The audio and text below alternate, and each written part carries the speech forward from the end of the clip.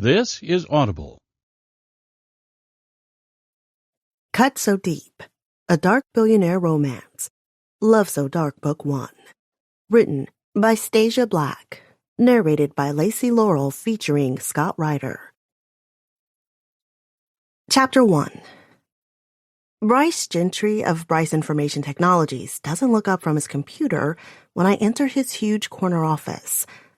Even though I know for a fact his secretary buzzed him to tell him she was sending me in. Just from his profile, I can see he's as good-looking as the online pics I saw last night when I was researching the company. Blonde hair, aquiline nose, long face, and square jaw, like a model. Not that I was paying that much attention last night.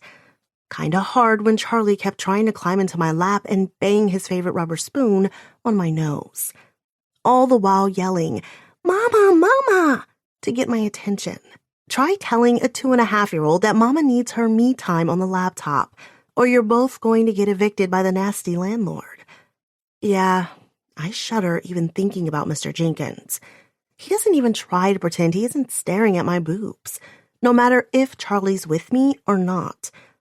At least Mr. Jinx-a-Lot waited till he caught me alone to tell me to get the rent to him by Friday, or come around to some alternate forms of payment, said while blatantly rubbing at the crotch of his pants. I stretch my neck and shake out my hands. Focus, Callie.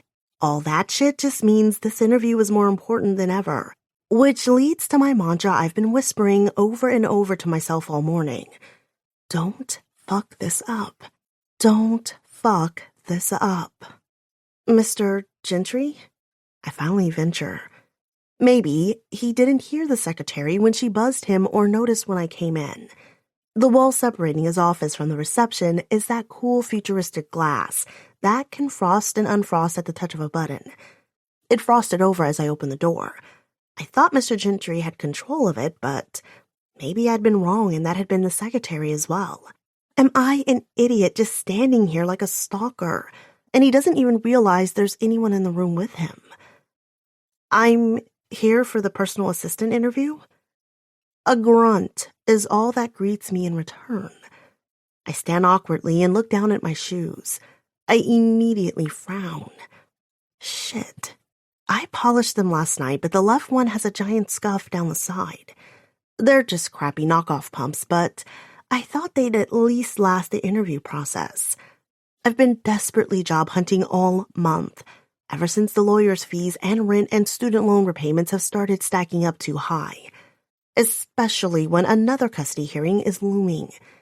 My stomach cramps just at the thought, even though it's the last thing I need to be focusing on right now. But God, the money. It's why I'm here. The money has to come from somewhere.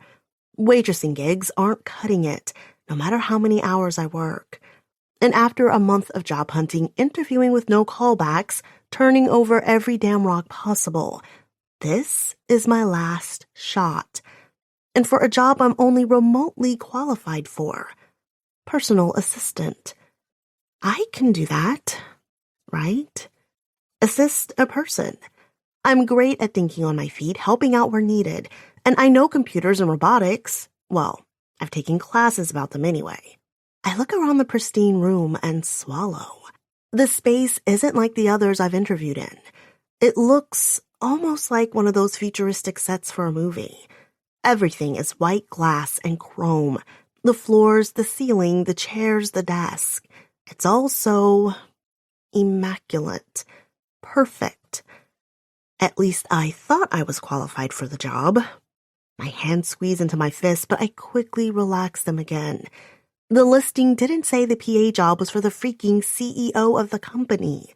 And to say that I engaged in a little creative truth management on my resume would be putting it kindly. But doesn't everyone?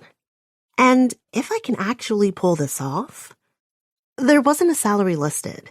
It said full details would be offered at inquiry. But damn, who hasn't heard of Gentry Tech? We talked about Gentry Tech products all the time in my classes at Stanford and studied research this man developed. God, This could be the break I've been looking for. If I don't fuck it up. Bryce Gentry finally shuts his laptop with a loud clap and looks up at me. For a second, I'm startled just staring at him. He really is attractive, but with a Parisian suave vibe more than an overly muscled, all-American football player way. No, he's sleek. The kind of guy you imagine standing in the shadows. Mysterious, maybe smoking a cigarette. Although the blonde hair does throw off the image a little. He's really blonde, like me, and younger than I would have thought. I'd guess he's in his 30s, but just barely. Miss. He waves a hand in my direction, and I hurry forward, realizing I've just been standing here stupidly instead of introducing myself like a normal human. Damn it, Cals. Don't fuck this up. My legs feel wobbly. I've probably only been waiting about 5 minutes, but it's felt like 50. God, I hope I don't have obvious sweat stains under my pits already. I put on my extra strength deodorant this morning, didn't I? Miss Cruz. Calliope Cruz. I smile enthusiastically and hold out my hand across his spotless white desk. Or Callie. You can just call me Callie. Awesome. Way to come across like a bumbling idiot. I just can't believe I'm meeting him and interviewing in person with him. Although it makes sense if it's him I'd be working directly with. Bryce Gentry's eyes finally make their way to me. But they don't make it all the way up to my face. My excitement deflates. His gaze lands firmly on the real estate that is my chest. Of course. Never my face. I keep my 100-watt smile, though. It doesn't falter even a few degrees. I don't know why I thought even for a few moments it would be different with this guy. Fortune 500 company or not. You don't do the beauty pageant circuit without getting accustomed to men ogling you at every turn. Even when you're only in the running for Miss Teen, California. Not when you sprout double Ds at 14. He snaps out of it a lot quicker than most, at least. I slide my resume out of my faux leather folder and hand it to him. I keep that smile plastered as I take a seat in the chair set across his desk from him. Then I jump in head first. I was very excited when I saw the personal assistant job opening and the chance to work here. Bryce Information Technologies is at the cutting edge of short-range drone technology. Ugh, I want to punch myself. Why am I rambling about shit he already knows about his company? I pause only to take a breath before refocusing my pitch. I have extensive experience in public relations and communications. I also have a background in computer science, specifically machine learning and robotics, and I will dedicate myself to this job 110%. I only realize that I've been slowly leaning further and further over his desk, all but entreating him as I finish my spiel. Shit. Don't look like you're begging. Look like you're offering him an opportunity he can't afford to miss. I pull down the edges of my suit coat and sit up straighter. In short, I know I can be an asset both to this company and to you personally. Mr. Gentry stares at me with an unreadable expression for several moments, his head slightly tilted. Shit, what is he thinking? And does he have to be so handsome? It's worse now that I'm closer. Even his haircut looks expensive, trimmed short at the edges of his head and perfectly edging into his longer hair on top. His face is shaved totally smooth, though. The kind that makes you want to run your fingers across to see if the skin is as soft as it looks. Shit. I'm weirdly staring at his face. And his hair. I look away even as beads of sweat break out on my brow. Am I smiling? I smile. Shit, that probably looks weird. I just started smiling all of a sudden. I drop my lips into a straight line. Damn it, that probably looks even weirder. I wasn't smiling, then I smiled, then I stopped again. What the hell am I doing? And what is he thinking? He finally looks away from me only to glance down briefly at my resume. His mouth twitches. Was that a good mouth twitch or a bad mouth twitch? A background in computer science, you said. I'm to assume that's from the undergraduate courses you listed by name. His eyebrows go up. His deep voice doesn't sound mocking, but I don't see that there's any other way to take it. I sit up straighter in my chair. Yes, my voice is firm. But you never actually finished college. His eyes are brown. They meet mine. I still don't know how to take him or his words. I can't read him. Damn it. Even if he's mocking me, I still have to fight for this. I understand that it might not be conventional to list an unfinished degree in the educational experience area, but those courses are relevant to the work this company does. I hold my trembling hands together and hide them in my lap. For example, in my advanced robotics course, we studied the real-time reaction simulation algorithm you and Jackson Vale developed while at MIT. You were only students, but you pushed the state-of-the-art years forward from where it had been. Good. My voice is coming out confident. I sit up even straighter, if that's possible. Fake it till you make it, right? I continue. I'm only on short hiatus from Stanford, with just a semester left, so it's not that I never completed college. I smile a winner's smile. It's that I'm about to finish, and for now, I'm just after some real-world experience. He doesn't have to know that with a toddler and a constant need for steady income, the thought of tackling my last 21 credit hours of college has been too overwhelming to even consider. Real-world experience. This time, the lip twitch is definitely a smirk. Bastard. It's a struggle to keep my face open and pleasant, but I do it. He glances back down at my resume, such as the Bridge Bar and Grill and Hooters. I assume that's where these communication skills you touted were developed. Fuck. I knew I should have left Hooters off. But if I had, I'd have no work history before a year and a half ago. I worked at Hooters for 3 years, from when I turned 18 till I was 21. I had to hide it from my parents when I was still at home and going to community college for my first couple years before transferring. But it was the only place to make any real money in our podunk freaking town. Plus, I was an assistant manager by the end. That counts for leadership skills.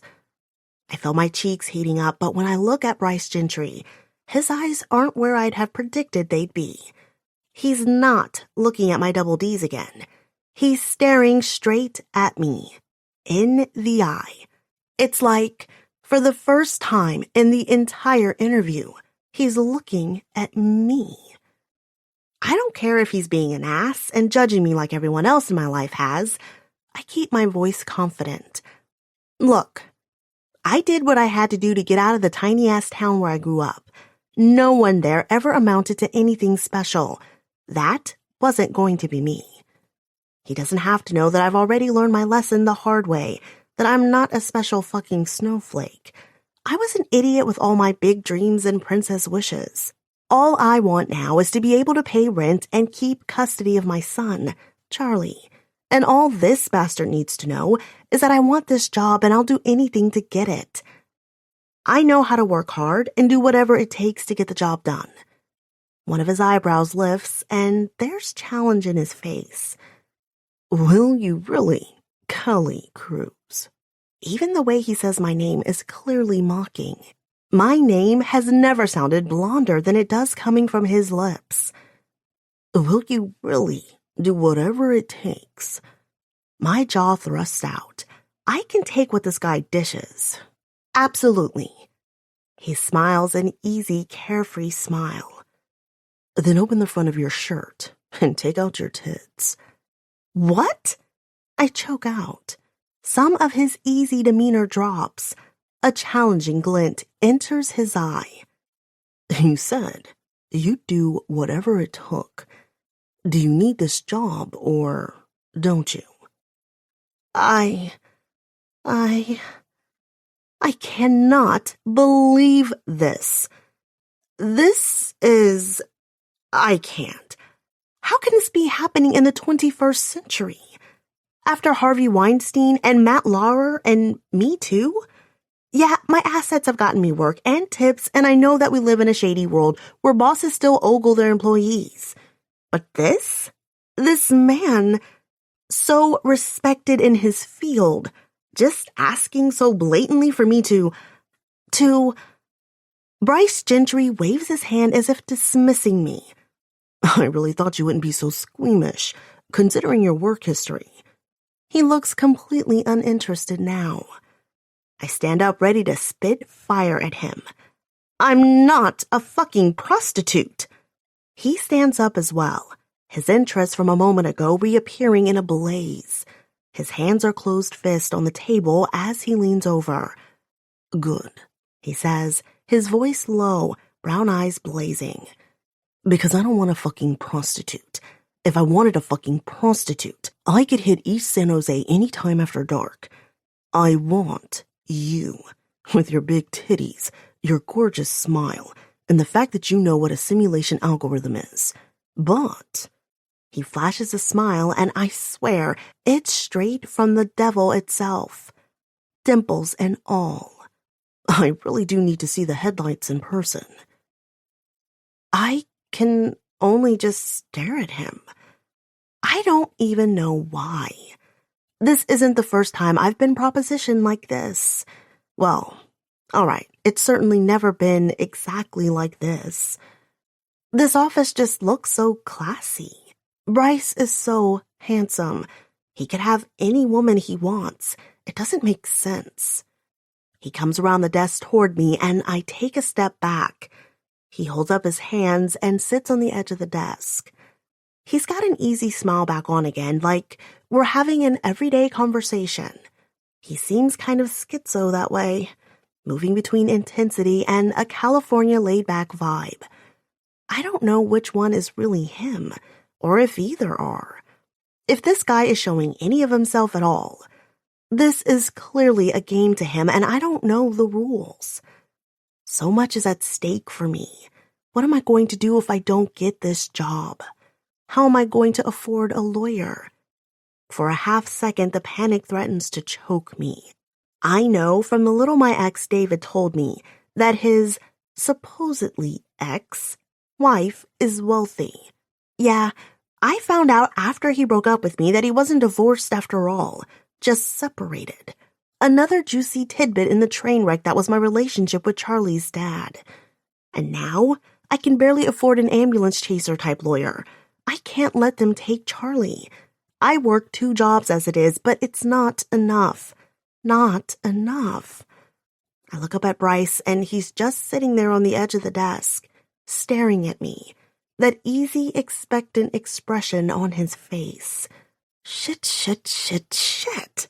Are my options really to expose myself to handsome boss man, or suck off my sleazy landlord Mr. Jenks a lot? I shudder, even thinking about the second option, and that would only get me 1 month's rent, as opposed to what? God, Callie, you think showing your tits to boss man this once is going to be the end of it? Don't be stupid. This is just the audition. My mind scrambles for other options when I see Bryce start looking impatient again. Oh, screw it. I start opening the buttons on my cheap blouse. I'll figure the rest of it out later. If Bryce tries something I can't handle, I'll just start screaming. His secretary is on the other side of the glass wall, for Christ's sake. I glance up at Bryce again. The easy smile is gone and the intensity is back. Instead of my chest, though, he's watching my face. I look away, behind him at the distant Bay Area skyline. It's a magnificent view. I can even see the Golden Gate Bridge in the background. Float away, Callie.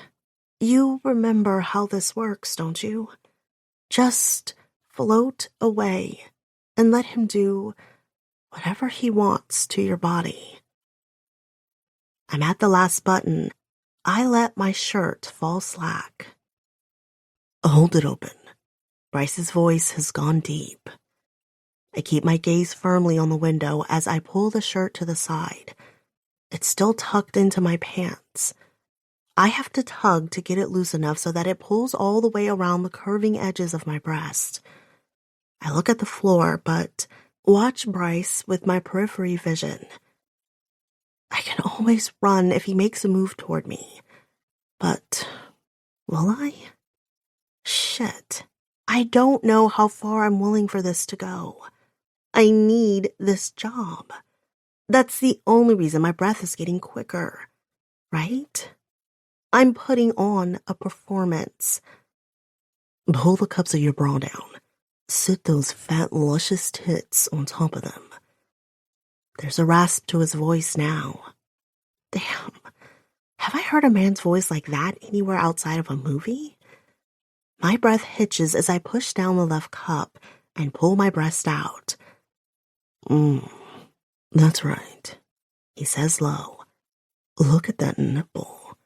So pink and pretty and getting hard just listening to my voice. Shit. I look down. My nipple is hard, but it's not from what he's saying. It's not. It's just cold in here. That's all. That's all. Right. Maybe I could believe that if I weren't sweating. What is wrong with me? After everything. After... Look at me, Kelly. My name doesn't sound stupid or immature coming from his voice now. Look at me in the eye. And I do. My eyes all but snap up to obey and meet his gaze. He doesn't have his hand on his cock like I expected. His hands are braced on the desk and he's just watching me. Watching my face. Can he see how short of breath I'm getting? Did he see how I just twisted my legs together? No. Oh my God. This is not turning me on.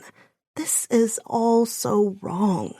I'm disgusted by this whole situation that he's putting me in. I swore I'd never be in a position like this again. Ever again. No. Pull out your right tit, he says in that deep, growling voice of his so low, it's almost like it's mesmerizing me. That's what it is. I'm not doing this entirely consciously. It's some kind of spell he's got me under. That's right, he says slowly. Pull out that pretty titty, and then roll the nipple in your fingers. Grab both your breasts and rub them. Grab them like you do when you're touching yourself. This is the most embarrassing thing I've ever done in my life. But I do it. I grab my breast in both hands as he watches.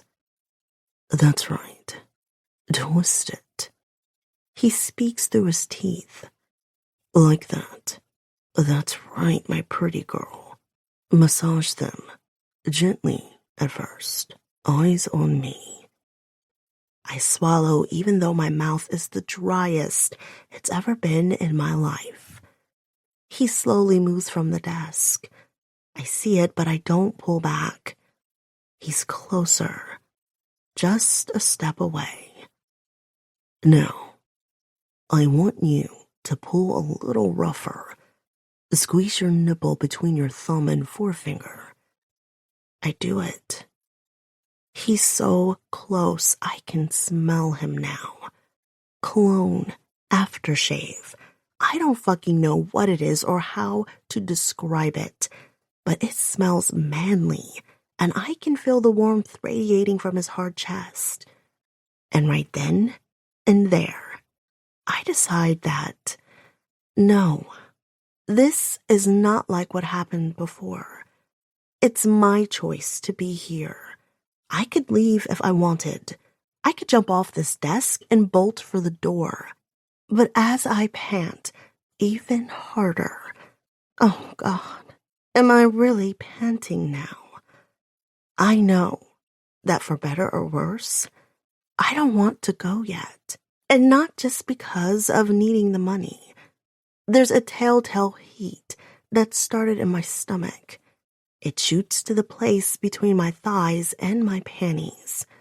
My cheap cotton Walmart underwear are wet. I can't. How can... Mr. Gentry leans in, and I think he's going to touch me. But even though he's so close, my hands holding my breast are near enough to brush his chest. He only runs his nose along my cheek, never actually making contact. Like he's scenting me. Are you wet, pretty girl? Oh my God. I can feel the heat in my cheeks. He can't smell that from all the way up here, can he? My hands freeze on my breast. Everything freezes. What the hell am I doing? How did I get myself into this situation? But Bryce Gentry doesn't freeze. He moves again, this time shifting around behind me. His breath is hot in my ear as he reaches around me from behind. His hands cover mine over my breast. Yes, you're perfect. A perfect little slut. Just for me to take out when I want to play. At the word slut, he pushes my hands gently away and squeezes my nipples. What the? Slut? The haze of everything starts to clear. This is fucked up. I came here for an interview. An interview, for Christ's sake. What the hell is he talking about?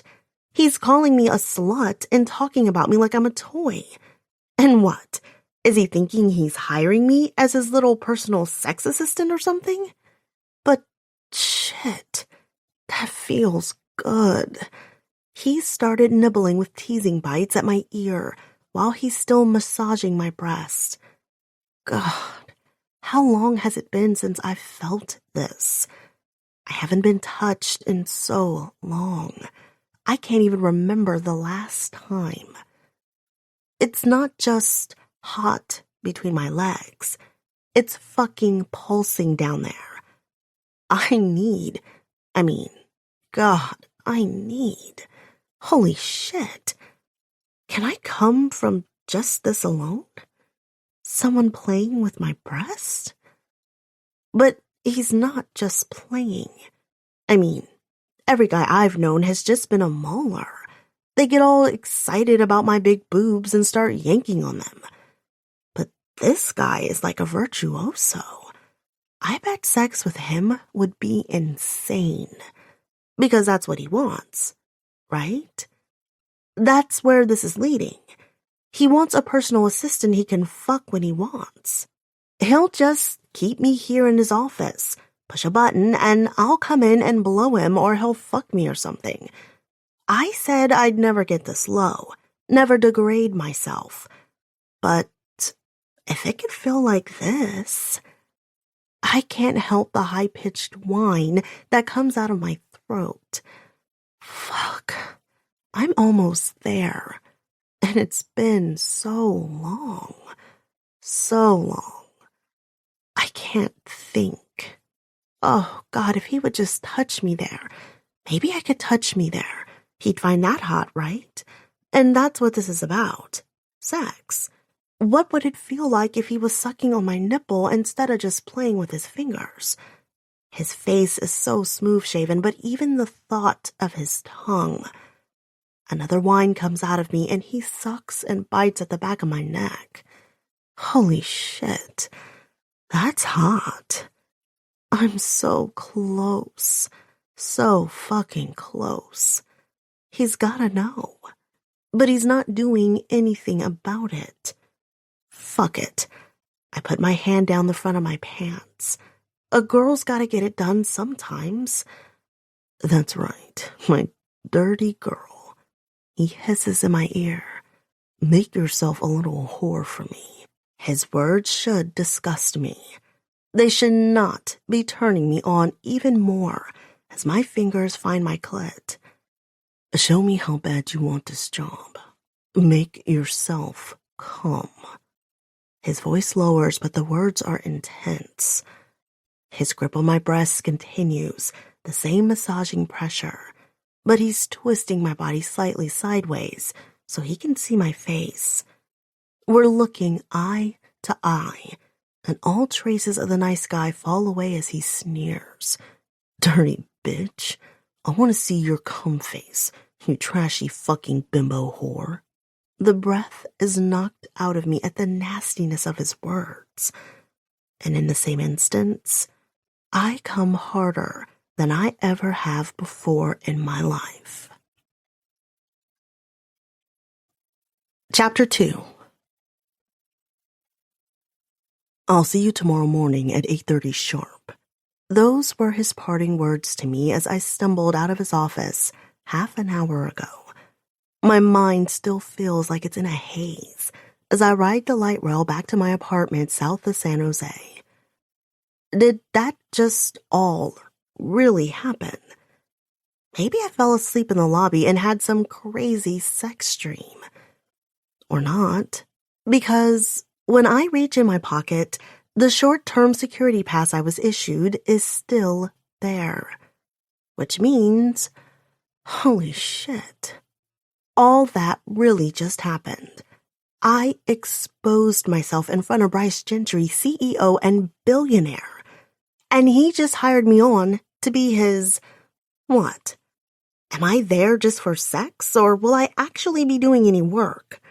Did I just accept a job as a sex worker? As a prostitute? Because isn't that what accepting money for sex is? Holy shit. Holy shit. Holy shit. It's getting close to 5 o'clock and the train is packed. I'm holding onto one of the poles and sweating through my cheap suit. I feel sick. This is what I fought against my whole life. To be an object to be used by men. To be their whore. I remember his words right at the end. Dirty bitch. Trashy fucking bimbo whore. It makes the other words echo in my ears. Tell anyone and you'll be sorry. No one will believe a whore like you and I'll get your daddy fired from the bank. Besides, you're just a little slut like always. Begging for it. I squeeze my eyes shut in fury at the humiliation and degradation of those words.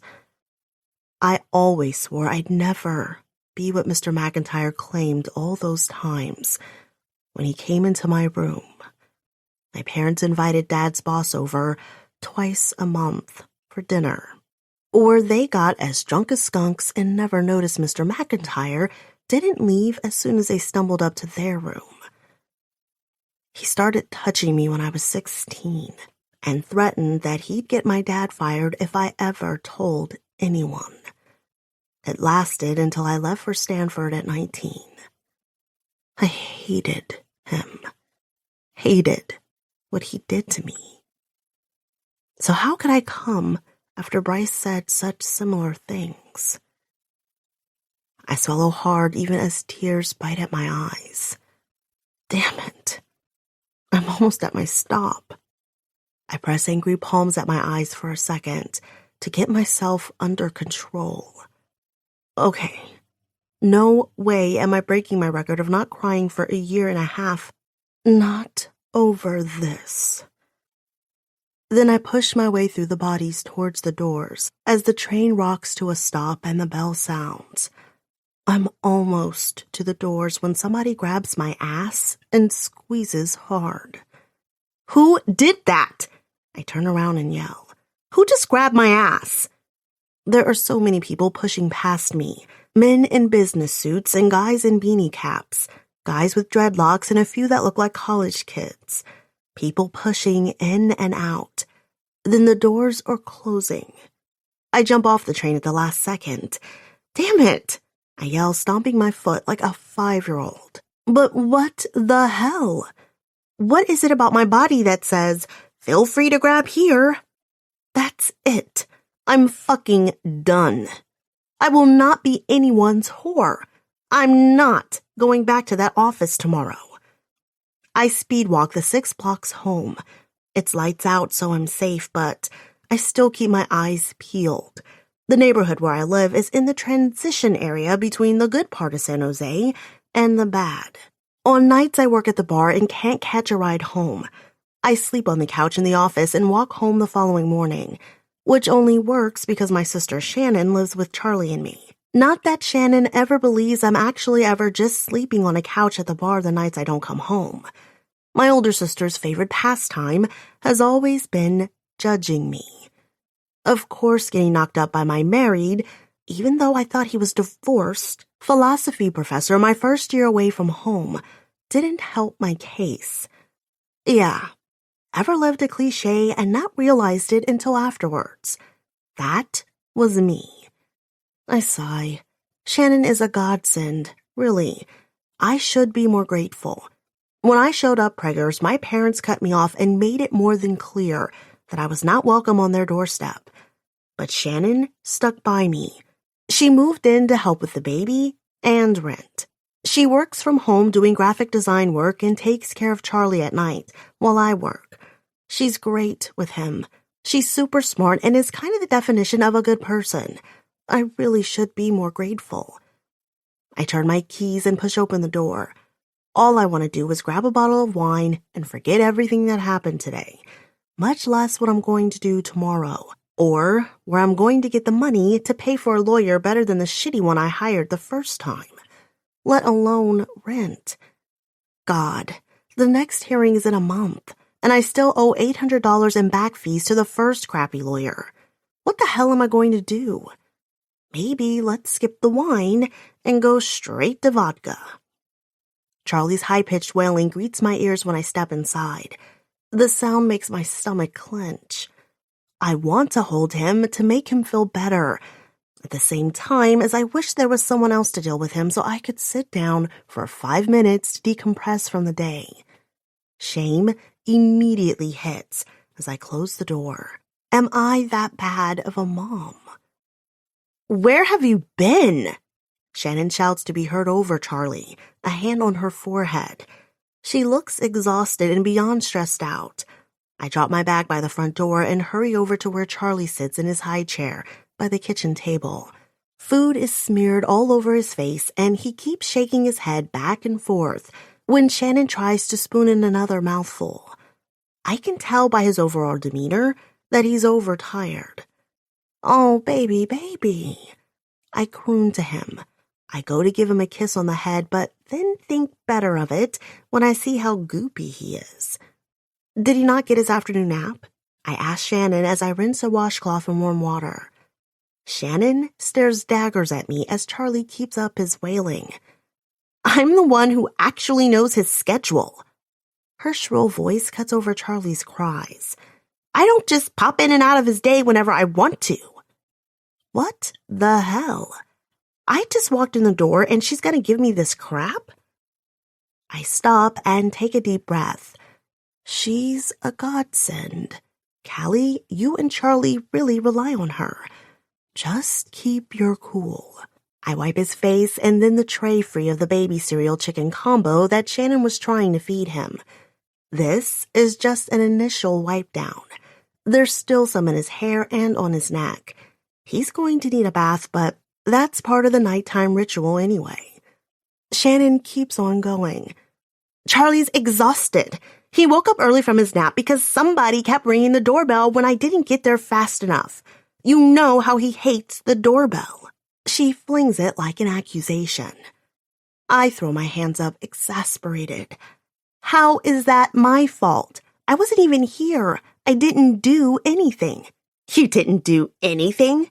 She scoffs under her breath. "That's right. You never do." My shoulders stiffen, and it takes every ounce of my limited energy to bite my tongue. Keep your fucking cool. Shannon leaves Charlie wailing in his high chair and grabs a manila envelope from the kitchen table. Oh, shit. My heart sinks to my stomach. I've seen an envelope like this before. Twice. First when Charlie's father requested the paternity test, and then 6 months ago when I got the first notice of an initial child custody hearing. You didn't make Charlie's father sign away any claim he had on his child when you told him you were pregnant. Shannon says. That's what you didn't do. You didn't manage to get a good enough lawyer to keep such a so-called father from getting joint custody, even though he told you to. She leans in and whispers the next word. Abort our precious baby. But suddenly, 2.5 years later, decides he wants him. And now there's another custody hearing in 2 months when he's going to try to take our little boy away from us for good. Tears rim in her eyes. What's your excuse going to be then, huh? She spins and heads out of the room towards her home office. I have work to do. Why don't you do something out of the ordinary for once and be a mother? My hands curl so tightly into fists that my nails cut my palm. It's only Charlie's continued cries that make me force myself to take a deep breath. In, out. In, out. I can't let my sister's bitchiness or even that envelope on the table affect my time with my son. I knew it was just a matter of time before the stupid notice arrived. I couldn't understand it at first, when David's lawyer first contacted me requesting a paternity test. A really stupid part of me hoped it meant David wanted us back, that he'd realized what a huge mistake he'd made, that his family were here waiting for him. Maybe he'd left his wife for real this time. God, I don't know how I had any naivete left in me at that point, but seeing David and his lovely wife at the first custody hearing quickly remedied me of any lingering romanticism left in my soul. They were vicious. They skewered my character, lied, and said I'd never told David about the baby, and made it clear that while their initial motion was for joint custody, since he'd never had any contact with his son before, their intention was to push for full. Their lawyer was polished, well-spoken, presented point after point with utmost precision, and made what were several very apparent inside jokes with the judge. And my lawyer? He had a mustard stain on his shirt, had prepared me all wrong for the hearing, and only cared about getting the money in back child support, out of which his fees would come. David was only happy to pay. Money I'd later find came from his wife's trust fund. 2.5 years in back child support should have been a godsend, except that the hospital bills for my C-section and Charlie's 2-day NICU stay ate up almost all of it. I had just enough left to mostly pay off the lawyer, and that was that. I look at my poor baby with his red face and the fat tears rolling down his cheeks. Oh, sweet baby, I coo, my heart breaking. What a mess. I just don't mean the food that's all over his face or covering the tray in front of him. God, Shannon doesn't even know about the back rent that's due. She'd kill me if she knew I hadn't been keeping up on my half of the payments. The little extra I did have, I'd been giving Mr. Jinkalots to bribe him not to tell Shannon about it. But he made it clear he won't let me float another month. Damn it. It's not like it would make a difference if Shannon had known all along. She doesn't have the money either. It's gonna be okay, baby, I whispered to Charlie, hugging him close. You need to eat a little more, but it's been a rough day on both of us. How about some applesauce?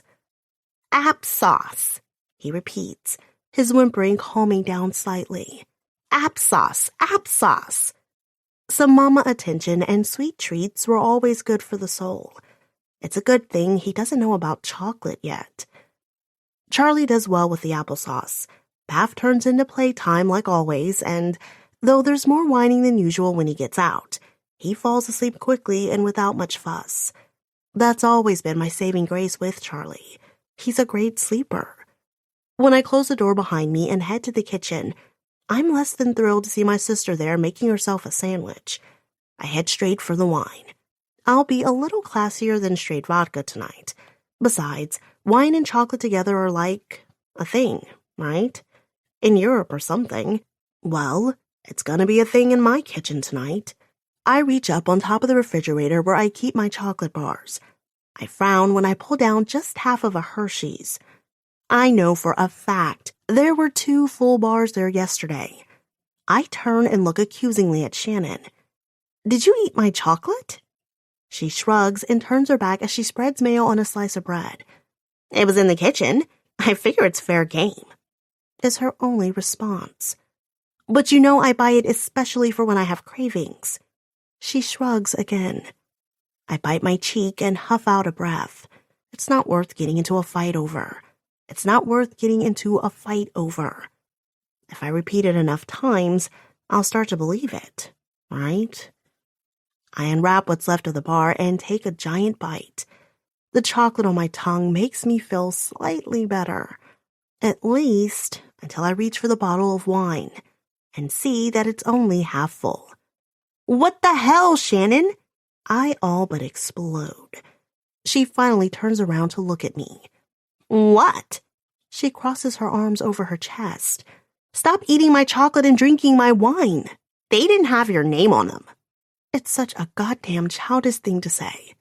What are we, 9-year-olds? Her jaw locks. Apparently some of us live as if we were. She nods toward the manila envelope on the table behind me. So far I've managed to avoid thinking about. You live like a child, as if you don't have any responsibilities. I step up to her, forefinger pointed at her chest. You don't know what the hell you're talking about. I all but growl. She smacks my finger away. Don't I? I'm the one who's here, living with you and helping you raise your son because you're the naive idiot who got knocked up by her married professor. You actually thought he'd leave his wife for you? She shakes her head. Even after all this time, her words sting, because I was exactly what she's accusing me of. I was naive. I was stupid.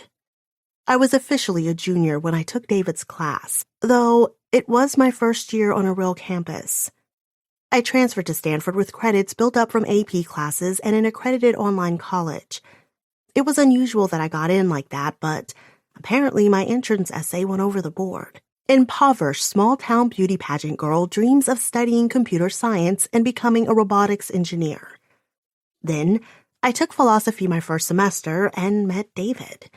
He was so charismatic, so worldly, so wise. It was thrilling when he, a professor, wanted to spend time with me outside of class.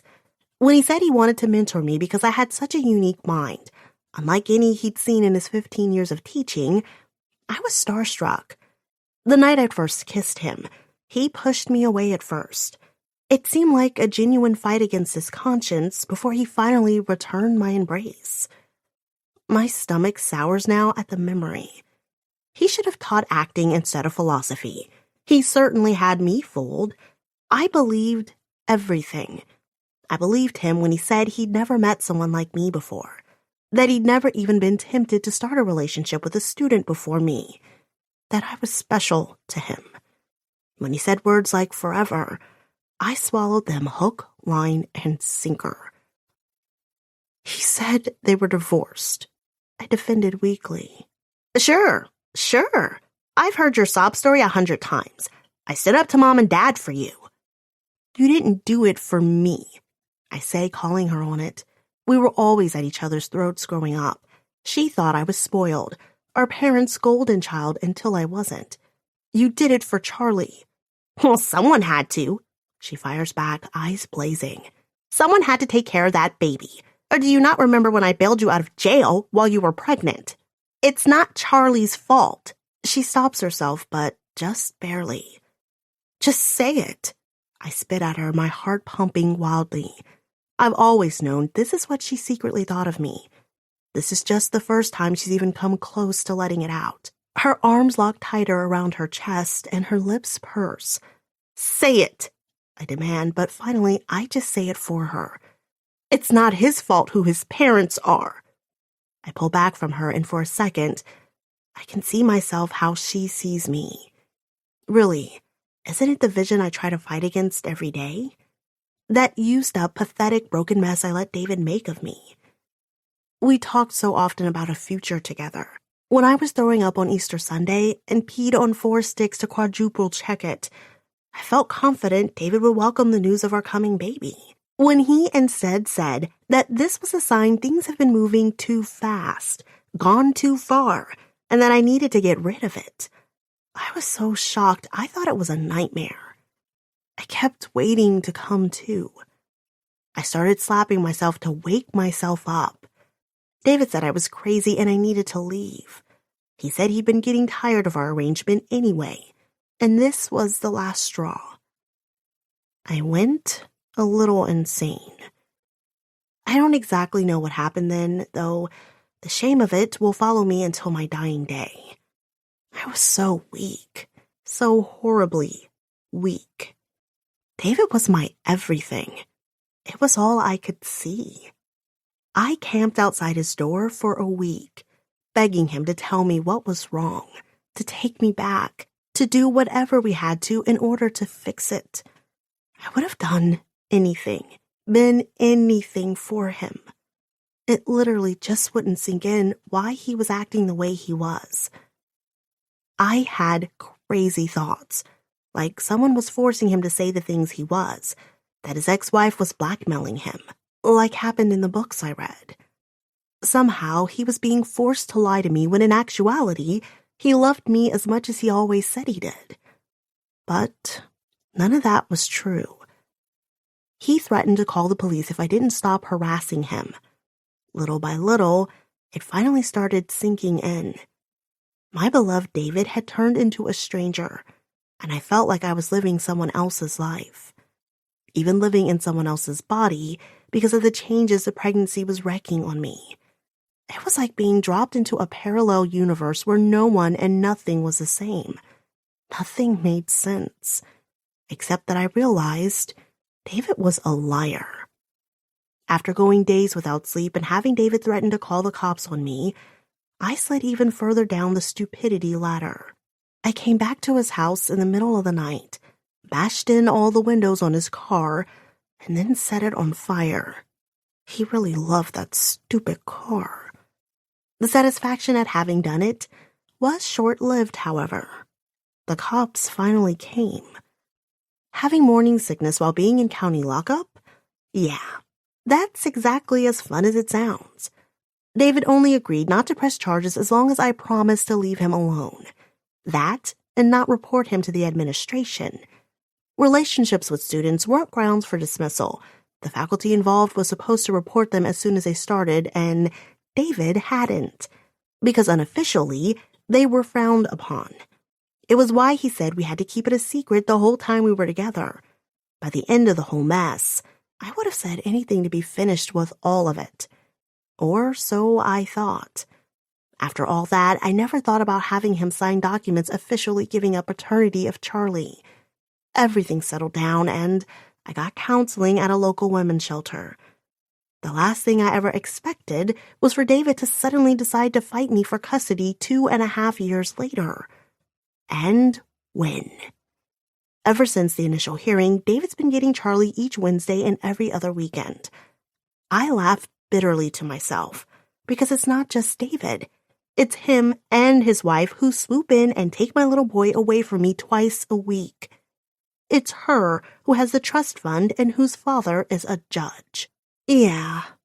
I don't know why out of the blue David decided he wanted to be part of Charlie's life, but I suspect it had something to do with the shrew wife. Maybe her biological clock finally started ticking, but it was too late to do anything about it. That thought makes me happy. The idea of David with a dried-up old shrew. But no, from the little he told me, she's a few years younger, only in her late 30s. So maybe she doesn't want a baby to disturb her perfect figure. Either way, she found out about my Charlie. Now, she's trying to take him for her own. And if I don't find the money for even a semi-competent lawyer, we're so screwed. Shannon's eyes fixate on the manila envelope. It's opened, and I know she's read through every page. She runs her hands through her hair and then down her face. All of a sudden, the bitchy attitude drops, and when she looks back at me, I can see how scared she is. What if they take Charlie away from us? It's what I've been fighting not to think about.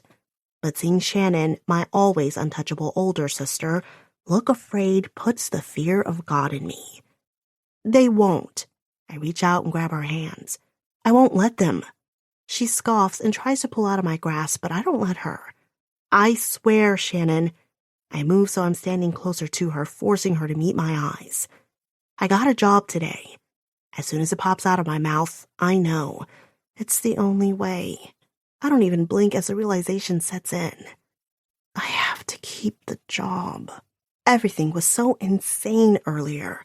I didn't get the exact salary, but I know from my research before I applied that similar positions in the area can bring in as much as $60,000 or even $70,000 a year. I can't turn down that kind of money, not when it means the difference between keeping Charlie or not. Shannon starts to speak, but I cut her off and squeeze her hands even harder. Not another waitressing gig. I'll be making real money. Enough to hire a great lawyer. I can tell she doesn't believe me, but I shake her a little. I swear, I'm not going to fuck up this time. We won't lose, Charlie, we won't. And as I say the words, I'm making a solemn vow. I will do whatever it takes, no matter what. Which means, tomorrow morning, I'll be heading straight back into the lion's den. Whatever it takes. Chapter 3. Good morning, Miss Cruz. I trust you slept well last night. I nod, and my best pageant smile is back out and in full force. I didn't win Miss Little Susiku County for nothing.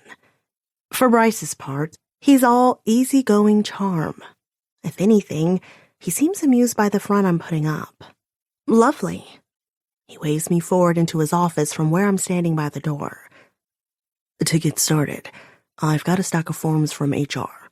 Then we'll begin going over your list of duties. Your office is beside mine. He gestures at a door I hadn't realized was there before. It's on the side wall, perpendicular to the wall of the door I entered through. With a touch of a button under his desk, the glass unfrosts and a door slides open to the side. I can see every inch of what will be my office through the now clear glass. My eyes widen.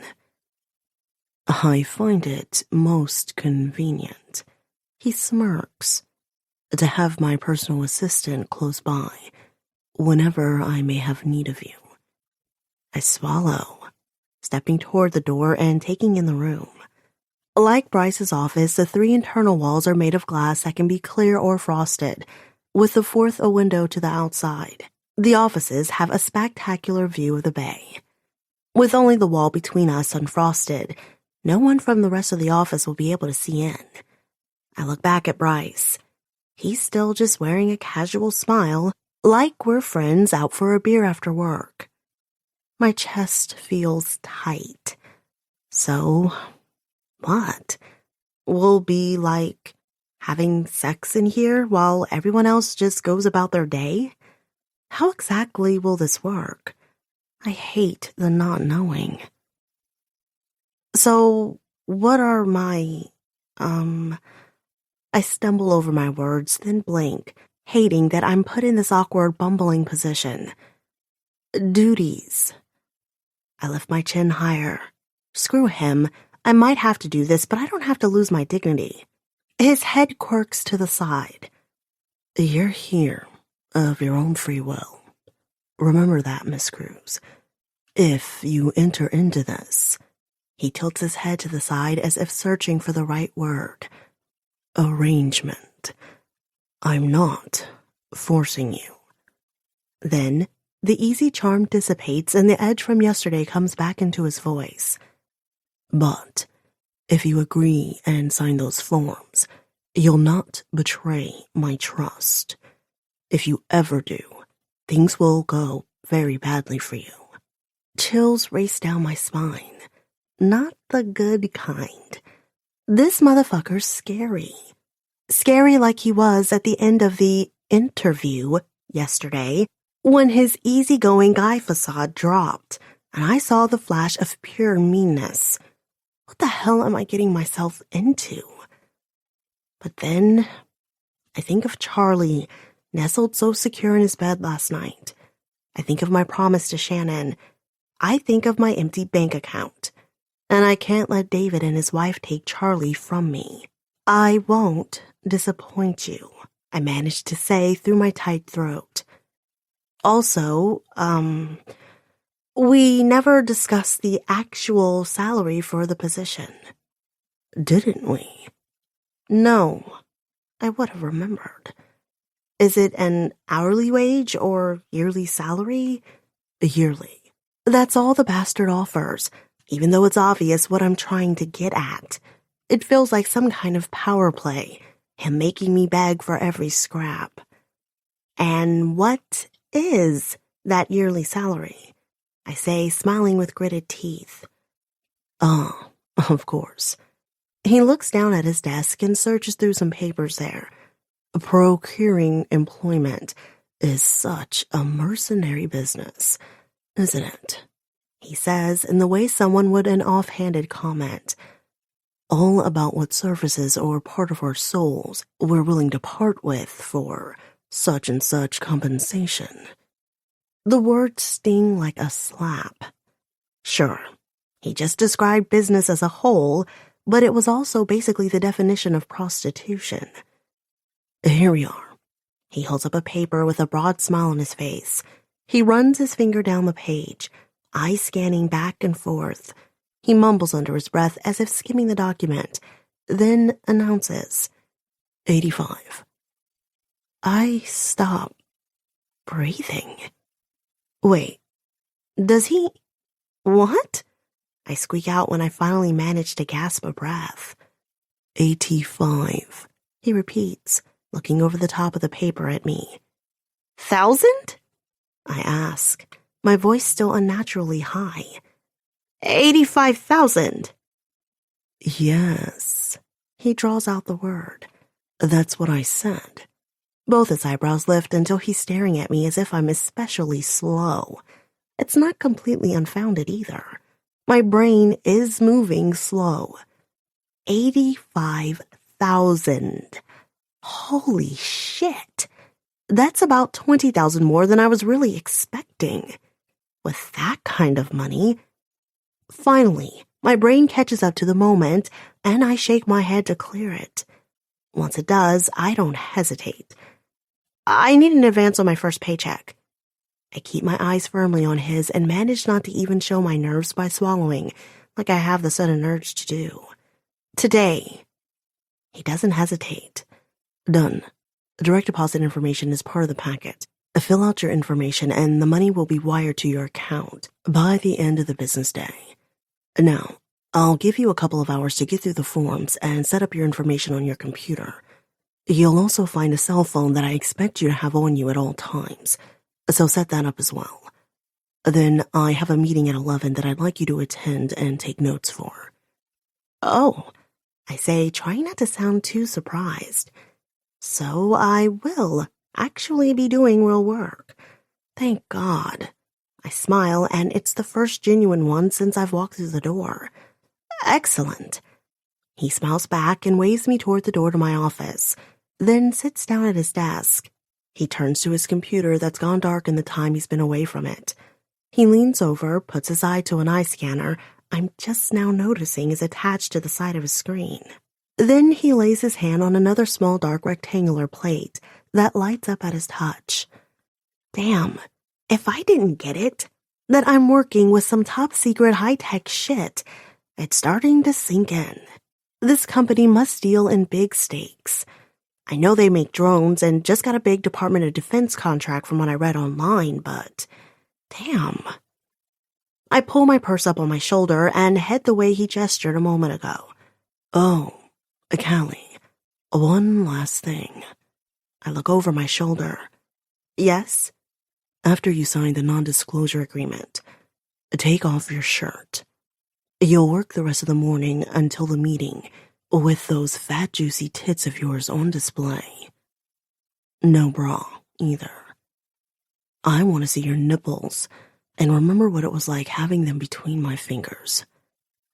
Then he goes back to his computer, typing in something on what looks like a password screen. Like nothing unusual just came out of his mouth. Meanwhile, I just stand there for a second, slack-jawed. He can't be serious. What the hell? It's only the 100th time I've had that thought in the brief time I've spent with this guy. He's not just some small-time grocery store manager. He has big-time government contracts, for fuck's sake. But then it sinks in. Of course. He's a wealthy, powerful man, used to getting whatever he wants. And I'm a nobody. Don't even think of ever telling. No one would believe you, you little bitch. It'd be your word against mine. And who'd ever believe a little nothing bitch like you? I'm the richest man in town. I'll fire your father and then you'll have nothing. Nothing. I cringe at the memory and then shake my head. This is nothing like that. I'm not a teenage girl anymore. I'm a grown woman with choices. Choices, right? I could always choose to walk away, knowing it could mean I lose my son. $85,000 a year. So maybe I don't have that many more choices than I did when I was 16, after all. Screw it. Choice is overrated anyway. Besides, it's not like it'll be that much different than working at Hooters. There was just thin fabric separating my boobs from guys staring at them all day when I worked in the restaurant. And I already decided last night. Bryce just momentarily threw me off guard by being courteous and professional. And then it was all boom out of left field. Take off your shirt. But, yeah, I gotta always keep it in mind. As far as Bryce Gentry is concerned, civility is only a slim mask. I let out a slow breath and walked toward my office. The room is decorated very similarly to Bryce's. It's smaller, but it has the same chrome and white furniture and ultra-modern feel. The kind of place you imagine a Bond villain would use as his lair. Slapping the paperwork on the desk, I glanced down. Naturally, the NDA packet is first. It's not just a single page either. Nope. It goes on for pages and pages. I can only imagine what the actual work contract will be like. Glancing at it below the NDA, I can see it's a giant stapled stack of papers as well. And you better believe I'll go through every page of that damn thing with a fine-toothed comb. But the NDA I want to just get over with. Bryce was taunting me. He probably thought I'd put off his request, leave it until the end of the paperwork as some sort of passive rebellion. Screw that. This is what it is. He's paying for tits. He gets tits. I read through it quickly. It's long and wordy, with lots of scary legal jargon for all possible infractions regarding the leak of any information I might learn while employed by Gentry Tech. I sign it quickly and then yank off my suit jacket. If he wants to make this some kind of power play, I get it. He has the power. Hope it makes him feel like a big man. The childish part of me wants to dramatically throw my jacket and shirt at the window between our rooms. Maybe a shoe while I'm at it. Instead, I calmly walk over to a tall cupboard I notice at the back of the office.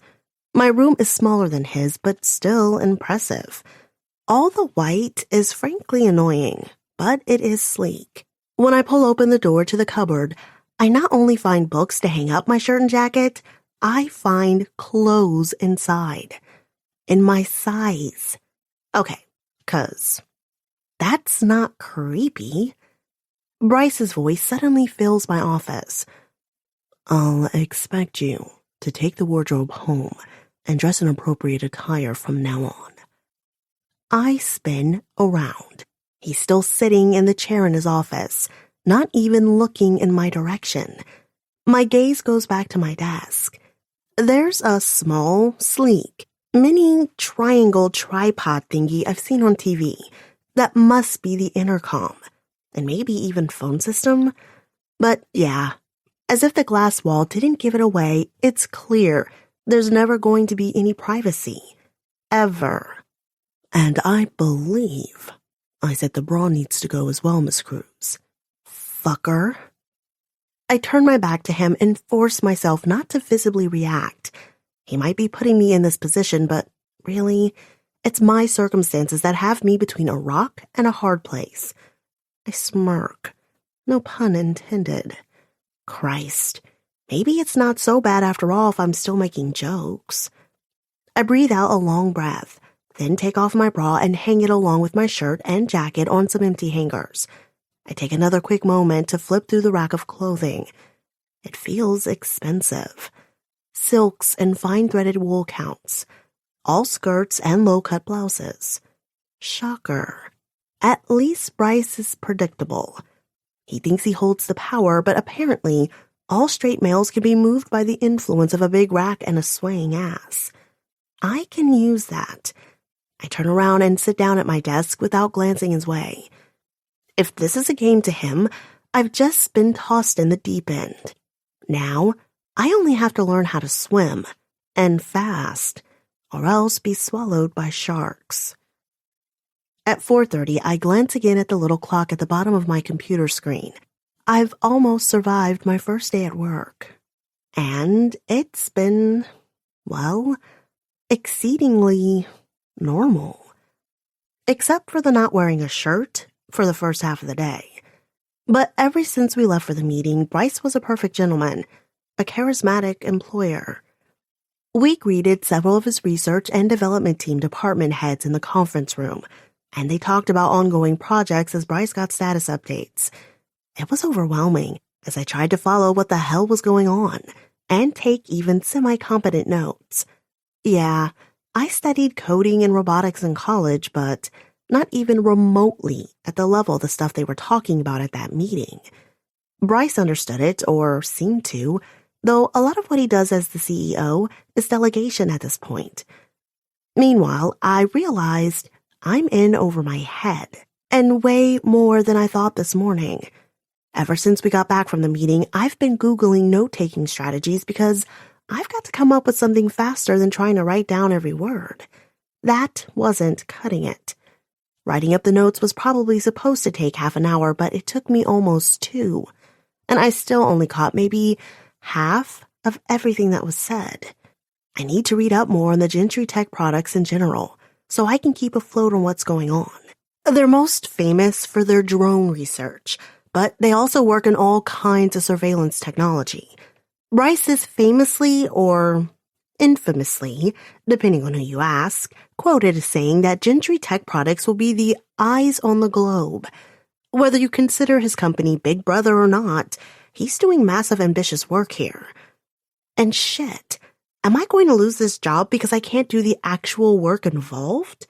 Would it make me feel better or worse than if I lost it because of taking the moral high ground?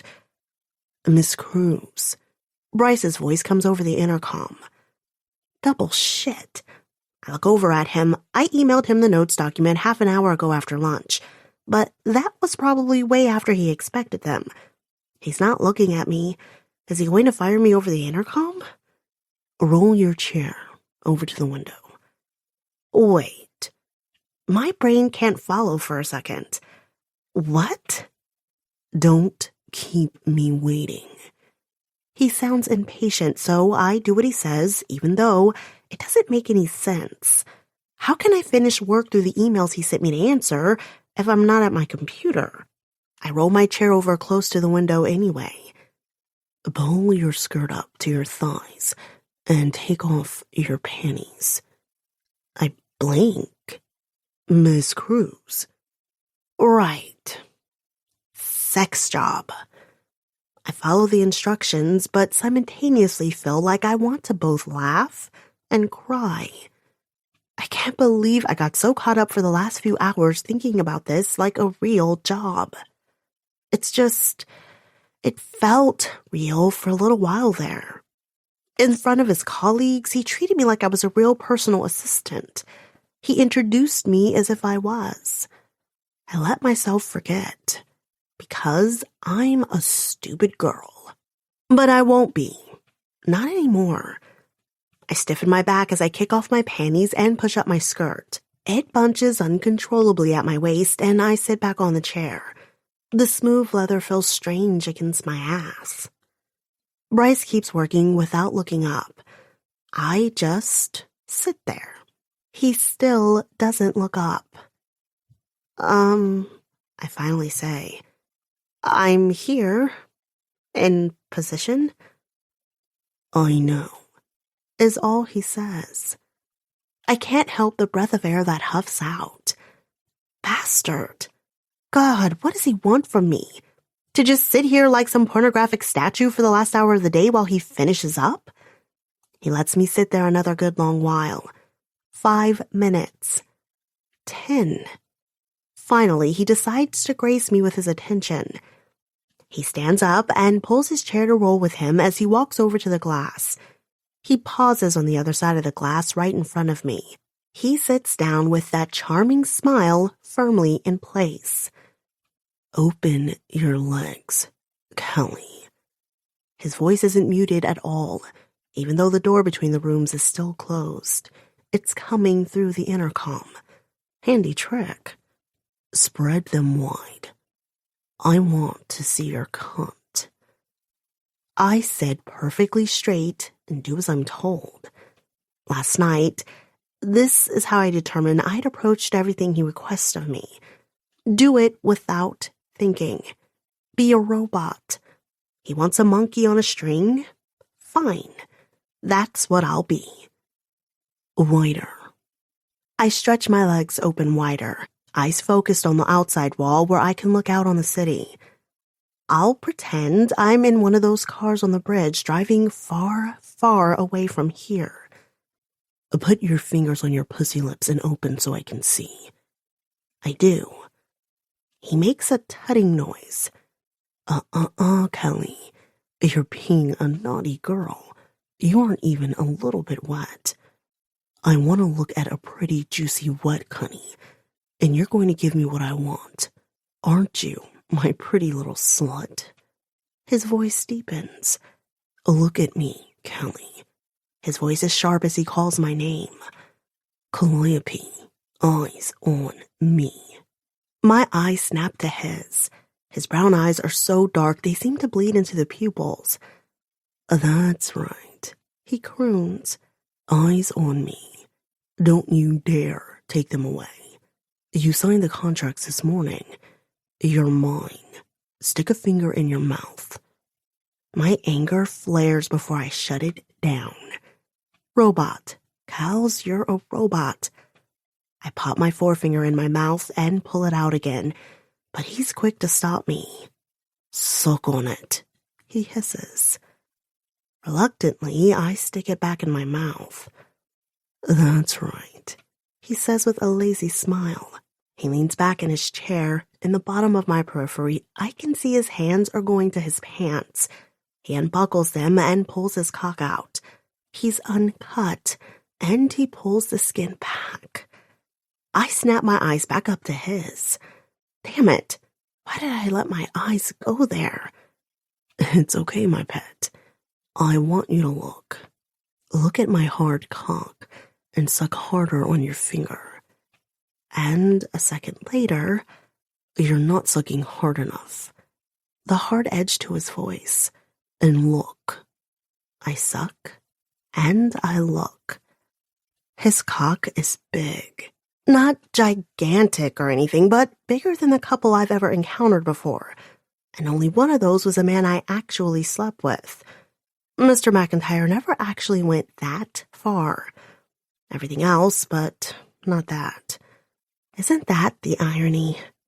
Here I am, the whore who's only officially slept with one man in her 22 years. Bryce doesn't jerk at it frantically like I've seen other guys do. No, he just rolls his hand lazily up and down, with a little twist when he reaches the head. A wet drop slips out the slit, and then he rubs that all around the head so that it glistens a little in the well-lit room. I swallow. Bryce laughs. Now stick that finger in your cunt. I can see I'm starting to make you wet. That's right, whore. Stick it up in there. A rush of mortification swarms me. I want to turn away from him, but no. This is what I signed up for. Just do what he says. Be a robot. Be a goddamned robot. I jam my forefinger up in my vagina a little harder than necessary. He can get off. That's all this is about. But I don't have to. I can still walk out of here with my dignity. But it's like the bastard can read my thoughts. Oh, did I hurt my precious slut's feelings? I'm sorry. baby. His voice is soft, like he genuinely cares, in spite of calling me a slut. You need to learn when I say these things, it's because you're mine. I like that pretty pussy of yours. You don't have to come today, but you're still going to touch yourself. Put your thumb on your clit and stick 2 fingers in your pretty pussy. Stretch yourself while you rub, and look in my eyes. I do what he says, and look at him. That's the most difficult part, I swear, because his words are one thing, they're crass, they're dirty. Sometimes they're even mean. But he looks at me with this intensity, a sort of want that borders on craving. And he's touching himself. That's right. That's right. You know how hard you're making me right now. All I can think about is ramming into that dirty little pussy of yours, stretching you open so fucking wide. He only breaks gazes with me enough to look down at me touching myself. Unwittingly, I do the same. I look down at him pulling on his cock. He's rougher now. He's still not quick about it, though. Like he's not letting himself rush the experience. In spite of my determination not to let myself be affected, it's absurdly hot. This attractive, put-together, and powerful man in his suit and tie, but with that most intimate part of himself out on display. When I look at his face, I can see his teeth are gritted and his jaw is tense. And those eyes, they're heated, every ounce of his energy and power directed at me and his pleasure. His eyes look back down at what I'm doing between my legs. And fuck it, I'm grinding into my hand. My back bows against the leather chair because, Christ, it feels good. I've never felt things like this bastard pulls out from me. Sex with David had been sedate. Some missionary, but more often than not, he just wanted me to suck his cock after he'd had a long day of teaching or office hours. Which worked for me because I rarely, if ever, came when David and I had sex.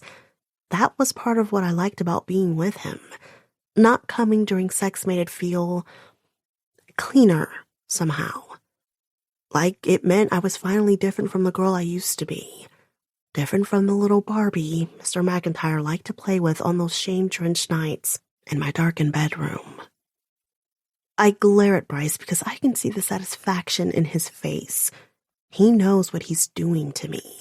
He can probably see how engorged I'm getting, how wet he's making me. I arch again in spite of myself. Why? God, why does this turn me on? It's wrong. So fucking wrong. Come on, little Barbie. We'll make each other feel good. It's not wrong if we both feel good. You're fucking juicing for me now, aren't you? Bryce stands up and presses one hand to the glass, leaning over with his cock in his other hand. I bet it's the same posture as when he's jacking off in the shower. Because as disgusted as I am with myself, I can't stop the fascination at what I'm seeing. I'm witnessing something terribly intimate.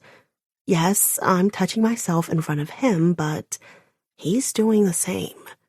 Just the thought and the sight of him so hard right in front of my face sends another wave of heat between my legs. Because he's not a dirty old man or some disgusting pageant judge touching himself in front of me. It's Bryce Gentry. He's gorgeous. He's watching and waiting for my pleasure. Oh God, but this is still so wrong. My back arches again as the pleasure rises higher inside me. His cock seems like it's even bigger now. And I don't think it's just because it's closer with him standing near the glass like that. I can't stop staring. It's long, with a thick vein running up alongside the underside and a pink mushroom head that he squeezes and twists every time he gets to it before pulling back down along the shaft. Your cunt is fucking squelching over there, isn't it? Just from looking at my cock. You wish I had you up against this glass, don't you? He pounds at the glass wall with his hand, and I look back up toward his eyes. They're so hot with want. Is he going to open up the door and come around and fuck me? Surely that's what all this has been leading up toward. I keep touching myself, having no idea what I'd do if he did. You're creaming yourself just at the sight of me, he says, voice elevated. Tell me the truth. He slams the glass again. Come on, you fucking slut. Do it now. He hammers again at the glass, looking wild. As he pumps so hard at his dick, it looks almost painful. Oh, Christ. We're losing control together. I'm panting so hard. I can barely breathe and rub at my clit while pumping fingers from my other hand in and out of myself, imagining it's his cock, and I come quick and hard. A high-pitched squeal that barely has sound ekes out of me as my vision goes white. I feel it to the tips of my fingernails and the furthermost edges of my toes. Quick, sharp, like lightning. And then it's gone, leaving a warm haze behind. When I open my eyes, ready to see the shared experience on Bryce's face, but he's sitting back down in his chair, still rubbing his dick back and forth. He didn't come with me. Instead, he pulls a cloth out of his suit pocket and lays it on his lap. Then, looking bored as he glances down at something on his phone, he keeps jerking at his cock. A few seconds later, he spews cum onto the cloth without another glance my way. He cleans up his cock with a cloth, then drops it in a bin in one of his cupboards. He whistles while he packs his laptop in a briefcase and saunters toward the door of his office. Before he leaves, his voice comes through the intercom one more time. He must have it wired through his damn phone or Bluetooth or something, because I can't see him pressing anything. Oh, and Miss Cruz, tomorrow I'll need you to take out my dry cleaning. With that, he's gone. Chapter 4. I choke back the sob that's trying to come up my throat and spin my chair away from his office. I stand up just enough to yank my skirt back down, sweat mixing with my makeup and running into my eyes until they sting. It's just from the sweat and the makeup in my eyes. That's all. That's the only reason I'm crying.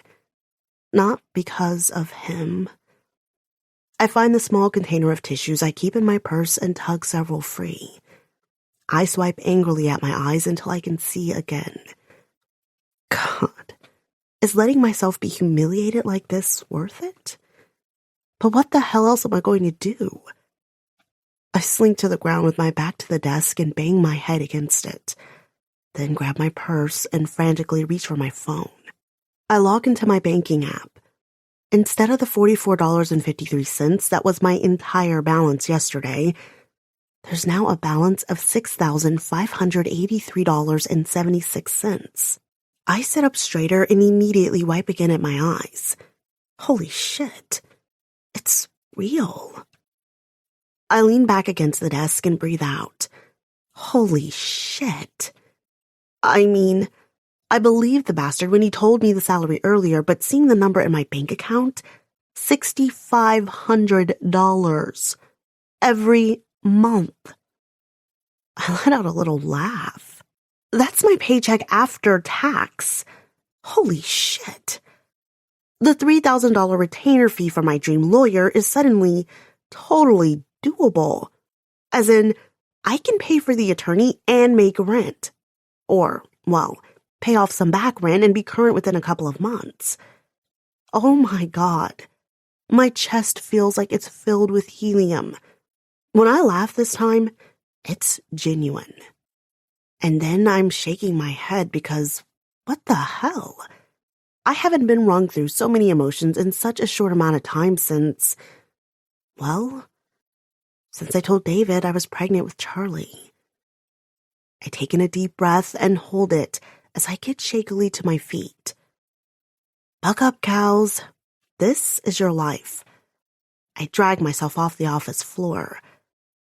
Yes, My life might be a string of one fucked up thing after another right now. Yes, I might be getting myself in what I'll just sweep under the rug and refer to once I'm old and wise as youthful indiscretions. But I'll get through this. I'll be able to fight whatever super attorneys David and his wife throw at me.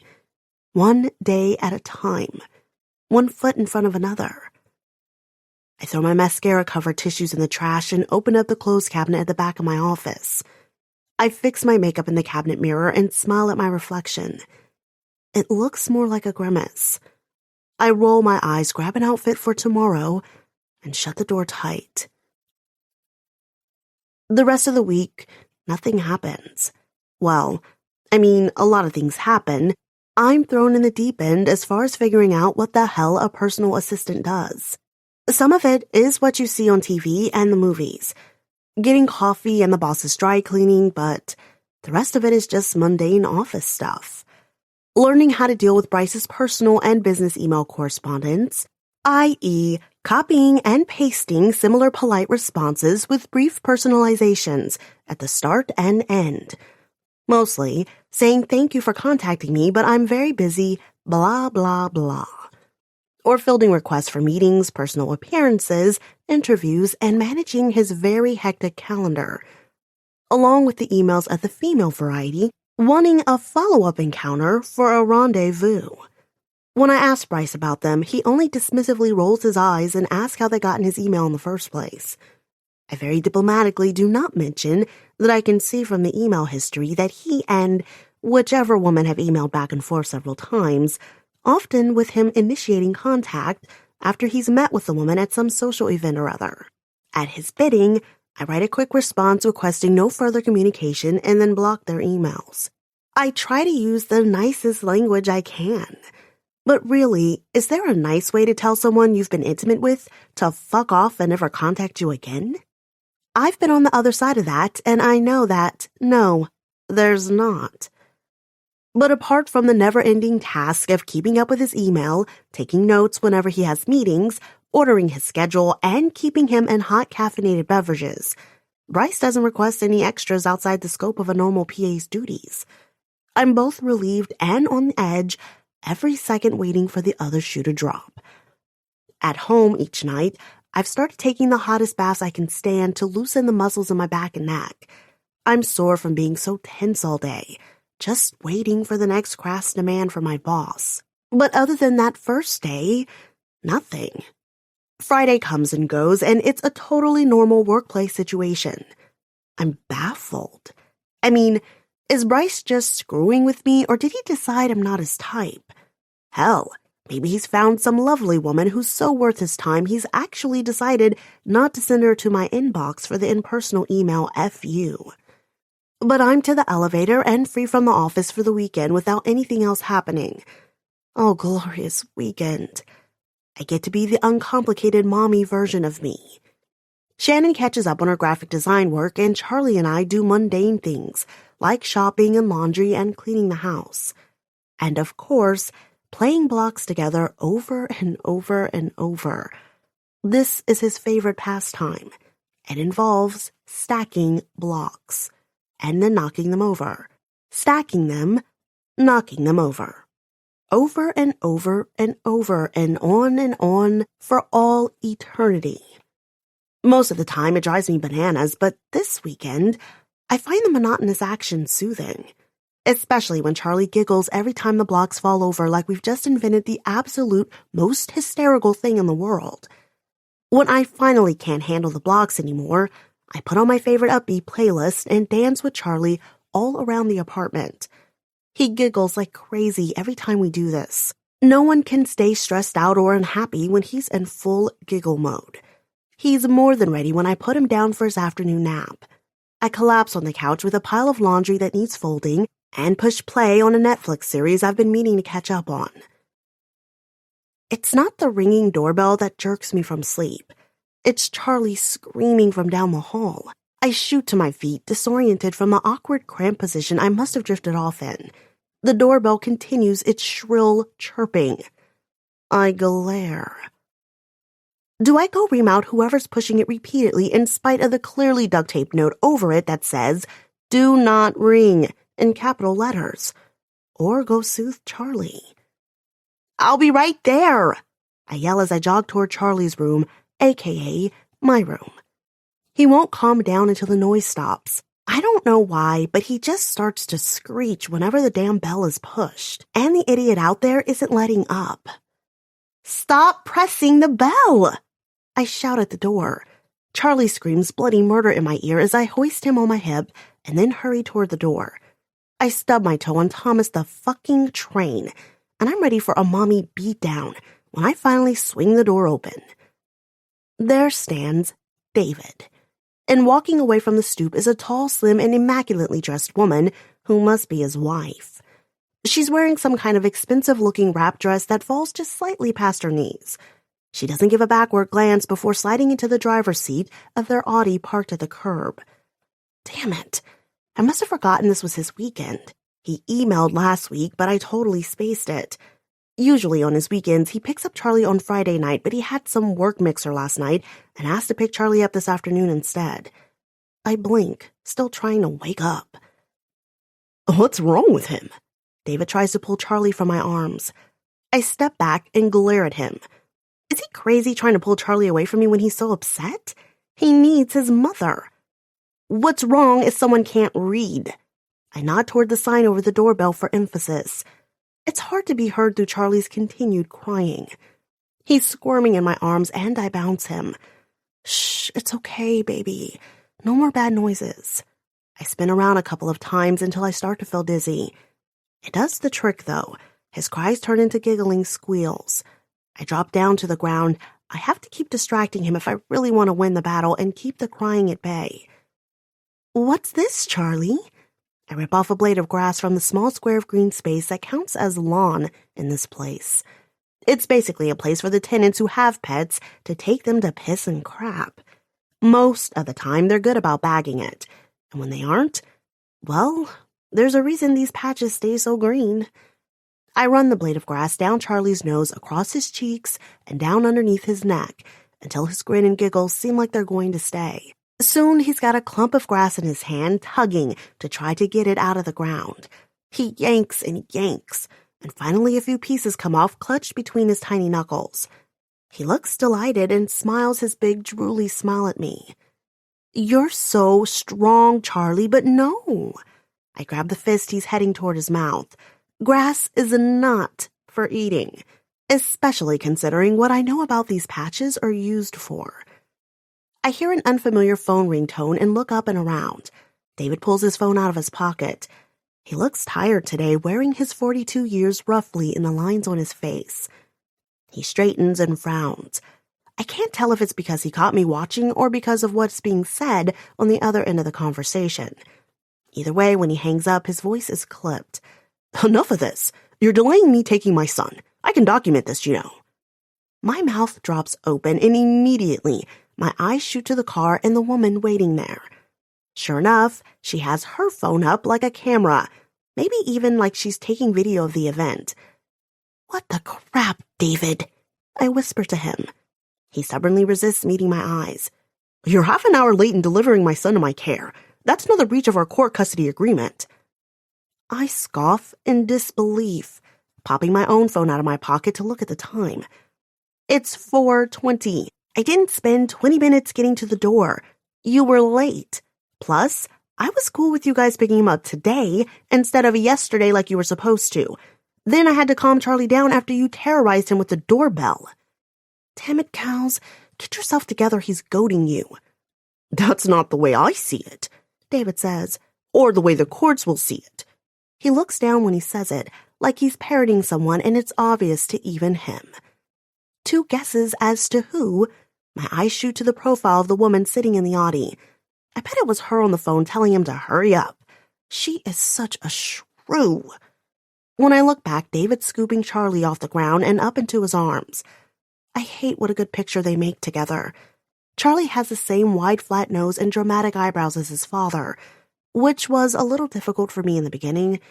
Charlie looking so much like his dad when the abandonment was fresh. Most of the time now, though, I see Charlie as his own little person. It's only rare moments like now where I feel that kick in the gut about the resemblance. David flips Charlie over his shoulder. Charlie squeals and giggles as his dad heads with him toward the car, away from me. Wait! It's a mixture of pissed off and desperate, and I hate it. I hate being reminded that I ever felt anything for this man. I hate that he has the legal right to just walk off with my son like this. Just wait a second, okay? I need to wash his hands off. David looks impatient, but I go jogging into the house anyway. Charlie's health is more important than some stupid feud going among his parents. I scramble through Charlie's diaper bag, having to all but empty the damn thing before I finally find the baby wipes. I hurry back outside. Of course, David's already almost to his car. God damn, I was only gone a few seconds. Just wait, I call while David puts Charlie into his car seat and starts to strap him in. I squeeze in between him and the side of the car, no small feat considering the narrow space and my wide hips.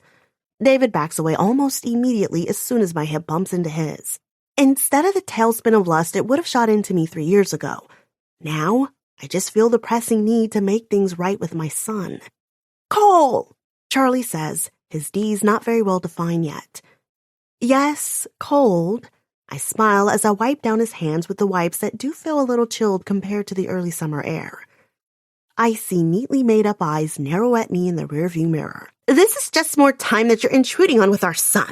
We're making a note of every minute over, and the judge will hear about it. For a second, I just stare back at her through the mirror.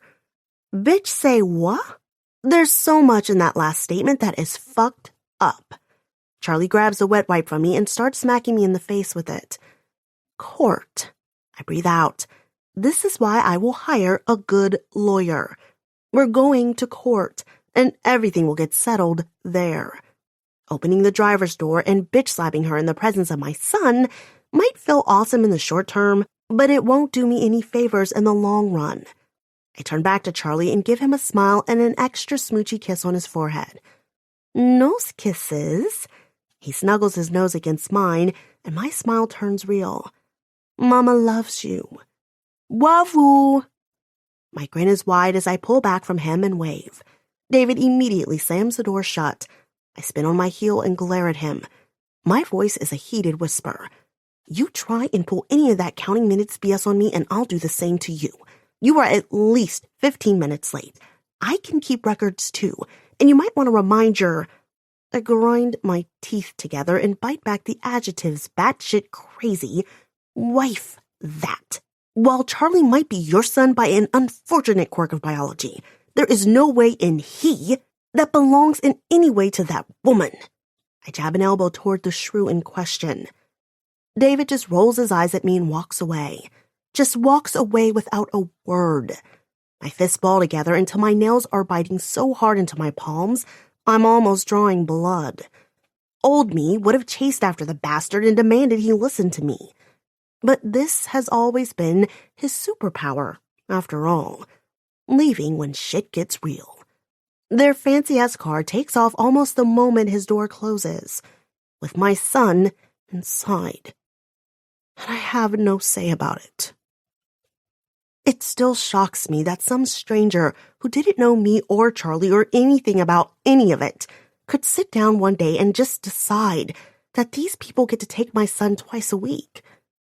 What if someday soon another stranger decides that David and the shrew get to drive off with Charlie and never bring him back? The lightheaded feeling swoops in. I sit down on my steps and put my head between my legs. I take a deep breath in. That decides it. I paid off my 2 months back rent but was holding off paying this month's until I figured out if the money was needed to go toward rent or for the lawyer. Lawyer it is. Chapter 5. Undo your top 2 buttons. Bryce eyes my breasts critically. I'm caught aback. It's week number 3 that I've been working here, but other than a few emails from afar requesting I work topless while the glass between us was clear, he hasn't directly engaged me other than professionally at meetings. What's changed today? Don't make me repeat myself. He all but snaps. Shit. I forgot how mercurial he can be. I get to the buttons. Remember what it's all for, Cals? I have an appointment with my top family law firm pick in a few days. Eyes on the prize. Eyes on the prize. Bryce tilts his head, eyes narrowing. One more. He makes a gesture of impatience, so my fingers hesitate on the buttons, and I quickly comply. Eyes on the fucking prize. Then he looks me up and down. Almost immediately, he starts shaking his head. No, that skirt won't do. I look down at myself. I'm wearing a gray pencil skirt. It hugs my curves. I look up in surprise. Almost all the clothes in the closet are replicas of this style in varying colors. He walks to the cabinet and pulls it open. The next thing I know, I hear hangers clanking and the swish of cloth. What the hell? He's a fashion consultant now. This one. He pulls out one of the few dresses. It's very classy and cute. Not slutty at all. It's an A-line black and gray houndstooth dress with a fitted bodice that flares slightly at the bottom. Like something I might buy at ModCloth, but probably of higher quality fabric. My eyes flick up to Mr. Gentry and question. He's smirking at me. Naturally. Change. He holds out the dress and doesn't make a move to turn away. Right. Back to game playing. I didn't really think he was done with them. Did I? No. I just tried to pretend it was over so I'd have enough peace of mind to focus on not fucking up learning all I had to over the past few weeks. But that's probably exactly what he wanted. Me on edge, waiting for whatever twisted shit he has coming next. Sadistic bastard. Always keeping me guessing and off kilter. Don't give him the satisfaction of rattling you, Cals. I undress at the same pace as I would do if at home. No faster or slower. I keep my gaze somewhere around the area of his chest. Is that a cop-out? Should I be glaring him in the eyes? Or is that what he wants? Would my defiance make it worse? Damn it. I hate having to second-guess every single thing I'm doing. No matter what I do, I'm still probably out of my depth in this stupid chess match. I finish undressing and put my clothes in the cabinet. I can't help glancing at him as I reach for the dress he's still holding. He pulls it away when I do. I bite back the urge to roll my eyes. What? Are we in grade school? His smirk gets bigger. Goddamned bastard. I approve of your undergarment choices. He nods at my black thong. In spite of myself, my cheeks flush. I didn't wear it for you. His eyebrows raise as if in disagreement. I grit my teeth. He gives me a winsome smile.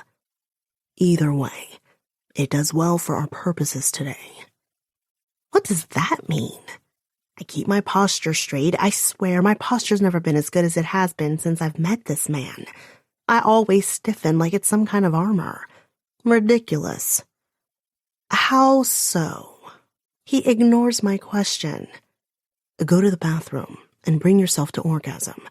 Make sure to touch yourself through the underwear.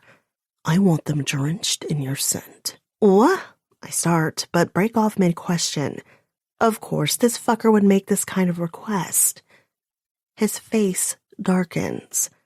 You have. He pulls his phone from his pocket. Approximately 8 minutes. If you haven't soaked them sufficiently at that point. He leans in close so that his breath is hot on my ear. I'll come and give you a helping hand. I pull back from him and his smile goes wide in what I can only feel is an imitation of a shark. All sharp white teeth. I push past him and head to the ensuite bathroom in his office. His easygoing laugh follows me. I don't know what this new game is, but if I have the opportunity to do something without his hands or presence, I'm all for it. I get in the smaller bright room, all white of course, and shut the door with a slam. For a second, I lean back against it and just breathe. I see myself in the mirror, against the backdrop of this oh-so-stylish bathroom, standing in my black bra, thong, and high heels with my blonde updo and pristine makeup. I look like I'm some kind of pinup model, or a high-paid prostitute. My arms immediately raise to cover myself, and I turn away from the mirror. But who am I kidding? I came in here with the express directions from my boss to get myself off in 8 minutes. Shit, probably more like 7 now. My arms drop. Or 6. Screw it. There's no time for shame or anything else. I just have to get it done. Just push everything else out. I sit down on the toilet and start touching myself. I'm sure Bryce's threat to do it for me if I don't isn't idle. Bastard. Then again, how is he going to know if I don't do it, apart from if the panties aren't wet? I mean, I could just drip some sink water on them. I sit up on the toilet lid and look around the bathroom. Are there cameras in here? Damn it. I look up at the ceiling and in the corners. I don't see anything. Just smooth white ceiling tiles. There's not much decoration in here, just those abstract Japanese art prints on the wall and the bamboo shoots in a clear vase. I lean closer. Is there a camera hiding in those pebbles at the base? I can't tell. But Gentry Tech is famous for their surveillance technology. I squeeze my eyes shut. I don't have time for this anyway. I start rubbing at my clit. No doubt, the bastard will smell my damn underwear. He's that tactless. There's no getting around it. All right. Think sexy thoughts. Channing Tatum. I went, ugh, no. All of a sudden, I just imagine him going, sup, like some dumb California surfer dude, and it's a total turnoff. Okay. All right. Think about all the romantic comedies I've seen lately. Prince Charming type guys. Kissing scenes. I grind at my clit. Nothing. Fine, then. There were some hot sex scenes from the romance novels I read. The one where the guy was really sweet when he took that girl's virginity and held her close all night after they made love. I try to recall it as I push my panties up inside myself, but I'm still almost all dry. Shit. It's less than 5 minutes now. I have to get this done. I glare at the door. Damn it.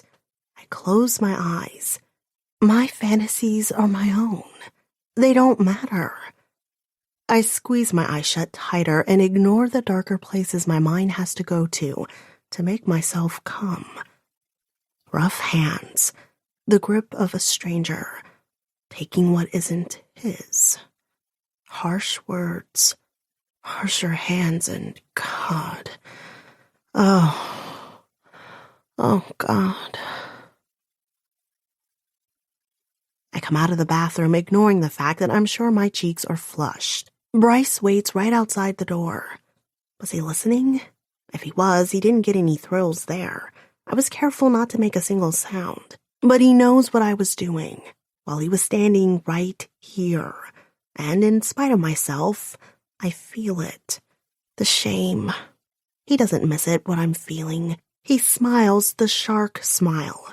So maybe that's what it was about. This little trip down mindfuck lane. He gets off on my humiliation. He holds the dress out to me, and it's difficult to keep myself from ripping it out of his grasp. But I don't.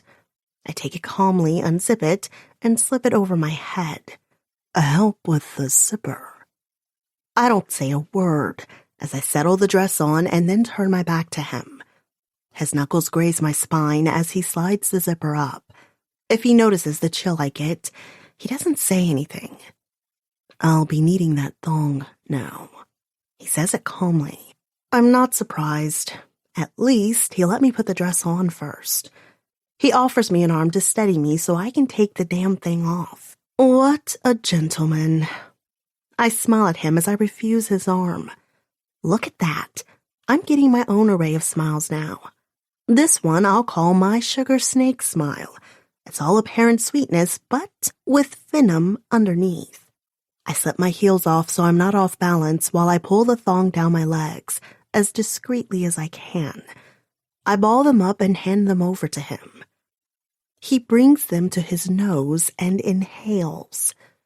I arch an eyebrow at him as I slip my heels back on. So crass.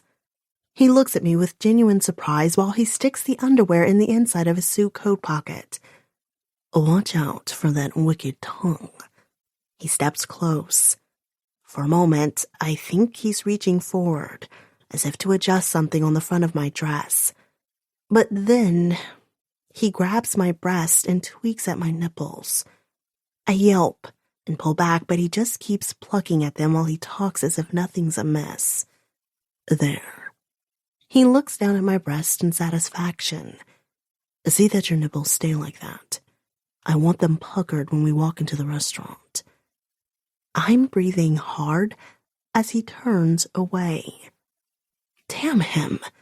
I want to run forward and kick him with the tip of my pointy high heel. For a second there, I felt like I was on equal footing with him. And then, just like that, he stole it away from me. Put me back in my place. I follow him, but I'm breathing hard, feeling stupidly like I want to cry. But screw that. I bite it back. I'm sure he would get such a kick out of my tears. Humiliation is a sky's high after all. Don't forget your tablet. He calls over his shoulder. This is a business lunch. He says it like I'm a moron who's slacking on the job. I smooth my hair as I hurry back into my office to grab my tablet and purse. I barely make it to the elevator before it closes. Just as he intended, I'm sure. Bryce doesn't speak to me the entire ride over to the restaurant, which is fine by me. We're in the back of a luxurious town car, and he leaves plenty of space between us on the bench. He stares at his phone. I suppose I could be doing the same, trying to keep up on the endless emails that I'm sure are stacking up. But trying to read in a car makes me nauseous. In addition to the nerves already rolling in my stomach, damn it, I am not in over my head. I'm not. I can do this. I can handle whatever Bryce throws at me. I have to, no matter what's going on inside. I resolve to show nothing. I make my face a perfectly pleasant mask while I watch the busy streets. It's not a long drive. When the car slows, Bryce only looks up long enough to stare at my chest pointedly. I don't even bother to wonder if he's serious about wanting my nipples perky. I pluck at them myself, even twisting them a little. They're sensitive from his handling of them earlier, and they harden right up. I don't meet his eyes, and I'm glad when he opens the door. He gestures for me to step out first. I give him a disingenuous smile as I slide past him to exit. He follows me and then puts a hand on the small of my back. It immediately puts me on alert, but I don't pull away. I won't let him know he's disconcerting me. It would just feed his ego, or whatever head trip controlling me gives him. This way, he says in my ear, guiding me forward. I stiffen under his touch and clutch my purse a little tighter. Relax. He laughs. He squeezes my waist, as if that's supposed to help. This is a meeting with a very old and dear friend. I know you'll be my good girl. What a condescending asshole. Before I can finish the thought, we're inside and being greeted by a hostess. Bryce has his charismatic smile out, and I can tell the hostess is entirely dazzled by him. She looks like she's still in college, all doe eyes and impressionable. Mr. Gentry? Her face lights up. He must be a regular. We have your private dining room already. Just this way. She beams at him, and I don't miss the way she pops her chest out. I inwardly smirk. It's a good move after all. The dude is a boob man. She sways her hips as she leads us forward into the dark and intimately lit restaurant. The Bay Area doesn't lack for all kinds of eateries, and I didn't check out the name before I was ushered inside. From the decor and dark wood paneling and aroma, I'm guessing this is some kind of European-inspired cuisine. Italian? French? I can't tell. I follow Bryce, and to my surprise, he isn't watching the perky waitress. He's looking at me. scrutinizing me, like he's watching me take everything in. It's unnerving, and I start moving again quickly, catching up to the hostess where she's waiting ahead at a set of double doors that lead into what I am assuming is the private dining room she was talking about. Bryce keeps right beside me, arm at my back. When we step inside, our other party is already waiting. The man stands as we enter, and holy shit. It's Jackson Vale, the founder and CEO of CubeThink. Everyone knows he's Bryce Gentry's former best friend and collaborator. Together, they wrote that breakthrough robotics algorithm I studied in college. And though they compete in different markets, their drones now rival one another for technical prestige. So, why the hell are we sitting down to a cozy lunch date with the guy? Jackson, Bryce says with a breezy smile. He rounds the table and gives the man that half-hug slap-on-the-back thing guys do. Bryce, Jackson returns. His voice is stiff, and it's only when Bryce pulls back that I get a better look at the other man. Jackson is slightly taller than Bryce. Where Bryce is sleek, Jackson is built and muscled. Bryce has always seemed like the most intimidating man in the room just because of his bearing and charisma. Until now. My gaze is caught on Jackson. It's not charisma he exudes. He's not smiling or even outwardly attempting any charm I can see. He's just got presence. Physically, because he's such a big man, brown hair so dark it's almost black. He's smooth-shaven, but I can see the outline of his 5 o'clock shadow, even though it's only noon. And his eyes? They're so dark. Not because they're brown. I think they might even be blue, but there's a darkness there. I can't help but take the slightest step back when his eyes move from Bryce to me. My heart suddenly slamming 100 beats a minute in my chest, and my eyes flick to the doors that the hostess shut behind her. 6 feet from me to the door. Fight or flight? Bryce is one thing. Somehow, I've always felt I can handle him. But this man? And this is... Jackson addresses the question to Bryce, but his eyes don't leave me. My feet seem locked in place. I want to whimper.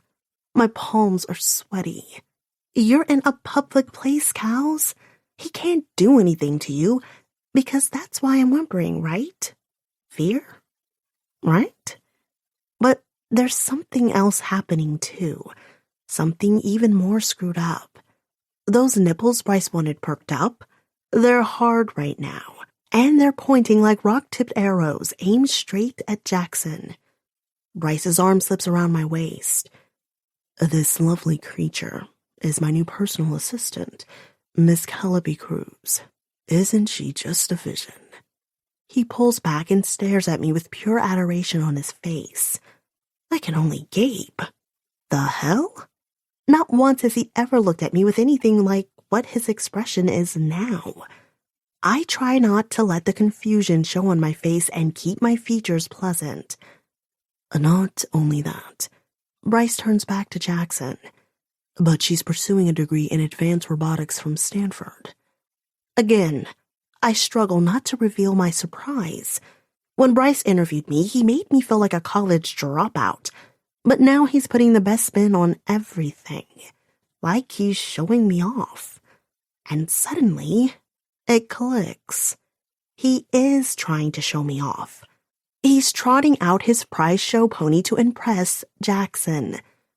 The possessive hand around my waist suddenly drops and pinches my ass. Right. Time to get with the program and perform. I can wonder about the why later. I smile up at Bryce graciously and try to channel the hostess from earlier, adding a touch of awe in my expression.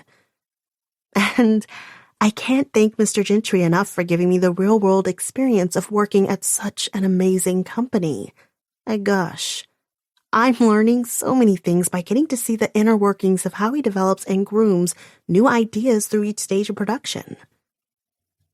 Ah, yes, Jackson says with a mocking tone. Bryce always was good at taking other people's ideas and pretending they were his. I don't miss the tick in Bryce's jaw at the jab. Why don't we sit, so we can enjoy this delicious lunch I took the liberty of ordering for us? Bryce holds out his arms to indicate the table. Jackson continues standing still as a statue, except for his eyes. They sit on Bryce for several long seconds, flick to me, then move back to Bryce. Drop the shit, Bryce. Jackson's voice is a deep, rumbling bass. You said over the phone you're finally willing to discuss negotiation on the CQ9 patent. You've never had any use for it and have held it for all these years just to spite me. So why on earth would you change your mind now? Bryce sits and again waves to the chairs at the table. I glance toward the door one last time, but then take the seat Bryce indicates for me. I try not to stare at Jackson, wondering what his next move will be. Will he stay or go? Everyone in the tech world knows these men are rivals. I'm curious as hell about Bryce's motives. I can almost taste the tension between them in the air. There are rumors of what happened to set the former friends against each other, but no one really knows. Was it a woman like some of the online gossip sites have suggested? Or a parting of philosophies like my machine learning professor thought? Jackson was more interested in commercial ventures while Bryce wanted to pursue government-funded research. Either way, what would bring them together in this room if they are competitors and enemies?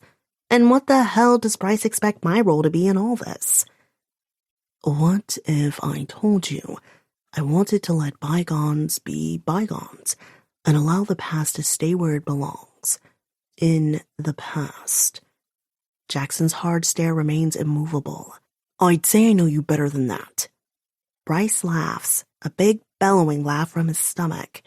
He shakes his finger at his old friend. See, now that's the kind of honesty I miss. Everyone around me these days just tells me what I want to hear. Yes, men. Yes, Mr. Gentry. He mocks in an acquiescent voice. Of course, Mr. Gentry. Whatever you please. He shakes his head. Fucking ludicrous. Bryce sits up in his chair, the humor replaced by earnestness. I miss you, Jackson. I miss the machines we used to build, the concepts we dreamed up when we put these two brains together. He gestures back and forth between their heads. Jackson scoffs and looks like he's about to walk out the room when Bryce continues. Have lunch with us. Listen to what I have to say. No matter what, you walk out of here with your father's patent. Give me an hour of your time. That piques Jackson's interest. Mine, too. How does Bryce have one of Jackson's father's patents? What's the story there? Jackson stares hard at Bryce like he's trying to figure out his angle. Just like that. Just like that. Bryce holds up his hands. I'm a different man from the boy you used to know. Get to know the new me. Jackson doesn't look like he's buying what Bryce is selling, but he does sit down at the third seat at the table. The private room we're in is large, but this table is almost uncomfortably small. It makes the whole space feel too intimate for two men who may or may not be reconciling rivals, especially with me here as an uncomfortable third wheel. I take a sip of my water in the silence that's quickly grown awkward. So, Jackson, Bryce asks, how are things with you? How's the company? And Miranda? His voice is cajoling, like one might sound when ribbing a friend. Still enjoying fucking my former fiancé? I choke on my water at the same time as the waitress pushes open the door with appetizers. I grab my napkin to wipe at the water dripping down my chin and glance back and forth between the two men. So, it was a woman. Bryce never loses his pleasant, happy-go-lucky smile, and Jackson continues to sit there looking formidable and impassive. To be fair, it's the same expression Jackson's had the entire time we've been in the room, so I can't tell if he's reacting at all to Bryce's comment. The waitress sets down a basket of buttered garlic bread and 2 trays of small finger appetizers, mini crab cakes and bruschetta, as well as a selection of other antipasti. My mouth waters just looking at all the delicious food. I get so little time with Charlie that I got caught up playing with him a little bit this morning after he crawled in bed with me. I was late feeding him, and when I realized the time, I was a madwoman rushing to get ready. I didn't get time for breakfast myself. Still, I don't want to be the first one reaching for food. Again, I look back and forth between the two men. They are still locked in a stare-off. I smile and gesture toward the platter. Appetizer, anyone? Jackson's eyes finally break from Bryce's and look to me, as if just remembering he and Bryce aren't alone in the room. Of course.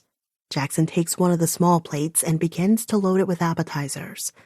His hands look gigantic next to the dainty little portioned food. Bryce and I fill our plates as well, but I can't take my eyes off of Jackson's hands. For a second, my mind wanders, thinking about what they say about the size of a man's hands. Because that is a completely appropriate thought to be having right now. God, is this my thing now? Instead of being a nervous eater, I'll start thinking about dick sizes and what his cum face looks like. I still look at Jackson's face, and my mind starts trying to rearrange the features. What would this man who always seems so controlled look like lost in pleasure? What the Christ, Cows? You're doing it again. CubeThink is doing very well, Jackson says as if there was no awkward lull in conversation. I take a sip of water and look down at my plate of food, mortified at my own thoughts. As I'm sure you well know, I look back up just in time for Jackson to glare in Bryce's direction before continuing. Our stock prices have never been higher, and the same goes for consumer confidence. Our quadcopter was the highest-grossing commercial drone in the country last year.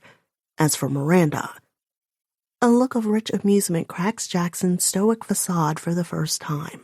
I thought you heard through the grapevine that we've tired of each other. I don't miss the slightest tick in Bryce's coolly aloof expression. A tell. One he hates himself for giving away, no doubt. Jackson seems to have seen it too because the amused expression on his face settles deeper. I should be disturbed that he's taking satisfaction in digging the knife in his former friend's gut, but I can only stare. Jackson only looked foreboding and frankly a little scary earlier, but the amusement softens his sharp features. The cut jaw and sharply angled eyebrows don't seem quite as menacing now, and oh help me God, there's a dimple. Just on one side of his face, but still. That's just not fair to the female population. Seriously. Bryce smirks. I couldn't keep the faithless bitch in line either, huh? The ugly words make me stiffen in my seat. The softness leaves Jackson's face, dimple disappearing. Our parting was by mutual agreement. After we both enjoyed ourselves, that was all. Maybe if you'd known how to treat a lady, she wouldn't have gone seeking fulfillment elsewhere. I expect Bryce to explode in fury. Instead, he laughs amiably. He's firmly adopted his charismatic persona for the moment. I breathe out and reach for another crab cake. I've just popped it in my mouth when I feel Bryce's hand on my knee. I struggle not to choke on the bite I've just swallowed as his hand slides up my thigh and toward my pantyless crotch. But surely he's not going to. I jolt in shock as he does it. He sticks a finger inside me, right there at the table with Jackson sitting not 2 feet away from me on my other side. I exhale in shock and look down at my plate. What is Bryce thinking? It's not as if he's being discreet about this. His left hand is obviously reaching under the goddamn tablecloth and moving around. Oh God, does Jackson know what he's doing right now? Does Bryce want him to know? I can't look up at the other man or I'll die. I'll die right here where I'm sitting. Well, Bryce says amiably, good for you and Miranda. I'm glad you both became so enlightened. And yes, I have seen that CubeThink stock was on the rise lately. In fact, that's why I wanted to ask you for this meeting. In the past, we've had such, how shall I put it, Bryce pauses, and as he does, he pushes another finger into me. I can't help squirming against it. It doesn't hurt because I stretched myself as part of my self-love session in Bryce's office bathroom, and I'm even still a little moist. But Christ, why does he have to do this here? Now? A fruitful collaborations. Bryce finishes with a smile. Collaborations, Jackson says. I dare a peek over at him and see a dangerous and disingenuous smile on his face, as if he can feel me watching his eyes meet mine. Then he looks back to Bryce. Is that what we're calling it, when you steal things that are mine and then market them as your own? But then you always did like putting your mark on things. I'm still watching him as his eyes drop to where Bryce's arm disappears beneath the tablecloth. I feel the blood drain from my face, even as Bryce's fingers work in and out of me more forcefully than before, and his thumb starts rolling circles over my clit. In that moment, I hate him. I hate him even as my body reacts to his touch. I'm so humiliated, and yet I'm also turned on. The fact that Jackson knows, that this other huge, handsome god of a man knows what is going on not 2 feet away from him, that my shame is complete. So why, God, is it so fucking hot? I stop thinking. I just feel. Bryce's hand where it's not supposed to be. In this room, with these 2 absolutely powerful men, no one saying anything even though everyone knows exactly what's going on. The waitress pushes open the door holding a huge tray of food. Thank God. Surely Bryce will have to pull away now. But he fucking doesn't. He keeps fingering me the entire time the waitress moves the appetizers out of the way and sets down the main course. Pasta with a white sauce, mushrooms, what looks like scallops and other herbs, and a fancy garnish in the middle. Focusing on the food can't distract me from Bryce's touch for long, though. It smells delicious, but there's too much sensory overload going on in my most sensitive of places. Would you care for some fresh mozzarella? The waitress asks, holding a shredder and a block of cheese over my pasta, at the same time that Bryce starts rubbing double time at my clit. Jackson continues watching all of it with a darkly intensive stare. Sweat breaks out on my brow. I stutter, squirming my legs to try to pull away from Bryce's hand. He just follows, though, no matter that it only makes his hand under the table that much more obvious. I feel my cheeks flare and I shake my head vehemently. No, I manage to choke out. The next second, my back stiffens from an especially sharp jolt of pleasure. I'm good. My voice comes out much more high-pitched than normal, and I want to cry. Stupid fucking traitorous body. Bryce starts to talk to Jackson about the robotics industry in Silicon Valley as he rolls pasta on his fork. Somehow he manages it one-handed. I don't even know how. He eats lazily like his other hand isn't so obviously occupied. I keep my gaze locked firmly on my plate, only daring to look in Jackson's direction out of the periphery of my vision. Enough to tell that he too is staring only at his plate while he eats. I don't know whether it's chivalry or embarrassment for me. I just want all of this to end. Shakily, I pick up my own utensils and try to pick at my food. Bryce's fingers have slowed down. I'm not right on the precipice anymore. He's torturing me at a low heat, pushing his fingers lazily in and out, never letting me forget he's right there, but not letting me over the edge so that I can be done with it either. I hate him. I hate him so much for doing this to me. The sweat prickling at my brow feels like it's going to drip down my temples any second. I grab my water glass and take a deep swallow instead. I hazard an outright look at Jackson, still not looking my way. God, is it possible he doesn't know what's going on? Maybe he thinks Bryce is just adjusting his napkin on his lap for a really long time. Please, God, let him be oblivious somehow. It's just a horrible, ugly secret and... Oh, God. Yeah, right there. That spot. Come on, you bastard, just a little more pressure.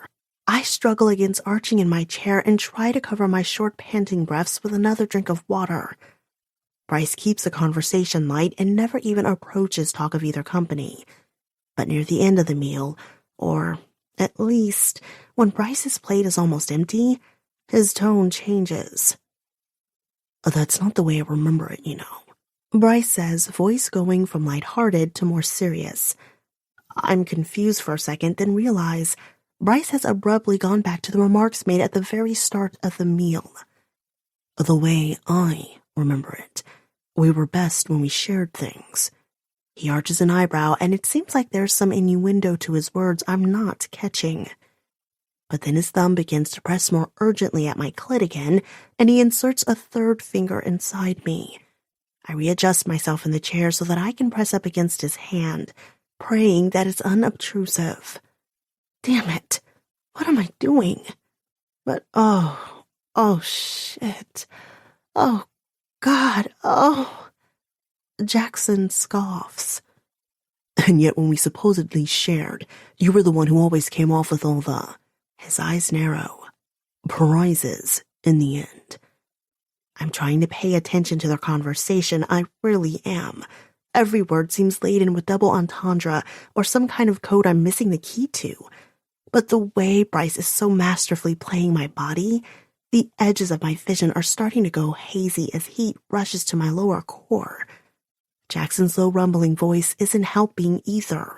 I've never heard a sexier voice. I try to focus on what he's saying. Christ, I have to get myself under control. I'm not going to come right here. I'm not. I want to collaborate with you again, Bryce says. I'm developing a new drone that I'd like you to take a look at. I'll have legal draw papers so everything's clear up front. Any patents developed would have clear 50-50 ownership. But out of it could come knowledge and business relationships that would benefit both of us in the long term. How can he talk so logically while so thoroughly finger-fucking me? Christ, I shouldn't have even let myself think that phrase. Finger-fucking. It made it worse. Dirty. Forbidden. I grit my teeth against the pleasure, but I swear I can feel myself getting wetter and wetter. Oh, God, did Bryce's fingers just squelch? Did Jackson hear it? But Bryce is still busy talking, thank God. I have relationships and exclusive contracts with suppliers that I'd be willing to cut you in on if you agree to this partnership. These manufacturing contracts could slash your bottom line by more than 12%. Sharing my connections with you won't hurt my bottom line, since we don't operate in the same marketplaces. And you just hand them over. Jackson's eyes are drawn in cynicism. Bryce smiles affably as he nods. Of course. I'll get something out of the collaboration as well. I've been watching the clean energy solutions you've developed and incorporated into your machines, with some interest over the years. I've drawn up designs for a new UAV incorporating AXCO plastics, Kuromoto motors, and your energy-saving technology.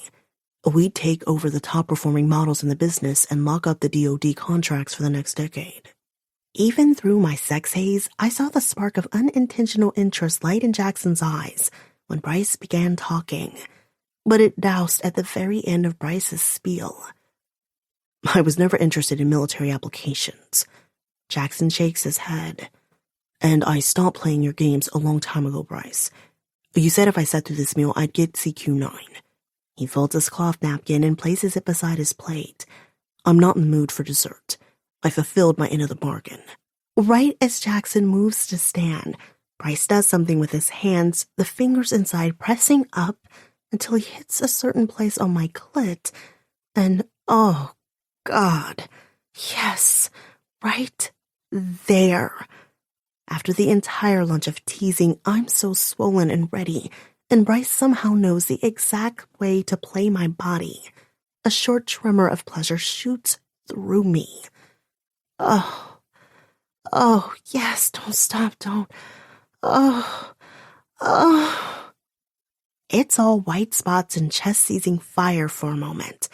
When I can finally take a full breath again, I realize that I've grabbed at the tablecloth, squeezing it in a deep grip between clenched fingers. Damn it, I probably look like a lunatic. A horny, sex-craved lunatic. When I open my eyes, Jackson's just staring at me, an unreadable expression on his face, and I've never felt more mortified or shamed in my life. I drop my head and want to curl into myself and my misery. How do I keep letting this happen to me? Why am I so goddamned weak when it comes to Bryce? I see it now. I'm going to be destroyed by the time this is all over. He's going to crush me because I'm not strong enough for his... What was it Jackson called it? Bryce's games. That's all this is to Bryce. A game. He brought me here just for this. He knew what he was going to do ahead of time. He planned this public shaming. Except to him, it's a game. I'm a plaything to toy with until I'm all worn out, used, and broken. And just like a 6-year-old does, he'll toss me in the trash and forget me once he's done with me. I feel like I'm going to throw up on my crab cakes. Bryce stands and holds a hand out for Jackson to shake. The same hand that was just inside me. Still probably wet from my juices. I have to fight not to hunch even further into myself. It's not the way I should be playing this. I should be showing Bryce that I am not affected, that I'm strong and can face up to anything he dishes out. I have to. I already paid rent from the money he fronted me for the first month's work, and God knows I'm not backing out of my attorney's appointment. Not after how far I've already gone. This might be a game to Bryce, but I have to keep holding on long enough to keep my family together. A year at least. He might be using me, but I can use him right back. I'm not a victim here. I won't be. I straighten my back even as I keep up the internal pep talk. I can do this. Don't forget, I know you, Bryce says. You rarely make decisions without weighing all the odds. All I'm asking for is collaboration on one drone design. The exclusive contracts I can connect you to with some of the best suppliers in the business will bring your company a bright future. Bryce leans in, and I realize this is the hard sell the entire lunch has been leading up to. You might be number one in the U.S., but if you want CubeThink to be internationally competitive, you need an edge. I'm offering it to you. Why don't you mull over the opportunity and get back to me? Instead of just shaking hands, he pulls Jackson forward and gives him another half-hug pat on the back thing, like he did at the beginning of the lunch. And then, to my further mortification, I notice him slip my thong into the pocket of Jackson's jacket. I cringe and look away. I suppose I played my part in the meeting after all, even if I don't understand it. When Bryce pulls back, Jackson's face is, as always, unreadable. Perhaps, after you've had some time for further consideration, I can have Miss Cruz send over more proposal details. I look up sharply at the mention of my name, but Bryce is already moving on. He holds out an arm for me. I stand and take it, face still to the ground. I can't look up at Jackson. If I never see him again in my life, it will be too soon. I don't even flinch when Bryce guides me by the small of my back out of the room. It's only once we leave that my stomach settles, and I realize how hungry I am. I barely touched any of that delicious-looking pasta. Part of me wishes I could be back in that dining room, finishing my meal with Jackson instead of leaving with Bryce. Because I wonder if the scarier-looking shark might just be the safer of the two. Chapter 6. Mommy, nose. Charlie grabs my nose with his slightly grimy fingers and a delighted smile. I laugh, pulling away and wiping any dirt from my nose onto the shoulder of my shirt sleeve. Ah, the weekend, when I can wear ratty old t-shirts and jeans. Yep, nose. I bop his nose with my forefinger and he giggles, then toddles away from me in a short circle on the grass. I grin at him. We're at the park where I'm sitting on my favorite picnic blanket. I took him to the small kids' play set, but all he wanted to do was run around on the big grassy area. Fine with me. Sitting out in the sunshine on this Saturday paradise. You don't have to twist my arm. Charlie runs back at me full toddler speed. I hold my arms out. Whoa, buddy. He slams into me and then grabs a chunk of my hair. Hair! Yes, hair. I snuggle him close. He smells like baby powder and sunshine. How did you get to be so cute? I ask him. I didn't think you can get any cuter, but then you got to be 2.5. And now you're talking and toddling and you're more fun than ever. Fun, Charlie echoes. Then he starts wriggling to get out of my hold. Up. Ain't that the way of it? When he was small, all he wanted was cuddles all day long. Now, he's always squirming to get away so he can run around.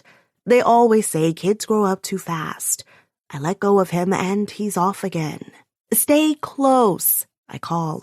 I don't have to worry, though. He's already stopped and is bending down to inspect something on the ground.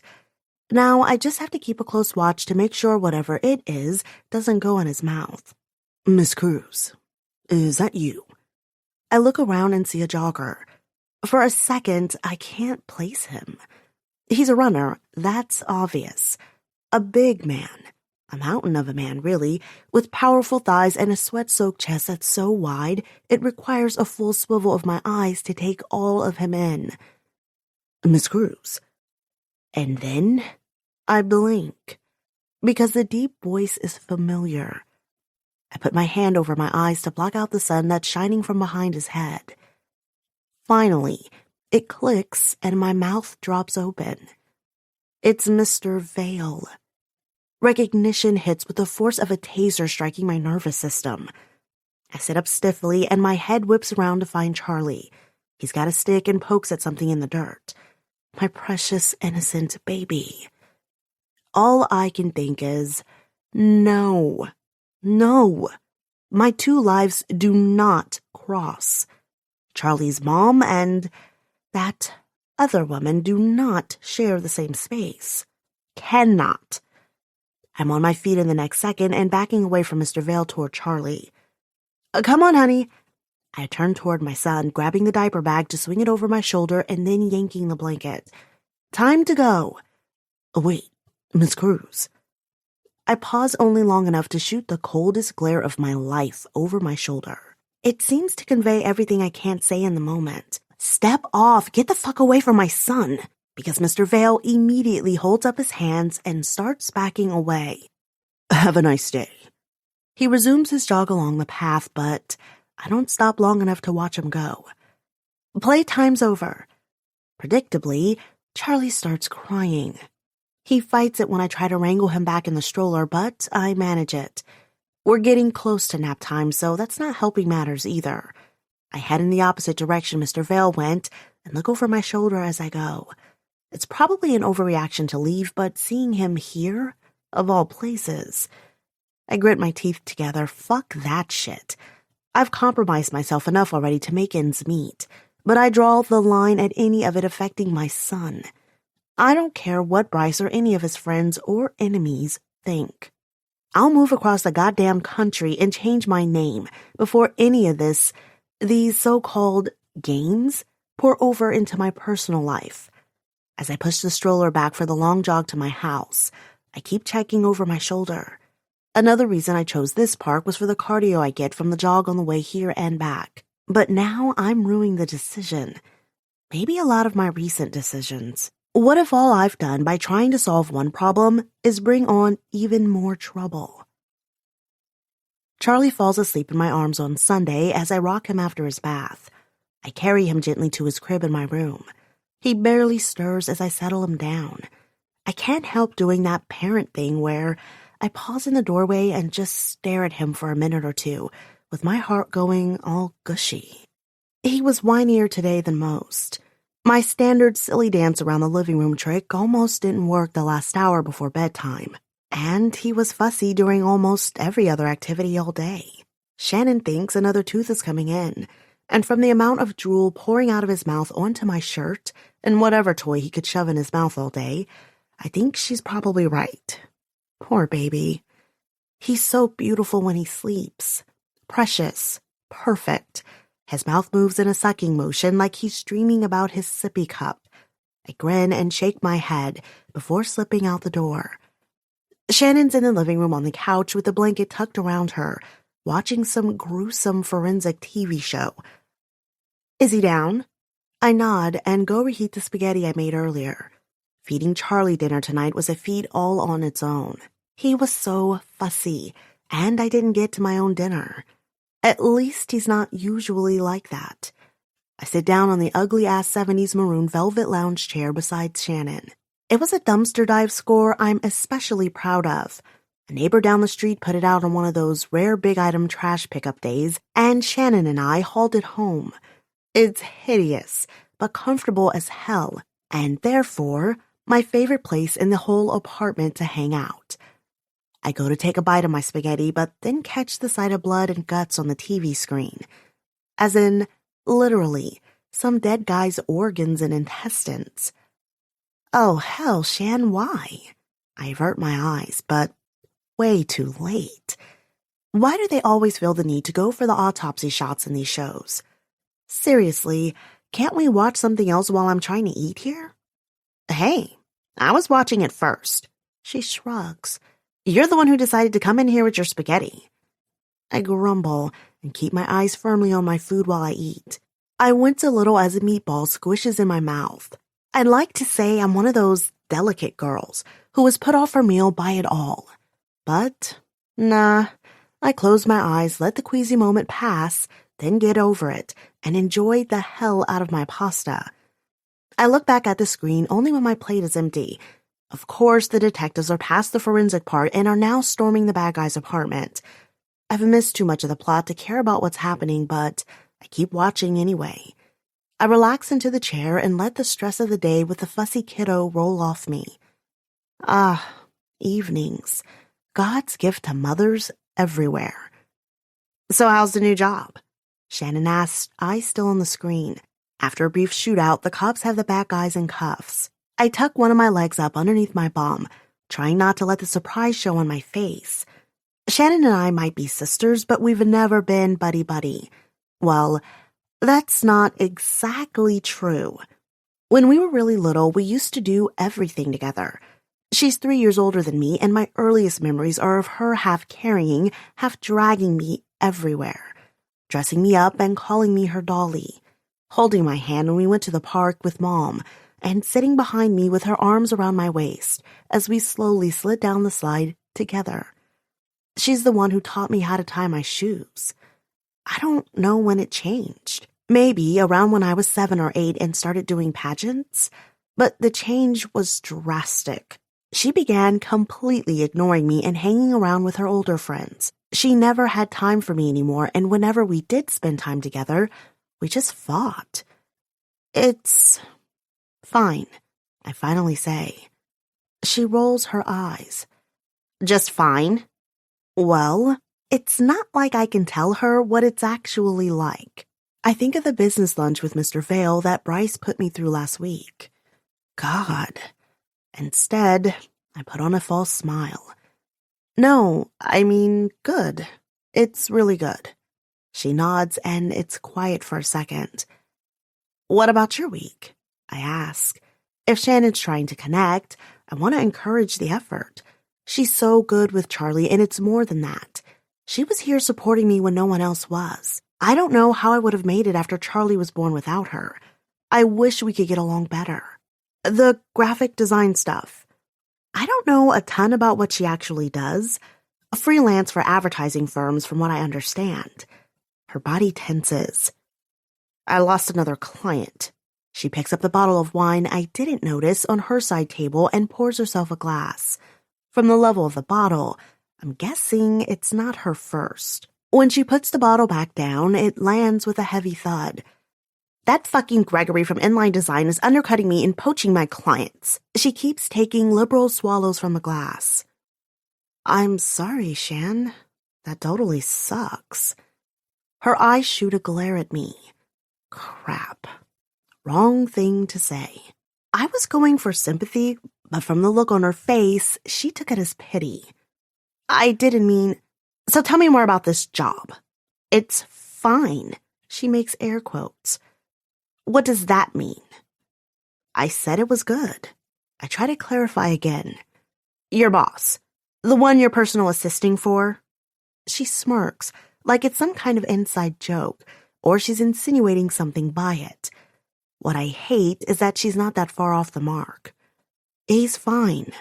Without meaning to, it comes out through clenched teeth. Fine. Again. Of course. The word comes out a little slurred. I shouldn't have even asked. Nothing's ever good enough for you. She clicks the remote to flip back through the DVR menu. What's that supposed to mean? Why does she have to take every single thing I say the worst way possible?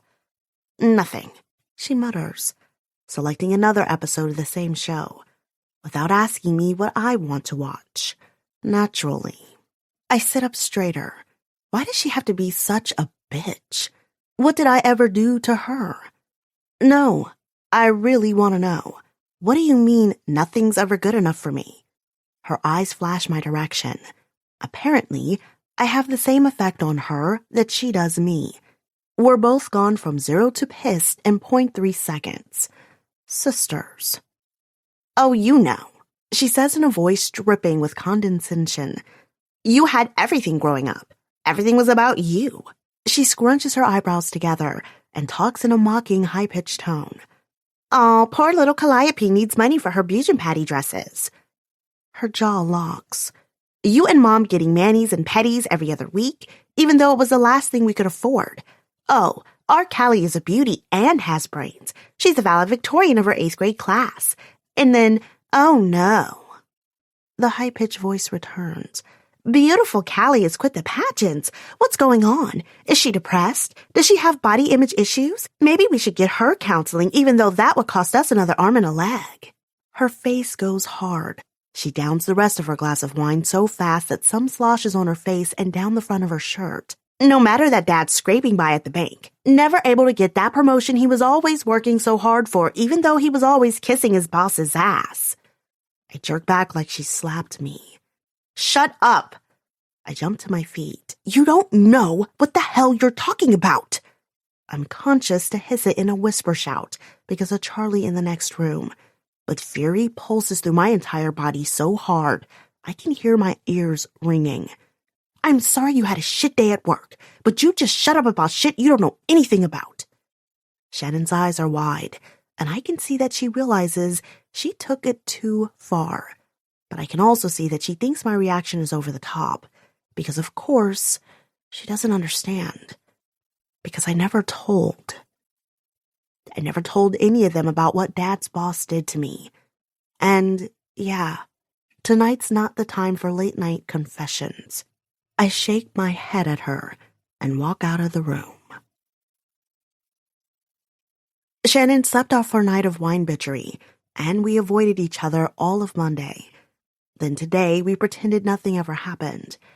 You'd think we were born in the Midwest for our ability to just gloss over any of the bad shit in life and present a happy, all-is-peachy facade. I shake my head and ride the elevator down after another long day of work. I look back up in the direction of the 15th floor offices in bewilderment. Both yesterday and today at work, Bryce was all, Miss Cruz this and Miss Cruz that. Like he treated me with the utmost professional respect, both in public in the meetings with project managers and in private. What the fuck? If only every day could be like that. I let out a sigh, as if I, Callie Cruz, would ever get that lucky. My track record would indicate it'll never happen for me. I'll daydream about it anyway. A simple life, one where I just do my job in peace, get a killer paycheck, and go happily along my way. Have a sister like in the movies where we share makeup tips and text back and forth about guys. Kick my ex's ass in the upcoming custody battle. You know, live the American dream. Speaking of, I slip my phone out of my purse to check the time as I hurry out of the building. And shit, I'm running late. I walk as fast as I can down the sidewalk in my heels. Damn, I should have brought a pair of comfy shoes today to change into. I knew the attorney's office was several blocks away, and I wouldn't have a lot of time before my appointment. Don Mori is a respected attorney, available and only somewhat pricey. Check, check, and check. Not only is his law firm at the top of my wish list, he in particular is my number one pick. I've checked out 2 other lawyers just in case, but I've been holding out for him. I did my research. This guy has tons of reviews on the review sites where clients rate their attorneys. I traced the reviewers to actual cases to make sure they weren't trumped-up reviews and they were all real.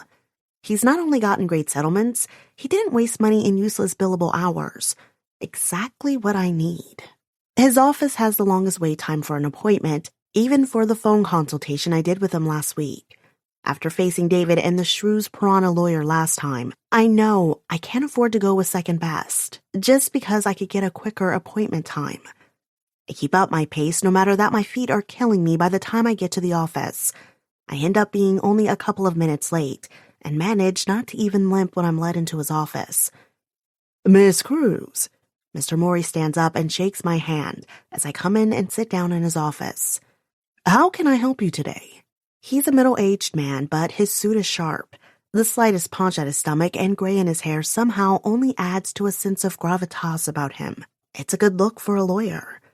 Considering how much this guy costs per hour, I don't beat around the bush. We only went over the barest basics over the phone, so I jump right in and explain my situation with David and Charlie in full detail. I don't leave anything out, even the restraining order and the part where I lit David's car on fire. This is no time to be shy or embarrassed. Their lawyer knows all this stuff. I want mine to be just as equipped. Mr. Mori taps his pen on the desk where he's been making notes, looking thoughtful. "And you feel your previous lawyer did not prepare you for the hearing?" "God, no." I shudder. Every single thing he coached me to do beforehand was wrong. He assured me no judge would take a child away from his mother, that fathers never won custody. It sounded wrong and sexist at the time, but all I cared about was keeping Charlie, so I shut up about it. I shake my head. He said all I had to do was show a lot of emotion in front of the judge, like cry as much as possible, show compassion about my child. Meanwhile, even before the hearing, the fees for billable hours in discovery racked up to insane amounts, at least for me on my paltry waitress's salary. Then, the day of the hearing, when I kept crying and trying to impress on the judge how much I loved my son, the other attorney attacked me and said I was demonstrating what an unstable and unfit mother I was, just like I'd been years ago when I'd stalked their client. When I became visibly upset about this and tried to deny their accusations, the judge himself chastised me. Meanwhile, my lawyer just kept scrambling with his papers. I sit back in my chair with a huff that blows my hair out of my face. Their lawyer tore my character to shreds. By the time he was done, if I didn't know myself, even I would have wondered about the wisdom of leaving a child in my care. I shake my head, my hands trembling at reliving the absolute helplessness of that afternoon. Mr. Mori looks disturbed on my behalf. "Did your lawyer at least seek back child support? Sometimes that alone is enough of a deterrent to a father seeking custody." I sigh, leaning back in my chair. Not to David. His wife is independently wealthy, and the money was gone almost as soon as the check cleared. I explain about the emergency C-section and the days Charlie spent in the NICU. I sigh again, this time in defeat. I thought I was insured when I had the baby. I decided not to tell the drawn-out story about how I never thought to check the maternity option on my college insurance when I signed up for it. So when I got pregnant, none of it was covered. But I'm more financially sound now. I hurry to add, I can pay you, I just got a new job. He smiles in a reassuring way. I'm not worried. We do a credit check on all potential clients after the phone consultation, and you have a reliable history. That's what we'll start building on for the next hearing. It will be all about what a steady, cool-headed, and reliable person you are now. We'll get affidavits of witness statements on your behalf testifying this. Your excellent credit history will speak to your stability and employment records. He's speaking out loud, but it seems half to himself as he scribbles notes on a notepad. He looks back up at me. Are there any men in your life? My mind immediately shoots to Bryce and how he's made me come in front of him twice now, and then again in front of both him and Mr. Vale. My eyes widen slightly, but I try to cover my first impulse and don't look down or away. No, I haven't dated anyone since David. Okay, well, that's not a lie. More scribbles in the notebook. All right. He taps his pen against the side of his notebook. He looks over my shoulder at the wall, and it's as if I can all but see the gears turning in his head as he thinks. I think we should take this on a two-pronged approach. On one hand, we present a defense by demonstrating what a stable influence you are, as I already mentioned. And on the other, we attack by pulling apart David's story at the seams. I sit up straighter in my chair. Oh? How? Well, first of all, is there anyone else who can attest to the fact that he knew about the baby when you first told him? I don't know. I bit at my lip. My family knew, and one of my friends at college, but I never told her David's name, since I didn't want to get him in trouble. Just that the baby's father didn't want him. I don't know who he told, if anyone. Obviously, he eventually told his wife, not that that helps, I mutter. But then I look up in excitement. But the police! I told the police all about what happened, and they were communicating with David after the fire. When I was in jail, I got dehydrated and passed out. In the infirmary, the doctor confirmed I was pregnant. Maybe there was documentation that the police told David about it. Mr. Morey nods, taking notes. And in the previous hearing, you said he stated that he didn't know about the baby at all until, I don't know. I shrug, feeling useless. He never said in court how he supposedly found out about Charlie. One day, I just got a court-ordered paternity test in the mail. Mr. Morey's eyes gleam as he nods and makes more notes. Even more proof he already knew. Then there's the even bigger matter. Which is? Mr. Morey looks up at me, eyebrows up. The obvious. The fact that he was your professor. You were his student. He was how much older than you? I pick at my fingernails. At the time? Duh, obviously. I answer my own question. 19 years older. Mr. Morey nods. A man old enough to be your father, in a position of power, seduced you, got you pregnant, and then left you with nothing. Oh, that obvious thing. I swallow as Mr. Morey continues. Yes, you got upset when he suddenly dropped you to go back to his wife, but he'd emotionally abused you by separating you from friends and family, by forcing you to lie to protect his reputation, and therefore creating an unhealthy bond. His eyes flashed down at his notes before looking back at me. It was the first time you'd ever left home. While professor/student romances are not officially banned at Stanford, they're discouraged. He was seeking tenure back then, and it would have reflected badly on him. He looks back up at me. I looked into it after our phone consult. And isn't it interesting that David's only now seeking custody, after he's been granted tenure and you're no longer a danger to his career? I can't help huffing in a sharp gust of breath. That bastard! He's only willing to try to see his son after he made sure his stupid career was safe. His own son. Miss Cruz. Are you all right, Miss Cruz? I look up, startled to realize Mr. Morey's been repeatedly calling my name and looking at me with concern. That's when I notice my hands are clutched into his fist, and I've all but half risen out of my chair. Yes, I try to smile. Fine. I relax my hands and smooth out my skirt, just realizing what a bastard my ex is. Mr. Morey's features turn sympathetic. Quite. Now let's see what we can do to keep him from getting custody of your son. I nod emphatically. Good. Let's start with you making a list of everyone you can think of who can testify to your fitness as a stable guardian.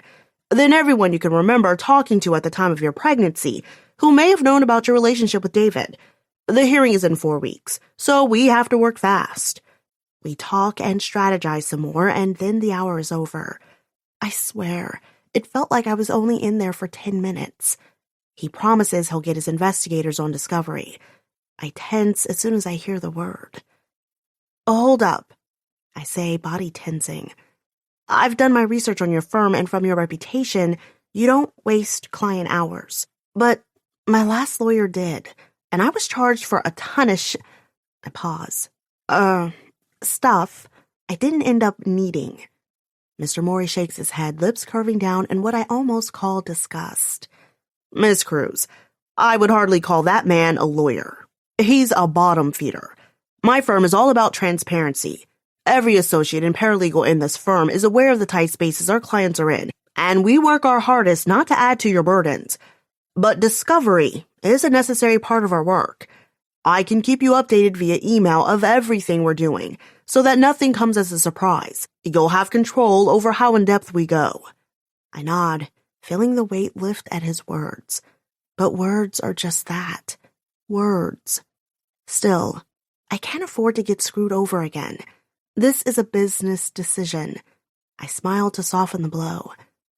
You have my email. I look forward to receiving those reports.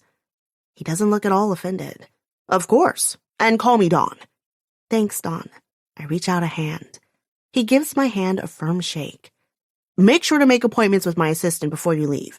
And Miss Cruz, he says before he turns to go. You have a strong case.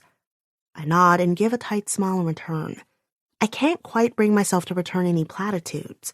No matter how well this meeting went, I don't want to jinx anything. Still, as I finally change from my toe-pinching heels into my sneakers on the steps outside the office, I can't help but feeling hopeful for the first time in forever. Chapter 7. When Bryce calls me in for a meeting with an investor at another private lunch on Wednesday, at the same restaurant we met Mr. Vale at, no less, I'm sure I'm about to be put on sexual parade again.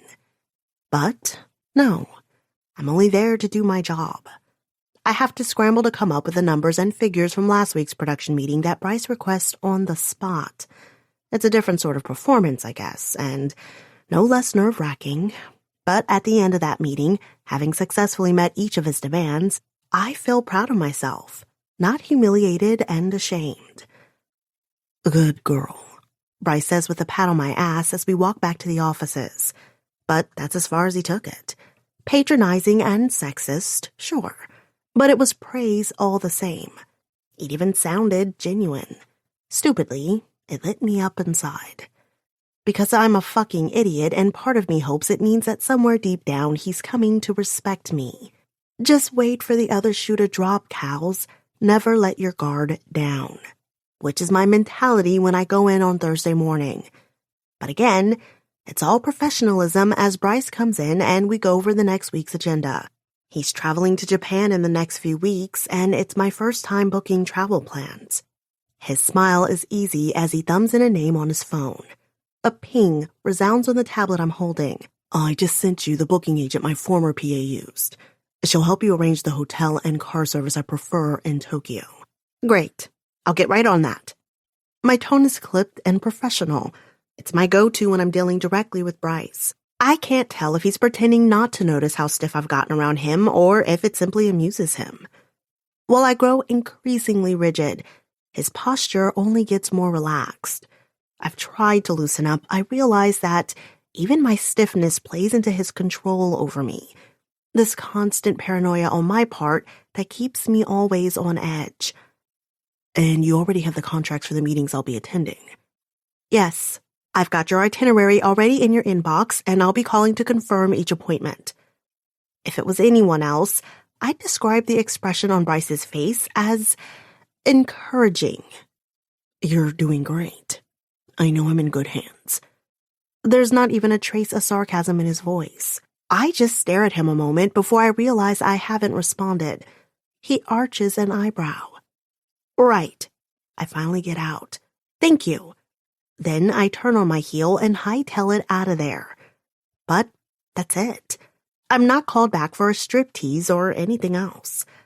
I spend the morning arranging his flight plans and accommodations and double-checking his itinerary as promised. That turns out to be a good thing because his previous PA, who'd initially set up the meetings, had him double-booked one morning. It takes an hour of pleading/arguing with 2 Japanese PAs to get it settled so that one of the appointments can be switched to a lunch meeting. Then, I had to make sure I could get a suitable table at an illustrious enough eatery to satisfy Bryce's gastric snobbery. By the time I emailed the updated itinerary to Bryce, it's about 5 minutes till lunch. I glance over at him. Like always, the glass is unfrosted. And like always, he appears completely unaware of my presence. God damn it. What is he playing at? My stomach is constantly in knots, waiting for whatever he's planning next. Or maybe he doesn't plan. Maybe that's his deal. There's no agenda at all, and he just randomly decides to screw with me when he feels like it. Just for kicks. Maybe he genuinely doesn't care what this is doing to my head. God, he probably doesn't give 2 fucks about me, and here I am stewing about what he's going to do next almost every hour of the day that I'm here working. Impulsively, I click print on the itinerary in front of me and then march over to Bryce's office. The sensory trigger door between our office slides open smoothly as I approach. Bryce looks up as I enter. If he's surprised, it doesn't show on his face. Yes. He smiles easily. The way he's been acting, I'd swear he had an evil twin, and the nice one switched places this week. I eye him, looking for... I don't even know what. A flash of sinister?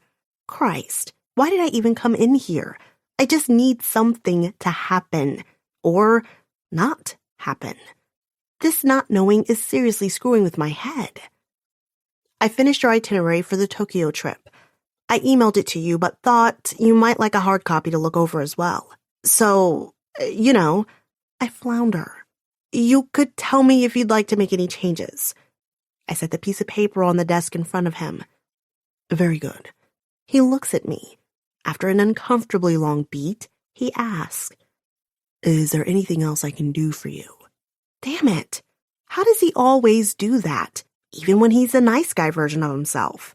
Make me feel like I'm constantly on uneven footing with him. No, well, Yes. I was just wondering. I trail off. Damn it. How do I ask what I want to know? I was wondering when you plan to start up your games of messing with me again. Would you just tell me why you're doing whatever it is you're doing with me? Why you hired me in the first place? I sigh internally. Even if I did have the lady balls, he'll just give me some vague no answer that will put me at even more of a disadvantage because I was stupid and vulnerable enough to ask. Miss Cruz. I paste on a fake smile. Nothing. I'm off to lunch now. Can I bring you anything back? He nods. A Philadelphia Club on Rye from the shop on the corner. All right. I'll be back at the end of my lunch hour. With that, I all but scurry from the room. I only feel like I can really breathe again once I'm in the elevator and heading away from Gentry Tech offices, which is how it usually goes. Stepping into those offices every morning is like jumping down the rabbit hole. I become some strange, not me version of myself for 8 hours, only to emerge on the other side a bit dazed. Then I try to block out everything that happened until I have to return again.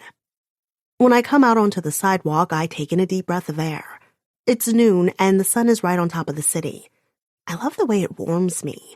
Summer in the Bay Area never gets very hot, and it's still only mid-June. It feels like a perfect 70-degree day, balmy with an idyllic breeze coming in off the bay. I pull off my suit jacket so I can feel the sun directly on my skin. There I am. I'm still here underneath the craziness my life has become. I saunter down the street, not even caring that I'm wasting minutes of my lunch hour. I haven't actually gotten to take my full lunch hour very often since I started working for Bryce. Usually, I work straight through it and just grab a granola bar from the vending machine. and other times there have been business or working lunches. But the couple times I've taken the escape like this, it's just pure pleasure getting out of the madhouse. No expectations or anxieties. I don't have to be personal assistant/sex toy, or even mommy. I'm just an anonymous face in this big, diverse city. Speaking of diverse, last time I was out on my own, I ate at one of the food trucks, but today I'm looking for something a little more interesting. I stop at a Korean restaurant because they have tables outside. It's too beautiful a day to shut myself back up indoors yet. A hostess seats me and brings me water while I look over the menu. I don't recognize most of what I'm looking at. I didn't do a lot of adventurous eating, even when I was at Stanford, simply because I didn't have the money for any frivolous spending. A cute young girl, maybe college age, introduces herself as Sion.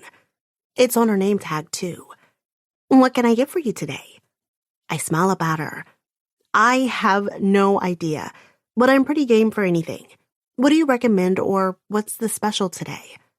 Are you a vegetarian? I shake my head, no. Then how about the bulgogi beef tacos? They're a favorite. Tacos? I laugh.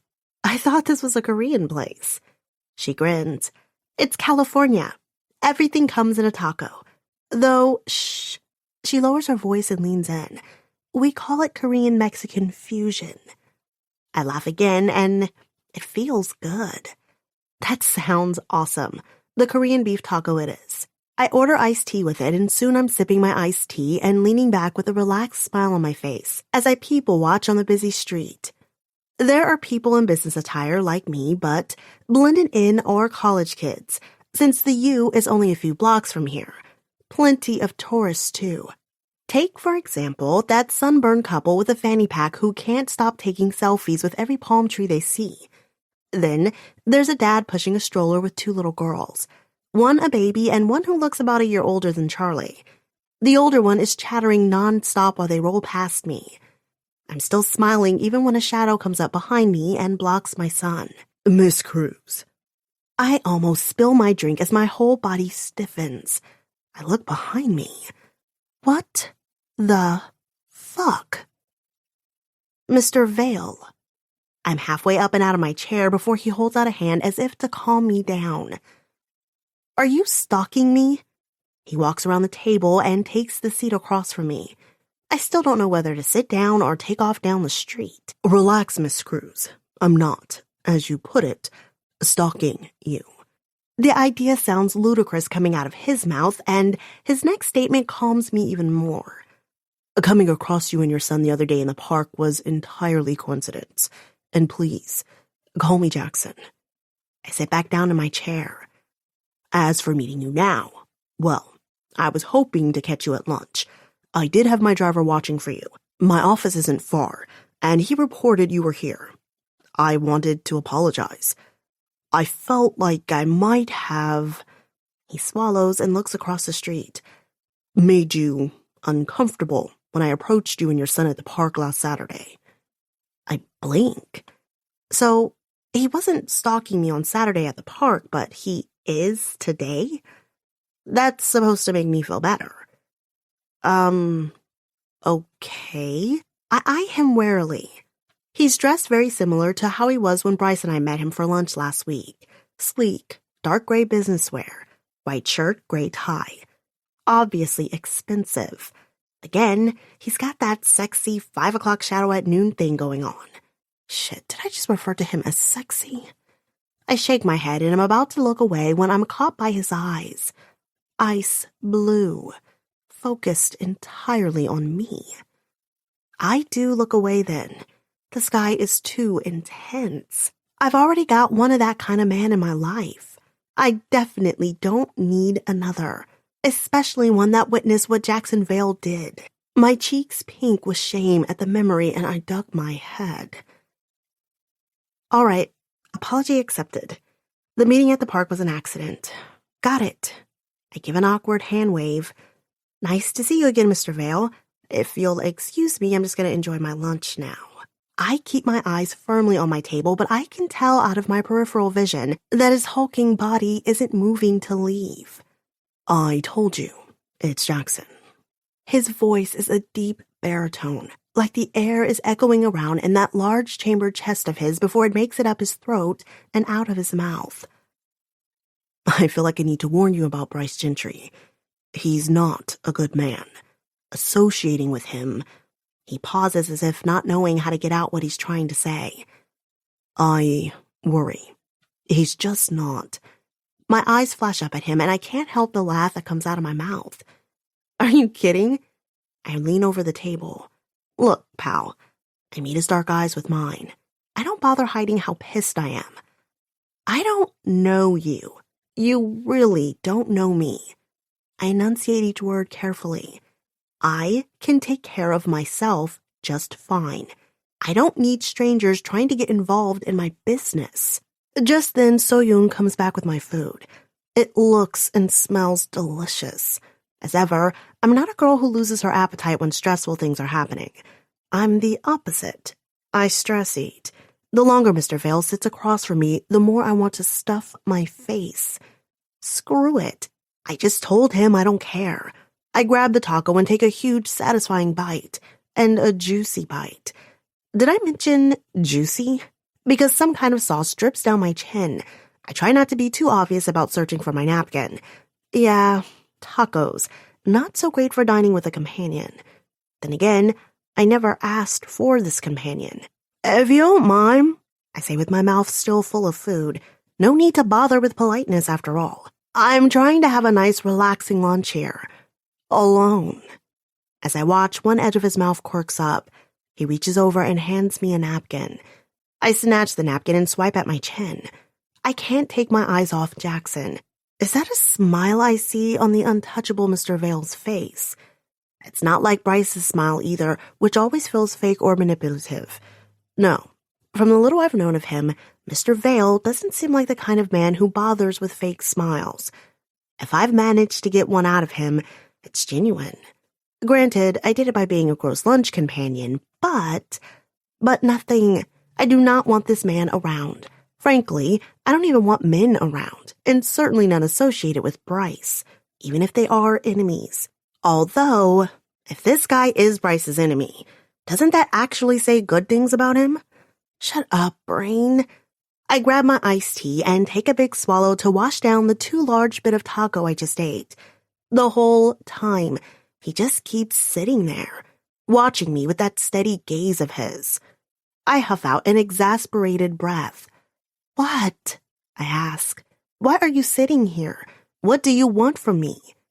It feels good to ask the question, the one I didn't dare to put to Bryce earlier. Mr. Vale, Jackson, leans back in his chair, his eyes narrowed, scrutinizing me. I'm trying to understand. Why you?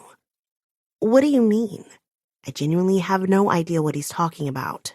Why is Bryce dangling you in front of me? What? I just blink. Dangling? Why do you think he brought you to that lunch meeting? To screw with me? He looks at me like he's waiting for me to catch up with the program. You were bait. Oh my God, dramatic much? I drop my head back and look up into the blue sky. Except it's not just blue now. There are gray clouds floating in. Perfect. Just perfect. I mutter to myself. What? Jackson asks. If you spend any time with him, you know he likes to play games with people. I glare back at him. I'm tempted to take another bite of my taco, which is freaking delicious, by the way. But I figure this will go faster if I don't have to talk through a mouthful of food. Look, I toss my hands up in the air. This is really none of your business. But even if Bryce is trying to play at something, I shake my head again. I don't really get what Jackson's even saying Bryce is trying to do, but whatever. I'm up to my eyeballs trying to handle that guy already, and he's my boss. I don't need you fucking with me too. If he's trying to mess with you, I gesture between us. It seems like you being here or seeking me out or whatever is playing right into whatever he wants, right? So just ignore me, go off and do what you do, and I'll do the same. Groovy? He's quiet for a long second before responding. Did you just say groovy? I feel my face color slightly. But before I can say anything else, he continues. And what do you mean? You're up to your eyeballs trying to handle Bryce. What's he doing that's making you have to handle him? He leans in closer and his voice drops. Things like what happened at lunch last week. How could he ask that?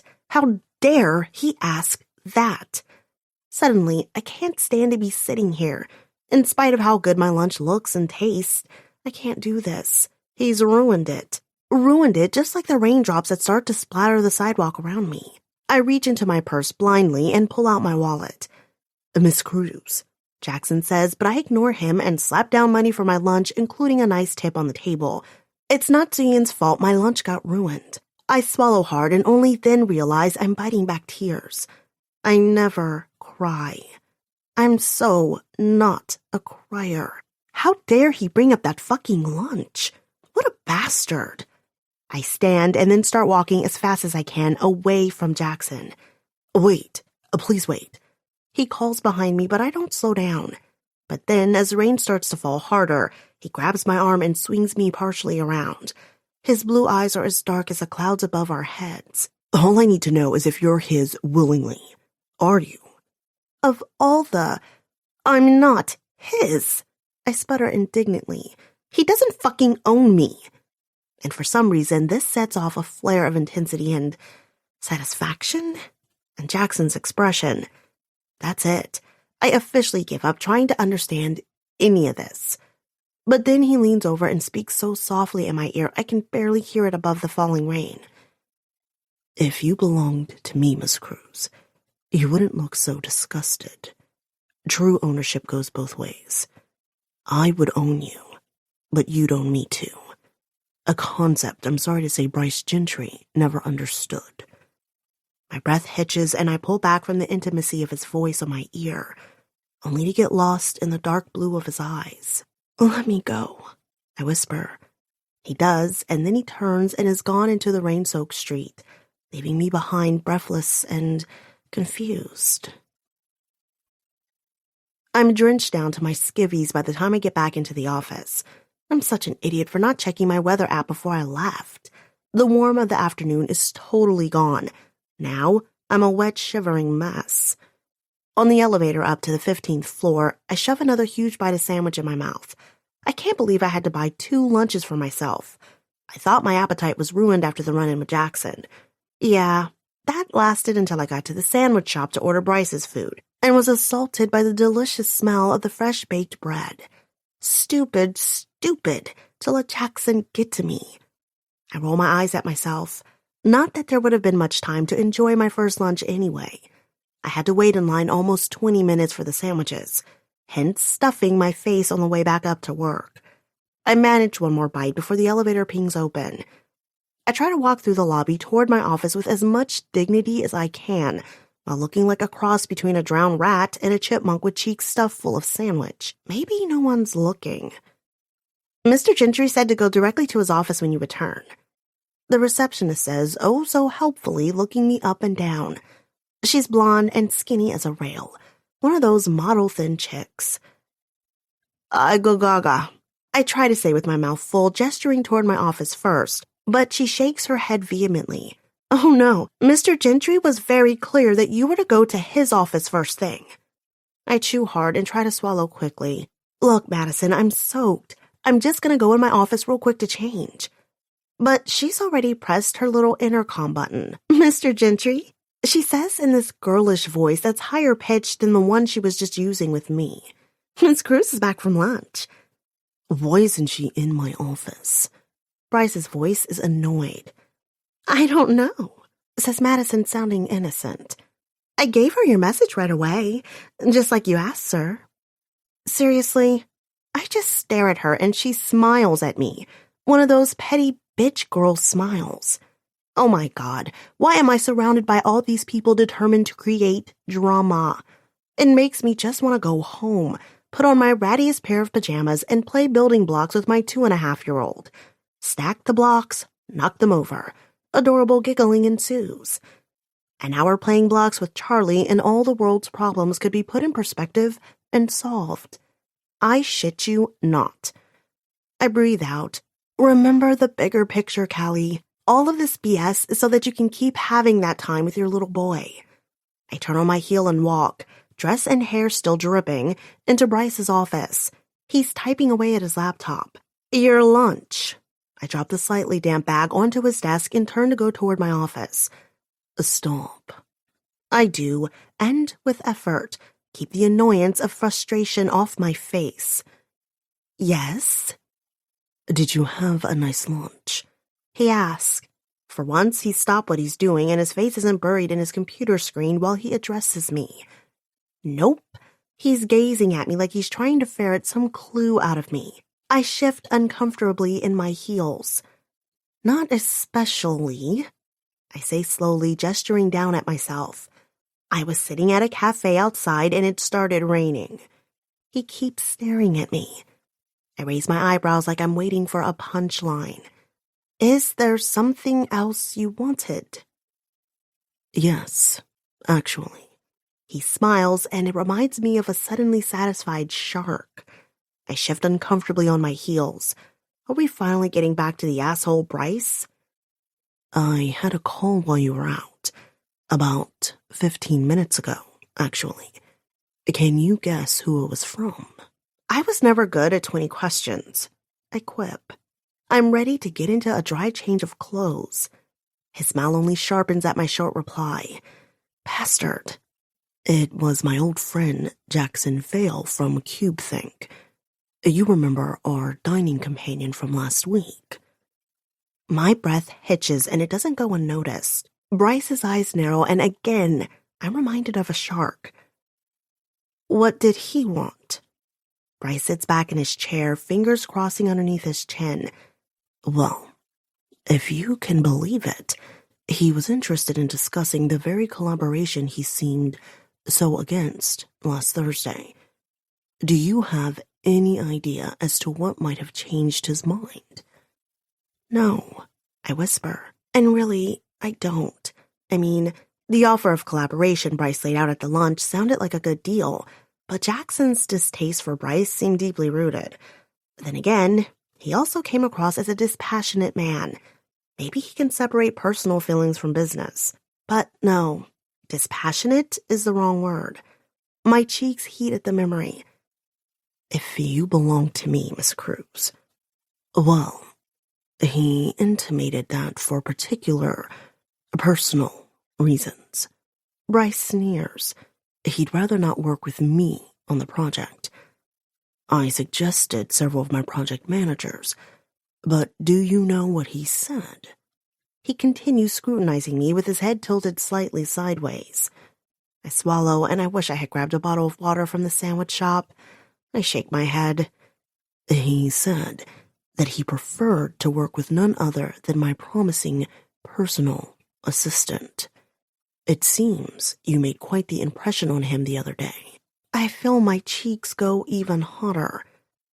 But I mean, we barely spoke, and Christ, most of what Jackson saw the other day was Bryce getting me off under the table. Is that what Jackson wants me for? Am I being passed around as a sex toy now? The rest of Jackson's words from earlier come back to me. True ownership goes both ways. I would own you, but you'd own me too. Was that all just a line of BS? I shake my head internally. Christ, cows, of course it was. Right afterwards, he called your boss to arrange some kind of business swap, for Christ's sake. Is everything all right, Miss Cruz? Bryce's voice jolts me roughly back to the present. Yes, I straighten. Of course. Oh, of course is it? Bryce asked in a voice just short of mocking. So, you feel that you're up to the task. You'll be able to present the drone models we have on contract with the Department of Defense in such a way that Jackson Vale, top of his class, graduate of MIT, and winner of the MacArthur Genius Grant, will want to join the project. You'll be able to detail technical specifications to him to get him to agree to a collaboration that's too attractive to say no to. Bryce stands and puts his fist on his desk, leaning over. Because That's what a good salesperson does when they pitch. They seduce. His voice drops. Do you have what it takes to seduce Jackson Vale, Miss Cruz? My mouth goes even more dry and I feel my eyes widen. If you do, Bryce's eyes glitter, then you can move up in this company. You won't be stuck as my personal assistant with all the... His eyes drop to my breast. Personal responsibilities it entails. His gaze returns to mine. If you succeed at this acquisition, I'll put it in writing that you'll have paid leave while you finish your degree at Stanford and a product management position at any Gentry Tech research lab in the country. It takes a beat before what he's just said sinks in. Seriously? A completely fresh start. The job of my dreams. Away from him.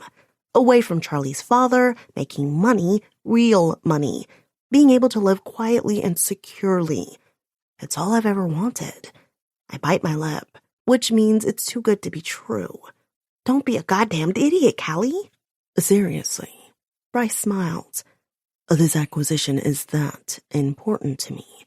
So if you succeed, I'll give you the things that are important to you. Damn it. He looks so genuine. Go get changed, and then we'll start discussing your pitch. For the next week, you'll eat, breathe, and sleep Gentry Technologies. Chapter 8. And so I do. Bryce makes no sexual advances or strange requests at all for an entire week. All I do is study. Because everything Gentry Tech does is under government contract, I can't take any of the materials home to study. That means I arrive early and stay late. It's David's weekend with Charlie, so I come in on the weekend to work. I study marketing reports, research grants, and every detail of the defense contracts Gentry Tech won last year. It's crazy impressive. Far more than that, though, I study the specs of every product Gentry Tech has made in the past and the project up for collaboration. These aren't the kind of long-range drones that are used for bombing. The exact opposite, in fact. These are surveillance drones, and they're far more sophisticated than anything on the current market. They'll be able to get into territory that is too dangerous for human scouts to venture into, both to detect targets and to make sure there are no civilians before bombings are green flagged. But for drones like this to be effective, they have to be fast, durable, and even semi-intelligent, at least intelligent enough to map terrain as they go, to locate possible shelter when there's bad weather, to react to objects in their flight path, and to avoid other nearby projectiles. According to what the material I'll be presenting promises, Bryce has come up with the algorithms that push the boundaries of what AI has ever been able to do before in responding to real-time situational obstacles. Frankly, I'm shocked and impressed by what I'm reading. I had no idea drone technology was this advanced. Bryce might be a bastard, but he's an incredibly intelligent bastard. He's pushing the state-of-the-art to places it's never been before. I don't have access to all the algorithms themselves since they are the equivalent of state secrets, but what I am able to see is still impressive as hell. In spite of myself, I start getting excited about the whole thing. This could be my future, being a part of such cutting-edge tech. When I go home at night, there's a pep in my step as I cook dinner for me and Shannon and spoon mushed peas into Charlie's mouth. "What's up with you?" Shannon asks on Wednesday night, the night before the big meeting. "Nothing," I say as I hum to Charlie, zooming the spoon toward his mouth again. He clamps his lips shut right as a spoonful of peas mashes into his closed mouth and splatters down his chin. I scoop up the sloppy peas with the spoon and try again. "Charlie!" I raise my eyebrows and do a goofy little dance. "Charlie! Looky here!" He cracks a smile and I use the opportunity to slip the peas in his open mouth. Only a third of them stay in, but hey, it's all about the little victories when it comes to peas. "High five, little man," I say when we get through the jar. "It's all about the little victories," I murmur, this time out loud. And I believe it. I've got to, for all our sakes. The morning of my meeting with Jackson, I take extra time getting ready. Shannon's already taken Charlie out for the morning to get groceries, so for one rare opportunity, I have the apartment entirely to myself. Not that I'm actually enjoying the time relaxing. No, pretty much the exact opposite. My favorite mantra is back in play as I wet the end of a Q-tip and rub off the eyeliner I've screwed up for the third time in as many tries. Don't fuck this up, I whisper into the empty bathroom. I can barely hear myself over Adele's power ballads coming out of the ancient speaker dock my iPod is plugged into. I take a deep breath and then try one more time with the eyeliner pencil. I get it right this time, thank God. I have to channel powerful woman today. Confidence. I've got to land Jackson Vale's business. Bryce made that clear enough. I finally have the chance to show I'm more than just a blonde with airbags for a chest. I pop the lid of my mascara and set my jaw. I'm determined to make this happen. I stare at myself in the mirror. The face looking back is as attractive as I can make it. Still, I frown at the pretty reflection and then sigh. I might want this to be all about the product, but I'm not naive. Pretty packaging has proven to help things sell whether I like it or not, and I need every advantage I can get. After I finish with my mascara, I flip through my makeup bag and look at my assortment of lipsticks and pull out 3 shades. Well, hell. Do I go with a soft pink, a nude, or siren red? What's the message I'm trying to portray? Again, not an idiot here. Each of these colors says something different. My gaze lingers on the red. Yes, it says sexy, but it's also a power color, and I'm not there to be a sweet blushing pink or to fade into the background like a nude. I pick up the red, decision made. I've already smoothed my hair back into a sleek chignon, putting on the fitted dark gray skirt suit, a cheap and expensive number from Bryce's collection, only completes the feel. I check one last time to make sure everything's in my bag. Shit, my shoes. I grab my black pumps and settle them at the top of the bag, then slip on my comfy pair of Toms for the train ride. This time, I won't arrive to an important meeting with scuffed shoes. I pull my sleek laptop case over my shoulder in addition to the bag. Bryce let me bring my work laptop home for once, since I'm heading straight to CubeThink for the 10 a.m. meeting with Jackson. Finally, I'm out the door. On the light rail, there aren't any seats left. Of course, on the one day I would kill to sit down. That's not going to stop me. I hold on to one of the poles and shuffle through the note cards of handwritten notes I wrote up yesterday, studying the points I need to make sure to hit this morning. I close my eyes and whisper them over and over to myself. I'm sure I'm getting looks from people around me. It's the behavior of a college student jamming for a test, but the outfit of a businesswoman. I open my eyes again as I whisper under my breath. Modified aerial algorithms to seek and react in ways that outperform both current military and commercial models. For example, the RQ-16 T-Hawk. I pause when I notice that the guy beside me is not only staring at me, but seems like he's trying to listen in to what I'm saying. I smile awkwardly and shift so that I'm standing with my back to him. Where was I? Right, the RQ-16 T-Hawk. I keep reciting talking points to myself all the way to my stop. CubeThink's offices are in a building only a couple of miles from Gentry Tech. Then again, it's Silicon Valley. Everything is just a few miles away from everything here. The Google complex is only 4 miles further from CubeThink. All these genius brains cooking here so close together in the Northern Cali fog. But there's only one genius mind I need to sway today. I stride down the steps at the light rail stop, ignoring the homeless that inevitably crowd the station. I'm too focused on my task to pay them any attention. Don't fuck this up. The train stop is about a block away from the CubeThink building. I stop when I'm halfway there and check my makeup with a compact from the outer zipper of my bag, where I keep my last-minute makeup supplies. It's not a hot day, but I'm sweating. Real attractive, Callie. I pull out some oil blotting strips and dab at my face. I smile and see lipstick on my teeth. God, I almost walked in there like this. I scrub at my teeth with some spare napkins in my purse until they're nice and shiny white again. I breathe out and sniff myself. Okay, thank Christ I remembered to put on some deodorant at least. I helped it not to go for perfume because that just says I'm trying too hard, right? I straighten up and walk around the corner and into the CubeThink offices. I am not going to fuck this up. I've studied the hell out of the product I'll be discussing with Jackson. I know the material in and out and upside down, both Bryce's proposal and what products Jackson's company is currently pursuing, what we have to offer and what Jackson has to gain. I can get this deal made. I will get this deal made. I pull open the door and head into the building. I'm let past security and take the elevator up. Whoa. As I step out of the elevator into the CubeThink offices, I'm taken aback at what a different vibe they have from Gentry Tech. From the sumptuous throw rug on the floor to the overstuffed leather couches in the waiting room, this place screams old-world elegance.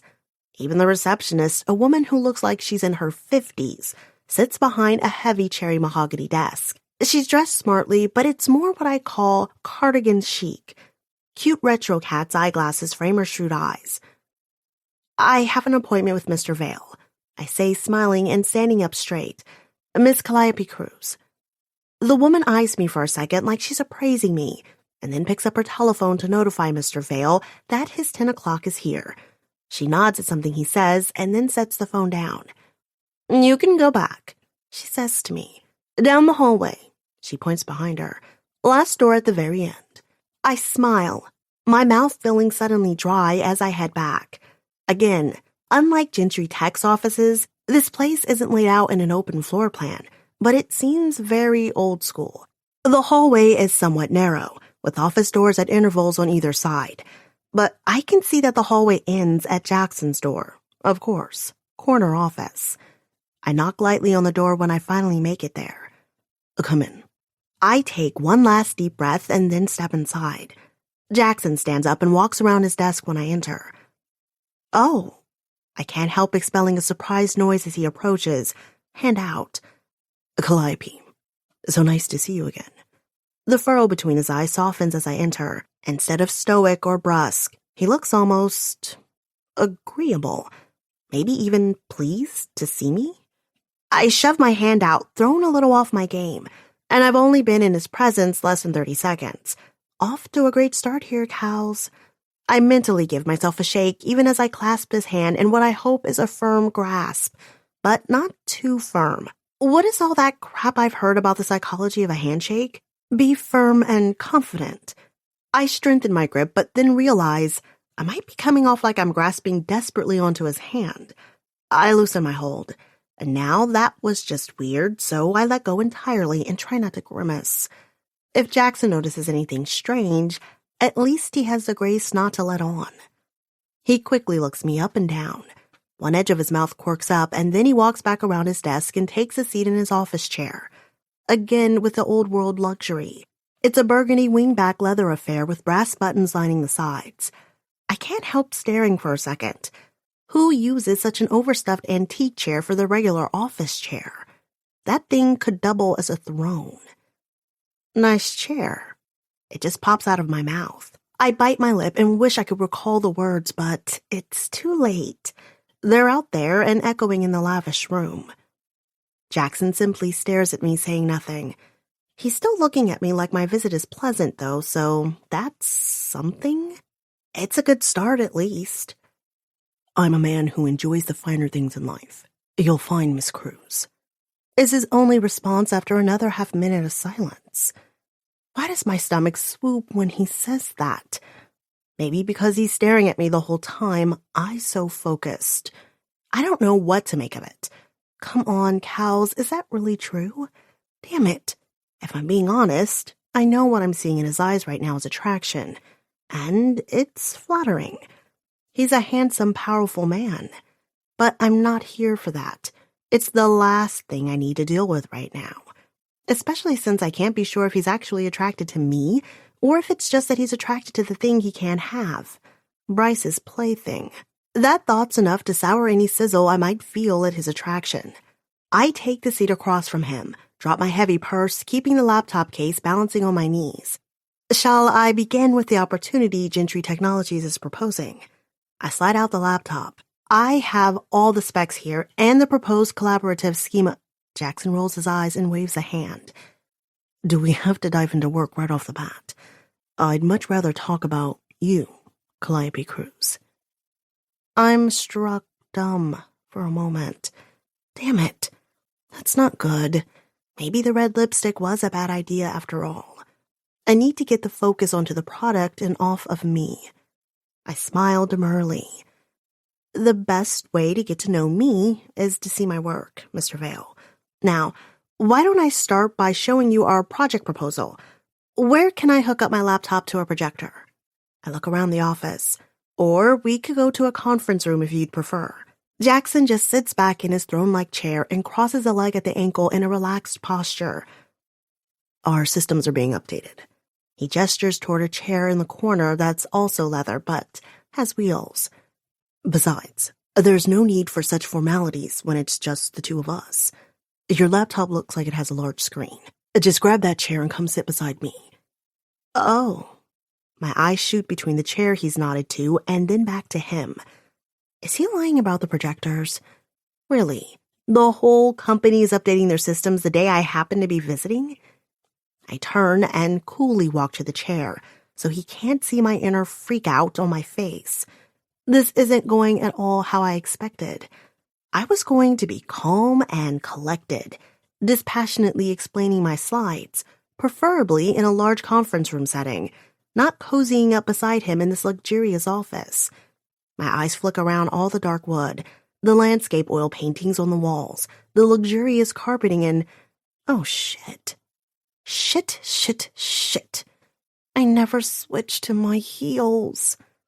Here I am in my power suit and my ratty old faded red Toms, because nothing says classy like kitschy canvas shoes that have a hole near the big toe. Christ!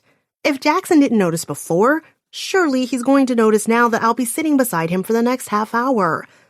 I grab the chair quickly and get behind it as fast as I can. Maybe it's hiding my feet? God, let it be hiding my feet. I can feel the heat in my cheeks. Stop freaking out, Cal. Maybe he's not even looking at you. I glance up at Jackson. He's looking right at me. Crap. Did he see my feet? I can't tell. I shoved the chair over the small space between the corner of the office and his desk. So, as I was saying, Gentry Tech is doing really advanced, damn it, brain fart, really advanced things. I finish lamely. I sit down in the chair and hide my feet under the desk, even though it makes me sit at an odd angle. Okay, time to recover. I try to clear my head. Remember the talking points, right? Talking points. Like the government contracts I was talking about. I nod. Government contracts. Right. Jackson makes a disgusted face. Bryce has always been obsessed with getting defense contract money. It's one of the things we disagreed about early on. I nod as I open my laptop lid. I'm familiar with the difference in their philosophies. My job is to show him that the gap between them isn't as wide as he thinks. While you were always more interested in going commercial, you've done your homework. I bring up my initial slides. Good. Getting into the work I've prepared is calming me down and centering me. Yes, I can do this. This is what I've prepped for. I take a deep breath as I bring up an ad for CubeThink's latest top-of-the-line commercial drone on the market. It's for serious enthusiasts and runs in the $3,000 range. Now, take your newest model you released at the beginning of this year. I list off the specifications. 10 pounds, has a rechargeable electric battery life of 30 minutes. Impressive, by the way. I interject and he gives an acquiescing nod. It goes at speeds of up to 40 miles per hour and takes HD quality film that streams directly to your mobile device. I look up at Jackson. All of this is impressive and makes you a competitor in your market. He nods, but he's starting to look impatient. If you're going to sit here all morning and tell me what my company's already accomplishing, Miss Cruz. But I cut him off, narrowing my eyes at his intrusion. All that makes you only competitive. The DJI Phantom currently holds the international market share in commercial UAVs. What's going to push you ahead in the upcoming decade of drone wars? I click through the next few slides, feeling my confidence building. I'll skip the history lesson. I'm sure you're as familiar with military drones as you are with commercial. You know the RQ-16 T-Hawk was used for almost a decade in Iraq and Afghanistan. I don't bother posting it as a question. Naturally. I click past the slides detailing the specs for the gas-powered scouting drone that soldiers carried in backpacks, and then sent ahead for reconnaissance to check an area before entering. I look up at Jackson before I click to the next slide. His dark eyes seem to miss nothing as he watches me. It almost trips me up, but I push through. It's far easier if I keep my eyes on my laptop. Why does his body have to take up so much space? Gentry Tech is building the next generation of small recon drones. The specs for Bryce's new design come on screen. As you can see, I start. This model is sleeker, much lighter, and is battery instead of gas-powered. We hope in our collaboration with CubeThink to change that to electric battery or even solar-charged. If you'll look here, Jackson reaches over and grabs the laptop, brow furrowed in interest, as he zooms in on several parts of the design. He's even closer now, and it's impossible not to, well, inhale him. Pine. He smells like pine and man, and for a second, I imagine him sitting in that big leather chair of his out in a forest cabin somewhere, just having come in from chopping wood. Interesting, he says under his breath, and I startle back to the moment. He decided not to go for a coaxial motor design. Then he huffs through his nose, and just how does he expect to get the quick lift he needs without the multiple motors? He's still got the laptop in hand, and I bite my lip.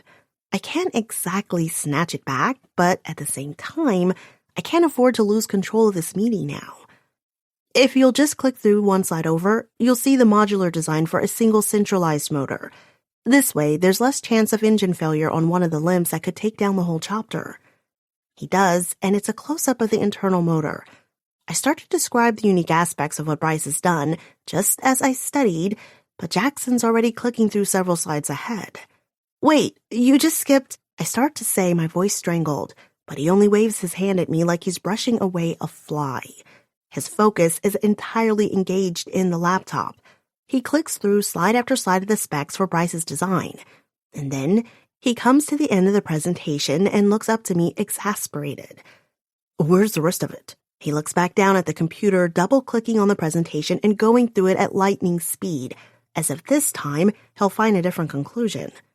That's all there is. What? But where's the code? He looks up at me like I've just said something ludicrous. Again, his eyes make me pause. They're such a dark blue. I've never seen anything like that color before, not to mention the way he looks at me, with such a direct intensity. Or at least some pseudocode that tells me the direction his programming is going to take. I swallow and look away from the disturbing force of his gaze. I thought it was strange that Bryce didn't send any code too, but I give him one of the answers Bryce provided when I asked him the same question. Aren't you most interested in the hardware side? I sidestep. That's what you're getting out of the bargain, isn't it? The contacts with the best parts makers in Japan and around the world. That's what he's showing you here. I point to the screen. But Jackson starts shaking his head before I'm even done speaking. That has nothing to do with what he's proposing we collaborate on. That's just the bait. All that tells me is that he's desperate to get me on board for this project. Damn it, I'm losing him. I try again with Bryce's second explanation. This is just the first discussion to start laying our cards on the table to begin the process. Gentry Tech is showing you ours and letting you see what we're working on ahead of anybody else. It's a show of good faith. Jackson scoffs like it's the biggest steaming pile he's ever heard, and sets my laptop none too gently down on his desk. A show of good faith. He laughs and puts one elbow on the arm of his chair, then leans his chin on it and watches me with narrowed eyes. What good is hardware without the software to run it, Miss Cruz? I can't help the slight slouch of my shoulders, in spite of my determination not to show any sign of weakness. It's like a human body without a brain. Useless. His eyebrows rise. Exactly. So you see now what Bryce has offered me in this so-called show of good faith. Nothing. A beautiful car with nothing under the hood. The future of drone technology is how intelligent they are. I perk up.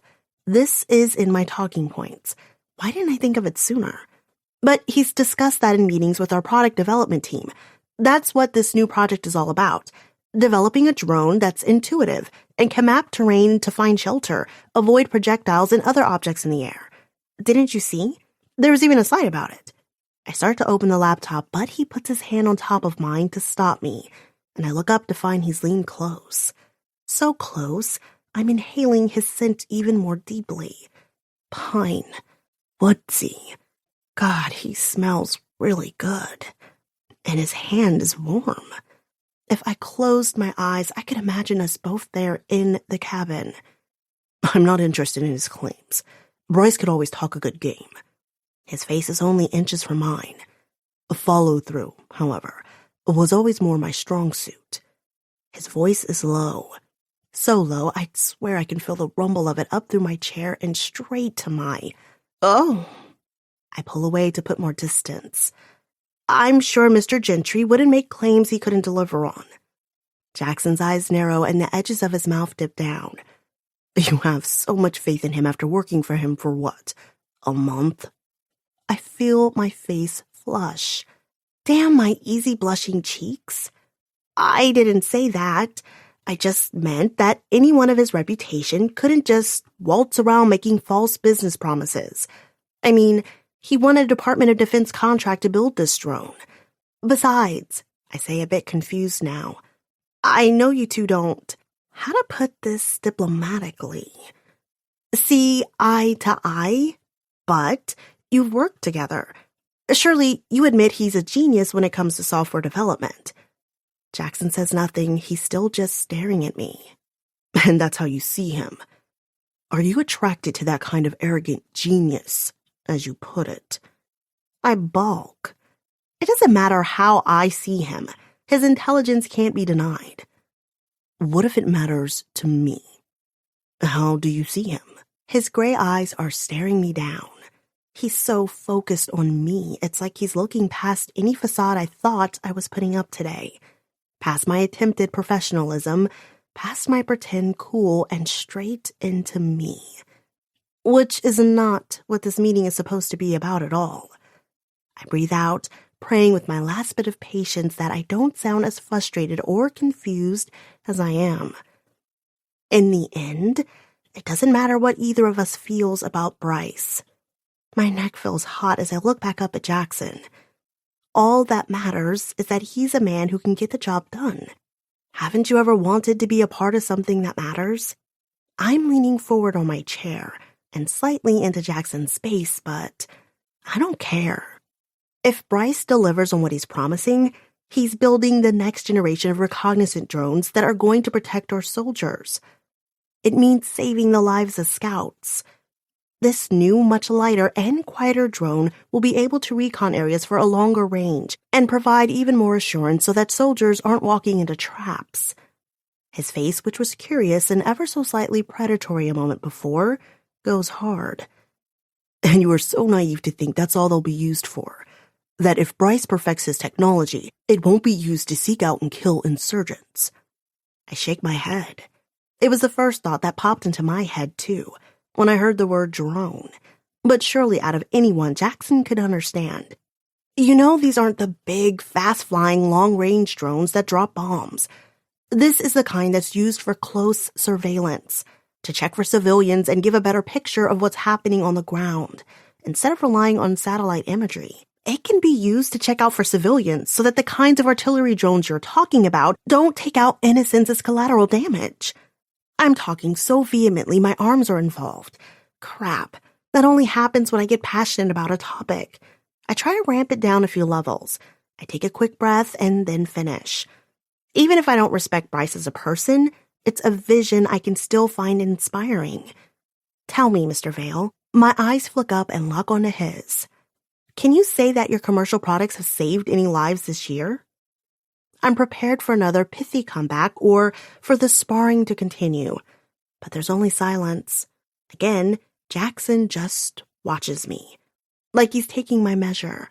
It's hard not to squirm under the microscope of his gaze. Did my little speech move him?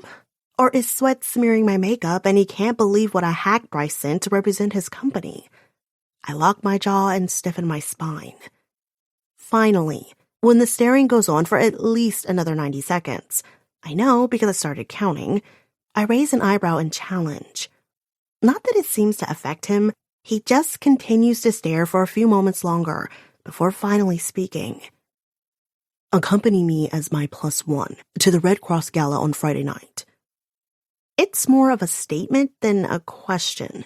And what the fuck of a non sequitur? We were just talking war and drones and saving lives. And now he's inviting me to a party? Not just that, but the way he phrased it.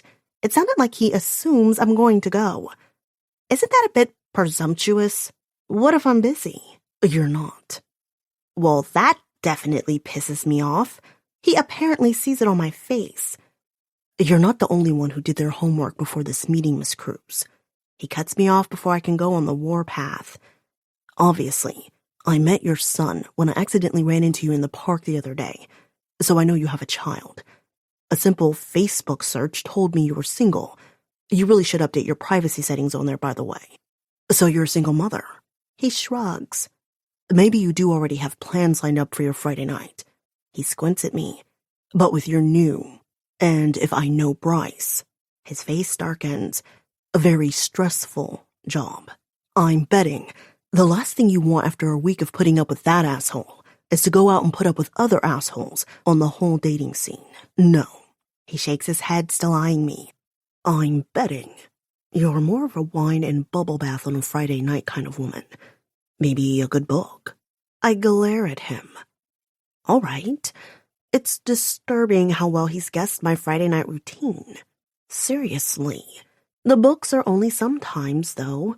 And once I'm out of the bath, it's more classic movies, like Gone with the Wind or anything with Jimmy Stewart, Spencer Tracy, or Katharine Hepburn. I give him a little acidic sweetness with my smile. Wrong on all counts. This Friday, I have an evening full of plans to deep condition my hair and paint my toenails. He's never once looked away from my eyes in the last nerve-wracking 5 minutes. He doesn't now, either, as he does the half-smile thing that's charming as hell. I consider care of one's feet and footwear to be essential to the presentation of one's person, though I must say I appreciate quirk as well as quality. He holds out a hand and pulls me to my feet before I even realize what he's doing. His eyes are still on mine as he says, I was quite beguiled by your own choice in footwear today. I feel my eyes widen, but I can't think of even a stumbling excuse. It's not like pulling out one of my pretty pumps at this point and saying, no, wait, I was supposed to be wearing these sexy things, is going to help my embarrassed blush. And damn him, he's managed to get the upper hand on me right here at the end of the meeting. That's not supposed to be how this goes. He slips my laptop back into its case. Shit. Did he see the pumps at the top of my purse right beside the laptop case? And his hand drops to the small of my back. He walks me to the door and I'm moving with him. Wait, this can't be the end of the meeting. We didn't even come to terms. I have no idea where the proposal stands or if he even... My driver will be around to pick you up at 6 p.m. for the gala, Jackson says smoothly when I'm at the threshold of his office. And I hope it's not too presumptuous, but I have a personal shopper who I haven't used nearly enough this year. She works on commission, you understand. She'll drop by on Thursday with several dress options as well as shoes. There's a definite twinkle in the bastard's eye as he says this. And wait, what? A dress? Shoes? I never even agreed to go to the damn gala. Mr. Vale, I start, but he smiles at me. Not those odd half smiles he's been teasing with all morning either. No, this is a genuine full-teeth affair. And he has such white teeth. And that damn dimple. A dimple. In what world is that fair? I'm, well, dazzled for a moment. And then the door closes. I just stand there. As I head back down the hall, I can only shake my head, still a bit dazed by the entire interaction and its outcome. What I do know is that I haven't convinced him to collaborate with Gentry Tech yet. I have to salvage the deal somehow, and that boils down to the only option left to me. I guess I'm going to the fucking gala. Chapter 9. I don't pull any punches when I report back to Bryce about my meeting with Jackson. There's no point in softening the fact that Jackson didn't make any concessions or sound very open to collaboration. I take Bryce through every step of how the meeting went, and his jaw grows more and more tight. But then, as soon as I tell him that Jackson invited me to the Red Cross Gala, his entire posture relaxes. Good, he says. You can use that opportunity to get closer to him. I'm sure between your persuasive skills and my innovative designs, we'll sway him to our position in no time. Today was only an opening salvo. I did want to talk to you about that. I hesitantly start. Mr. Vale seemed... I cast around for a diplomatic word. Less than thrilled that our presentation included only the external modeling. Perhaps if we could present some of the internal algorithms, he might be persuaded more quickly. Bryce makes a derisive face and waves a hand dismissively. I'm not giving away industry secrets unless he's willing to commit. But how can he commit unless he knows something of what you're bringing to the table? I ask, a little of my exasperation coming through. Bryce's sharp glare makes me wish I'd bit my tongue. Don't forget your pay grade, Miss Cruz. Only a novice would think that showing their hand at this stage in the game was a wise move.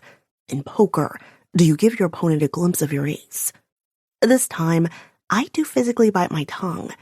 This isn't fucking poker. He's trying to get Jackson to collaborate with him.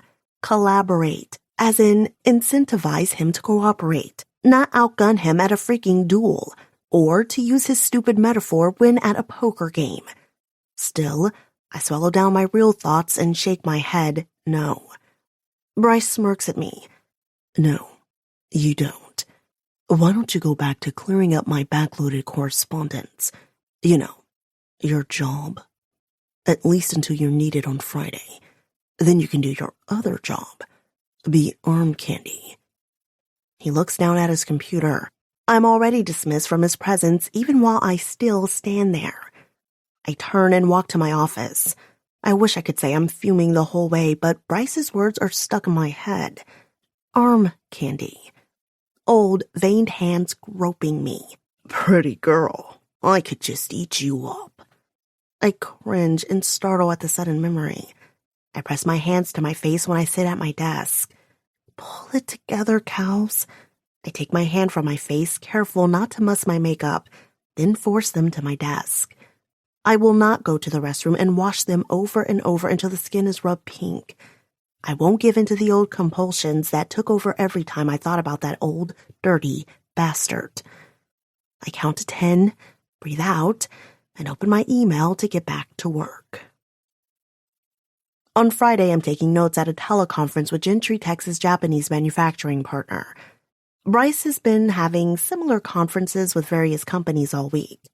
I wonder if these are the very contacts Bryce is dangling in front of Jackson. And why can't Jackson just contact them directly?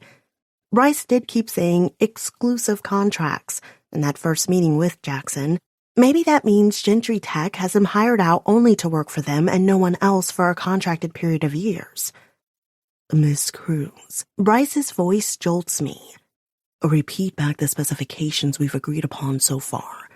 Shit. I sit up in my chair nervously and scroll through the notes on my laptop. My improvised shorthand is all but second nature after 6 weeks, and my fingers have been flying furiously for the last 45 minutes. Well, except for those few moments when my mind was wandering thinking about Jackson. I take a quick second to adjust my Bluetooth earpiece and then get talking. The motor should be made of carbon fiber with fiberglass central and mounting plates. I continue paging up on my laptop.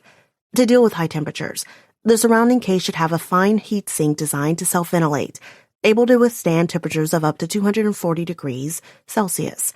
The entire motor should weigh no more than 160 grams, 200 with copper wiring in place. The voltage range should be 16.8 to 34. I continue rattling off statistics from my notes for another 5 minutes.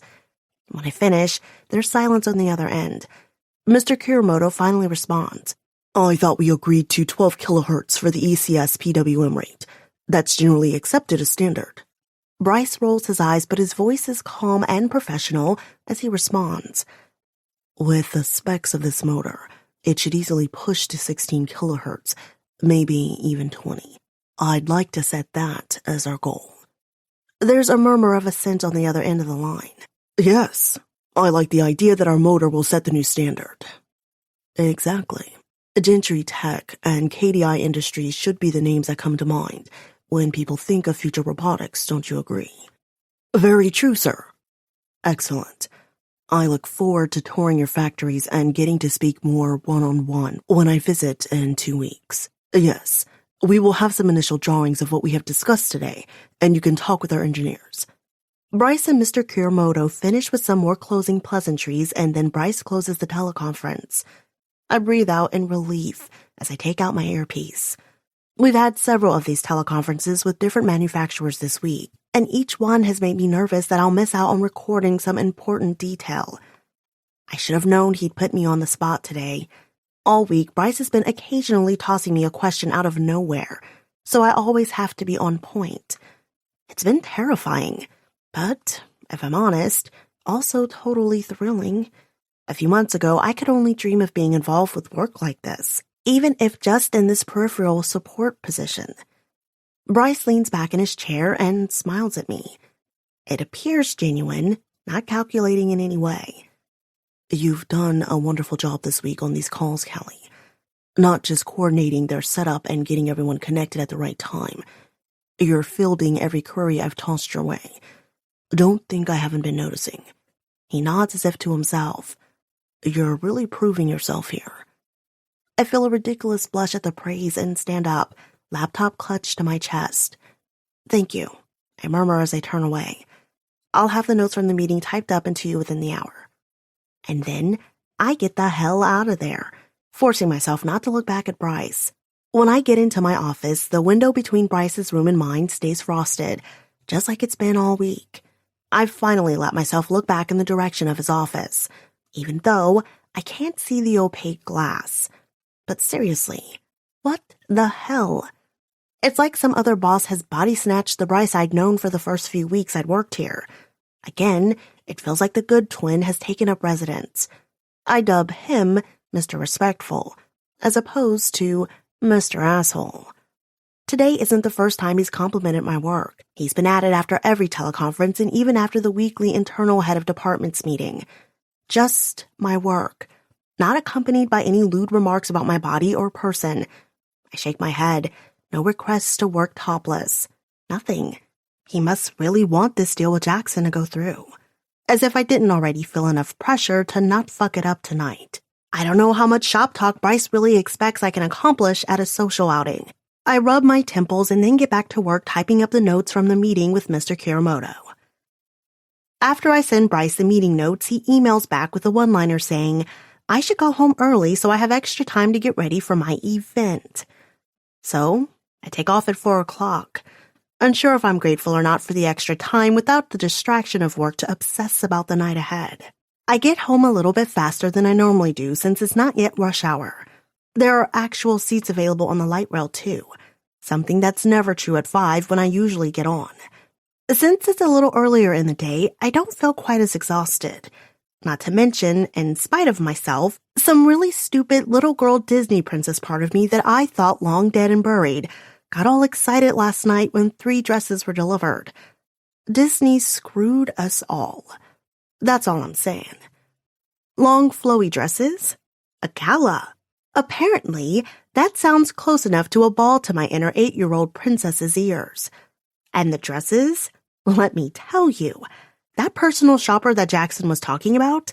Yeah, she deserves her commission for the year and then some. How am I supposed to choose just one? I tried on each one and Shannon took pictures. For once, we actually got along. I thought she would give me shit about a bunch of super fancy dresses being delivered. It reeked too much of my beauty pageant days, which had always been a sore subject between us. But when I explained it was for a work function, to my surprise, she asked if I wanted help looking through them and choosing what to wear. After our blow-up the other night, I noticed her making small moves toward reconciliation. Maybe this was another one. I wasn't going to hold a grudge. I agreed, and we unzipped each of the 3 garment bags, assessing each like we were guest judges on Project Runway. Well, Shannon said, eyeing each of the 3 dresses critically. They're all pretty, and even have good hanger appeal. But you really need to try them on before we can make any real decisions. I grinned. I hadn't enjoyed dressing up in a very long time. Being poked and prodded and pinned into pageant gowns for a significant portion of my adolescence had killed it for me, but seeing Shannon's enthusiasm made it feel fresh. Enough to even forget that this was supposed to be a working event. I clapped my hands like a little kid. She rolled her eyes at me, but for once it was a good-natured gesture. "Just get your butt in the blue dress." She held a strapless blue bandage dress that looked like it would hit just below the knees. "I'll go get my camera." I tried on each dress in turn, and Shannon took pictures. Though saying she took pictures is an understatement. She got all into it like she was a budding fashion designer or something. Actually, thinking about it, didn't she minor in photography in college?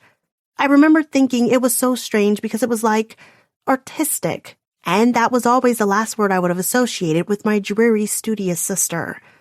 Anyway, she was really into the photo shoot. She had one of those cameras with the giant lenses and everything. It was pretty hilarious, but I didn't dare laugh. Shannon actually seemed like she was having fun. My sister. Fun. Yeah, it took a while to compute for me, too. "The lighting is better over here by this lamp," she said after I changed into a shimmery gold dress. She all but dragged me by the wrist over to the standing lamp near our front curtains. "It has a yellow bulb, and the ambient light will really make the gold color pop." She nodded as I positioned myself in front of the curtain.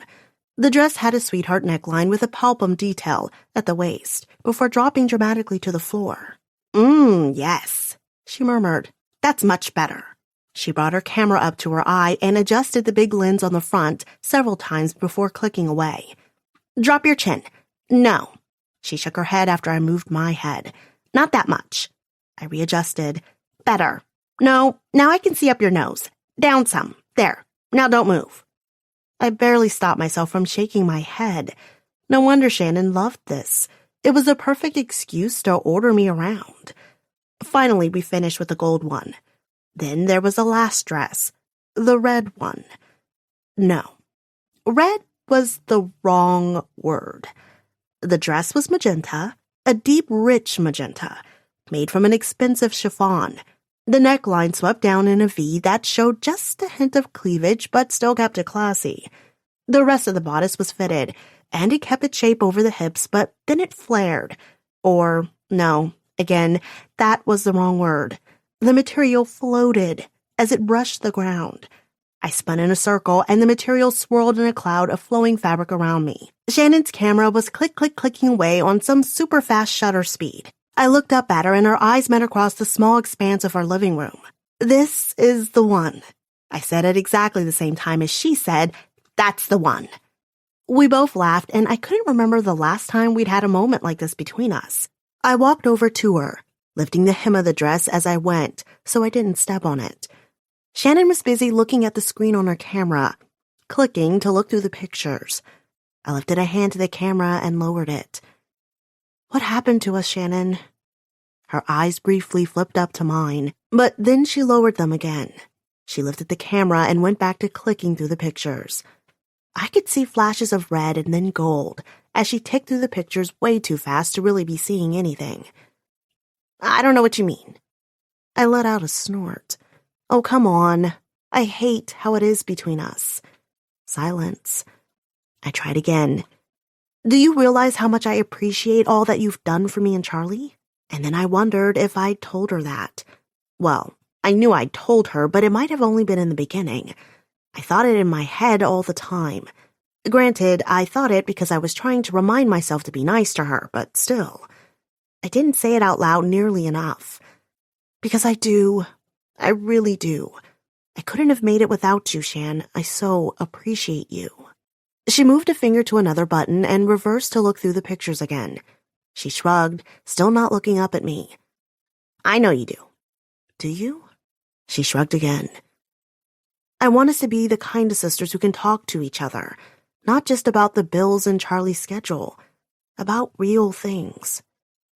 I could see her body start to shrug again, so again, I blocked the camera screen. She sighed and finally looked up at me. "What do you want me to say, Callie? We can't just magically fix things with one conversation. Of course I wish things were better between us, but it all just got..." Again, her shoulders went up and then dropped. She looked toward the ceiling as if searching for patience or for a word to encapsulate everything she was thinking. I don't know. We just lost that kind of connection a long time ago. My own shoulders sank. So, that was it then. That doesn't mean it's always how it has to be, though. She knocked me on the shoulder with the hand not holding the camera. We're adults now. The past doesn't have to define us anymore. That only made me more confused.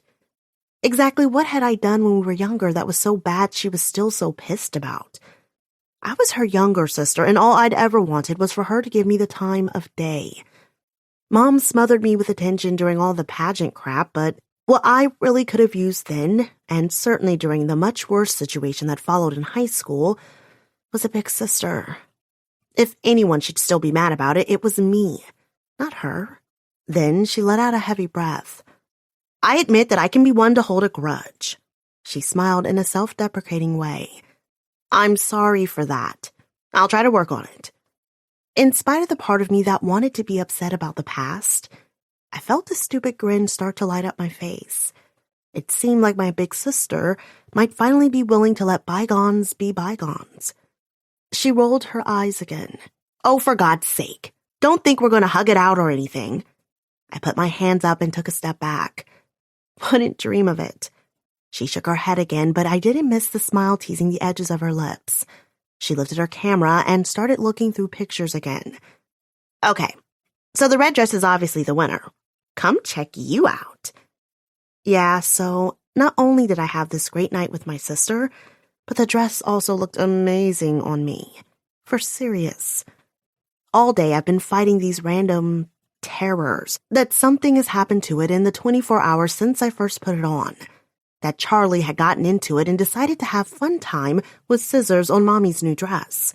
Or the apartment is flooded or suddenly gotten an infestation of mice overnight. Something will have happened. Something always does. This is my life we're talking about after all. But when I step in the house and immediately go to the closet, not only is the red dress perfectly fine, but so are the others that the personal shopper texted they'll pick up tomorrow. I breathe out and then lay my forehead against the door frame. A note says Charlie and Shannon are out for their afternoon park outing. Another rarity for me to be home before them. Alrighty. No time to enjoy that I get the apartment to myself. I scurry into the shower and turn it to as hot as I can stand it. Ah, that feels good. Usually, I shower at 6:30 in the morning along with everyone else in the complex. I'm lucky to get tepidly warm water at that time of day. So I bask in the first truly hot shower I've had in what feels like forever. Which means I stay in longer than I should. When I finally get out and notice the time, there's a lot more cursing involved. I still have to blow out my hair and figure out some kind of styling to do. Son of a bitch. Because there's that gorgeous magenta dress and I'm supposed to do something with my hair that matches its elegance and I'm screwed. I swipe at the steam that's gathered on the mirror and then stare at my hair that's dripping on my towel-covered body. Yeah, no sudden inspiration is hitting me. Damn it. I run out to grab my laptop and Google easy updos when the doorbell rings. I glance at the clock. I'm not running that late. The driver can't be here to pick me up already. Can he? My heart starts hammering 1,000 beats per minute. What if I got the time wrong? Oh God. This is like one of those dreams where you show up to a final exam and haven't studied any of the material. How the hell am I going to convince Jackson he needs to collaborate with Gentry Tech? It's so much easier to just focus on the things I can control, like the dress and the hair and makeup. But all of that's just window dressing. He's this genius, and who am I? Just some lowly... The doorbell rings again. I suck in a deep breath. Negative self-talk isn't going to help anything. I'll sell Jackson on collaborating because I have to. I can do this. You can do this, I whisper, looking at myself in the steam-fogged mirror. I hear knocking at the door. Crap, time's up. I look down at my towel. Boobs and hoo-ha covered. Check. I hurry to the door and look out the peephole. Not a driver. I breathe out like I've just gotten a stay of execution. Thank God. I've got a little more time left.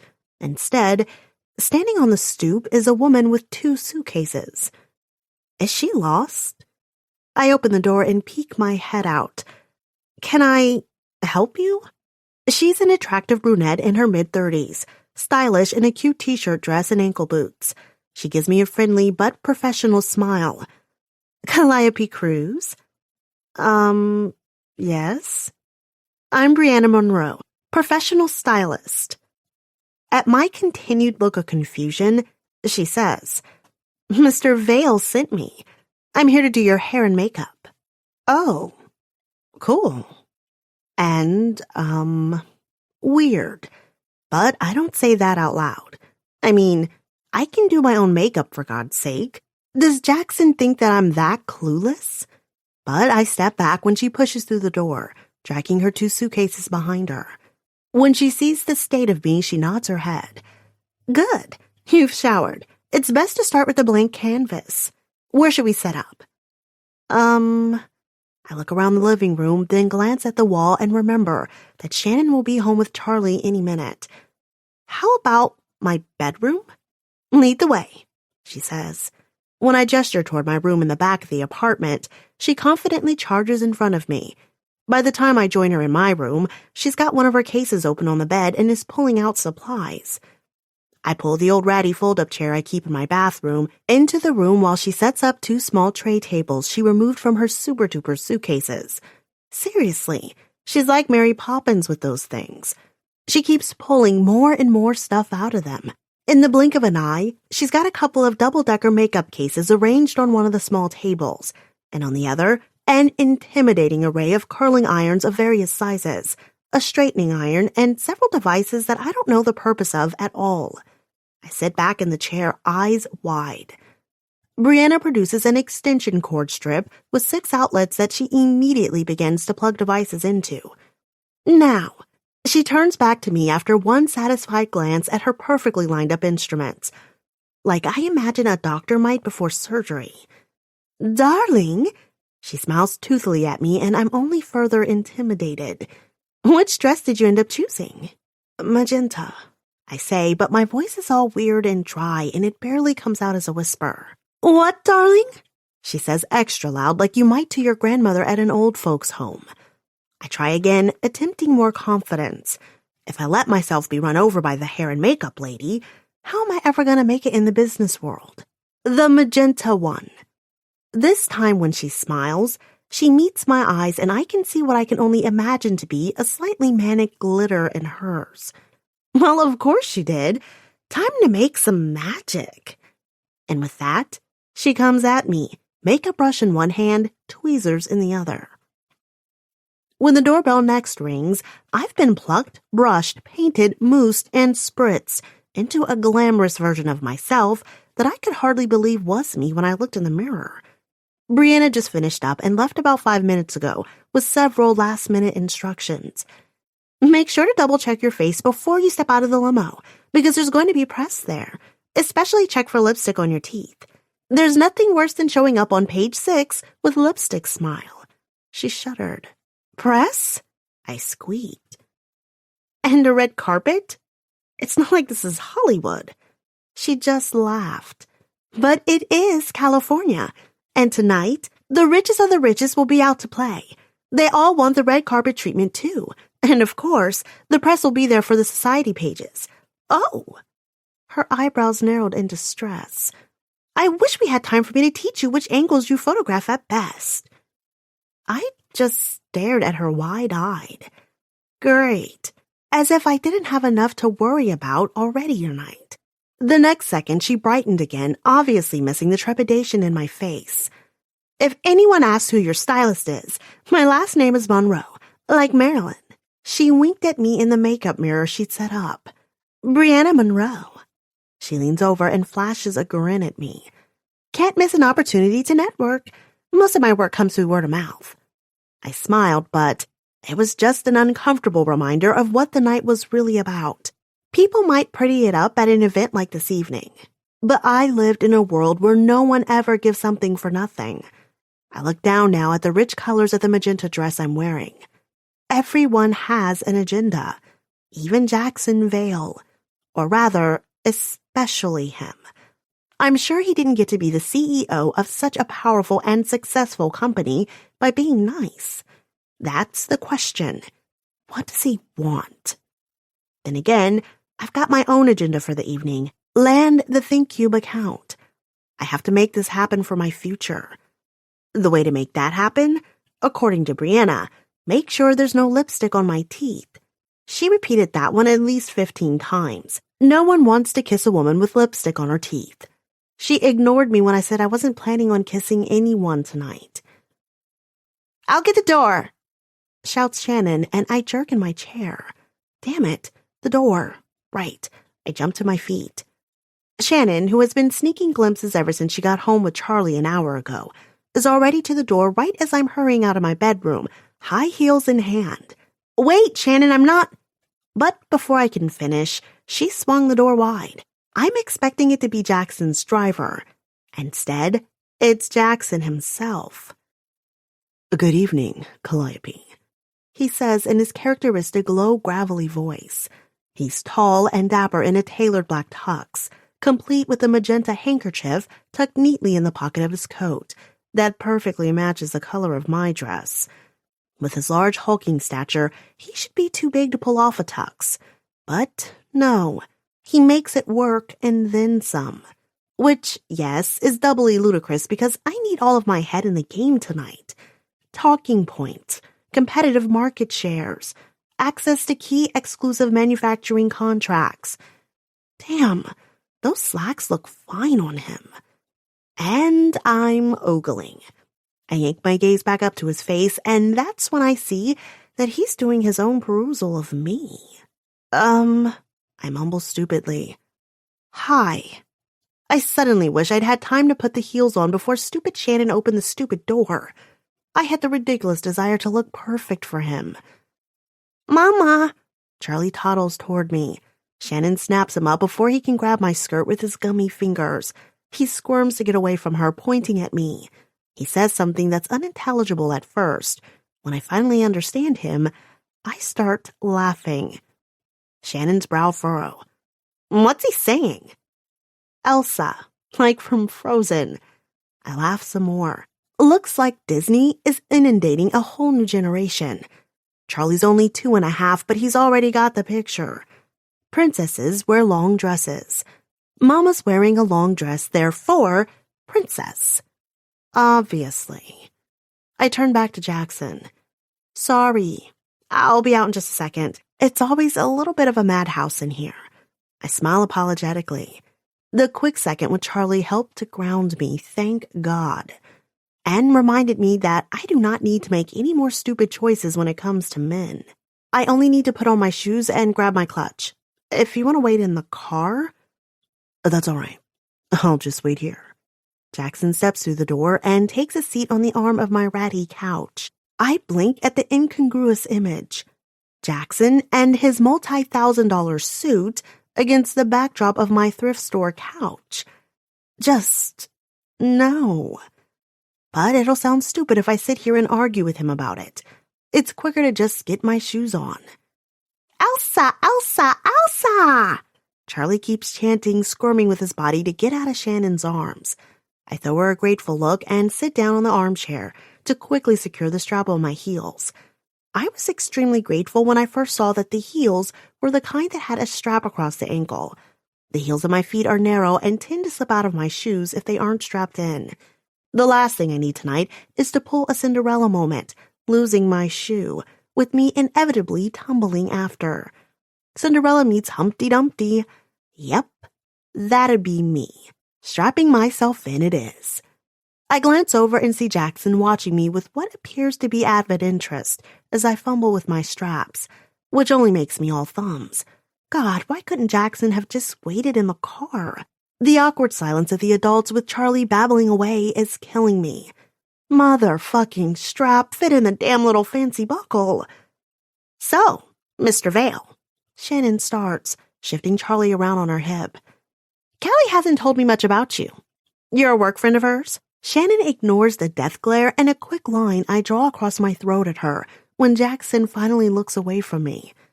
I have to pretend I'm adjusting the straps when Jackson glances my way again. At least I finally get the first shoe strap hooked in. Thank God. A work friend, am I? I've been upgraded to a friend. I freeze at his words, and suddenly, I can't look away from him when I see that telltale lift on the right side of his mouth. And here I thought, when we'd last left things, I was merely the target of your boss's business interests. I dip my head to hide my reddening cheeks and focus on my second shoe. We're heading to the ball tonight, so that makes us acquaintances at least. A ball? There's amusement in his voice. I wince. Fucking Disney. A gala. I rephrase. The Red Cross Gala. You know what I mean. There. I finally finish the second latch and stand up, trying out the heels. I managed to not even wobble. Gold star for me. Now if I can just make it through the rest of the night without falling on my ass. Jackson rises and holds out an arm to me. Deep gulp. I grab the clutch that Brianna filled earlier with what she called my essentials. Cell phone, keys, lipstick, eyeliner, a tiny compact, and touch-up concealer. All of that barely fits in the tiny clutch. I'm afraid if I open it at any point during the night, I won't be able to fit everything back in again. I glance nervously around the apartment, wondering if I'm forgetting anything. I want to go look in the mirror again just to check that I haven't screwed up the makeup. Still, crap. Maybe I should go check it now in the bathroom mirror. But I checked like 7 times already. Surely none of it will come off between now and the hotel where the gala is being held, right? But before I can pull away to go check, Jackson gently urges me forward toward the door. Damn. He smells really good. What if there is lipstick on my teeth? And I'm trying to talk to him about why collaborating with Gentry Tech makes both financial sense and could help push CubeThink to new heights of the state-of-the-art. But all he can focus on is the fleck of red on the tip of my incisor. Wait! I pull my arm away from Jackson's. But I don't go toward the bathroom to check my teeth. Instead, I go toward Charlie, who's starting to whine in Shannon's arms. Oh, poor baby. Auntie Shannon will let you go just as soon as Mama is gone. I tickle him at the neck even as I kiss his cheeks. Then, I just kiss him all over his face and tickle his belly. His high-pitched giggles fill the apartment. I snuggle my cheek against his. All the noise in my head quiets. Right. This is what it's all for. I pull back and I can't help grinning at my beautiful boy. Mama's going to be home late tonight, but I'll see you bright and early tomorrow morning. Will you wake me up tomorrow with kisses? Kisses! He repeats back to me and then makes an approximation of the kissing noise. I laugh with him and give him a few more tickles. I take one more deep breath of his baby scent and then turn and hurry toward the door, gesturing at Jackson to follow me. Shannon's distracting Charlie by getting him ready for dinner, and I catch Jackson watching me, then flicking a curious look back at Charlie. I frown. I never leave without a little bit of a goodbye ritual, and I did it without thinking. But now, I really wish Jackson had waited in the car. I don't like that he got to have that part of me. I don't want my life to be like a Venn diagram where 2 circles of home life and office life ever intersect or overlap. They should never touch at all. I shut the door to my apartment with a little more vehemence than is strictly necessary. Calliope. Jackson's voice surprises me from my thoughts. Everything all right? I smile, even though I'm sure it's obvious how forced it is. Great. I hurry forward to the car. Or, well, limo. It looks out of place on the street of mid-level income apartments. Jackson holds out his hand to help me in while the chauffeur stands by the open door. Just like in a movie. Too much, in fact. Because this is real life. And in real life, Cinderella doesn't end up with the prince. Though, when I sit back in the buttery leather seats and arrange the fabric of my gown so that it flows around me, I have to admit, it does bring a little of the storybook feeling back. The gown is so gorgeous. For just a night, I could pretend I'm the woman who belongs in such finery. Isn't that the rub? I don't know whether to be bitter about the make-believe of tonight, or if it's better to let myself go with the fantasy, even if just for a little while. To pretend that good triumphs over evil, and the most unimportant and unluckiest of girls can be not just a princess, but a queen, at least over her own life. Be the queen. Win the account. Live my happily ever after with Charlie in a castle far, far away from anything that could ever threaten us. Chapter 10. Both Jackson and I are silent as the driver pulls away from the curb and we head toward the city. Finally, he speaks. "You look lovely tonight." I glance over at him and my breath catches. Somehow, when I'm not looking at him, I can forget how imposing he is. He sits across the limo from me, but there's a panther-like grace to his large body that makes it almost impossible to look away. Back at the apartment, there were other distractions. But here, there's nothing but me and him, confined in the box of his limo. Even though the inside of the limo is huge, it suddenly seems far too small. "Thank you." I belatedly respond to his compliment. Then I add, "You too. Look good. Handsome." Oh, God. Did I just say that out loud? Can we go back to not talking now? "Do you mind if I ask how old your son is?" His head is cocked slightly to the side. "He's 2.5. "How old were you when you had him?" My jaw tenses. What the hell kind of question is that? I'm already looking at my lap after my previous foot-in-mouth statement, and now I avert my eyes to the window at the endless billboards that stretch along the 101. "Sorry." Jackson's low voice comes from closer than I expect, and then I feel the heavy warm pressure of his hand on mine. "I don't mean to pry." I turn and meet his gaze. He's leaned forward, closing the gap between the benches so that our knees almost touch. I can smell his cologne. The masculine woodsy scent of pine sweeps over me. The earthy smell is so at odds with the city around us. Again, I envision him belonging in a log cabin, maybe in another century. And his size? He's too large. Like he was made to be a lumberjack or out hunting wild boars, not sitting behind a desk writing computer code. "How did you get into working with computers?" I ask instead of answering his question. Somehow, I need to get this conversation onto business, but I also want the evening to play out organically, and I'm frankly just interested. He tilts his head again in that way that makes me feel like he's trying to puzzle me out, but doesn't move his hand from where it rests over mine. I have to slide it out from under his to pull it back toward my waist. He doesn't react to my withdrawal. "My foster dad." The answer is short, and he goes quiet after, looking down at his hands. I think that's all he's going to say, but after another long moment, he starts talking again.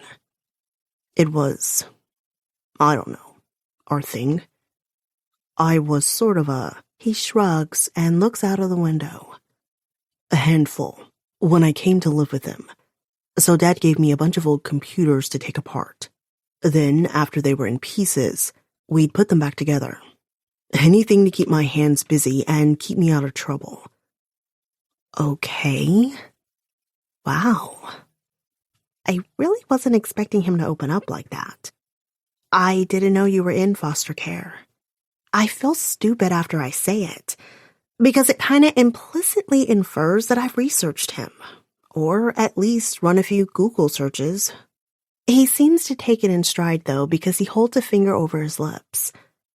"Shh. I've managed to keep it off of my Wikipedia page." But he's telling me? Then I think about all the stories I've heard of children in foster care. As if he reads it on my face, his lips tip on one side. He leans forward again, just long enough to pat my knee. The quick contact is like a jolt, but he pulls back on his own this time. "Oh, come on," he says. "Don't look at me like that." His eyes narrow at me. We've all got a sad story. Mine's not any more tragic than most. I was too young to remember my parents when I lost them. Eventually, I landed with good foster parents, the Kents, when I was 11, and the rest is history. He settles back into his seat. I don't miss 2 key points of the last sentence. Eventually, and when he was 11. What happened during the in-between years? I thought I read somewhere that you had trouble in school growing up. He shrugs, looking slightly uncomfortable, but trying to laugh it off. You let something slip to a reporter. 1 time. He shakes his head and flashes a self-deprecating smile that gives me a glimpse of the dimple in his left cheek. Sorry, I cringe. Now here I'm the one doing the prying. No, it's okay. He waves a hand. I'm not really embarrassed or ashamed about it. It's always just a little weird when people know things about me already when I first meet them. Double cringe time. Yeah, sorry, again. I Googled you before I came to first pitch you. I scrunch up my face and raise my eyebrows apologetically. Won't do it again. Scout's honor. He grins, dimple coming out in full force. How about I choose to be flattered by your interest and we'll call it even? I let out a relieved breath. Okay. He's taking the non-douchey path at every turn here. Wow. I don't quite know what to make of him. I'm still trying to think of something to say to cover up my faux pas when he continues. Yes, I had trouble. His eyes search the ceiling of the town car like he's looking for the way to put it. Focusing my attentions when I was younger. It's like my mind was moving 3 times faster than my teachers were talking or anything else that was going on around me.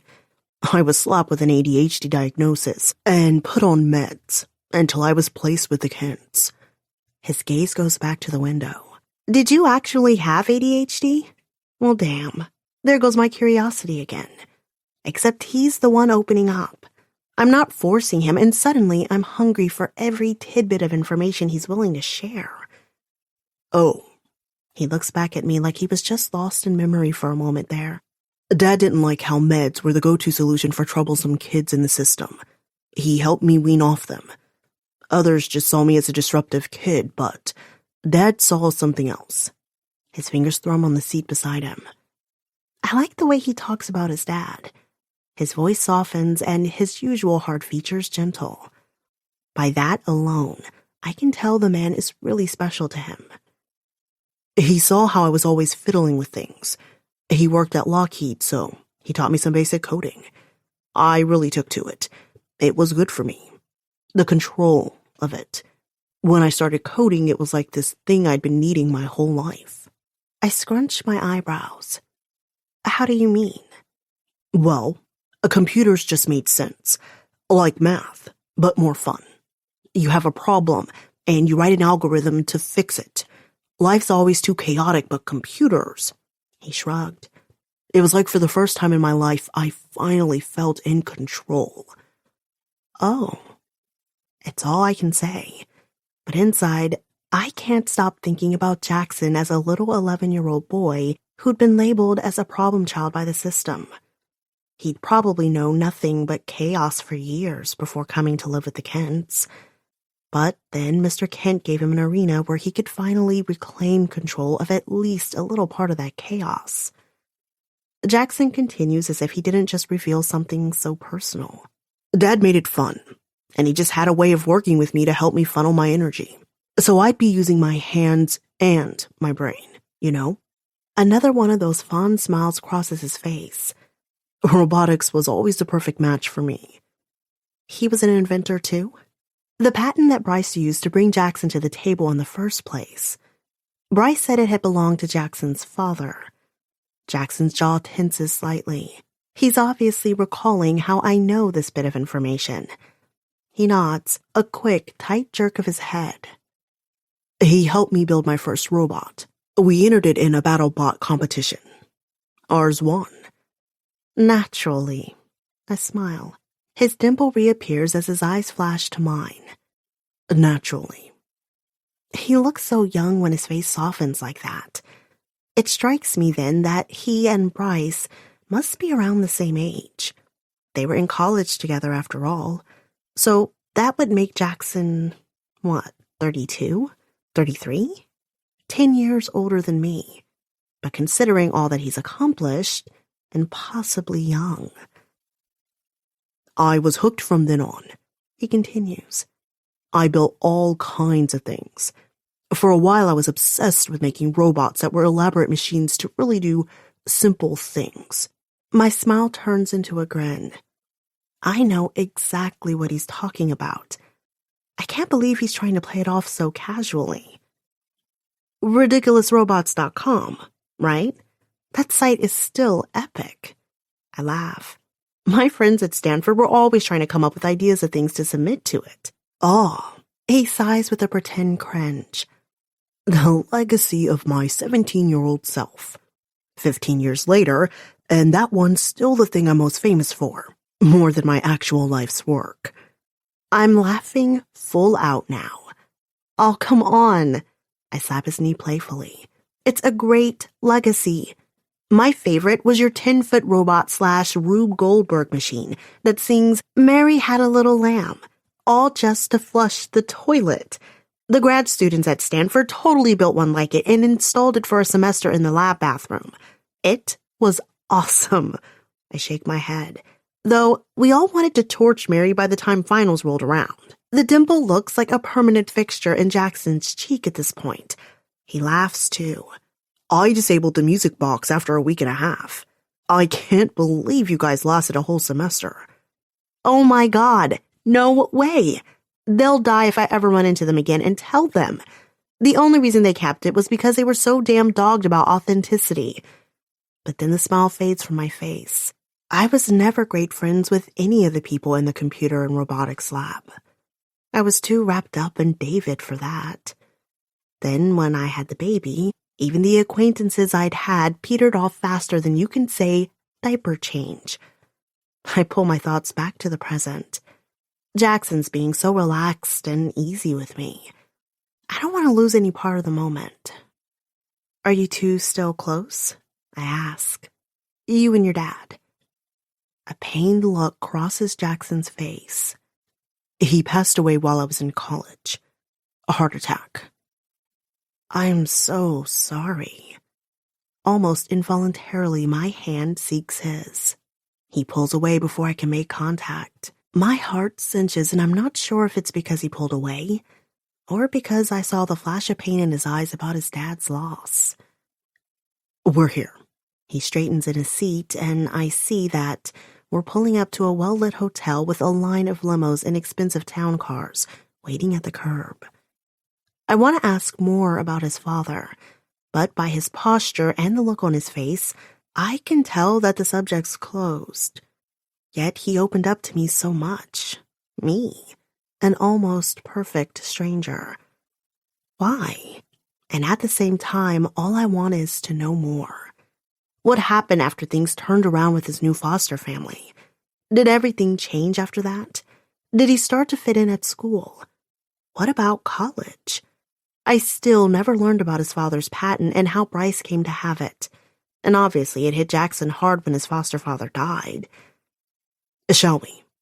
Jackson's eyes find mine, and he holds out a hand to me as the door opens. Immediately, the noise of excited voices and activity breaks into the sanctuary of the quiet car. I take a deep breath as a sweeping lightheadedness hits at the thought of stepping out into all of that.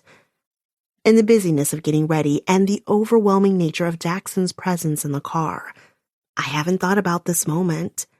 Being here, actually here, in the dress at Jackson's side. Shit, am I going to be expected to dance? Or use the right fork at dinner? That's not even to mention what I'm really supposed to be doing here. I've let myself get all sentimental about Jackson and his dad when I ought to be cutthroat, using whatever emotional ground I've gained to get to the deal.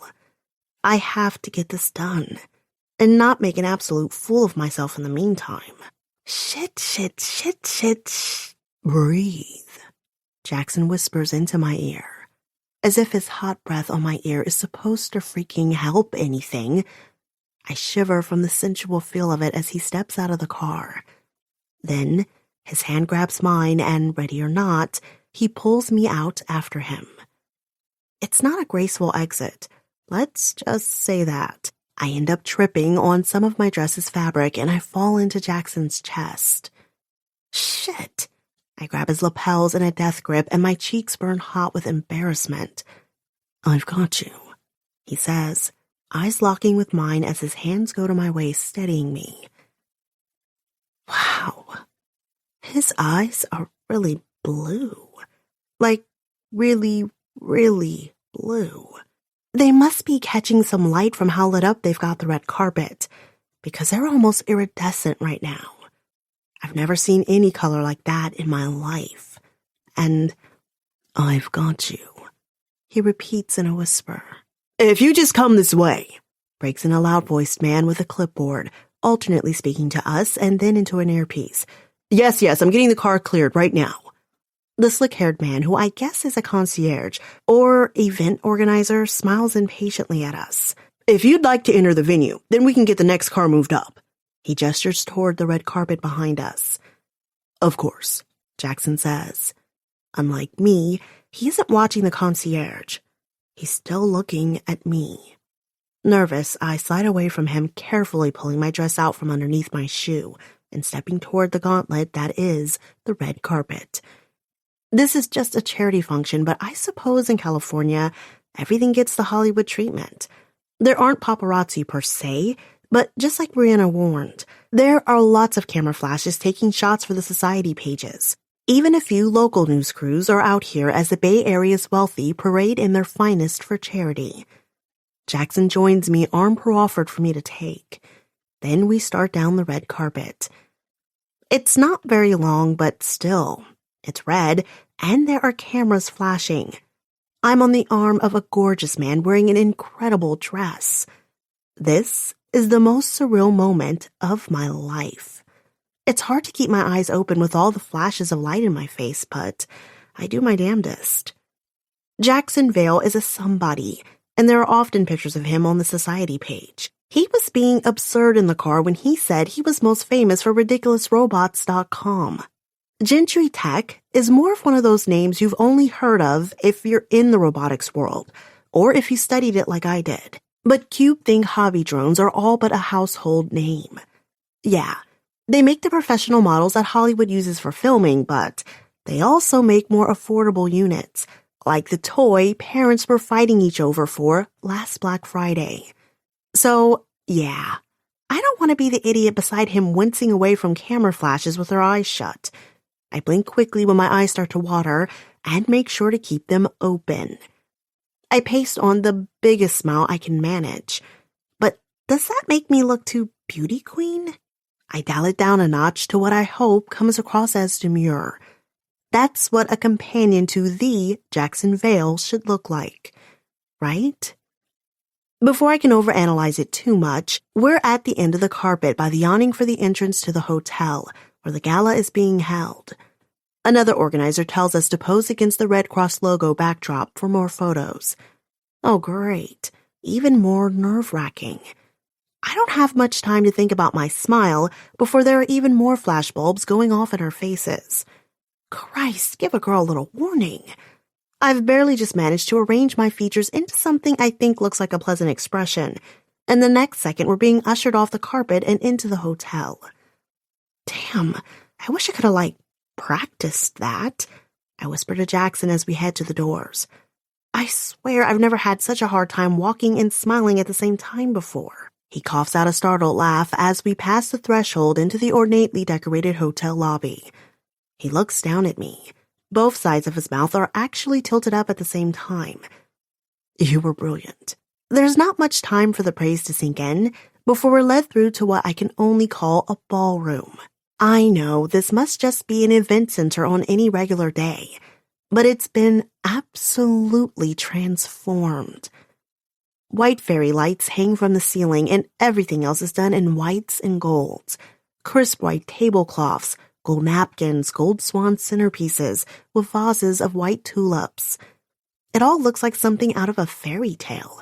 And that's not even taking into consideration the gorgeously dressed people who've begun filling up the space. Beyond the tables is an open area for mingling or maybe dancing later. Few people are sitting at the tables, though. They've mingled in the open area beyond the seating, on the ballroom floor, where servers thread through the crowd with champagne and appetizers held aloft on trays. That's where Jackson guides me, with the slightest of pressures on the small of my back. I'd rather he held out his arm for me to take. I could use the stability of his arm. But the touch of his hand to the skin of my back, where the dress dips, feels a little too intimate. The surreal feeling is back. Like this is one of those dreams where I've gotten myself on a reality show.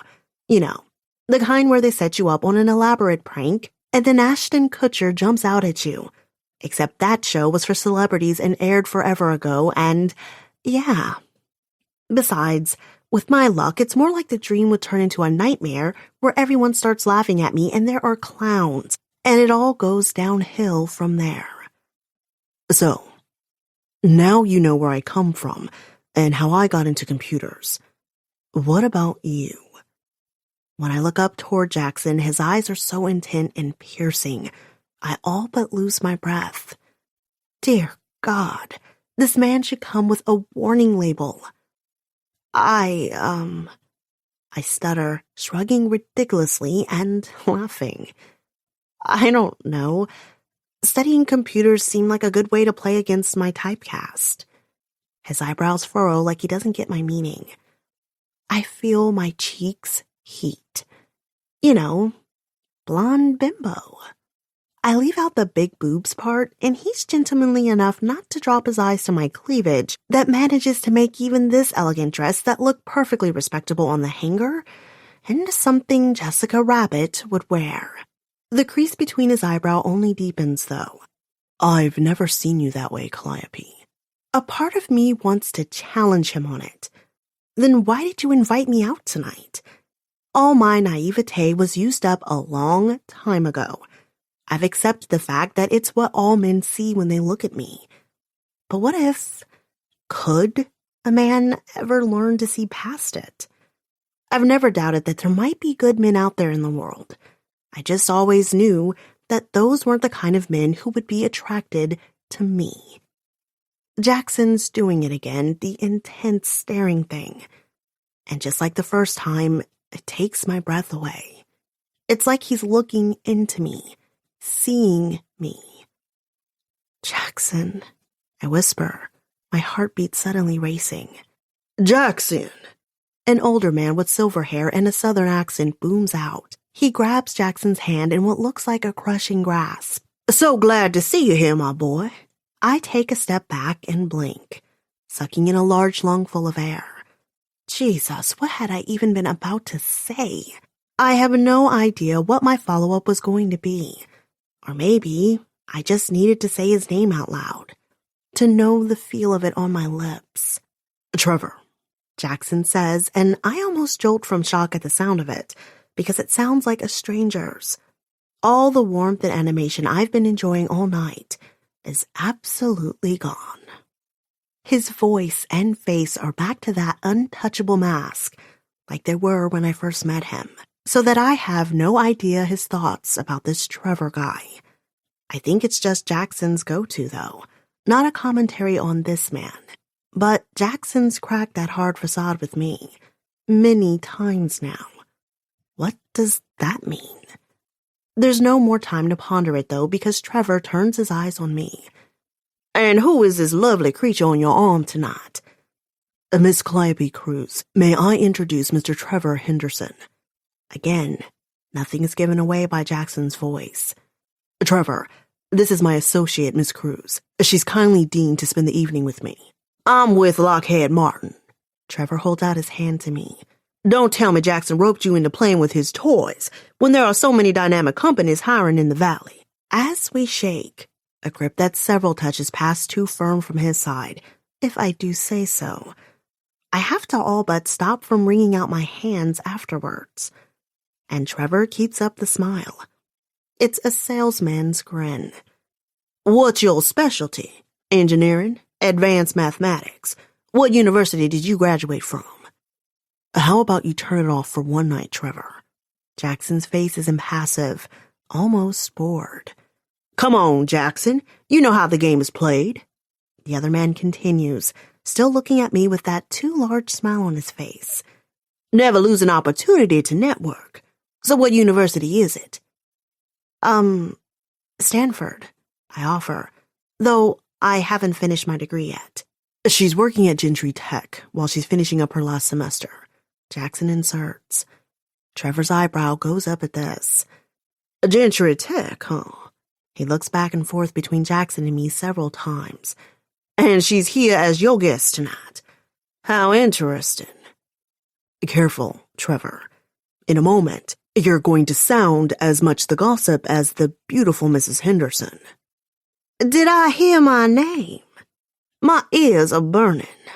An elegant older woman walks up to our small group and puts her hand on Mr. Henderson's shoulder. She plants a small kiss on his cheek. I do hope it's a juicy rumor someone started about me, at least. At this, Jackson gives a genuine smile. Is there any other kind when it comes to you, Lucy?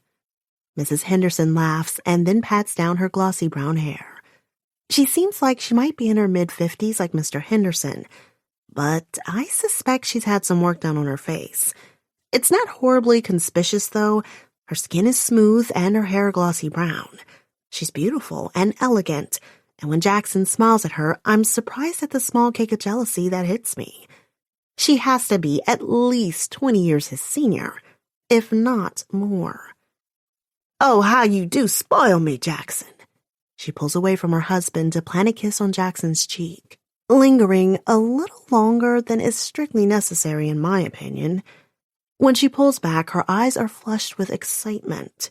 I don't suppose my husband is any more successful in his attempt tonight to sway you to come work for Lockheed? Alas, Mr. Henderson says.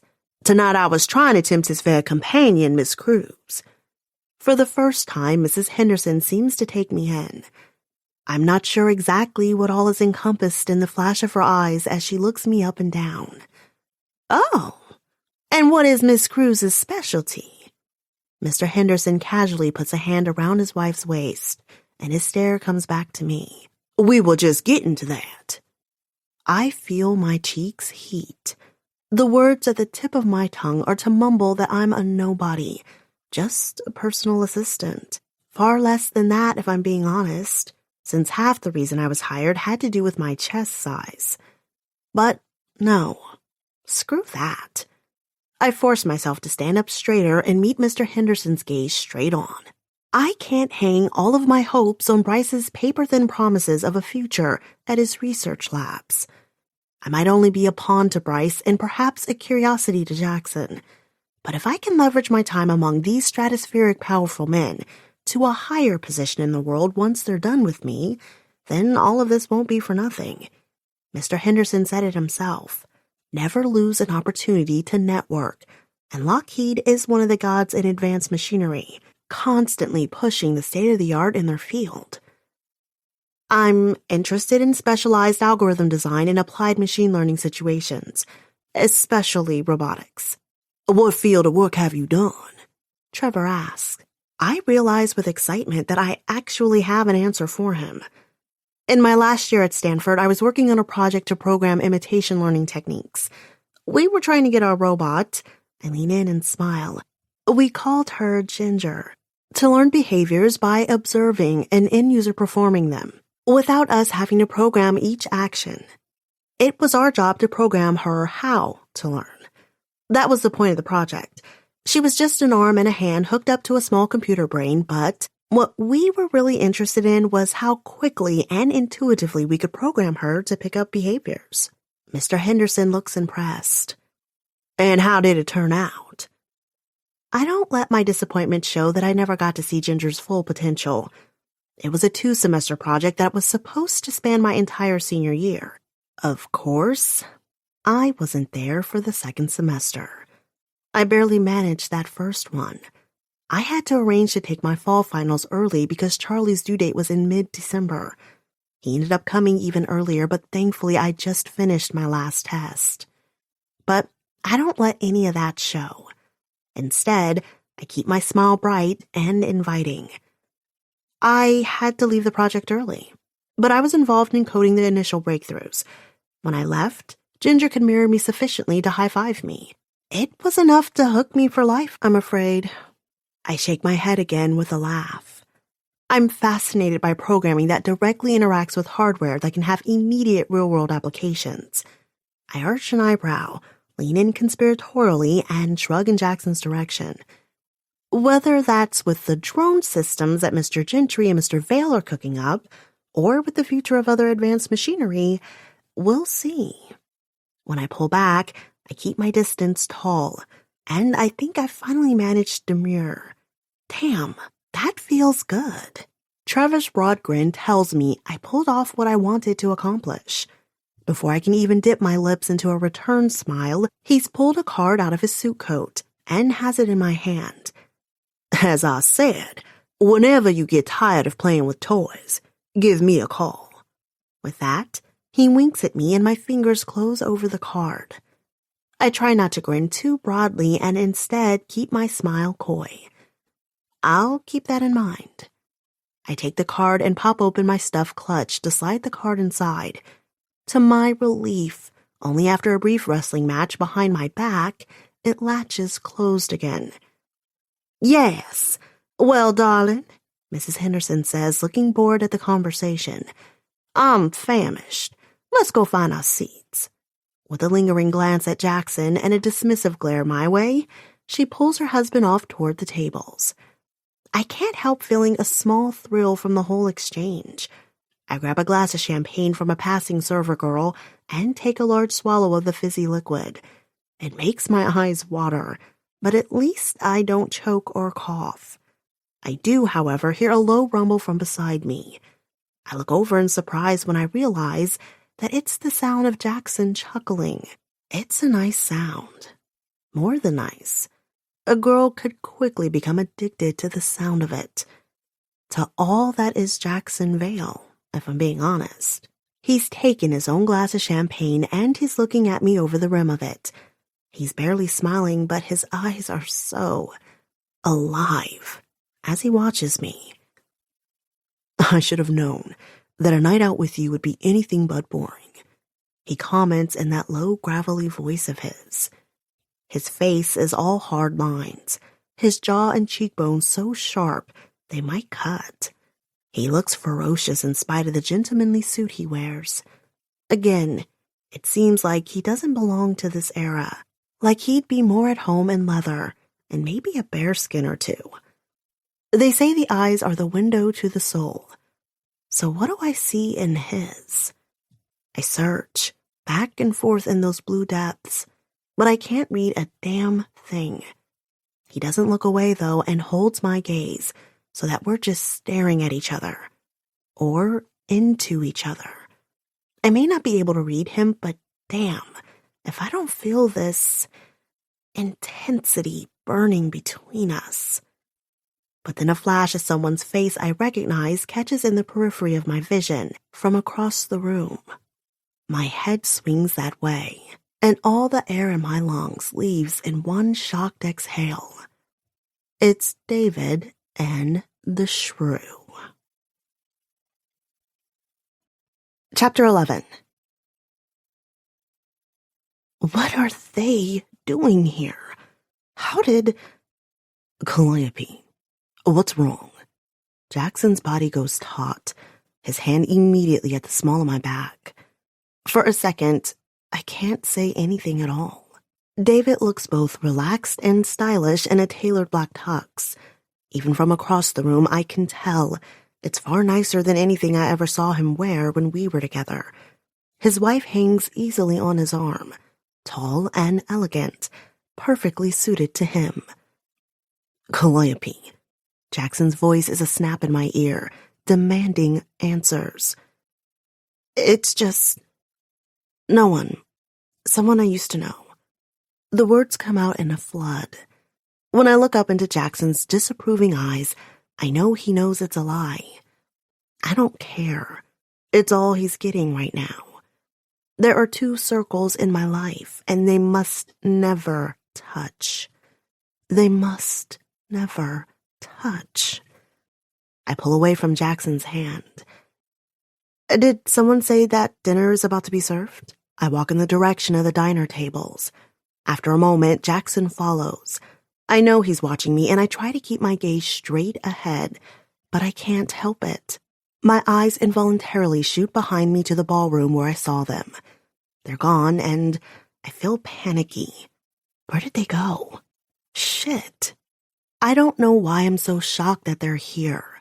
The Red Cross isn't a charity that only tech gurus would frequent. God, I'm such an idiot for not seeing this coming.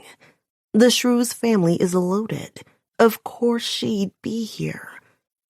It'll be fine. Just stop thinking about it. Pretend they're not here. It's good that I've lost sight of them. This is a big enough event. I probably won't even come across them again tonight. Yeah, that's what I'll do. Ignore, ignore, ignore. Having a plan makes me feel slightly better, and meanwhile, Jackson has led me to one of the many long tables that runs the length of the dining room. A name card sits on the table in front of each of our chairs, pinned in beautiful calligraphy. I pick up the delicate card and run my finger over my name before looking up at Jackson. 3 chimes sound out over the room, and everyone makes their way en masse toward the dining area. I reach for my champagne glass, but then I startle when I notice people start to sit at the table around us. To be more exact, when I see David and the shrew take their seats not 2 feet away from where we're sitting, on the opposite side of the long table. Fuck my life. There goes my plan for ignoring they're here. They've seen me. I can tell by the way the shrew is so obviously not looking in my direction. David, too, is doing the pretend Callie doesn't exist thing. I mean, it was my plan originally, but that was before we were seated so close together they could sneeze and it would be in my airspace. Seriously. David sees me twice a week. We share a freaking child together. Who he's suing you for full custody of. Right. I set the champagne down abruptly. The last thing I need is them claiming they saw me getting drunk in public. Maybe ignoring each other in public is the thing to do after all. I crane my neck in the opposite direction. Are you sure you're all right? Fine. I answered distractedly, giving up and looking forward again so I can observe the shrew out of my periphery. I've never really seen her this close up. I mean, she was there at the first hearing, but I obviously had a million other things on my mind. Since then, she's always waiting in the van when David comes to pick up Charlie. Well, other than that time with the doorbell, but even then, the bitch was walking away by the time I actually got outside. I can't help but stare now. I try to do it unobtrusively so it's not too obvious. Where I feel like I'm playing it dress-up, she looks like the real deal. Elegant, refined. Her long dark hair is down with a slight curl in it. It looks so shiny and healthy, like in the shampoo ads. Flawless makeup, pearls at her ears and neck. She's wearing a black off-the-shoulder gown that hugs her small toned frame. She's not much younger than David, but she wears her late 30s well, and it only adds to her sense of sophistication. Fine. So what? I've come to terms with the fact that I was just a cheap fling to David. Lots of people have their hearts broken by their first loves. It wasn't real. It was hard seeing him at the first hearing, and when he initially started picking Charlie up for his visits.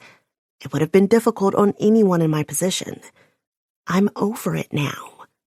But being forced to sit here all through dinner with these people who are actively trying to take my son away from me? This is some bullshit. Christ, it's hot in here. Would it look weird if I took the cloth napkin and dabbed at my forehead like I'm some southern belle? Great. I bet my face is getting red. That always happens when I'm hot. Damn it. Do they not have air conditioning in this place? I really can't help but feel like something's bothering you, Jackson says, angling his body toward me. I said I was fine. It comes off more snappish than I mean. but damn it, I'm so thirsty and my glass of champagne is just sitting there, taunting me. I'm desperate for a glass of water.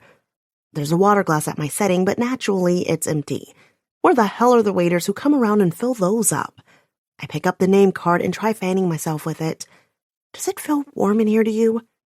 Jackson shakes his head and eyes me with more than curiosity. Damn it, what am I doing? I'm blowing this big time. That's what I'm doing. Seeing David is totally throwing me off my game. Tonight's too important to let my stupid ex distract me. Time to get my shit back together. So, I was talking with Bryce this week, and he was explaining more about the algorithmic design. I paused to swallow because my voice is all croaky. I swear, it's like the goddamn Mojave Desert in my mouth. I cough, and there's nothing to do but grab the glass of lukewarm champagne and take a sip. Except that it goes down the wrong pipe, which makes me cough and sputter. Jackson pounds me on my back a couple times. Liquid from the nearly full glass of champagne sloshes over the rim of the glass into my lap. Christ!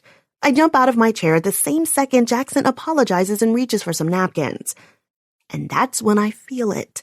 I look up and sure enough, every eye near us is on me, including David and the shrew, who is smirking none too subtly, a glint of smug superiority in her eyes. Excuse me. I choke out, turning away from all of them. David, Jackson, the shrew, and every other prying eye.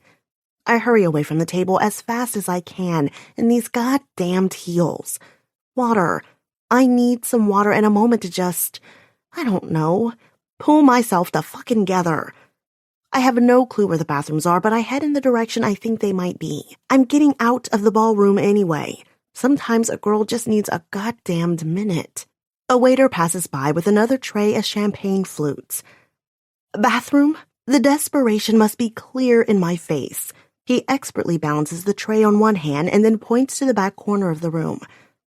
There's one just there, miss. I grab a glass of champagne and then hurry off.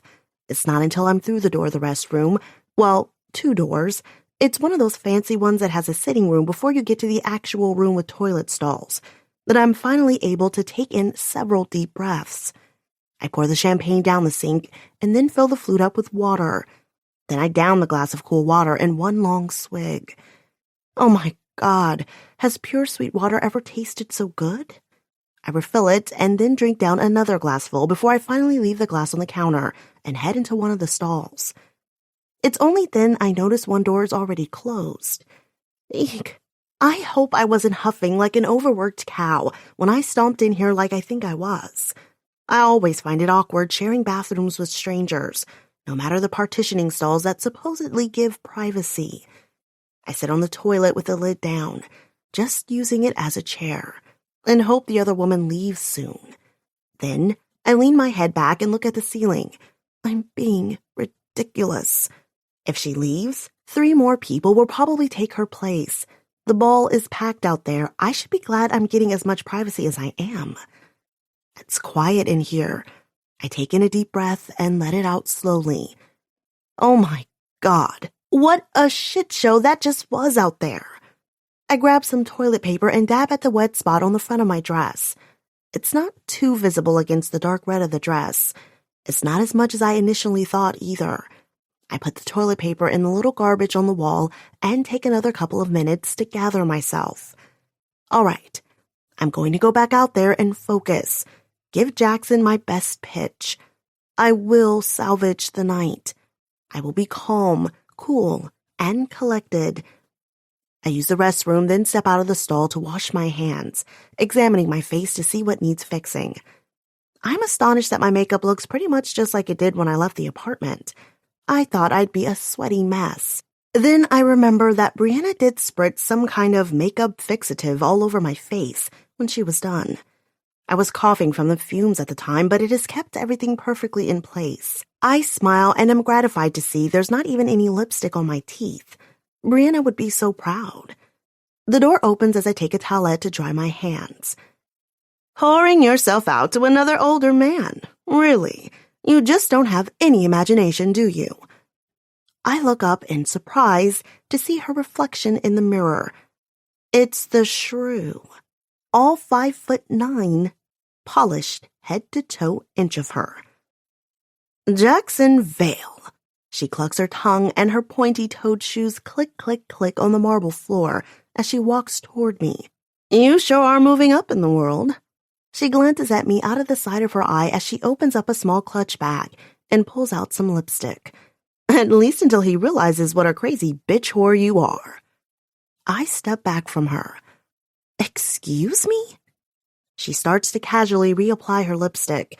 She smacks her lips together with a pop before turning to look at me. Or should I say, look down her nose at me. Look at you. She smirks. Cheap bottle blonde. She reaches over and tugs at my hair, pulling a chunk out of the pins. I can only stare at her, shocked. What the hell? Did this bitch actually just do that? Flashing those double D's in men's faces so they don't see the crazy in your eyes. She smacks at my cleavage with her rectangular silver clutch purse, hard enough to sting. She rears back to swing again. Don't fucking touch me! I shove her. If she thinks she can assault me like that and I'll just take it, she's got another thing coming. What's wrong with you? She shrieks, her voice suddenly different. She topples backward to the floor even though I didn't push her that hard.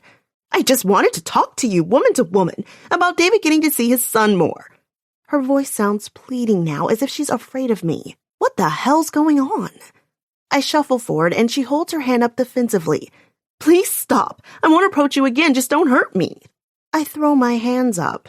What the hell are you talking about? But before my eyes, she seems to undergo another complete personality change. She's grinning as she gets up off the floor. Did you get all of that, Manny? The stall that had been closed when I came in pushes open and a medium-built guy in what looks like a chauffeur's uniform steps out holding up a camera phone. Got it, Mrs. K. I look back at David's wife, a horrible sort of realization dawning. She's happy enough to fill in any remaining gaps. She's not grinning now. There's only a lethal sort of determination on her face. You have kept David away from his son long enough. He belongs with his father, with us. I knew I could catch your true colors on video. I want to laugh at her and claw her eyes out, but I see that Manny has the camera up and recording again. This footage is all manipulated, I say into the camera before turning back to the shrew. You're the one who assaulted me first. She shrugs. That's not what it's going to look like in the edited version. He's my son. I grit my teeth, hands fisting at my side. He's David's son. David sure didn't think so when he told me to abort him.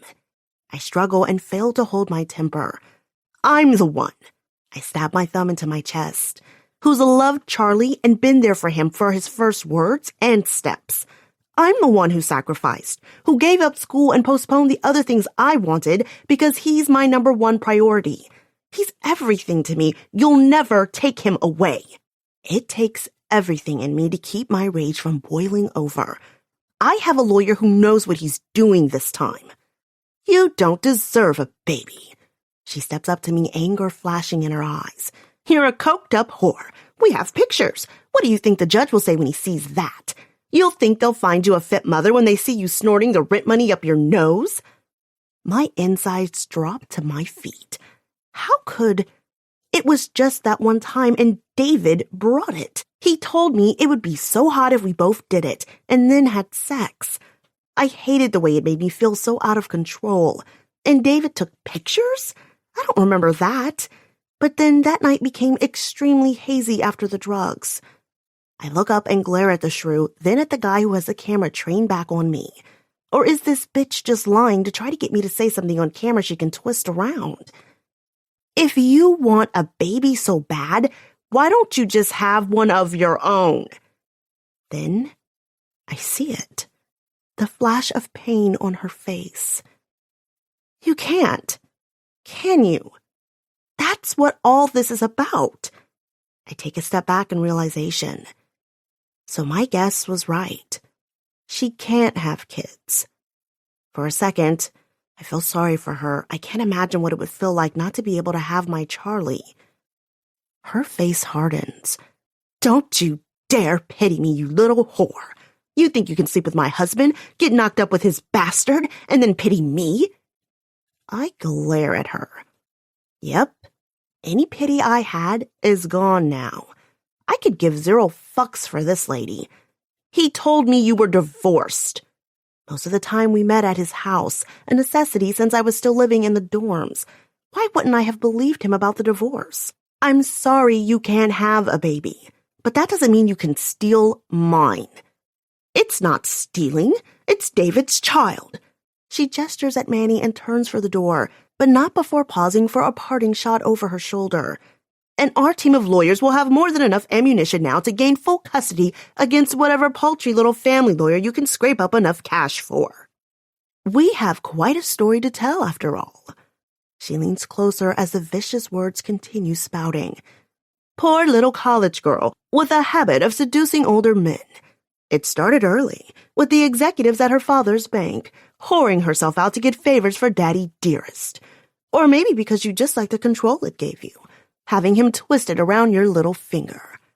Her words hit me with as much force as a bat to the stomach. David told her. I trusted him with my darkest, most painful secrets. He told her, and he's going to use it against me. I know now that he never loved me, but I thought at least. My knees feel weak. No, don't let her see that she's affecting you, Cals. Don't let her see. You have to be a fortress. You have to be. But I must fail because her face brightens in triumph. Didn't think anyone would ever find out about that, huh, Kelly? Or should I call you Lolita? You've always sought after men of power, haven't you? Does it validate your existence? Is that what you get out of it? First your daddy's boss, then your professor. Now Jackson Vale. You pretend to be the wide-eyed victim, all the while leaning over in those skimpy trash outfits, rubbing your oversized chest in their faces, seducing them away from their wives and their morals so they'll fuck you. But that's all you'll ever be to them, a toy to fuck and then toss away, like the trash you are. My hands tighten into fists, but I give her the opposite reaction to what she's trying to goad out of me. Oh, sure. I want to stab her eyes out with my hairpins. But I lock it all down deep, deep inside. I've had practice with this. Don't let anyone see. No one can ever know. Look what happened when I did open up and tell someone. David betrayed me in every way possible. No. I swallow hard at the new stab of pain, shove it deep down like a lake that freezes over. From the surface, no one can see any movement at all. This bitch wants hot anger and reaction so she can catch it on video. So I give her ice. Indifference. I yawn. You done? I stretch languidly. I've got a date to get back to. Her eyes narrow. Oh, she's good and pissed now. I don't let my gratification show on my face. The only vibe I give off is boredom. The door opens behind the shrew and 3 women come in, all chatting together. They pause in surprise when they see Manny. Just before I can offer the helpful idea that we call security about a man in the woman's restroom, the shrew jerks her head and Manny follows her quickly out the door. I just stand stock still for a moment, watching them as they go. After the intensity of that showdown, my thoughts feel sluggish. Bad. That was all very bad.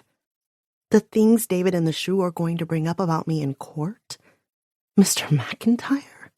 That bastard my father worked for, saying I seduced him? As if I wanted it. A shudder starts deep in my bone and works its way outward.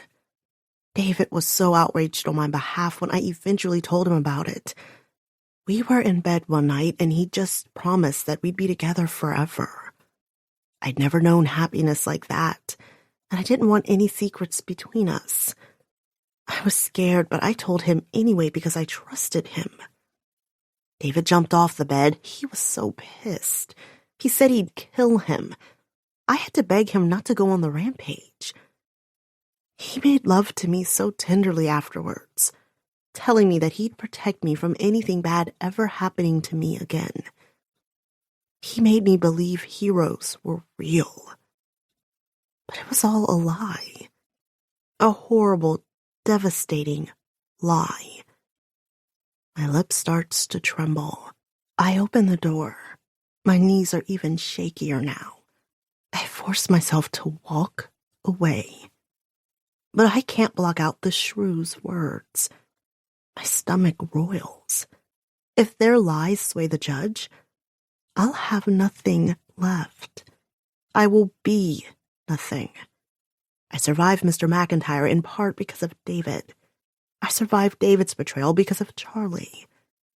But if Charlie's taken away from me, a numbness starts to steal over my entire body, even while somehow I manage to stay upright and continue walking. No, there's no way I'm letting them take my baby. They can't. We'll go on the run. I'll change my name, change my hair, hide in Mexico, anything. Oh, God, anything. Calliope. A hand closes on my arm as I dazedly stumble out of the bathroom.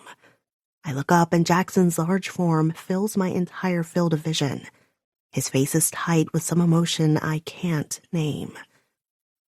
All I can manage is to stare vacantly at him. I'm supposed to be salvaging the night. It's very important.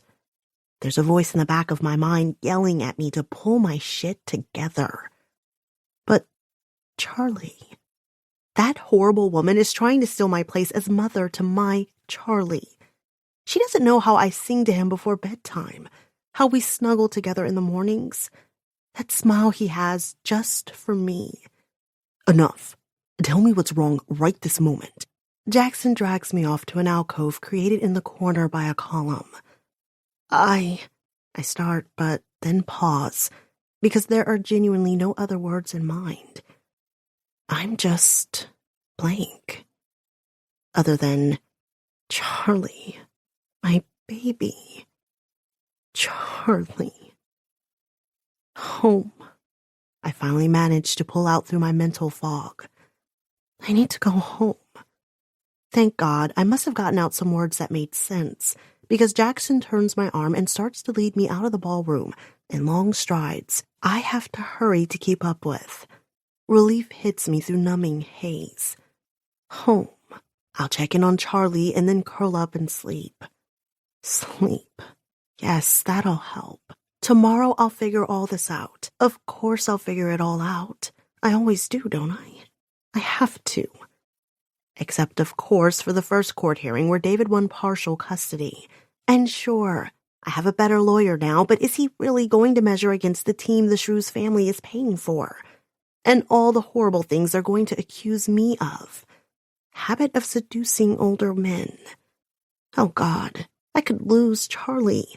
I really could. I always said nothing on this earth could separate me from my little boy. But it's not true.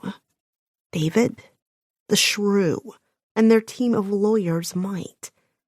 My breath starts coming in short, gasping pants. I try to gulp in air, but I barely manage a short wheeze. My little boy. He's my life. They can't take him away.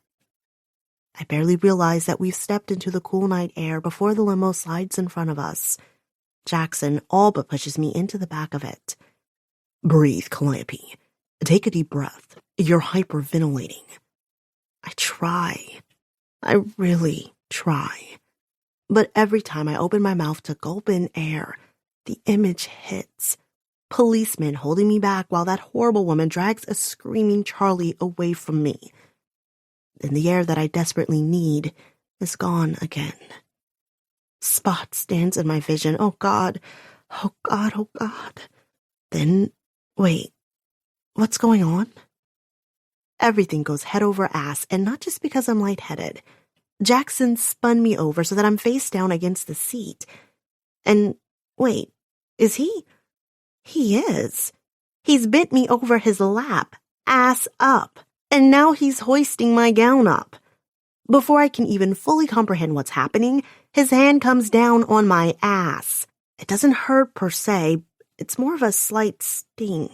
But the resounding smack of it, and just the shock of, did he just spank me in the back of a moving limo? And wait, can we get back to the part where the guy I barely know just spanked me? And then he does it again, the other ass cheek this time. Jackson's voice is calm as he slaps each cheek twice more with slightly increased force. Your safe word is red. Chapter 12. I assume you know what a safe word is, he continues. They've become something of a pop cultural reference. I just lay there, shocked. I mean, certainly enough in my life has shocked me over the past 2 months, but I think this just might take the cake. Answer me, Calliope. His voice is a commanding growl. Say the safe word. I take a deep breath in, ready to tell him to go to hell when I realize what I'm doing. I'm breathing again, not hyperventilating, but right when I realize it, the crippling terror comes rushing back. Charlie. David and his wife threatening to take him away. The very real possibility that I'll lose my baby. Just like that, my lungs constrict again and my whole body begins to shake. The safe word, Jackson demands. Acknowledge it. Red, I squeak. And then, it's like opening the floodgates, both literally and figuratively. Jackson's hand starts coming down on my ass, a sharp percussion that stings at first and then becomes progressively harsher until I'm squirming in his hold. It hurts, but in the part of my mind still capable of thought, I can tell he knows what he's doing. He's holding back and giving only what I can take, not putting his full strength into it to actually hurt me. My mind seems to detach completely from everything else. My concentration narrows to each slap as it lands. He works up and down my cheeks, down to the curve where my butt meets my thigh, and then back up again. I don't even realize I'm crying until the blows slow and then stop. It's not from the pain. I don't even try to make sense of it. I can't. I don't want to. And in this moment, it feels like I don't have to. I don't have to think at all. Jackson's hands are gentle now as he caresses the stinging flesh he was smacking moments before. It only makes me cry harder. Me, who never cries.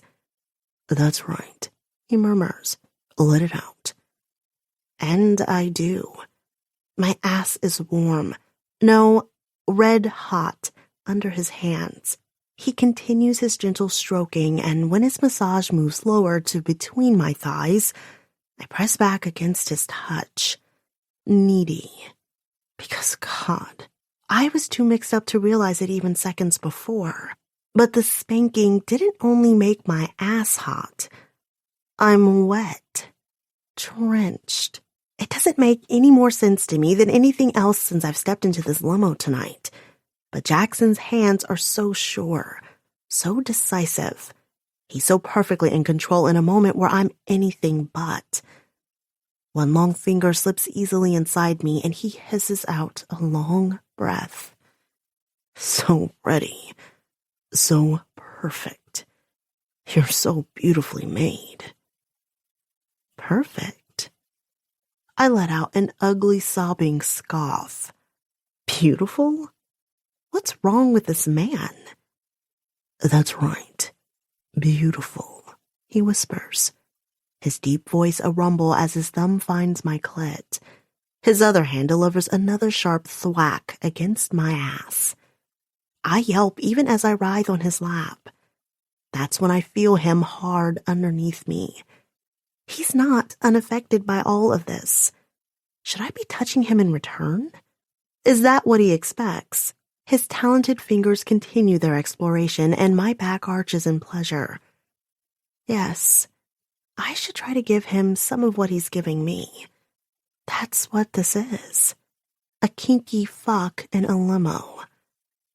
I move to maneuver a hand between us to grab at him, but he gives my ass another quick smack. Then he holds my hands above my head, pinning them to the smooth leather seat in one of his, with a growl. Keep them there. I do, and he's back at work, massaging me everywhere. He has the globe of my ass in one hand while plunging the fingers of his other hand in and out of my pussy. My breaths get shorter and shorter, but it's not like before. No, this is all ramping up toward a goal. That pressure between my legs that's building? Oh, God, building. I writhe against Jackson's hand. I didn't know it could be like. No one's ever touched me like. His fingers thrust masterfully in and out and then in again, hitting a spot that makes light explode behind my eyelids and my stomach swoop crazily. Oh, God, almost there. Almost. I'm teetering on the most glorious edge, and part of me doesn't want to drop over. This is such a beautiful, exquisite torture.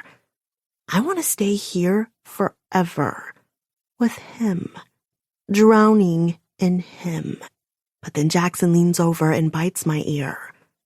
Come for me now, he says through his teeth, at the same moment pushing the tip of his thumb into the tight rosette of my ass. And I come, and I come, and I come. I come so hard, I feel the vein in my forehead pulse with that moment of blinding whiteness. Like all the blood in my body is pushing outward with the force of the orgasm. When I come back into my body, I'm racked with aftershocks that make my legs shake. What had been a gentle crying before turns into outright sobs. God. Oh, God. I gasp for breath but can barely manage it. Warmth suffuses my entire body as I slump, spent, over his lap and partially onto the back seat.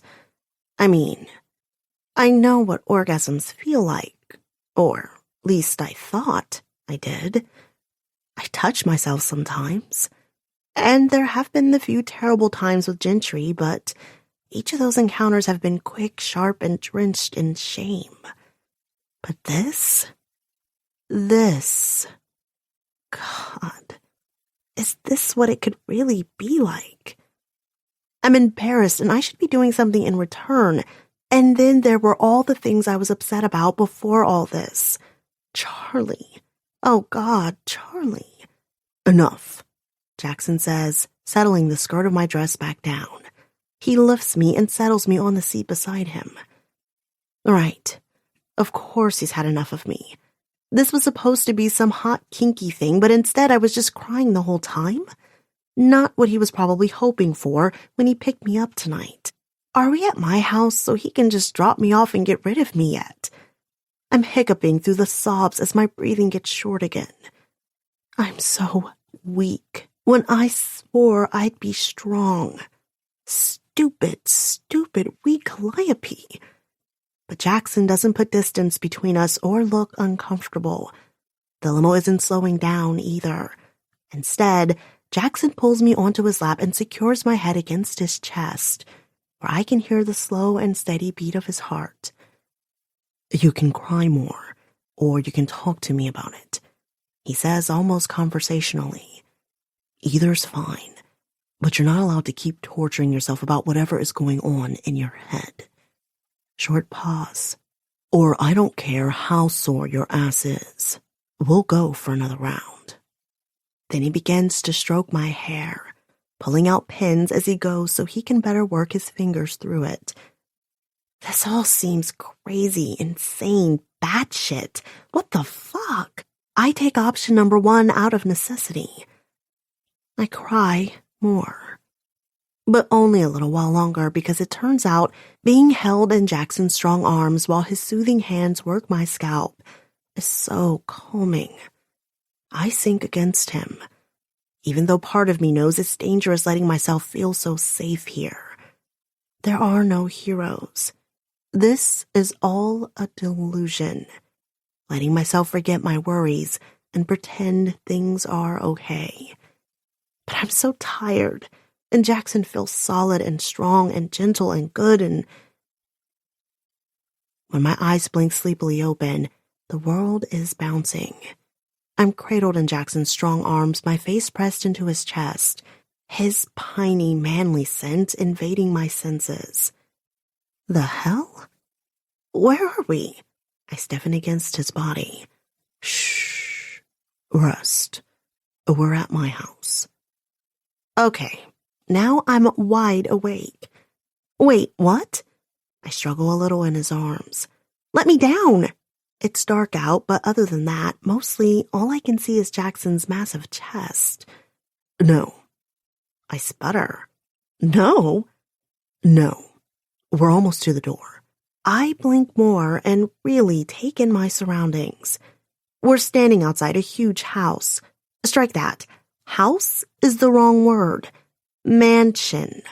We're at the side entrance of a huge mansion. Jackson hefts me in his arms, easily bracing me with one arm, while he reaches into his pocket with his other hand to grab his keys. Really? Just put me down. Or, actually, let me get an Uber because I need to get back home. I already used your phone to call your sister, he says easily. She said she'd be delighted to watch over Charlie for as long as needed. The fuck? I put my hands to my face. Everything comes flooding back. David's horrible wife. Charlie. The way I fell apart in the limo. Not just the sobbing, the orgasm, too. Oh God, was that really me? Now it all feels like some strange dream version of myself. And yeah, not exactly the Cinderella dream the night started out with. Pretty sure Disney never covered getting spanked by the prince in the limo after the bitch wife of Cinderella's ex caused her to have a panic attack by bringing up her fucked up past and threatening to take her son. Ugh, even thinking through the recap exhausts me. Look, I start to say, but Jackson pops the door open and then we're over the threshold and inside. He kicks the door closed and then carries me over to the couch where he finally lays me down. Several motion-activated lights turned on at our entrance. He leads me into a wide living room area that's decorated similarly as his office. Sumptuous rugs, leather couches that have almost antique appearance with carved wooden legs and detailing along the backs. It's not like an antique store with lace draped around or the Victorian style of cramming tons of little trinkets everywhere. It just reeks of comfort and manly elegance. A man lives here, not a boy. But I can barely take in the luxury of the house because Jackson quickly crowds out everything else.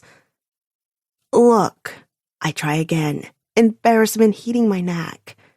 Everything that happened back there, I gesture lamely toward the door. That's not who I am. I don't go around crying about things.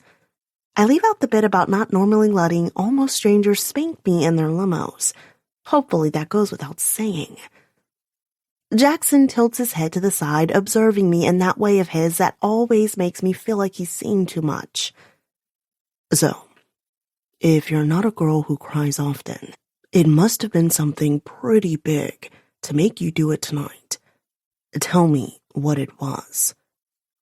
I shift in the overly large couch cushion so that I'm sitting up. I feel my cheeks heat, and my hair tumbles around my shoulders. The hair he was running his fingers through just a while ago in the limo. The remembered intimacy makes my stomach tingle. I keep my eyes trained on my lap. It was nothing. At his disbelieving scoff, my eyes flash back to him. Nothing I can't handle, I amend. Maybe so, he says. But you're still going to tell me what it's all about. I saw that woman follow you into the bathroom. Who is she? I avert my eyes. I don't want to go into my messy history. The mistakes I've made. Though I can't really even consider them mistakes since they brought me Charlie. Everything in my past is what it is, as is my present. The devil's bargain I've made with Bryce. Whatever the hell it is that's brought me to this moment. I lean my head back against the overstuffed couch and stare at the ceiling. The only way out is through. Isn't that what they say? Charlie and I will get through this. Somehow. Calliope. Jackson's voice snaps. He hasn't sat down, and as tall as he is, he towers over me. I'm tired of you dodging my questions. I swear I'll take you over my knee again if that's what it takes to get answers. My head jerks up at the threat. His face is dark, but it's what's in his eyes that makes me capitulate. In spite of his demanding tone, his gaze is full of what looks like concern. Like he actually cares about what's going on with me.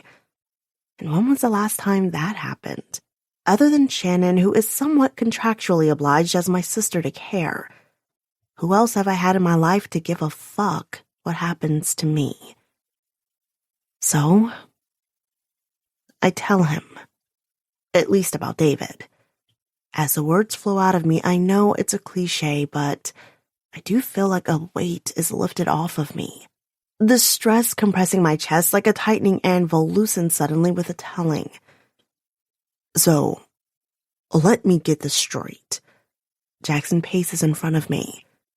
This man took advantage of his position of power and was never punished, even though you were forced to drop out of college a semester short of getting your degree.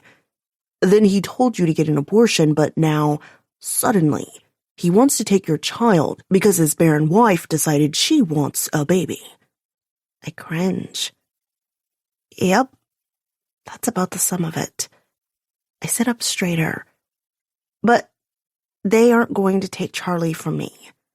The more I say it out loud, the more I can believe it, right?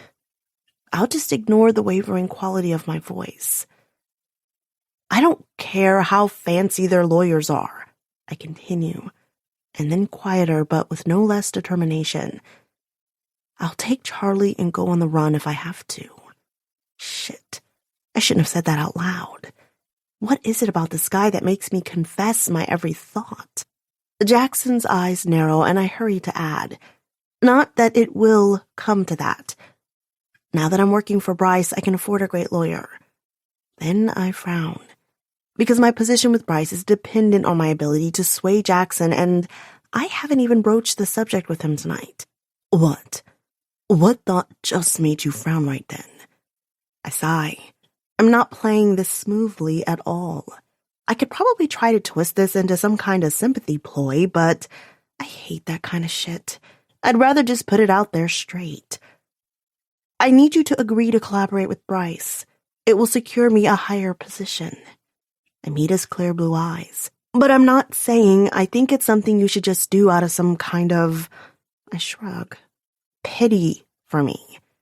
Then I feel a blush rise to my cheeks again. Not that you'd make such an important business decision based on something so dumb, but, for Christ's sake, get your goddamn foot out of your mouth, cows. You get to collaborate on what I truly believe is a quality product. What Bryce has created genuinely is the next phase in drone technology. Come work for me. Jackson cuts me off, stare intense. Give Bryce your resignation and come work for CubeThink. I laugh out loud.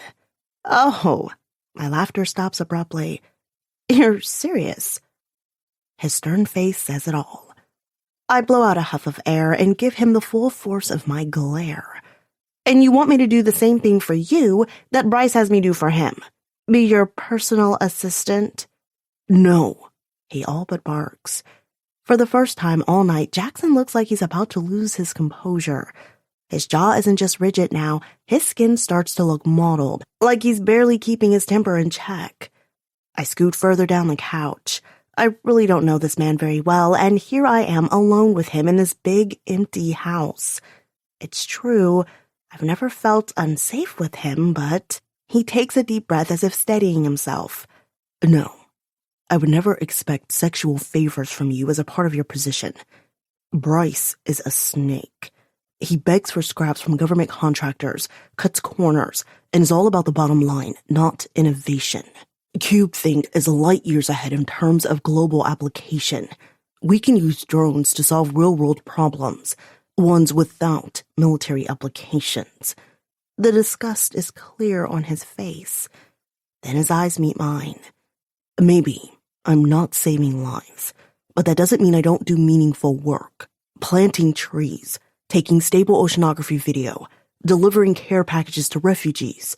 These are the kinds of things I'm interested in. The commercial stuff is just to gain capital for the experimental projects I'm really invested in. I can only stare at him for a moment. So why did you ever agree to meeting with me if you knew you never work with him again? He shrugs a little too casually, finally sitting down. He sits so close, there's only about a foot between us on the couch. When he crosses one leg at the ankle, his knee brushes my thigh. A little jolt rushes through me at the contact. Keep your enemies close, he says. I'm not going to turn down an opportunity to look at his prototypes. And after all these years, he wants something from me. Enough to give my father's patent back, which he lorded over me for years. What was the patent for? I ask, swallowing and trying not to let him see how his proximity affects me. And how did Bryce get it? Jackson's jaw hardens, the way it seems to do whenever Bryce is brought up. I told you my dad was an inventor. I nod. Come on, he says, getting up. Let's walk. He stands and holds out a hand to me. I take it, letting him pull me to my feet. Again, I felt a zing at the contact. Damn, what is up with that? It's like I'm back in junior high when a cute boy I have a crush on looks at me and I get swoony at the stupidest little things.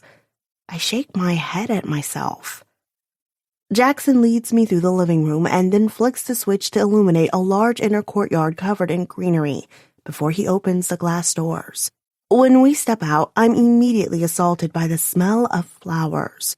The lights illuminate several blooming beds that run along the edge of the house. It's not all flowers, though.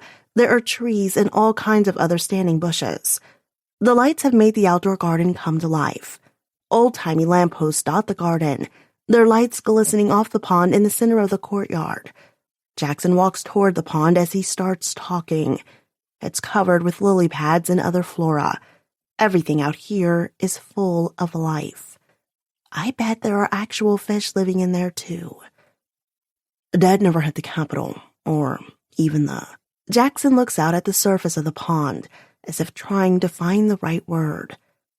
Entrepreneurial interest, to really try to make a go of any of his inventions. He loved his machines and working with computers, but he and my mom were always more interested in human projects. Like you. I smile gently but also feel like crying as I think of Jackson as a vulnerable, misunderstood teenager, and the couple that saw in him what no one else could. Damn it. It's like now that I've accessed the emotional watershed inside, I could just burst again at every little thing. Jackson nods as we walk the path around the small pond. I wasn't their first foster kid. They were retired and supposed to be done with fostering when one of my dad's contacts called to talk about me. They changed their minds for me. He swallows hard, but he doesn't look away. Dad gave me everything he had, and while my behavior did improve, he shakes his head with a bitter laugh. I was far from perfect. I worry sometimes I took years off his life. I'm sure that's not true. I look at him closer to see if he's being serious, but I can't tell. Surely he can't believe that. He shrugs and gives a self-deprecating smile. We'll never know. Either way, when he passed, he was working on a project to create an emotionally intelligent computer, or at least one that could give a realistic enough imitation. He envisioned it as a tool for at-risk teens, to try to give them someone to talk to when they feel like there's no one else. This time, it's me swallowing back emotion. That's amazing. That was Dad. His lips tip up, and it's a smile that conveys so much. Sadness, pride, grief. Or maybe that's all in his eyes. I don't know, but I feel it. There have been times where Jackson seems unreadable, but he's opening himself up to me again, just like he did on the limo ride to the gala. Why me? In my Google research, Jackson is rarely, if ever, pictured with a girl at his side. He's notoriously quiet about his private life when it comes to interviews. So, why is he being so open and transparent with me? Isn't he afraid I'll go revealing everything he's telling me to the papers? Sure, I want this deal to go through, but I'm Bryce Gentry's employee. Even more reason not to trust me. We've stopped walking, and right beside us is an orange tree. Small, unripened oranges are bursting everywhere. We just passed some vines with a ton of strawberries a little while back, and I saw cucumbers before that. I think of Jackson picking strawberries from his own garden to eat, of him sitting out here and enjoying the beauty of his courtyard sanctuary. It's overwhelming to picture him like that, so I try to get back to the point of conversation. So, how did Bryce get the patent? After the words are spoken, though, I sort of wish I hadn't, because the shutters on Jackson's eyes that were so open moments ago slam closed. I took Dad's death hard. I was a sophomore in college and he huffs out a heavy breath, and it's like I can feel his back stiffen. Went off the rails for a little while. Drinking more, sleeping around, that kind of thing. Bryce was a freshman too. His features go hard the second he mentioned Bryce's name. And I had a class with him. Then, he was at one of the parties I went to and we got to talking. He flattered me, told me he'd heard all about the things I was doing in the lab. He knew the ridiculous robots website, of course. Jackson's features darkened. I was clueless back then. Couldn't see that he was manipulating me the whole time, trying to collect me. I was swept up by his charisma. He talked so big. He was smart. We started collaborating on some projects. It was exciting. It was the first time since Dad's passing that I felt alive. He shakes his head, the sneer of disgust taking over again. I saw how he treated other people. Jackson starts walking again. How he liked to mess with people's heads. Sometimes he'd even draw me in to help. It all seemed harmless enough at the time, just like pranks. Sometimes I'd tell him if something wasn't cool, and he'd ease off for a while. Jackson shakes his head. But he was always pushing the boundaries of what I was comfortable with. We were doing such good work together, though. I downplayed it all. I was stupid, and even shared my dad's idea with him. We were working on developing it together. He stops again, and I see a familiar emotion cover his face. Familiar because I see it in the mirror on my own face regularly. Shame. Eventually, I saw him for who he truly is, but not before he dragged me down with him. I did things I'm not proud of. To get out of the bed I'd made with him, I had to sacrifice Dad's patent. You aren't the only one who's made mistakes in the past, Callie. And trust me. Again, those piercing dark blue eyes hit mine. My sins are far worse than any you've committed. He still got that commanding gaze on me when he says, "Come work for me. Don't stay at Gentry Tech. Bryce Gentry's not a bad man. He's dangerous, Callie." I shake my head, feeling like my brain is still full of champagne bubbles. You say you don't like games. I know I certainly don't, but this feels like one between you and Bryce. Like I'm a game piece, even though I don't even understand how. Jackson shakes his head in one decisive movement. It's why I want you. You aren't trying to play. You're genuine. Do you know what a rare quality that is? He reaches over and cups my face in the light of a lamp. This world is so ugly, but you're innocent.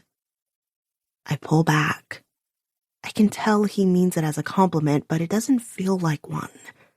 Not to mention he's dead fucking wrong. Don't patronize me, I say. Just because I'm young doesn't mean I haven't been through shit. Jackson holds up his hands. I know. That's what makes you even more extraordinary. It's not like you've been shielded from life, but still, you're... He pauses, staring at me with something akin to wonder.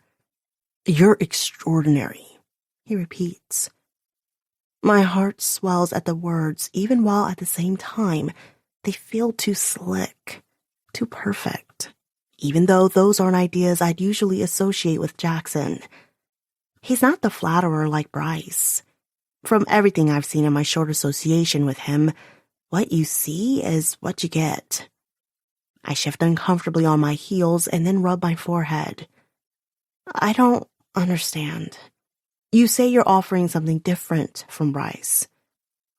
So what was that in the limo? My confusion must show on my face. Jackson's eyes heat at the reference.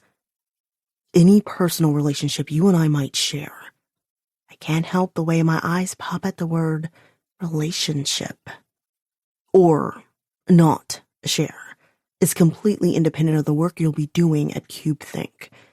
One has nothing to do with the other. We'd put it in writing with the HR department. Complete disclosure. Everything will be transparent and on the up and up. I assure you, as an employer, I'm only interested in your intellectual abilities. I sit down on a nearby bench that overlooks the pond, my legs suddenly feeling too much like jelly to stand. He's interested in me for my intellectual abilities? Really? I hate myself for the fragile hope that is so obvious in the single word. Jackson just nods as if it's self-evident as he sits beside me. He sits close enough that his knee touches mine, and I hate that I notice the heat of his touch, even through our clothes. He's just such a presence. Impossible to ignore. Of course, your professionalism, passion, and understanding of the field, as well as your almost finished degree from Stanford, make you an attractive candidate for any company. You saw that tonight. The fact that I'd be grabbing you out from under Bryce's nose is just an added bonus. The edge of his lips turns up in a smile. Oh. Understanding finally hits. He just went on and on about how he liked me because I don't play games, but here he is doing exactly that. This isn't about me or my set of skills. This is about sticking it to Bryce. God, I was stupid to think anything else even for a moment. I shake it off. It doesn't matter. If I can get out from Bryce's thumb and do honest work for good pay, it's fine. It's all fine. I stand up and straighten the front of my gown. Well, if that's all, Mr. Vale, thank you for I'm about to say lovely evening, but obviously that would be a bald-faced lie. An experience. I finish with a laugh, ready to go. Why do I have a feeling you're willfully misunderstanding me again? Jackson stands as well, grabbing me around the waist and yanking me toward him until we are chest to chest and forehead to forehead. I want you. In every possible way the word can be understood. Forget about work for a minute. Let's talk about the personal now. Because tonight was just the beginning. You're going to be in my bed, Calliope. On my desk. Against my wall. His voice is dark and full of promise. It sends thrilling chills zinging up and down my body. He's not finished either. You're going to be begging me to come. In fact, you're going to get very familiar with the concept of taking what I give. I'll spank all this refusal to ask for help out of you, if it's the last damn thing I do. Okay, he's just ticking me off now. I'm about to tell him so, too, but before I can get out a word, lips close on mine. And it's not like earlier in the car. This time, I'm not meek or overwhelmed. I'm not a crying mess. I bite his lip. He makes a surprised noise and yanks away. But I grab his face and pull him back to my lips for another long, bruising kiss. I press my entire body against him, soft against hard. He pushes his thigh between my legs, and I yank up my dress so I have enough slack to thrust my core where I need him most. I'm still swollen from my earlier climax, and within seconds, I'm right there again, hovering at the edge. I groan and all but ride his leg as I pant against his lips. God, finally. Here's a man who wants me without any weird fucking pretenses. I didn't even know how much I needed this until now. After things being so screwed up with Bryce and, God, even David. I always tried to convince myself that David's and my relationship was based on more than sex. But I can see that now for the lie it was. Whenever I tried to talk to him about substantive things, or if I was ever upset, he just said he'd make me feel better and then start touching me. I came about half of the time. It wasn't a priority to David, so it wasn't to me either. But tonight feels different from every sexual experience I've ever had before. The way Jackson's attention is so focused on me, the way he held me earlier while I cried, each attentive touch now. This is a wanting that feels clean and good. My breath hitches as his tongue circles my nipple, which doesn't mean it doesn't feel hot and dirty as hell all the same. Jackson's hands grasp my waist, lifting me up and into him as he devours me just as hungrily back. After another few seconds, he hikes me up even higher, supporting me with his strong arms underneath my thighs. I immediately wrap my legs around him and he carries me back toward the house. He barely stops kissing me the entire time, and I grow hotter and hotter with each step. The incredible strength of this man, the way he commands with every touch. When we're inside, he slides the glass door shut and then drives my back up against it, pressing his weight into me in a way that has me squirming against him for more friction. He breaks from my lips and nips at my ear. "Where do you want it, beautiful girl?" "On the couch. Up against this glass right here. In my bed. Your first time with me should be just the way you like it." I'm torn between being moved that he's asking and wanting to tell him to shut up and just fuck me already. "That depends," I say, working the buttons on his fancy white dress shirt before meeting his hot blue gaze. I drop my legs from around his waist and slide down his body. Then, my eyes still locked with his, I reach for the front of his trousers and continue. "On whether you're a tits or ass man." He growls and tries to reach around for my ass. I laugh and break away. I thought I was running the show.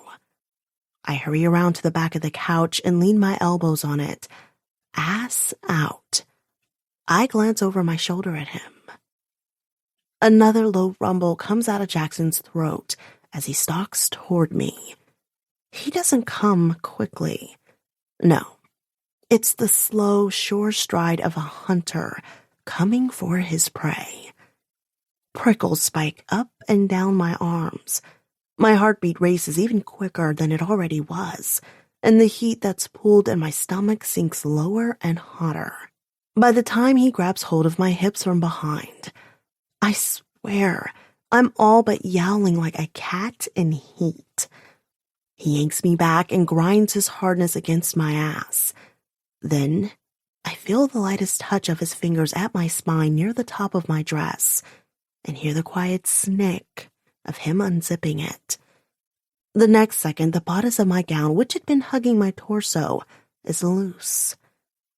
Where I expect Jackson's touch to be rough, jerking the gown off me, he's instead gentle.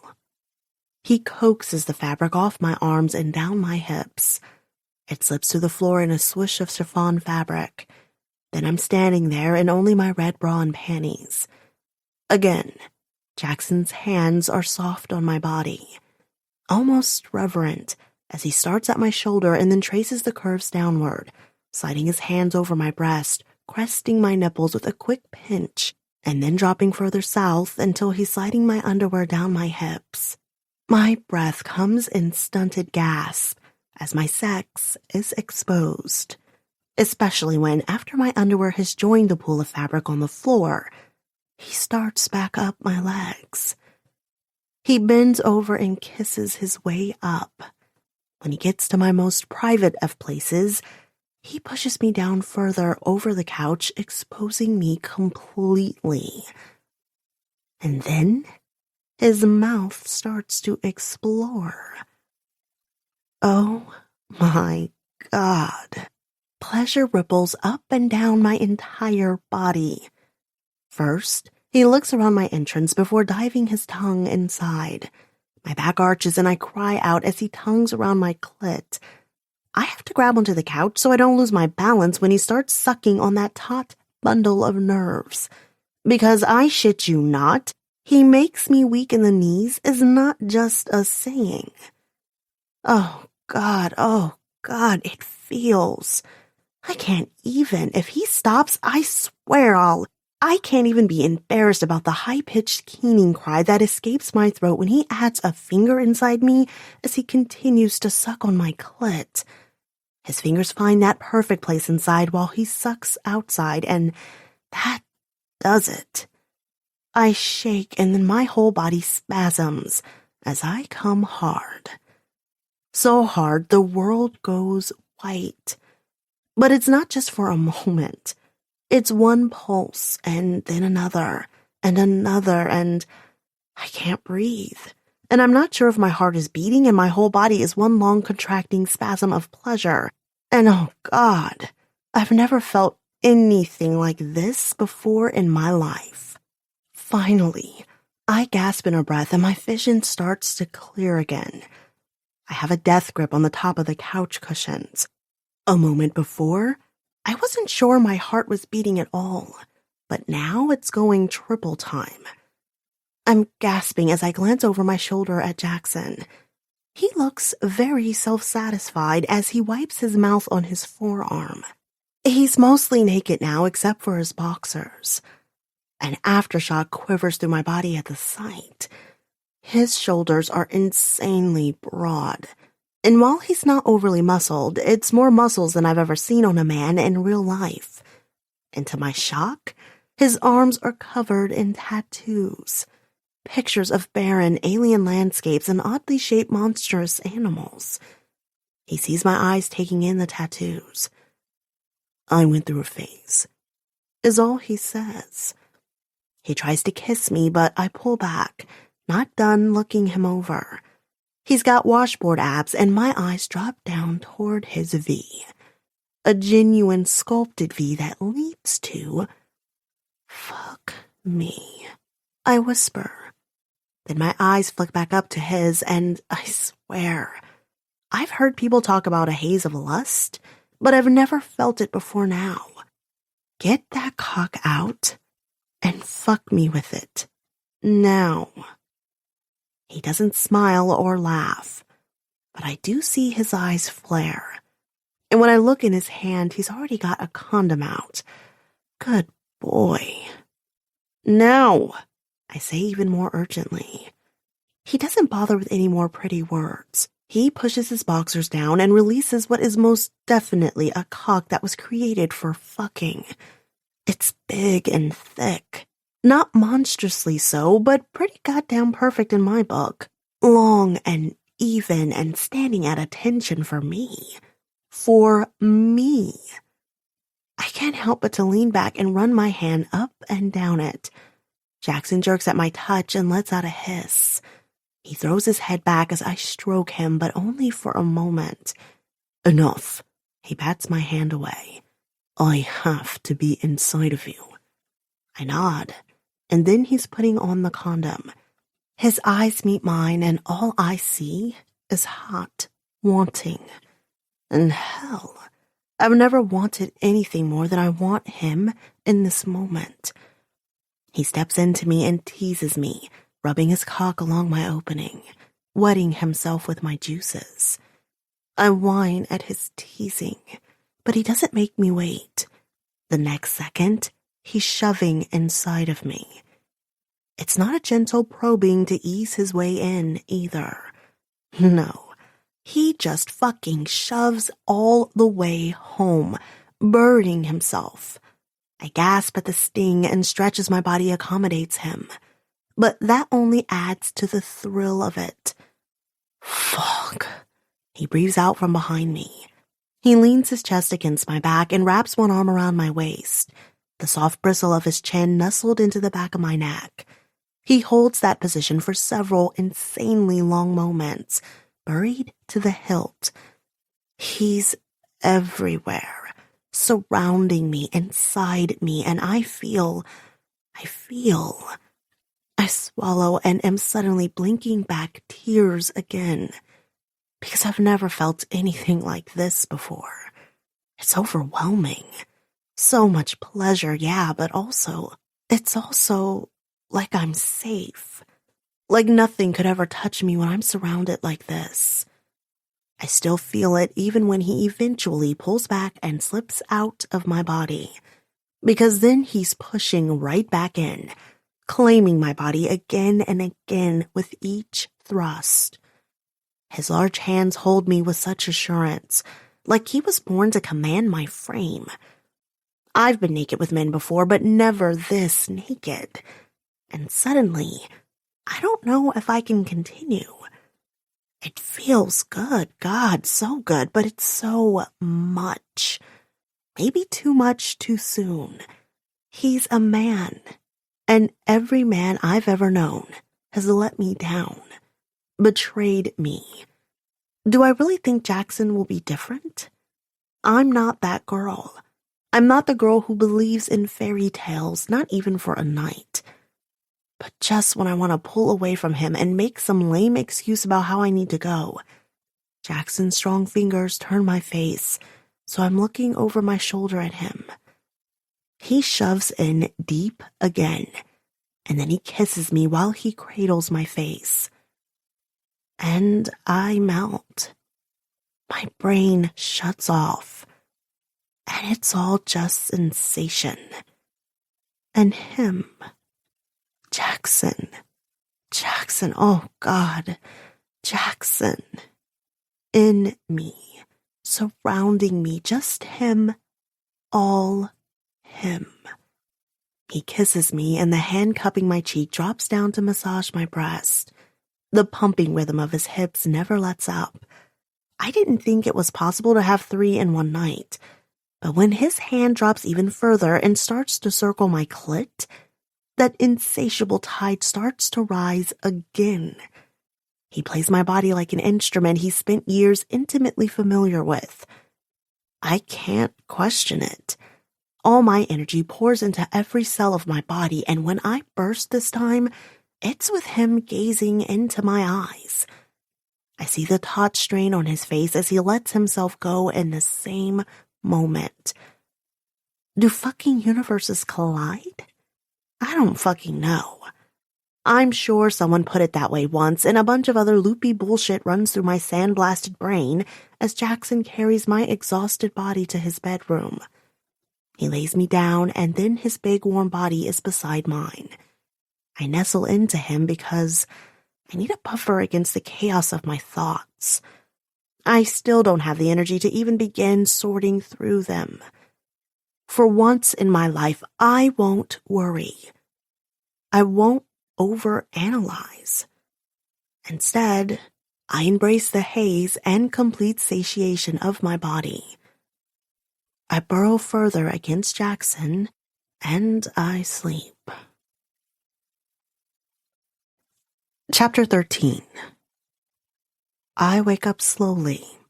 I blink a couple times, just long enough to see that it's light out, and then close my eyes again. Thank God Charlie is giving me just a few more minutes of sleep. He's usually climbing into my bed and jumping on me right after dawn. Maybe he'll start sleeping later now that he's older. Oh God, that would be amazing. I twist over to burrow into my pillow more. My body sinks into the luxurious mattress, and I snuggle the comforter around me. It's so soft, it's like snuggling with clouds. But, wait, what? My mattress is total crap. It bows in the middle, and there's that spring that pokes me if I shift on it wrong. My eyes immediately shoot open and I force myself to a sitting position. My eyes skitter all around the lavish room. Like the rest of the house, all the furniture in the room is antique, but I guess there's a mix of modern. There's no heavy brocade or outdated dark wallpaper. No, the walls are a warm, textured coffee color. Slatted wooden window shades hang in the windows. Then, of course, there's a giant 4-poster bed that I'm lying smack in the center of. I look over at the indent on the bed beside me, and my air catches in my lungs. Tentatively, I run a hand over the spot. Still warm. Okay, Cals. No more distracting myself from what happened last night by appreciating the man's decorating taste. Me and Jackson Vale. Oh my God. I flop backwards on the bed and cover my face with my forearm. My cheeks flame, remembering some of the things that happened last night. In the light of day, I can barely believe any of it was real. Except here I am, in Jackson Vale's giant bed. And when I twist my legs, I feel a soreness there that speaks of a night of, athletic passions is probably the best way to put it. I press my palms to my heated cheeks. At least Jackson isn't here to witness my morning after face. Which brings out a slew of other thoughts. Number 1, I never washed off my makeup last night, and I must look like a scarecrow freak at this point. And number 2, Jackson isn't here. A glance at the clock beside the bed shows it's 7:45. That's sleeping in for me. Charlie wakes me up at 5:30 or 6 at the latest. But Jackson? It's a Saturday, and it's not like he had to slip out early for work. So why isn't he here? Don't be an idiot. I chastise myself as I roll out of the world's most comfortable bed. I see a door off to the left that's slightly open. As I pad over to it, I see that my guess was right. It's an en-suite bathroom. Thank God. I have to piss like a racehorse, in addition to what I'm sure is the Nightmare on Elm Street makeup situation. Last night, things might have felt all mixed up because of the emotions and the nice words Jackson was saying. But I know all about the promises men spout to get into a girl's pants. In the morning, their words are as empty as the bed I found myself alone in. It's fine. It's all fine. I do my business and then turn the faucet to the hottest setting I can stand it. Last night was a pleasant exchange. For both of us. I don't feel shortchanged. No one was used. I wanted it as much as Jackson did. I squirt out some soap from a dispenser and scrub my face a little too hard. I just wish guys would cut out the bullshit. All that talk about saying he really wanted me to work for him because I'm qualified, or how he intimated he was interested in some kind of relationship apart from work. Ugh. I scrub extra roughly to get off the day-old mascara caked underneath my eyes. Can it be enough to say, hey, you make me hot. I make you hot. Wanna fuck tonight, just a one-off. Instead of all the lies and subterfuge of, you're so special, I want to take care of your problems. Bullshit. Oh, God. I say after I all but stab myself in the eye with my pointer finger. I rinse my face and dry it, but when I look in the mirror, I'm still wincing. I put some toothpaste I find on my finger and use it like a toothbrush. But my hair looks crazy. Like sex hair meets bedhead meets riding with the top down in a convertible at 80 miles an hour. I try to finger comb it, but because of all the goop Brianna put in it last night, it's a lost cause. I glance back out the door to the main room. No movement. Duh. Jackson's obviously long gone, even though it's a Saturday and he doesn't have the excuse of work. I smirk in disgust, though I don't know if it's at him or myself. God, I wonder if he left me a driver or if he expects me to, cab it back to the city. What a fuckwad. The appropriate thing to do at this point is to sneak out and do the walk of shame. find my purse and cell phone, and get an Uber. But you know what? Screw that. He didn't kick me out last night, and he took the coward's way out this morning with his disappearing act. And I'm not walking in my house with sex hair and still with the smell of him on my skin. I close my eyes and fight the sudden fierce urge to run back to the bed and inhale his pillow one last time. I jerk my eyes back open, appalled at myself. I look around the rest of the bathroom. Everything in here is very modern compared to the rest of the house. The shower looks like it has several rainwater spouts, but also jets of water that come sideways from the walls. I walk closer and inspect the little digital control panel beside the entrance. I only try a couple of buttons without any reaction before backing off. Genius. I shake my head at myself. That's right, the shower is too complicated for little old me. I should have known how out of my league I was with this guy as soon as I stepped into that goddamn limo last night. But when I turn the corner of a small half wall, I see a jacuzzi tub. It has a few buttons too, but I've used one of these before. Okay, so the one I used was only about a third of the size of this one, but still, the principles are probably the same, right? Last year, Shannon took Charlie and me along to a graphic design conference she went to. We got bumped into this awesome room because of some screw-up with the hotel reservations. We stayed at the hotel all day and played in the pool, but what Charlie liked even better than the outdoor pool was a jacuzzi tub in the room. Unlike a normal jacuzzi, I could control the temperature of the water, so it never got too hot. We put Charlie's floaters on, and he freaked out, squealing and giggling every time we turned on the jets and bubbles. The memory brings a smile to my face as I turn on the tub. It has 4 taps, and they all start flowing at full force to fill the tub up quickly. I always swore that one day I'd have enough money to get a house with a jacuzzi tub. It could be the ugliest ass house ever, but it'll have a top-of-the-line tub for my little boy. My hand goes to my chest, and I realize that for a second day in a row, I'm fighting back tears. Fucking tears, what the hell? I can't even blame it on PMS. I just got over my period, and for once, I'm not running on 5 hours of sleep, so it's not exhaustion. I don't know what time it is, but I know. I slept like the dead on that too comfortable mattress. I shake my head like I can physically shake away the feelings. I pick up the bottles that line the side of the tub. Shampoo and body soap, both very expensive looking. Great. I'll end up smelling like Jackson all day after all. Well, Christ. At least I won't have the sex hair. I'm sure I'll get enough grief from Shannon as it is. I was so overwhelmed with everything last night, I just accepted it when Jackson said he called her and told her I'd be staying the night with him. But knowing Shannon, I'm sure while she was perfectly sweet and sugary on the phone, I'll get the earful of judgment as soon as Charlie's out of earshot. Irresponsible Callie showing her true colors again. God, I don't want to think about any of it. I'm glad when the water reaches the level indicated on the side and I can switch on the jets. I climb the little steps on the side and it feels like heaven when I sink down into the water. My body relaxes into the bubbling, steaming water. I submerge my head and just stay there for several long moments. The real world and everything about it completely drowned out.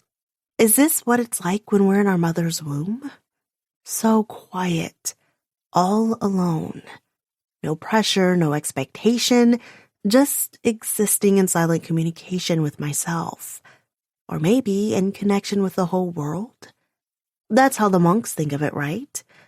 I flirted with the idea in some yoga classes I've done, being connected to the entire world down through my feet, into the ground, to the roots of the trees, and then up through the branches and the rain that soaks the leaves, all the way back up into the sky. I surface and try emptying my mind. I take in several cleansing breaths of the bath steam water. Lord knows I could do with some grounding in my life. Underwater jets hit me from all sides, immediately relaxing my sore muscles. I lazily count to 10, releasing more and more tension with each breath. Finally, I stop counting and just keep breathing steadily in and out, closing my eyes and focusing only on the physical sensations of the moment. The 2 jets of water at my back massage tired muscles, and the swirl of water pulsing between my thighs eases the slight soreness there. My hand wanders down my body, and I gently cup myself over my sex. I wince. Not because it hurts, but because it's so obvious that there was some definite activity there last night. After so long going without, ever since David left me before Charlie's birth, what was it about Jackson that made me surrender? And surrender so completely? Immediately, images and memories of last night come flooding back in. His body over mine, his expert fingers, that mouth of his. My own hand, which had been only investigating a moment before, starts to massage. I keep my eyes closed as I bite my lip. Jackson might be done with me, but what's the harm in one last little fantasy while I'm here? In his magnificent bathroom, his scent surrounding me. I shift a little sideways so that the water jet that was hitting my hip is suddenly squarely directed where I need it most. I bite my lip harder to keep back the moan that's fighting to come out. I'm sure any noise would echo like a motherfucker in this bathroom. Jackson might be gone, but what if he has, like, a maid or something who hears and comes to inspect? I sink a little deeper in the water, adjusting my body so it's even closer to the jet. No, this will be my own little secret that no one ever needs to know about. The water pulses and massages at my lower lips while I stroke my clit. I have to be inside you. Remembering Jackson's words plus all the stimulation has my back arching. My breasts crest out of the water into the cooler air of the bathroom. I can't help grasping my nipple with the hand not circling my clitoris. I bite my bottom lip and try to imagine it's Jackson's hand, but the fantasy can only go so far. My palms are small and soft. It's not the same. The high I was riding loses its fervor. My brow creases and I squirm and rub at myself with more urgency, chasing the high. All I'll ever have of Jackson are the memories. It has to be enough, damn it. But the more I rub, the more elusive climax seems, which only makes me more frustrated and determined. I let my clit rest for a second and grab my breasts with both hands, squeezing and rolling the tips in between my fingers. Come on, I can do it. Just sink back into the pleasure. Come on. Crash. What the? I startle so much I take in a mouthful of water as my eyes pop open, only to see Jackson standing in the doorway. There's a tray of food upturned at his feet where he must have dropped it. A shattered coffee mug sprayed brown liquid across the marble floor. A mix of eggs, bacon, and pancakes lies scattered beside it. I cough from the water I unintentionally swallowed and press myself to the side of the tub, though I feel stupid in the next second. Why? For modesty's sake. God, Cowles, he just found you in his tub masturbating. Oh, God. He never left. He was making me breakfast.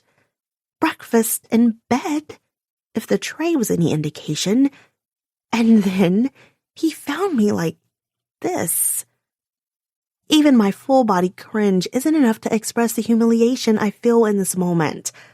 I close my eyes, but what I really want to do is sink back under the water and pretend none of this ever happened. That's the fucking hottest thing I've ever seen in my life. The low growl has me looking up in surprise. He's not mad? And doesn't think I'm, like, pathetic or something? The look on his face as he stalks across the bathroom suggests he feels the opposite. He looks hungry, but not for any of the spoiled breakfast scattered all over the ground. Why'd you stop? As always, his voice has a quality of command to it. Show me how you touch yourself. As he talks, he pulls off the white t-shirt he's wearing. The sight of his wide, muscular chest and the blue-black fire in his eyes is enough to make me forget my momentary humiliation. Without another thought, my hand drops back below the water. He groans low and throaty as he strips off his boxers and steps over the edge of the tub. The bright morning light and bulbs all around the well-lit bathroom leave nothing to the imagination. But Jackson doesn't seem the least bit hesitant. I can only stare at his cock. I mean, I saw it last night, but now I have the opportunity to really examine it in the full glory of the morning light. And damn, is it a seriously beautiful cock? It's the width.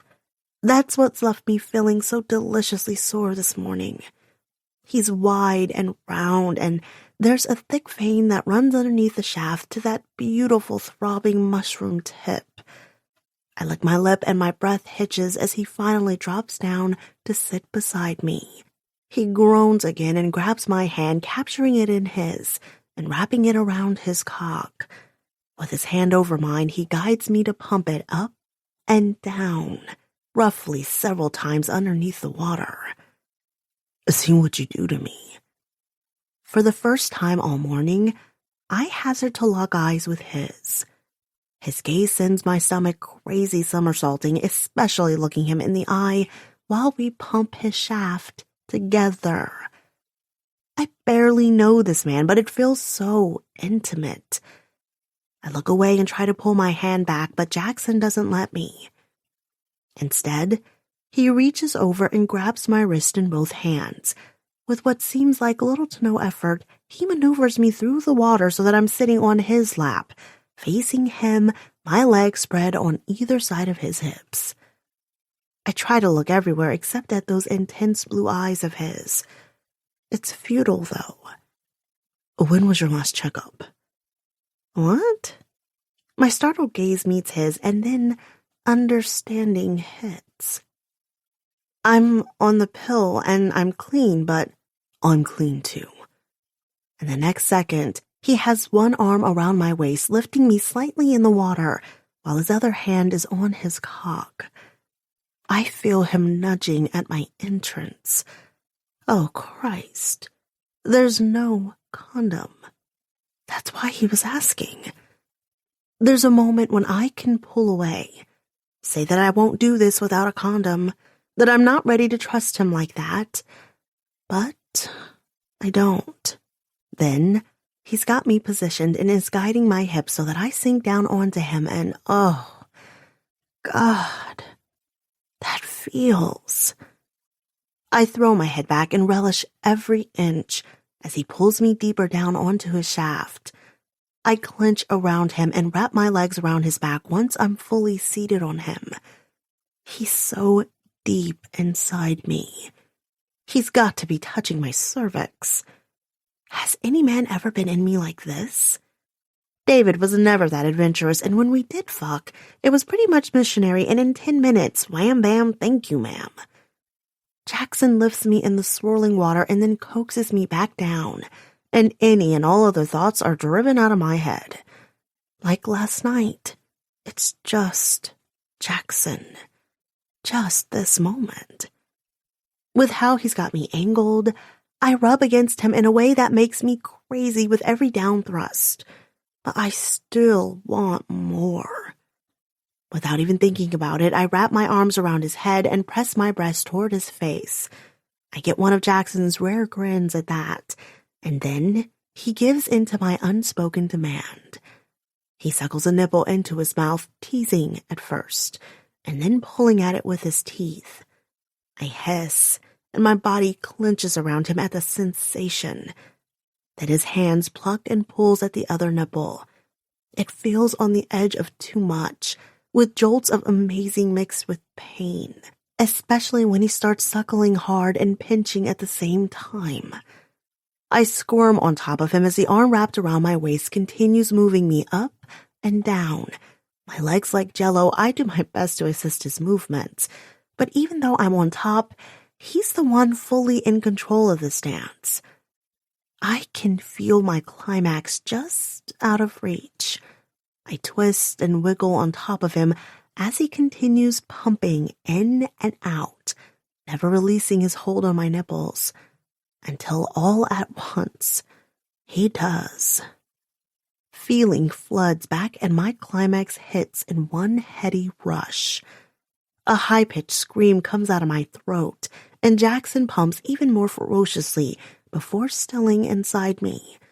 He clutches me to him, his head buried in my breast. I realize once I come back to myself and am breathing again that I'm holding him just as tight, arms wrapped around him, fingers clutching his hair. Oh, God, what am I doing? After the incredible rush, my heart pumps a mile a minute. Jackson is still hard inside my body.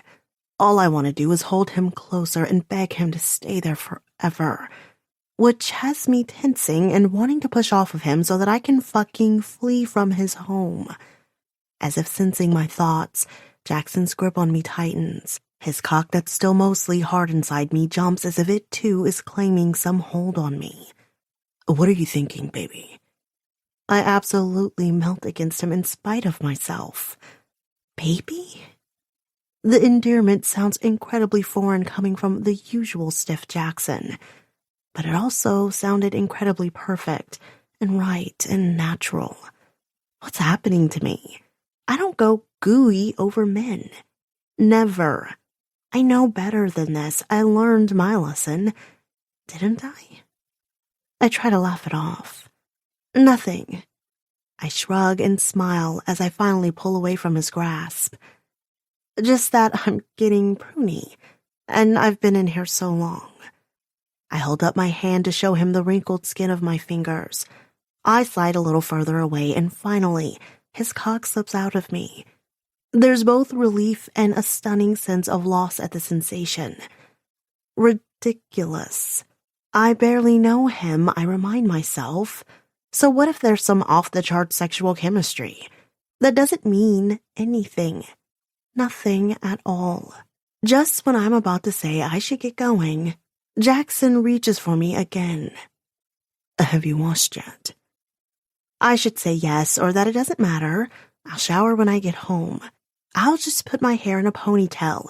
It'll be fine. Instead, stupidly, I shake my head, and I get another rare Jackson smile, dimple and all. He reaches over and grabs one of the fancy bottles on the side of the tub. Moments later, a creamy white shampoo fills his hand. He rubs it between his palms and then positions his body behind me. When he starts massaging the shampoo into my scalp, I try to hold myself rigid so that my body doesn't touch his. I can't explain, even to myself, but it feels right. Like I've already given away too much of myself to this man between last night and this morning. It was almost better when I thought he'd gone. He was the asshole. That I understood. He fit into my neat categories of men. But this? Jackson isn't having the distance I try to put between us. After initially working the shampoo through my hair, he wraps that inexorable arm around my waist and pulls me so that my back is flush against his chest. Then he goes back to a leisurely massage of my scalp, moving methodically from front to back and then outward to the sides. He rinses his hands in the bathwater. Close your eyes now, baby. My heart does another acrobatic jump at the repeated use of the endearment. I close my eyes even as I'm telling myself not to be stupid. Baby. It's just something guys say. Even Jackson, apparently. It doesn't mean anything. I hold my breath as Jackson cups the water in his large hands and pours it over my head to rinse the shampoo. Over and over again, he rinses and works the shampoo from my hair. I keep my eyes closed while he starts to wash the rest of my body. I'm keenly conscious of his hands as they start at my neck and work down my shoulders, then around to my breast. My breath hitches when he goes there. To my surprise, he doesn't linger, even though I feel him hardening underneath me. He's so gentle with me. It seems impossible for such a giant of a man. Paradoxical. But as his hands swirl over my hips and wash the crease between my legs, I finally give in and lean all my weight back against him, absolutely putty in his hands. I can't not. And like he seemed to feel my tension earlier, so too he seems to sense my surrender. One hand stays there, and his other moves my wet hair to one side of my neck. And then he's kissing me behind my ear. I can't help trembling underneath his touch. You're so beautiful. I don't think you know how beautiful you are, how precious. When I touch you, all I can think is... I turn around in his arms and put a finger over his lips. Stop. I shake my head to reinforce my words. Stop talking. A determined glint comes in his eyes, and I can tell he wants to argue, so I silence him the best way I know how. I kiss him. As his lips welcome me, I know it's not just a kiss to silence him. God, this is what I've wanted all along. Ever since I saw him standing in the doorway of the bathroom and realized he didn't leave after all. He didn't use me and cast me aside. He still might. No, scratch that. He probably will. But for now, for today, he wants me. So I kiss him. I wrap my arms around his neck and kiss him with every ounce of the confusion and elation and passion that being around him brings out in me. He kisses me back just for a moment before standing up and lifting me out of the tub with him. I try to pull away so I can stand on my own and not trip him as he walks down the outer stairs of the tub. Like last night, though, he just puts a hand under my thigh and hefts me up. Does he know how insanely sexy his strength is? I wrap my legs around him and cling even tighter with my arms. My chest hurts because in spite of all the bullshit I'm feeding myself, I know this is what I really want. To be wrapped around him so tight, to just fucking cling to him and never let go. It's terrifying, and I want to make him put me down so I can run away. But for some reason, I just clutch him tighter. He doesn't stop kissing me as he steps out of the bath, one hand on the little rail by the wall for balance. As soon as we're on the fluffy bath mat, he carries me back into the bedroom. A hand underneath my thigh is positioned in such a way that he has access to my most intimate places. And he's stroking me even before we reach the bed. I'm already so swollen there that I can't decide if I'm close to bursting or too stimulated to come again so soon. Jackson lays me out on the mattress, and when his body comes down on top of me, the pulses that start to rock through my lower belly are close to coaxing out yet another climax. God damn, this man's wizardry. Jackson pulls his lips from mine only to kiss his way down my body. I blink furiously against the flurry of sensations assaulting me all at once. Oh, God, it's so close. He lingers at my breast, sucking on each sore bud in turn, until I squirm beneath him. When he makes his way back up and kisses me deep, I expect the pressure of him between my legs, but while I feel his length full against my thigh, he doesn't seek entrance. I'm riding right at that edge, so close, but not quite there. He simply keeps kissing me with deep, masterful dips of his tongue. It's driving me crazy. Why has he turned suddenly languorous when I'm hot and needy? Impatient, I slide my hand down his body and clutch at his cock, ready to position him so he can slide inside. But Jackson takes my wrist and lifts it up. He easily captures my other wrist so that both my hands are sprawled over my head. His kisses become even more forceful, and the throbbing length at my leg is more insistent. I moan beneath him. Why is he torturing us both? Jackson, I whimper between kisses. His cock jumps and his grip at my wrist tightens. Say it again, he growls. At first, I'm confused. Sex haze here? What did I even say? My name, he says as if hearing my unspoken question. Say my name. Jackson, I say again, rubbing my core up against him and wrapping my legs around his waist. I'm desperate for him, and in this moment, not ashamed of it. Jackson, I need you. Now. He kisses me so hard for a moment I can barely breathe. But I'm greedy for it. I kiss him back with just as much hunger. The pulsing beat at my core is thrumming right at that tipping point. Just a little more. If he would just touch right there. But every time I try to position myself against him, even just his thigh, he moves away. He's intentionally denying me, the bastard. At my whine of frustration, Jackson lets out a low chuckle. Motherfucking bastard. I'm about to bite at his tongue in my mouth when he suddenly pulls away. I let out a growl, especially because he still has my wrist pinned in place. He easily holds me still while he reaches into his nightstand. What? Now he's grabbing a condom, even though he came inside me in the bathtub. Ugh, fine.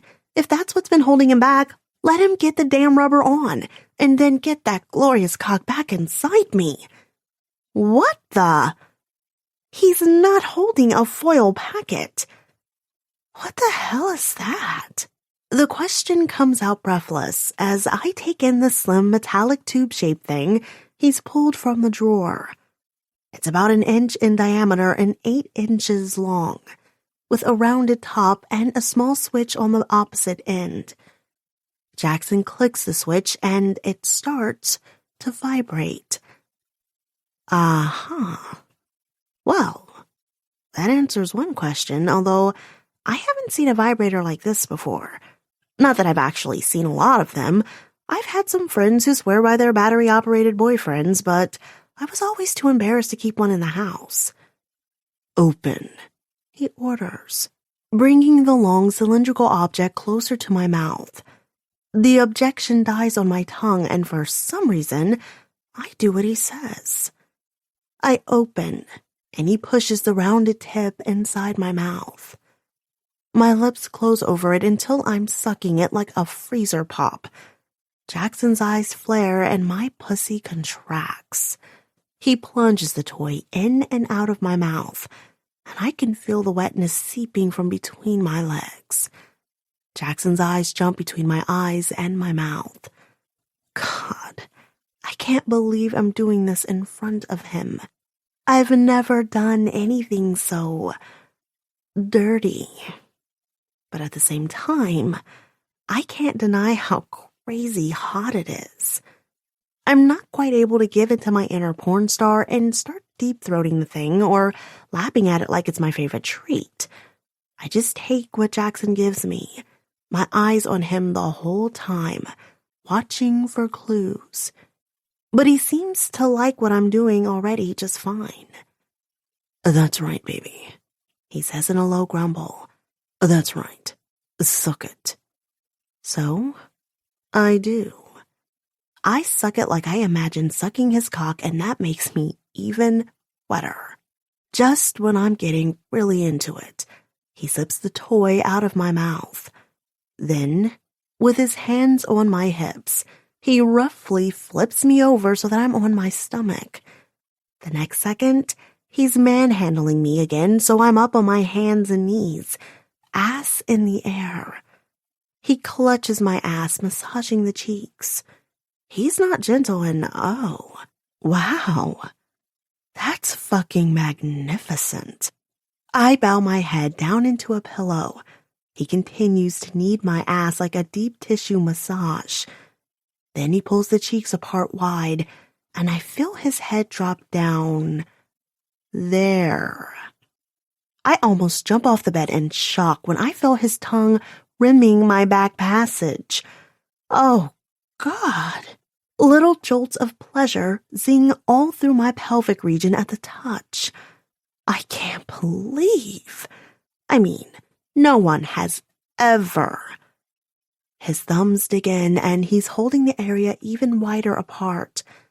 I hear a noise, and did he just... I look over my shoulder in shock. Yup. He just spit on me. Down there. He's rubbing the spit into the hole with his thumbs and using the moisture to invade with one thumb. My eyes widen, and I swear, I choke a little at the sensation. I don't have a moment to even figure out how I feel about any of it, though, because in the next second, Jackson has the long bullet-shaped toy pressing into my pussy. That's right. Get it nice and creamy for me, he says in a concentrated whisper, eyes locked on that area of my body. I'm too embarrassed to keep watching him, so I drop my face back into the pillow. I should tell him to stop. Again, there's that thought that this is all too much. It's too intimate, too soon. But the things he's doing to me, God, I've never felt anything like it before. Jackson drags the cylinder from my drenched sex, and the thumb that was probing my ass slides out. I let out a breath only to suck another one back in, when I feel that metallic toy replacing it. My whole body jerks at the attempted invasion. I should have seen this coming as his thumb started probing there. Of course, this is where it was all leading to. But no way. He wants to shove that thing up my ass? I'm shaking my head and wriggling to get away, but Jackson wraps his strong arm around my waist and holds me in place. Shh, baby. Trust me. This'll feel so good, trust me. He nuzzles his face against the back of my hip and continues whispering to me in that low, hypnotic voice. In spite of myself, I start to calm and stop struggling to get away.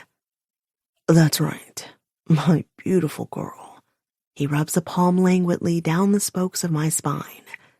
His hand rounds my hip, and then he cups me between my legs.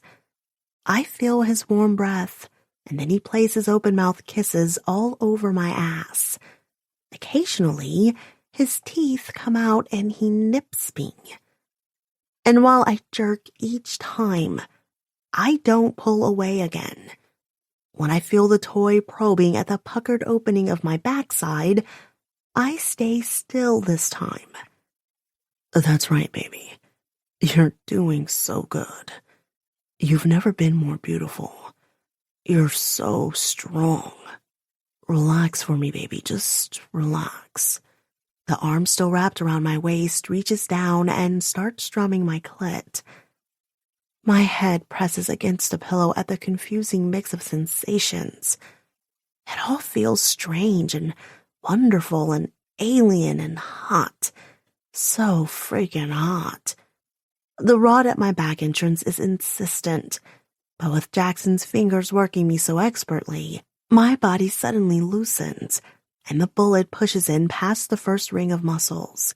I gasp as it slides inside, and Jackson makes a noise that I can only describe as male triumph. Jesus Christ, you're killing my discipline. It sounds like a pained admission. Good. It's not just me whose barriers are being broken down by this insane attraction. When I feel Jackson's fist tangle in my hair, and he pulls my head back so that I'm forced to look over my shoulder at him, I'm grinning. His face is a contorted mix of lust and disorientation. It's the first time since I've met him that I felt the smallest measure of control in the situation. I'm not about to lose it. For the moment, he doesn't have my hands pinned down, and I use it to my advantage. I reach down between us, grasp his cock, and roughly guide it inside me. He lets out a pained groan. But he doesn't pull back this time. No. He presses all the way inside and his body falls forward until he's covering my back. I'm completely surrounded by him and I love it. Between his cock and the toy that fills up my ass, I've never felt so stuffed. You like that, don't you? You like my cock ramming you while I've crammed your ass so full. His dirty words send my arousal to another level. Yes, I manage. It's a whisper, but apparently that's not enough for him. I can't hear you. His voice is almost menacing as he grabs my hip and starts thrusting in with a sharp, almost punishing rhythm. Do you love having your ass and cunt full at the same time? The slap of his flesh against mine each time he pumps into me fills the room. For long seconds, I can only moan in pleasure. My eyes slam shut and the whole universe seems to stop for a moment. Jackson's body over mine, me stuffed to the hilt, so full that there's no room for any other thought, just the feeling that I'm about to burst from sensation. It's pleasure with a tinge of pain, and way, way too many other feelings to even begin cataloging. But then Jackson pulls out and hovers there panting, both of us sweating, and I'm pulled back into the present. I guess you don't love it, so I should stop, he growls. No, I whimper. I look over my shoulder so I can meet his eyes. I love it. I want it. Please. I reach for him, needing him in me again. A dark smile lights his face, and he licks those sinful lips of his. What do you love, baby? He pushes forward so that his cock teases at the lips of my core. I shudder. I love being stuffed full, I whisper. Louder, he demands. My face flushes, but in this moment, I'd do anything to get him back inside me.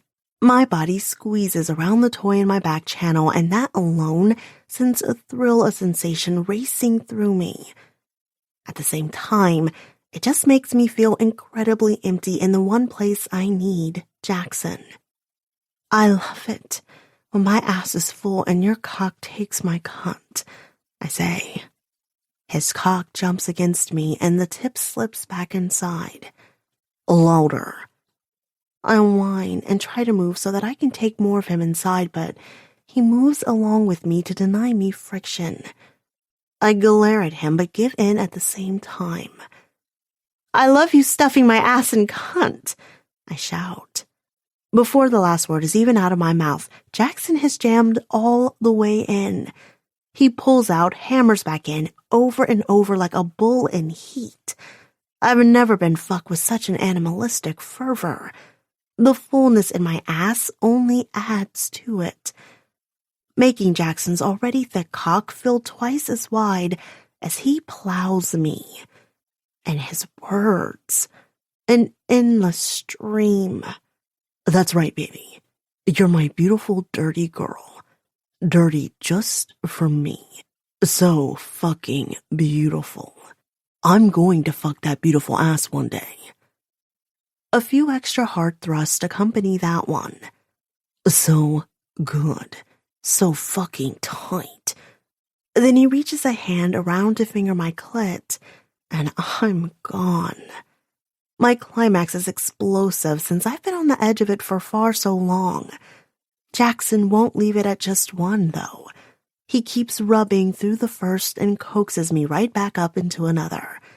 Tears run down my cheeks by the time he pulls out a third, which might just be an extension of the second. I don't even realize the noise coming out of my mouth until Jackson's shouting joins me. He shouts explicitives as he rams even harder than before into me. I'm biting at the pillow and wishing it was his flesh.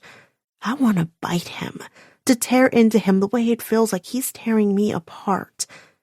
When we finally finish and he collapses beside me, He drags my body so that I'm tucked into him. His large bulk surrounds me from behind, his arms slung over my waist. I smile and pick up his hand, entwining our fingers.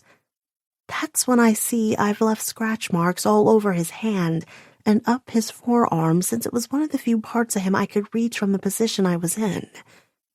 Instead of being horrified, a rush of primal satisfaction hits me at seeing the marks. Mine. I've marked him. I kiss his knuckles and his arm tightens around me. Then, one of his heavy legs slings over mine, like he's caging me in. I don't mind. I snuggle back into him and focus on the warmth of his breath on my shoulder. Within 30 seconds, his breathing evens out and he begins to snore lightly. I giggle. I can't help it. It's such a guy thing to do. He just fucked me 10 ways from Sunday and I've still got a dildo in my ass, but he's out for the count in less than 2 minutes. I shake my head and reach between my legs. It takes some gymnastic stretching, but I manage to get to the toy and slide it out. It comes out with a slick pop noise. I'm too worn out to be embarrassed. I deposit it over the side of the bed and then snuggle back into Jackson's arms. Doesn't seem like he's letting go anytime soon. And in this moment, there's no place I'd rather be. Chapter 14. Mama, do 1, 2, 3. Charlie tugs on my hand. I look over at Shannon and see him reaching for hers as well. She takes it. I don't care that the pathways are crowded at the zoo. I love hearing Charlie's giggle. 1, 2, 3. I count, and then Shannon and I swing Charlie by his arms up into the air, legs arcing high. Charlie's giggles fill the air and I laugh in response. It never fails. Again! I'm way ahead of him. Right as his feet touch the ground, I'm already counting again. Shannon joins in with me, and when I look over, she's grinning. For the first time in forever, she seems relaxed and easygoing. She didn't even bitch me out about my surprise sleepover when I got home from Jackson's this morning. And when I invited her to come to the zoo with Charlie and me, she didn't cite her ever-pressing piles of work like normal.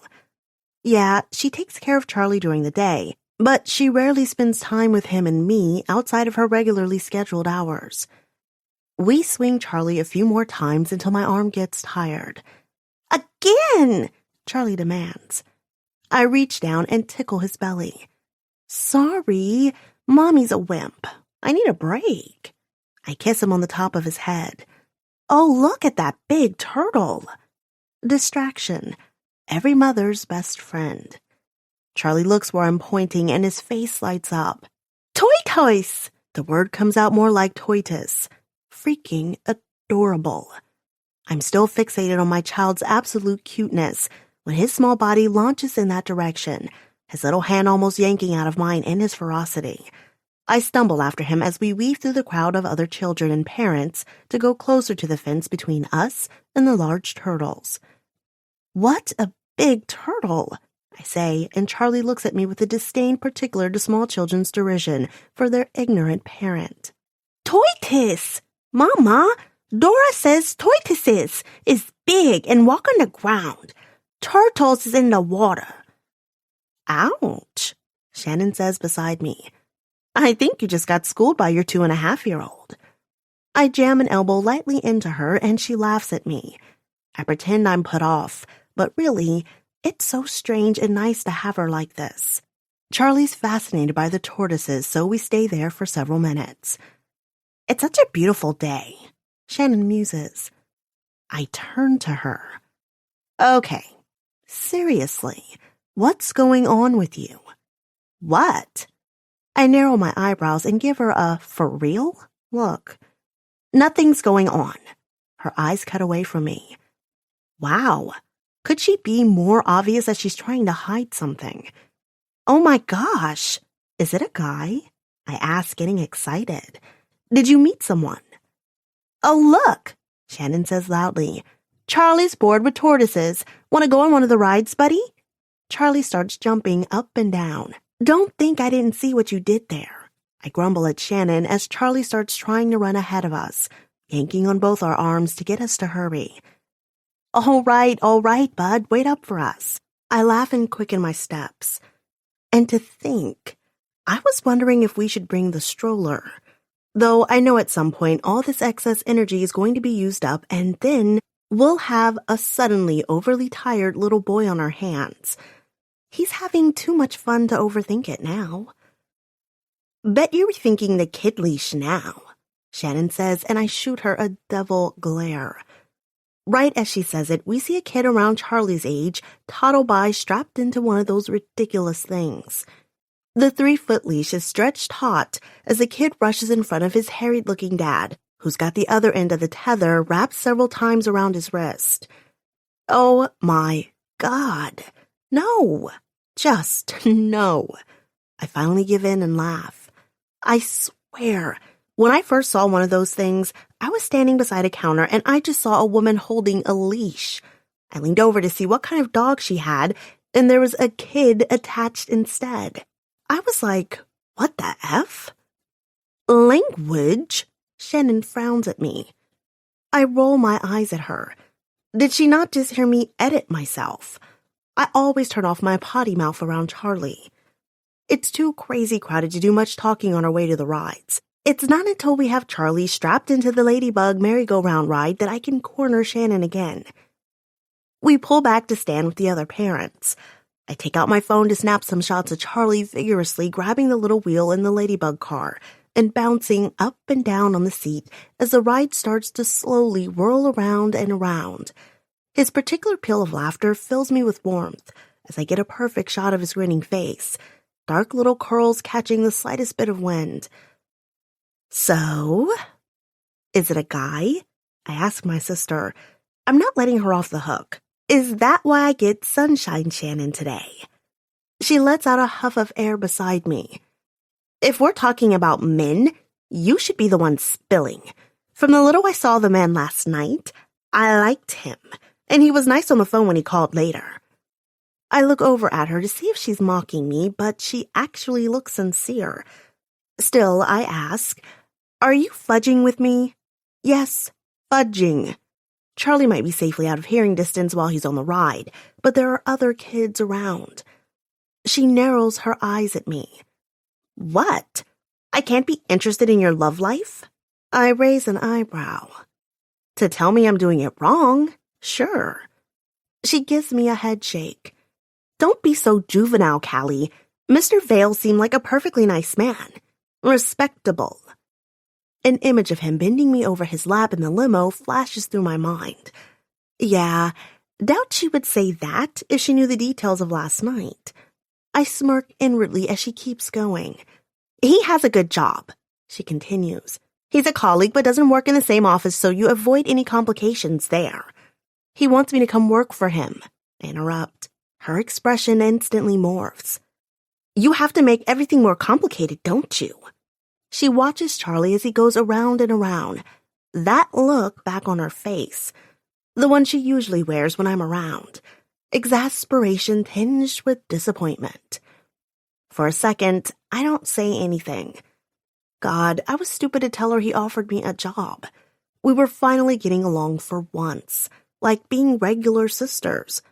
Then I go and ruin it. But no, that's shitty. I shouldn't have to keep the peace only by keeping secrets. I'm done with that bullshit. Shannon, can you just stop? I touch her arm so she looks back at me. I know I've made mistakes in the past, a lot of mistakes, okay? But regrets don't do any good. I can't go back and do things different, and I wouldn't, I say more firmly. They brought me Charlie. But that doesn't mean you shouldn't be learning from your mistakes and breaking old habits, Shannon says, eyes flashing. I know. I meet her eye to eye, and I am. Even the past couple of months. Believe me. I shake my head thinking about my stupidity in walking into Bryce Gentry's office and accepting the devil's bargain he offered. I truly believed that that was my only option to get out of my predicament. Run into a problem that seems unfixable? Let a man use my body. That's my go-to solution. I've just assumed my body is where my only worth lies. That's what I was taught, after all. From a girl growing up in pageants to the abuse I experienced as a teen, to my damn college professor preying on my vulnerabilities, my first real year of college. Then to Bryce. Christ, how have I not seen that it's a pattern before now? I am learning. I say more quietly. I'm different now. The more I say it, the more I can believe it, right? It's not like that between Jackson and me. Only if you don't let it be, don't work for him. I pause before I say anything else. Is she right? I force myself to really consider it. I just told her I'm learning. But how is Jackson different? I myself just realized that I went from one older man with abusive power over me to David to Bryce. Is Jackson really so different? I questioned his motives to his face last night, and all his answers seemed genuine. But I'm not the little naive girl I once was. Men lie to get what they want. This morning when I got home just before noon, I showered. But I swear I could still feel Jackson's hand caressing my cheek as he said goodbye on his huge column porch. He held me back from going into the town car where his driver waited to take me home. I want to be there in court on Monday, he said. My mouth dropped open. The only way he'd known anything about it was because he demanded to see me for lunch on Monday, and I explained why I couldn't meet him. You barely know me, I sputtered. You can't come to my son's custody hearing. His face darkened. I think we've gotten to know each other very well. Very quickly. His eyes were heavy-lidded as he pressed his pelvis into mine. Christ, he was already hard again. The man had a stamina of a bull. Me being me, I just started blushing like crazy. That's not what I mean. No? An eyebrow raised. There's a reason they call it knowing one's wife in the Bible. I think we've gotten very intimately acquainted in the past 24 hours. He leaned in so his words were a hot whisper in my ear. And I, for one, intend on intimately knowing every single inch of your body. And, I mean, what the hell was a girl supposed to say to that? He pulled back then as if sensing I was hitting my holy shit, this is too intense freak-out point. Then, right as I finally turned toward the car, he reminded me he'd be sending over a detailed employment packet. It's completely separate from what happens between you and me, Kelly.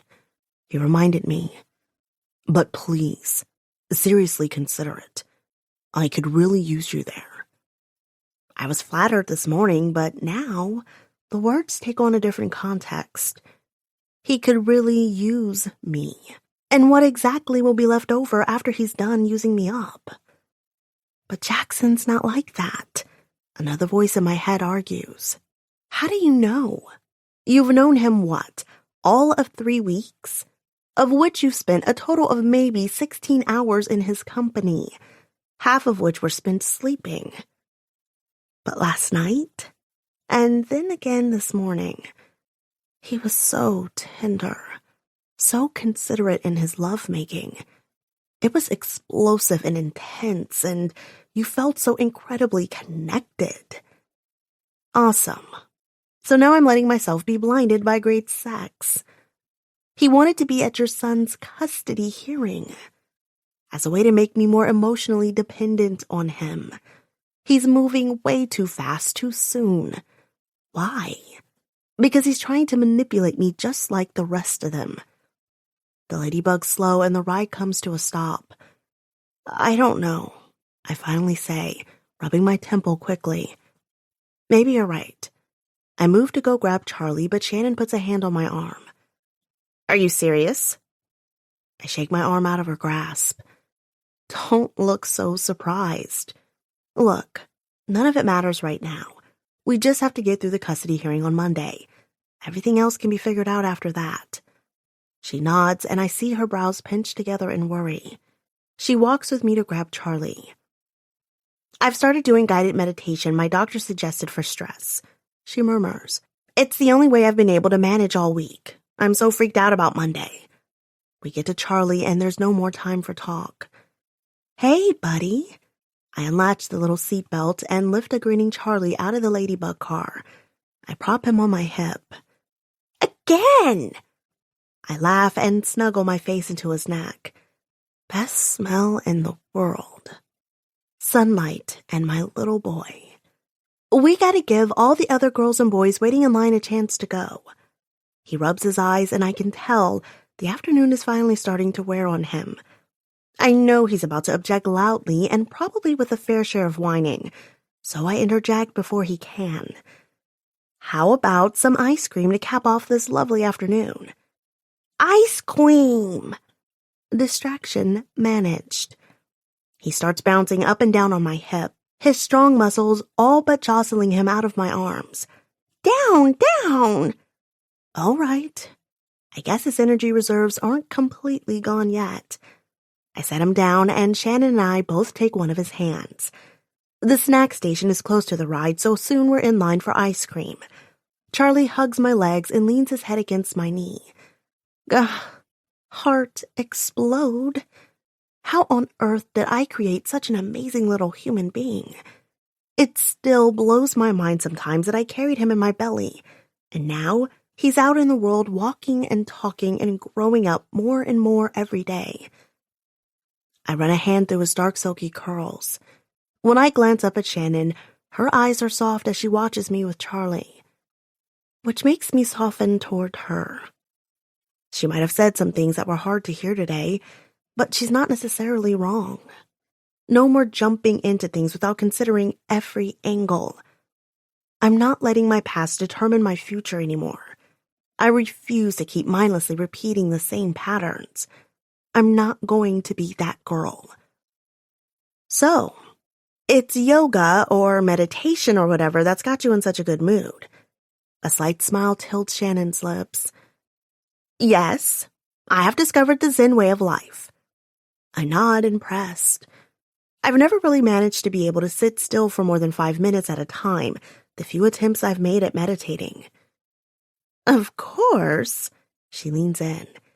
It helps that Sunil, the guy who leads the guided meditation class at the Zen Center I've been going to, asked me out on a date tonight. It takes a second for her words to register, but then I grin like a fool. Way to go, Zen Master. Ha, far from it. A slight blush rises on her cheeks. The only reason we got to talking is because I was having so much trouble emptying my mind, even during the 10-minute period at the end of the introduction classes. I went up to him after class and explained my doctor basically prescribed meditation to help my stress levels, but I didn't think I had a hope in hell of it working on me. You didn't. She nods ruefully. He offered to give me a private session. I thought it was something the center just offered. Nope. He was just taking pity on me. Or he saw how great your legs are in yoga pants. Shut up. She smacks me on the shoulder. That wasn't it at all. He said he could see how stressed out I was, that I had a sickly cloud blue aura. I clap a hand over my mouth, but still can't stifle my laugh. Shannon cuffs my shoulder again with a lot more force this time. Ouch, sorry. I hold up one hand, grabbing Charlie with the other, since he's let go of my leg and is about to make a break for it into the crowd. What does a cloudy blue aura mean? Shannon rolls her eyes a little bit. That's more like her. I don't see her buying into auras or new agey stuff. She's so logical and numbers-oriented. It's what makes her a good graphic designer. Her designs are complex, structural, and precise. Supposedly, that I have a fear of the future and I'm bad at self-expression. My eyebrows pop up. Maybe there's something to this after all. This earns me another smack. You're setting a bad example for Charlie.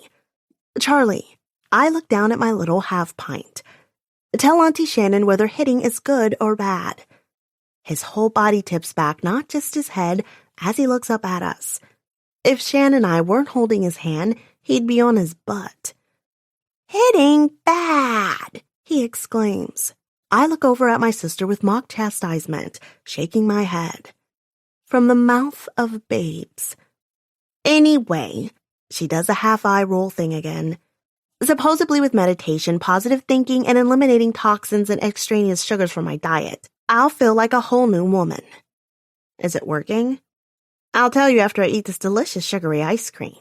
I laugh and move forward. We're finally to the front of the line. Shannon and Charlie get chocolate ice cream, and I get strawberry. We manage to snag an empty bench right as another family leaves. I eat mine so quickly I get a brain freeze, but damn, it's good ice cream. Meanwhile, Charlie ends up a complete chocolatey mess. No matter how many times I run back for extra napkins, more has dripped down on his face. It covers his cheeks and is underneath his chin, and of course, some from his hand ends up in his hair.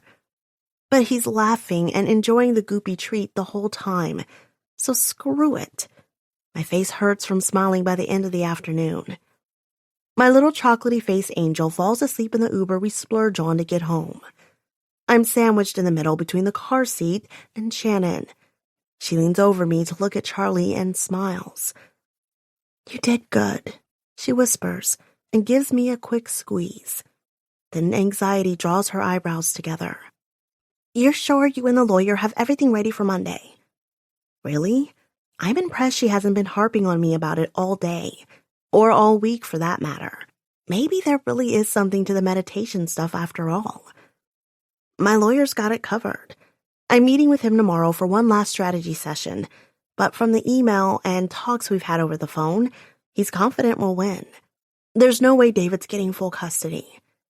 Her hand squeezes mine again, and she leans her head back against the seat, breathing out in relief. "You're doing good, Callie." From my sister, this is high praise. Chapter 15. "Have you eaten this morning?" Dawn asks as we walk into the courthouse together on Monday morning.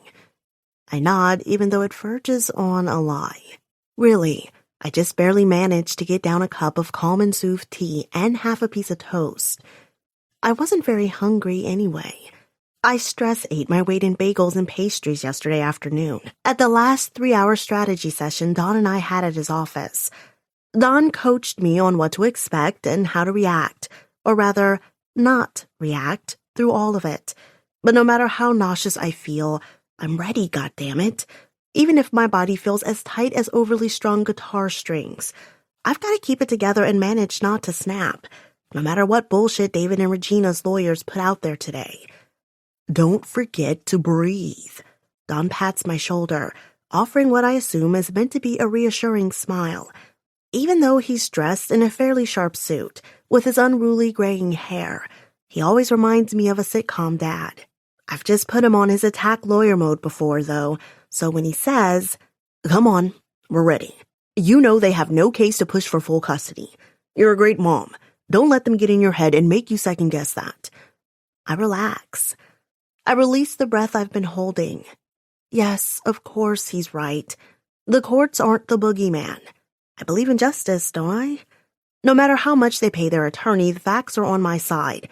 I didn't know what I was doing last time, and I let them steamroll me. I set my jaw. Not today. Besides, I've got my own bulldog lawyer this time. I nod at Don, and he smiles again as he holds open the door to the courthouse. The courthouse is a newer building. My heels clack-clack on the black and white tiles once we're inside. Don consults with a uniformed man who points us down one of the hallways, branching from the large open area. "We'll be meeting in courtroom 3, Don says. I swallow and follow him. Last time, it was so informal. We met in the judge's chamber around a table, but when we step into the courtroom, the judge is wearing the full robes. The same judge that heard our case the first time. Damn it. I hate that he already has preconceived notions of me based on my abysmal presentation at the initial hearing. No, don't overthink it. Today is a new day. I try to focus on other details. The courtroom isn't large. It doesn't look like one of those rooms where you'd see a trial like on TV. No beautifully finished bench up front or rows of pews for the public. Nope. Just fluorescent lights overhead and a bunch of desks arranged in a large rectangle. Then again, Don told me that this isn't a real trial yet, that family court cases often don't actually make it to trial, like less than 10% of them. This is what's called a motion. It's where cases are argued to a judge and then he makes a decision. No one's sitting in the desks that make up the long sides of the rectangle. But at one end, David and his wife are already in their seats. I hold my shaking hands behind my back. The last thing I want them to see is how much this gets to me, that any part of me is scared that they could actually succeed in taking Charlie away. I internally shake my head, no. It'll be a cold day in hell before I let that happen. I think of him at the park with Shannon. She wanted to be here, but neither of us liked the idea of Charlie staying with some unknown babysitter today. No, instead, Shannon planned a full day of his favorite things. First, they're going to the park. Then they'll head to the Children's Museum with the giant foam blocks that Charlie likes to make a life-sized fortress out of, which then gets bulldozed with their bodies. God, Charlie laughs so hard every time he throws himself into the walls, and it all comes down in a soft tumble of blocks. Charlie giggles and Don holds his hand out, putting gentle pressure on my arm to urge me forward. Oh God, my baby. I can't lose him. I stand up straighter and then walk to our seats beside David and Regina, our lawyers between us. Not before their lawyer looks me up and down with a smirk, though. It probably won't set a good tone if I flip them all off. No, control, cows. This has to be about projecting the perfect aura of total control and calm. I sit down and stamp the most placid expression possible on my face. The judge sits impassively at the other end of the rectangle from us. Even though he's not sitting behind a bench, the distance between us and his robes make it feel just as imposing. "The Honorable Judge Casey presiding," says the bailiff. The judge nods, and then we're off. The lawyers argue through each affidavit they've prepared. An affidavit is a large document with all the evidence they've previously filed with the judge. I've learned all kinds of lawyer speak over the past few weeks. Don and I talked through each individual piece of so-called evidence, aka exhibits, David's side produced. And it takes every ounce of control not to lose my shit when they trot out all the crap they have lined up for today. "If you'll look at Exhibit 23 to my affidavit, Judge Casey," David's lawyer says, "you'll see evidence of Miss Cruz's history of drug addiction." It's only because Don coached me through this yesterday that I don't stand up and start yelling about what a hypocrite David is. Exhibit 23 is a picture of me doing a line of coke off David's glass coffee table, my hair all disheveled and makeup smeared. And, oh yeah, I'm in my underwear, a leopard print bra and thong set David bought me that barely covers anything. Great first impression for the judge. It's the next one that really sets my teeth on edge, though. Mr. Canuck also noticed symptoms of drug use while picking up his son for his weekly custody visits. He looks down and reads from a piece of paper. Dilated pupils, traces of powder around her nostril. She was agitated and paranoid. As he reads, I grow more and more incensed. Seeing all of this in their evidence pile yesterday makes me feel sick. A small part of me still couldn't believe that David took a picture of me in that moment in the first place. And now was not only planning to use it against me like this, but that he planned to tell even more lies about me. And such horrible lies.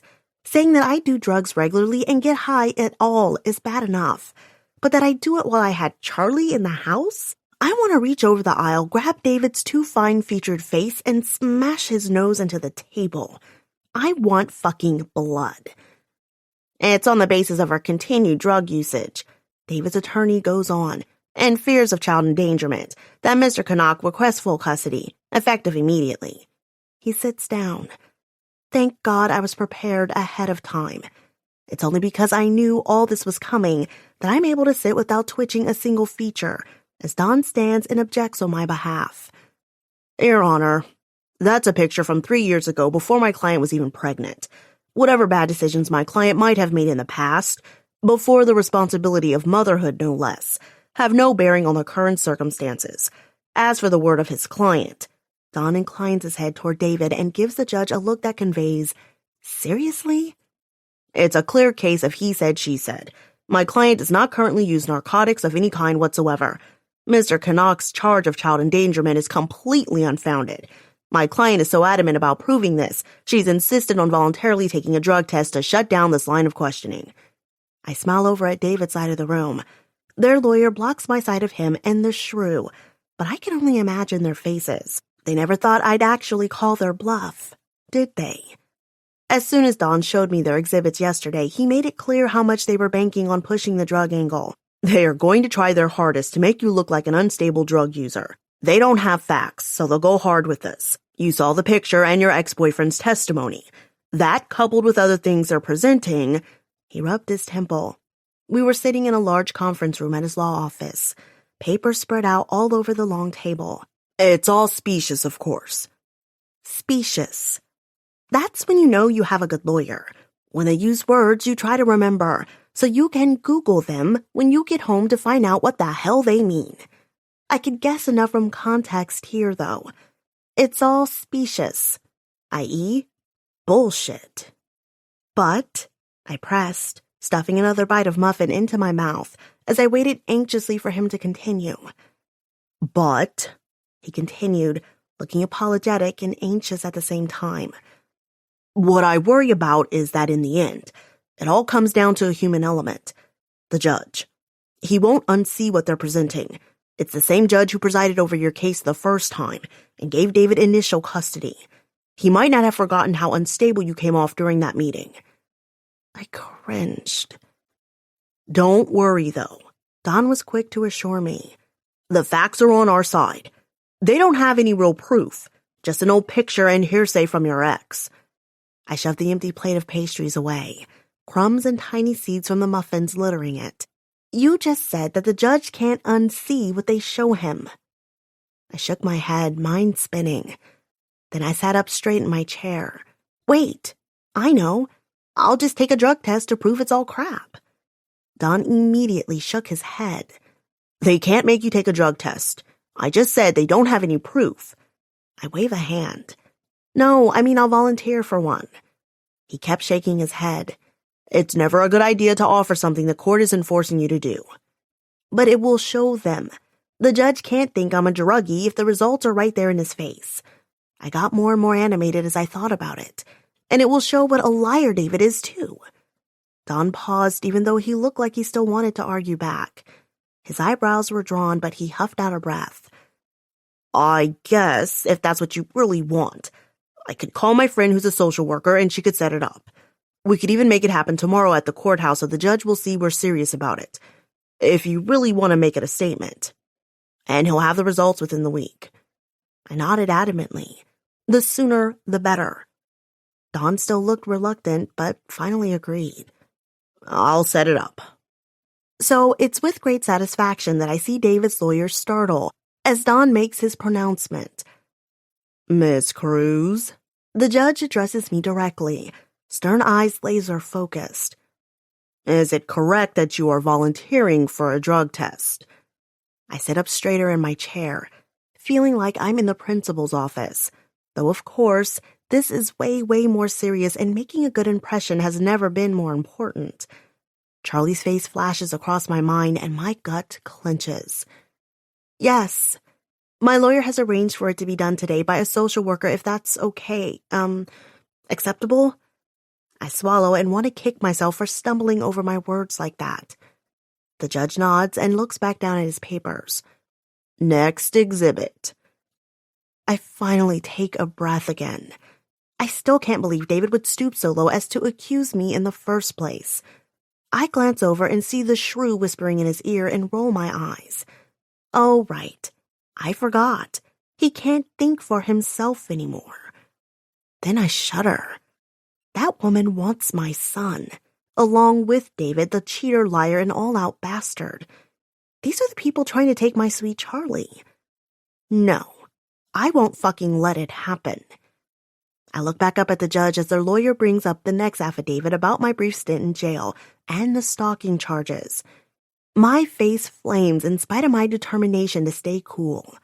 I hate how persuasively their lawyer paints a picture of me as an unstable woman. Stalking. deranged and lighting a car on fire, being locked up before I could do any more harm. The way he talks about me, I wouldn't want to leave a child under my care. I have to fight the urge to slink down in my chair. The blatant facts aren't wrong, but what? It's not the whole story. It's true, but I don't know how to argue it. Dawn stands after the lawyer sits down again, and I swallow hard, trying to gulp down all my fears with it. All right, time for my lawyer to earn those hard-earned bucks I'm paying him. My colleague has tried to paint a picture of a manipulative drug addict, Dawn says. But that's a tall tale stretched from a single Polaroid picture and a couple other cobbled-together stories. I'd hardly call police report mere stories, David's lawyer interjects. The judge stares David's lawyer down with a glare that says what words don't have to, and he shuts up. As I was saying, Dawn continues, shooting his own heavy look in the other lawyer's direction before focusing his attention back on the judge. Miss Cruz's story can much more easily be explained, not as of that a troubled girl dependent on alcohol and drugs, proof of which the opposing counsel has no further evidence than a single photograph, but simply that she was a naive young woman who came to be in the unfortunate circumstances of finding herself with child. All right, so far, so good.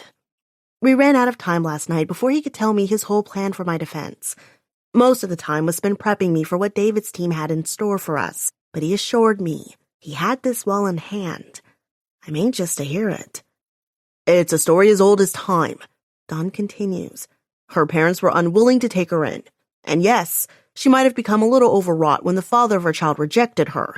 He looks over at me piteously before turning back to the judge. I shift a little in my chair. I know this is part theater to paint the girl I was in a certain way, but I hate that pity look. Still, I try to keep sitting with as much dignity as I can muster, while Dawn continues.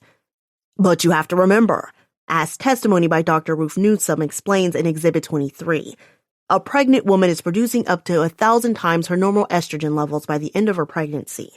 That plus extra progesterone and other pregnancy hormones can create incredible mood swings that account for Miss Cruz's actions at the time those police reports were filed. He goes on arguing the point. I blink as I keep listening. His whole argument is based on the idea that I was crazy because I was pregnant. Wow, this is kind of humiliating. Hormones. Really? That's the extent of my defense? I watch the judge's face. I can't tell if he's buying it. God, it sounds like the old female hysteria fable. Men trying to mansplain women's actions and calling anything that has to do with us hysteria. In our briefing yesterday, I tried bringing up Jackson's point, which, if I thought I remembered Dawn even saying something about it in our first meeting. Even now, thinking of Jackson's righteous fury on my behalf, talking about how David had abused his position of power over me, isolating me by forcing me to keep our relationship secret since it could get him in trouble. At the time, I would have said no, that I fully knew what I was doing, that I was an adult making adult decisions. But looking back now, I can see just how naive I was.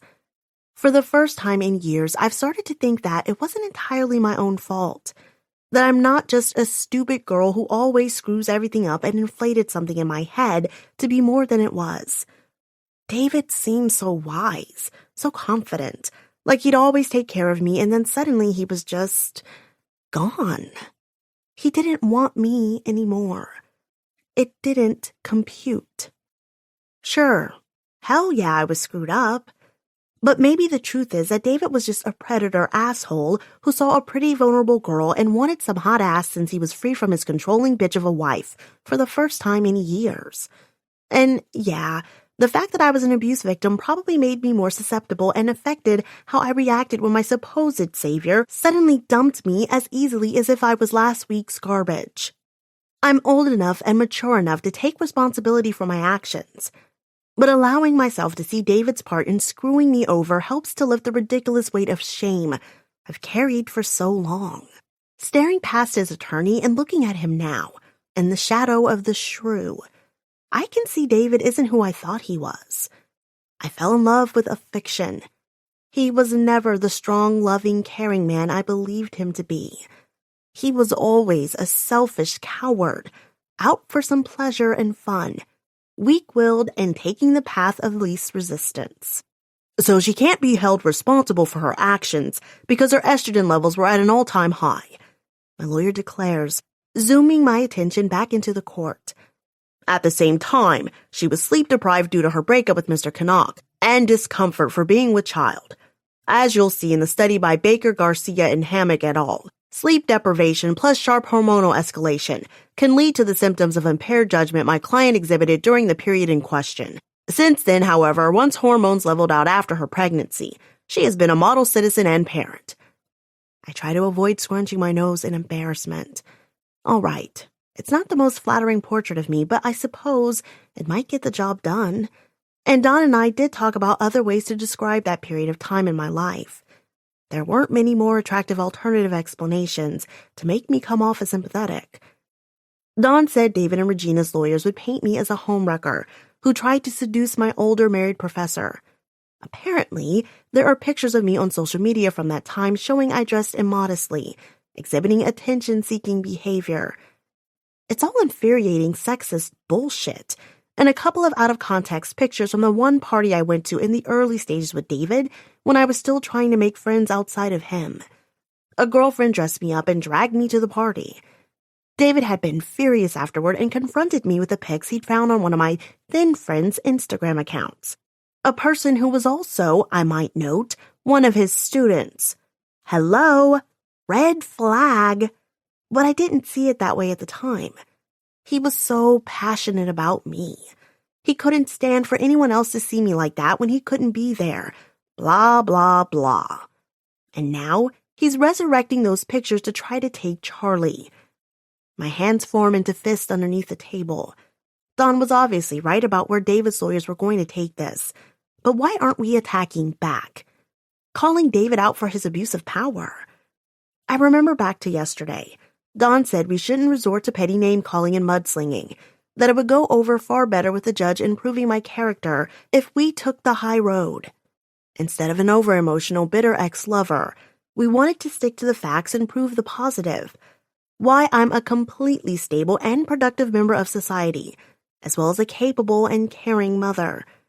I agreed at the time. It all sounded good when Don laid out the not attacking David version of the plan, but God, I feel like my character's being massacred while David just sits there looking like a fucking Boy Scout. When Don sits down, David's lawyer is up once again on his feet, like he's spring-loaded and was just waiting for the opportunity to be unleashed. Would a model parent frequently stay out all night and leave her child in someone else's care? Wouldn't a model parent provide a stable environment instead of moving? He looks down to reference a paper on the table. 5 times in 2.5 years, or rely on a family member to raise her child more than she herself does. God damn it, the private detective. I knew from everything we looked through over the weekend that David had hired one. It was bad enough when I saw that he was having me followed in the first place. At least he was 2 months ago, in March and April when I worked at the bar before I got my new job. Christ, is he still at it? My fingernails bite into my palms, my hands are clenched so hard. Don puts a hand on my forearm. He must sense how taut my entire body has gone. Shit. I better not be showing how pissed I am on my face. I try to adopt a serene expression. Zen. I am a goddamn tree with roots growing deep in the ground and the sun on my face. As you'll see in Exhibit 26, Calliope Cruz did not come home 14 nights during the period of March 1st to April 30th of this year. That means 22% of the time Calliope Cruz is not at home with her little boy. That's roughly 1/4. Can you imagine? The lawyer shakes his head as if he can't believe it. For 1/4 of her child's life, her sister's at home with her baby while she's out God knows where doing God knows what. And that was when she had full custody. You see why my client believes the child's welfare would be better served if he had care full time. The feet of my chair squeak on the tile as I jolt backwards. Don't. I clench my jaw and stop myself just in time. In my head, I'm on my feet. I'm shouting curses at that bastard lawyer. How they can just let these fuckers get up here and spew this toxic crap. For them to spin the numbers this way. Though isn't it the same way Shannon looked at those nights? Slut. Whore. The words left unsaid but alluded to 1,000 ways. Stupid not to think they'd push this angle of me as an immoral woman and horrible mom. I just thought the facts were so obvious. I was a woman and it was a bad part of town. Walking home alone equaled too much danger to risk. I take a deep breath and keep my ass planted firmly on the hardwood chair. No giving them what they want. I clasp my hands daintily in front of me. Charlie. Remember Charlie. Don's gaze locks on me, like he's sure any second I'm gonna lose it. He didn't grab or try to stop me this time. Maybe he recognized it as a lost cause. If I was going to blow, nothing was going to stop me. But I managed to keep my shit together. I think of Charlie's toothy smell in the morning when he climbs up on my bed and pulls on my nose until I wake. His echoing giggles when I blow raspberries on his tummy after I change his diaper. The twang of his voice when he tries to say R's and they come out more as W's. Twuck, twy, one. I take a deep breath and nod to Don. If the vein in my forehead is pulsing at maximum capacity, well, we'll just hope the judge is sitting too far away to notice. As soon as David's lawyer sits down, Don's on his feet. Your Honor, my client slept in her workplace those nights because she couldn't get a ride home. It's not a good part of town and she was afraid for her safety on public transit. For Mr. Newsom to accuse her of lewd behavior when she was simply a woman fearing for her safety is completely outrageous. David's lawyer raises his eyebrows. Can Mr. Morey produce her employer's testimony as to where she slept those nights? My heart sinks. God damn it. No, of course not. Because I never told him since I didn't think he'd like it. I doubt arguing that I lied to my boss about staying over would help my case much. You will direct your comments to the court, the judge says, eyebrows heavy with disapproval, as he stares down David's attorney. Not that attorney Douchey McDouche looks repentant. He got in his pot shot after all. Judge, has my colleague produced any exhibits with testimony that my client was partying or doing anything else of which she was unjustly accused? Don argues back. I nod. Yeah, way to go, Don. I feel like high-fiving him or kissing his cheeks. This is what money for a real lawyer gets you. It's a big city, David's lawyer says. There are any number of places Miss Cruz may have gone. Which means you have no evidence that she went anywhere at all. What's important here is where she wasn't, at home with her son. Only because she couldn't be without risking her own safety. But she left him with a caregiver who is extremely qualified. At no point was a child neglected or in danger. Enough, the judge says loudly. I'll remind you both that all comments are to be directed to the court. If you can't remember that, I have no problem throwing you out of my courtroom for contempt. Next. Yikes. I look at Don worriedly, but he gives me a small confident nod. He must have only risked pissing off the judge if he thought it was an important argument not to lose. I nod back. Okay. I think we might have won that point. Especially when Don goes on to point out I don't have that bar job anymore. I work normal, respectable hours. Even if my work is far from respectable. Oh my God. If I'm still being followed, what if they caught any of it on film? For a second, I'm so paralyzed I can't breathe. But then realization hits. If they had that one incident from Bryce fingering me at the restaurant on video, they'd have opened with it. And Bryce hasn't had me out in public since then. Damn it. I bite my top lip and my hands ring together under the table. I'm only 22, but I suddenly feel way too old for this shit. I just don't have the energy for it. How did I not see how much I was risking by working for Bryce? If David's lawyers had any inkling of what was really going on at my so-called respectable job, I've been such a fool. I've let my past patterns and insecurities dictate my life for way too long. How has it taken me this long to recognize it? I feel sick to my stomach. Quickly, I open the water bottle in front of me and take a deep swig. The lawyers work through another couple less contentious exhibits, and then we break for lunch. I stand up for the break, and when I do, a serious-faced woman with oversized glasses and a shoddy pantsuit stands beside the bailiff. Callie, this is Rita Hawthorne, Dawn says. She'll escort you to the restroom and collect your sample. Oh, goody. The pee test. I nod at the woman, feeling awkward because, do you shake your pee tester's hand? That just seems wrong somehow. Luckily, she must agree because she just gives me a tight smile, then turns and heads out of the courtroom. Right. I follow. When we get there, the lady bailiff waits outside. Again, unsure of the protocol, I hold the door open for Rita and she gives an awkward nod as she heads inside. Once we're both standing in front of the large mirror with bright fluorescents overhead, she rustles through her bag and pulls out a cup for me to pee into. Then she follows me into the stall. Yeah, that's really a thing. They watch while you pee. I'm just lucky Dawn kept me supplied with water bottles throughout the morning. Any other time I'd be too pee shy, but I've had to go like a mother for the past hour and a half. Rita makes a production of putting on plastic gloves before she takes the cup for me and puts the official sticker seal on it. She signs it before we leave the bathroom. She's real CSI about the whole thing, extra vigilant. That's only good for me, though. This way, David and the shrew can't claim I tampered with it or question the results when they come back clean. David's such an idiot to even try and claim I'm into drugs. Does he really think I kept up with that crap? I hated the way it made me feel the 2 times he pressured me into doing it with him. Out of control and vulnerable, like anyone could do anything to me and I couldn't stop them. Ugh, I shudder even remembering it. No, it's nothing I would ever do again by choice. He must have just been banking on the accusation itself making me look bad. To take away my baby, the thought of possibly losing Charlie, it makes me want to turn back for the toilet and throw up whatever little is in my stomach. David is evil. Evil. There's no other word for what he's trying to do. The mix of fury and queasiness makes me lightheaded on my feet. Or hell, maybe it's because I haven't eaten anything today.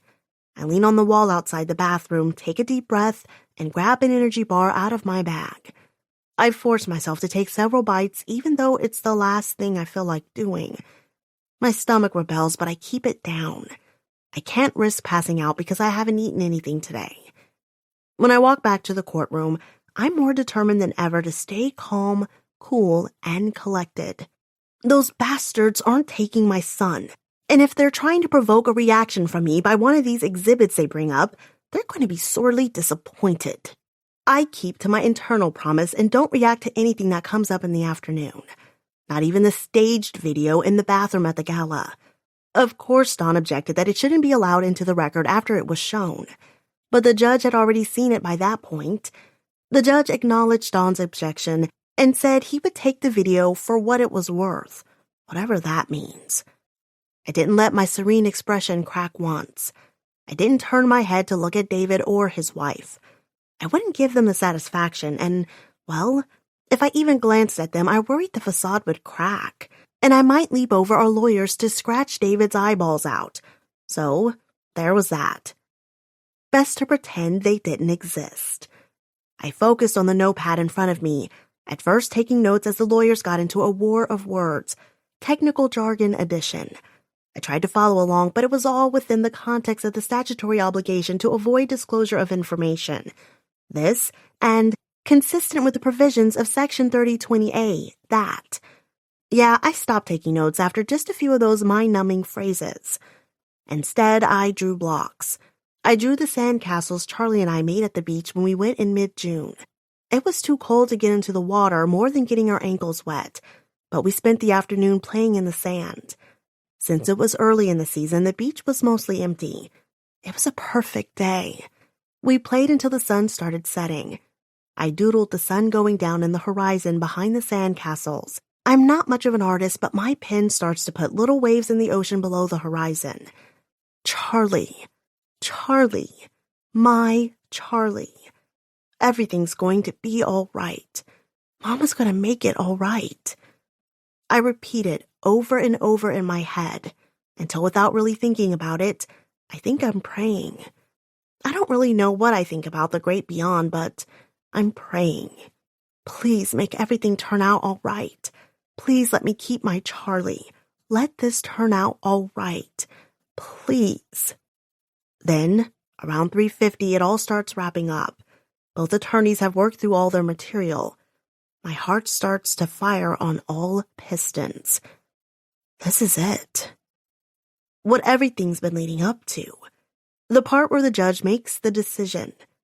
My stomach's queasier than ever. Damn it.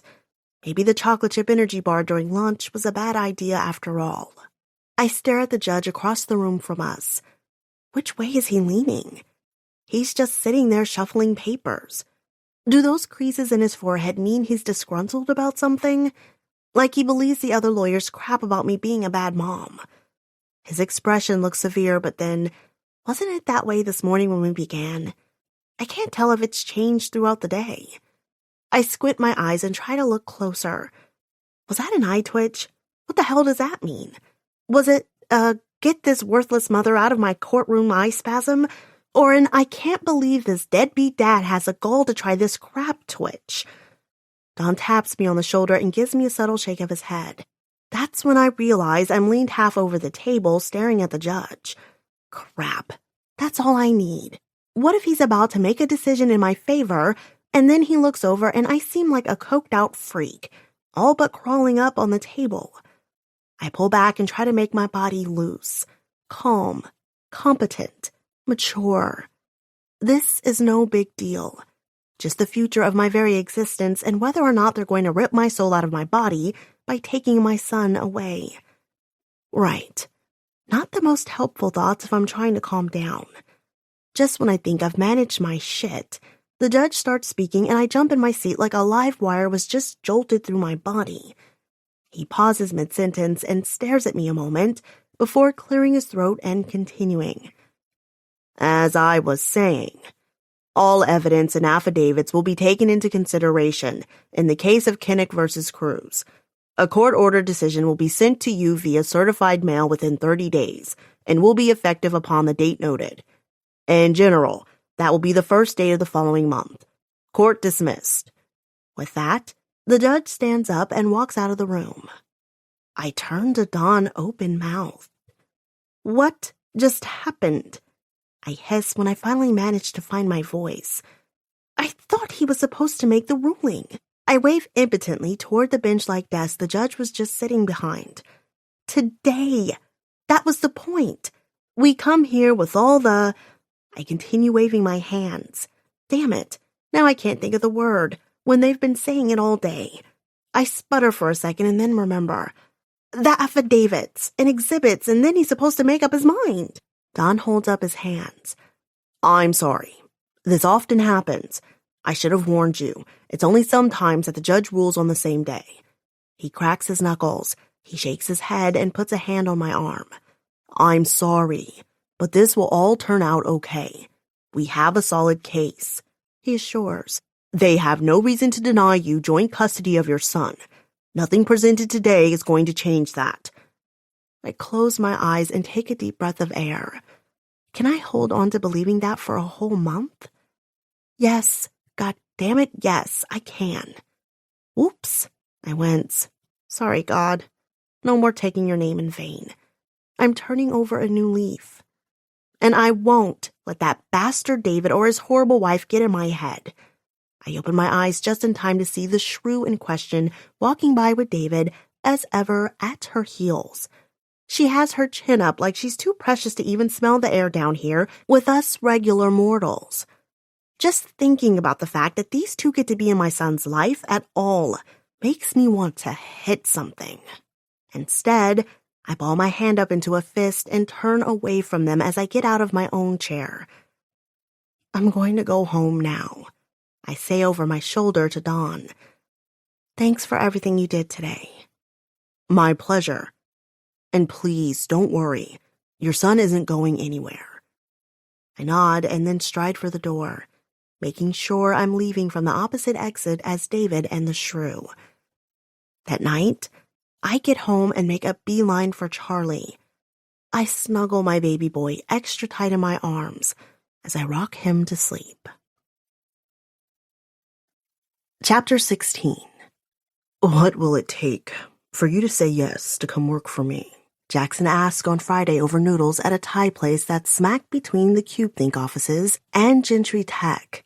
It's 5:15 and I hurried here right after work finished. All week, Jackson's texted asking to see me, but I've been spending every spare minute I can with Charlie. I'm only 4 days into my 30-day wait and it's already been absolutely torturous.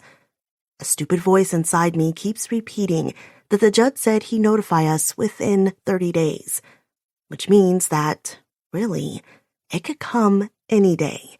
It doesn't have to take the full 30. And that thought has been driving me batshit. I'm not the only one. On my 11th call to Shannon today to see if a letter had come from the courthouse yet, she finally lost her temper with me. She told me she'd call if anything changed, and that I was making her even more nervous than she already was. So, in my quest to chill the hell out, I decided to accept Jackson's invitation for an early dinner. We've been texting back and forth all week. I had mixed feelings about meeting up, ever since my conversation with Shannon at the zoo. But now, seeing him again, it just feels so natural. So easy, even if he does keep harping on the same subject. I shake my head at him and smile. Why is it so important to you that I come to work for you? Is it some power trip, wanting to know where I am at all times? 'Cause that's kinda creepy, buddy. I'm only half joking. I've looked through the employment package he sent over, and while it's tempting, I'm trying to be smart for once. I feel like I need to choose either one or the other, a relationship with Jackson or a job at his company. Then I bite my lip. Not that the situation at Gentry Tech will continue to be copacetic if I'm going to try to balance having a relationship with Jackson. Bryce still hasn't made any more moves this week. I don't imagine he will while he assumes I've got CubeThink's business on the hook. But once he finds out I don't, Jackson reaches over the table and takes my hand. Calliope. My attention shoots back to him, especially with all the tenderness that's in his voice, even when he just says my name. I don't want to control you. His eyes darken and he tilts his head. Well, not outside the bedroom, at least. A spike of heat shoots down my body at the admission, but he's already moving on. I want you working at CubeThink because I think you'll be an asset to the company. Then his mouth flattens. I know. You want complete honesty, though, so yes, there is an alternative agenda in asking you to work for me. That doesn't mean I don't think you don't deserve the position. At the same time, what you make of the job is all up to you. There won't be any special favors or advancement because of your relationship or lack of one to me. I'm serious about disclosing our relationship to HR. There won't be any favoritism. You'll succeed or fail on your own merits. Everything he's saying sounds good. It's everything I might want to hear. But I don't miss how he glossed over the important point. I put down my chopsticks and sit up straighter. So, what's the ulterior motive? Jackson's jaw hardened slightly. I don't want you working for Bryce. My own back stiffens. Because of whatever stupid rivalry the two of you have? He's assured me several times that our relationship, working or otherwise, isn't about their enmity. Yet this is what it always seems to circle back to. No, not because of a rivalry. His eyes flash and his hand moves through the air in a cutting motion. Because he's dangerous. I hate that you're under his thumb right now. I hate that he could hurt you to get to me. I balk. Hurt me? He's a bastard, sure, but... Jackson vehemently shakes his head. You don't know what I know about him. I told you some of our history. The way he manipulates people, the way he manipulated me. First, to get me to spend time and collaborate with him. But then, His jaw flexes. To draw me into his games. He likes. He pauses for a second before meeting my eyes. Breaking things. People. Especially women. I can't stand the thought of you spending one more day in that office with him. For a second, I'm speechless. I think of the mind games Bryce likes to play. But they aren't that serious, are they? My mind flashes to how worthless and stupid I felt after some of his initial stunts. He's let up, and I guess it all doesn't seem that bad in retrospect. I'm not sure why I feel that way, because I came those few times. A wash of deep shame hits me at the memories. That was almost the worst part. Hating how I felt like he could play my own body against me. What if he had kept it up? A long campaign of those kinds of games on a person. My voice trembles a little when I ask. What do you mean? Break. People. Jackson's mouth turns down in disgust, and if I'm not mistaken, with a touch of shame. I don't want to go into details. I don't even want those things in your head. But I worry about you every day that you work there. I want you to quit without even giving 2 weeks' notice. Once you've decided, don't go back in at all, in fact. Write out your written notice and I'll get it to him. I scoff out loud. Suddenly, all of this seems like overreaction. Jackson's overprotective. It's sweet, but unnecessary. Don't be ridiculous. I don't need you to fight my battles for me. As I say it, I realize how much I mean it. I'm done being the weak little girl who lets the big bad men decide her fate. After my realizations about what I let David do to me, and that right after escaping Mr. McIntyre, I shake my head. I'm done with being that girl. It's time to take the reins and be in control of my own life. It's what I like about being around Jackson.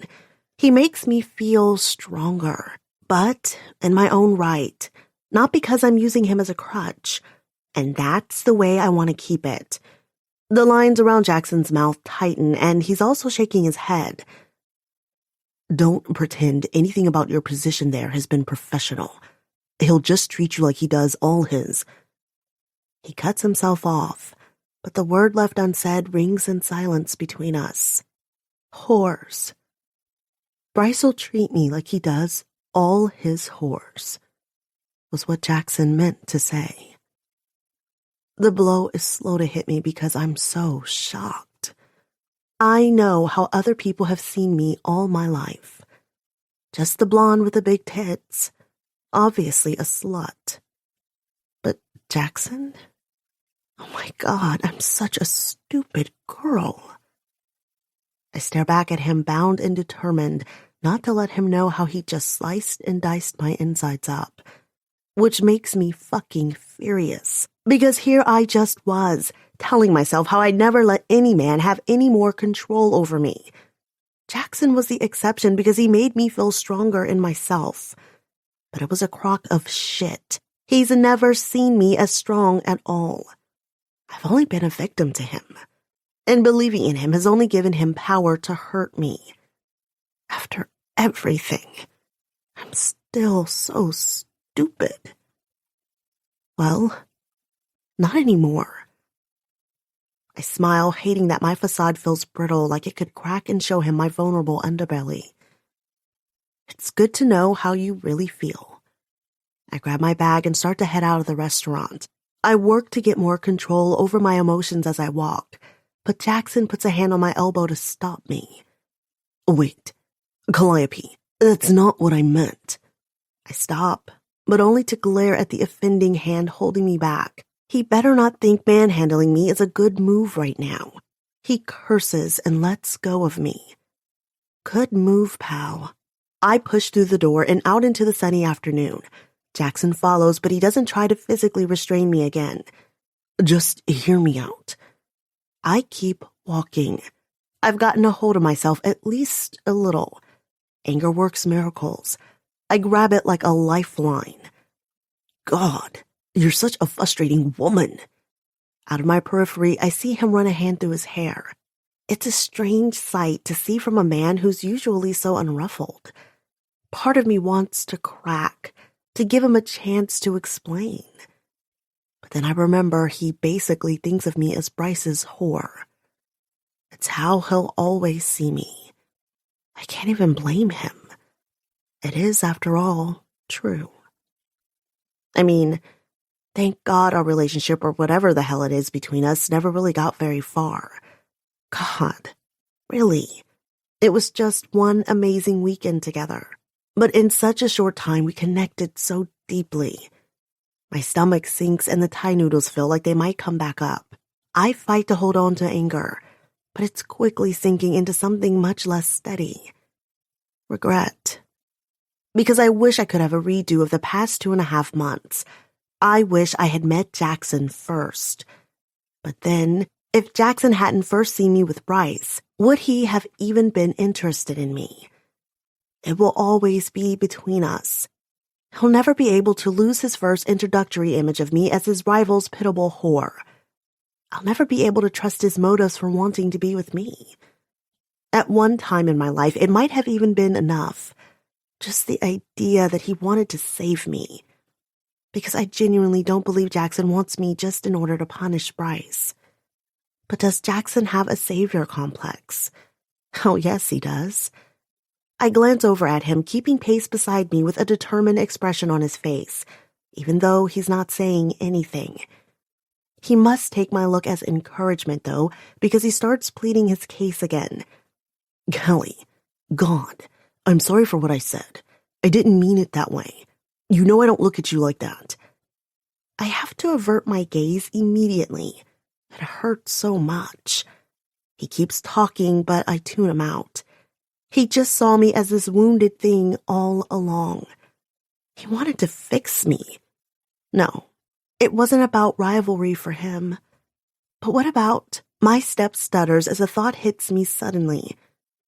But what about on Bryce's side? Oh my God. Was that what Bryce was doing all along? Dangling the one thing he knew his old adversary couldn't resist. A vulnerable woman who Jackson would see as needing rescuing. But why? What does Bryce get out of the whole thing? Did he really want to collaborate with Jackson's company and think this was the only way to get Jackson on the hook? That seems far-fetched and way too convoluted a way to get a business deal accomplished. Besides, Jackson's not taking the contract anyway, so maybe... I shake my head. God, what do I think I am now? A conspiracy theorist? All of this is ridiculous. It's far more likely that everything is what it appears to be on the surface, and I'm just stuck in a shit situation. There is no grander plan. I just happened to fall for a guy who will always associate me as the girl who was hired because she'd let her boss diddle her under the table during a business lunch. I cringe, but keep from ducking my head in shame. No more of that.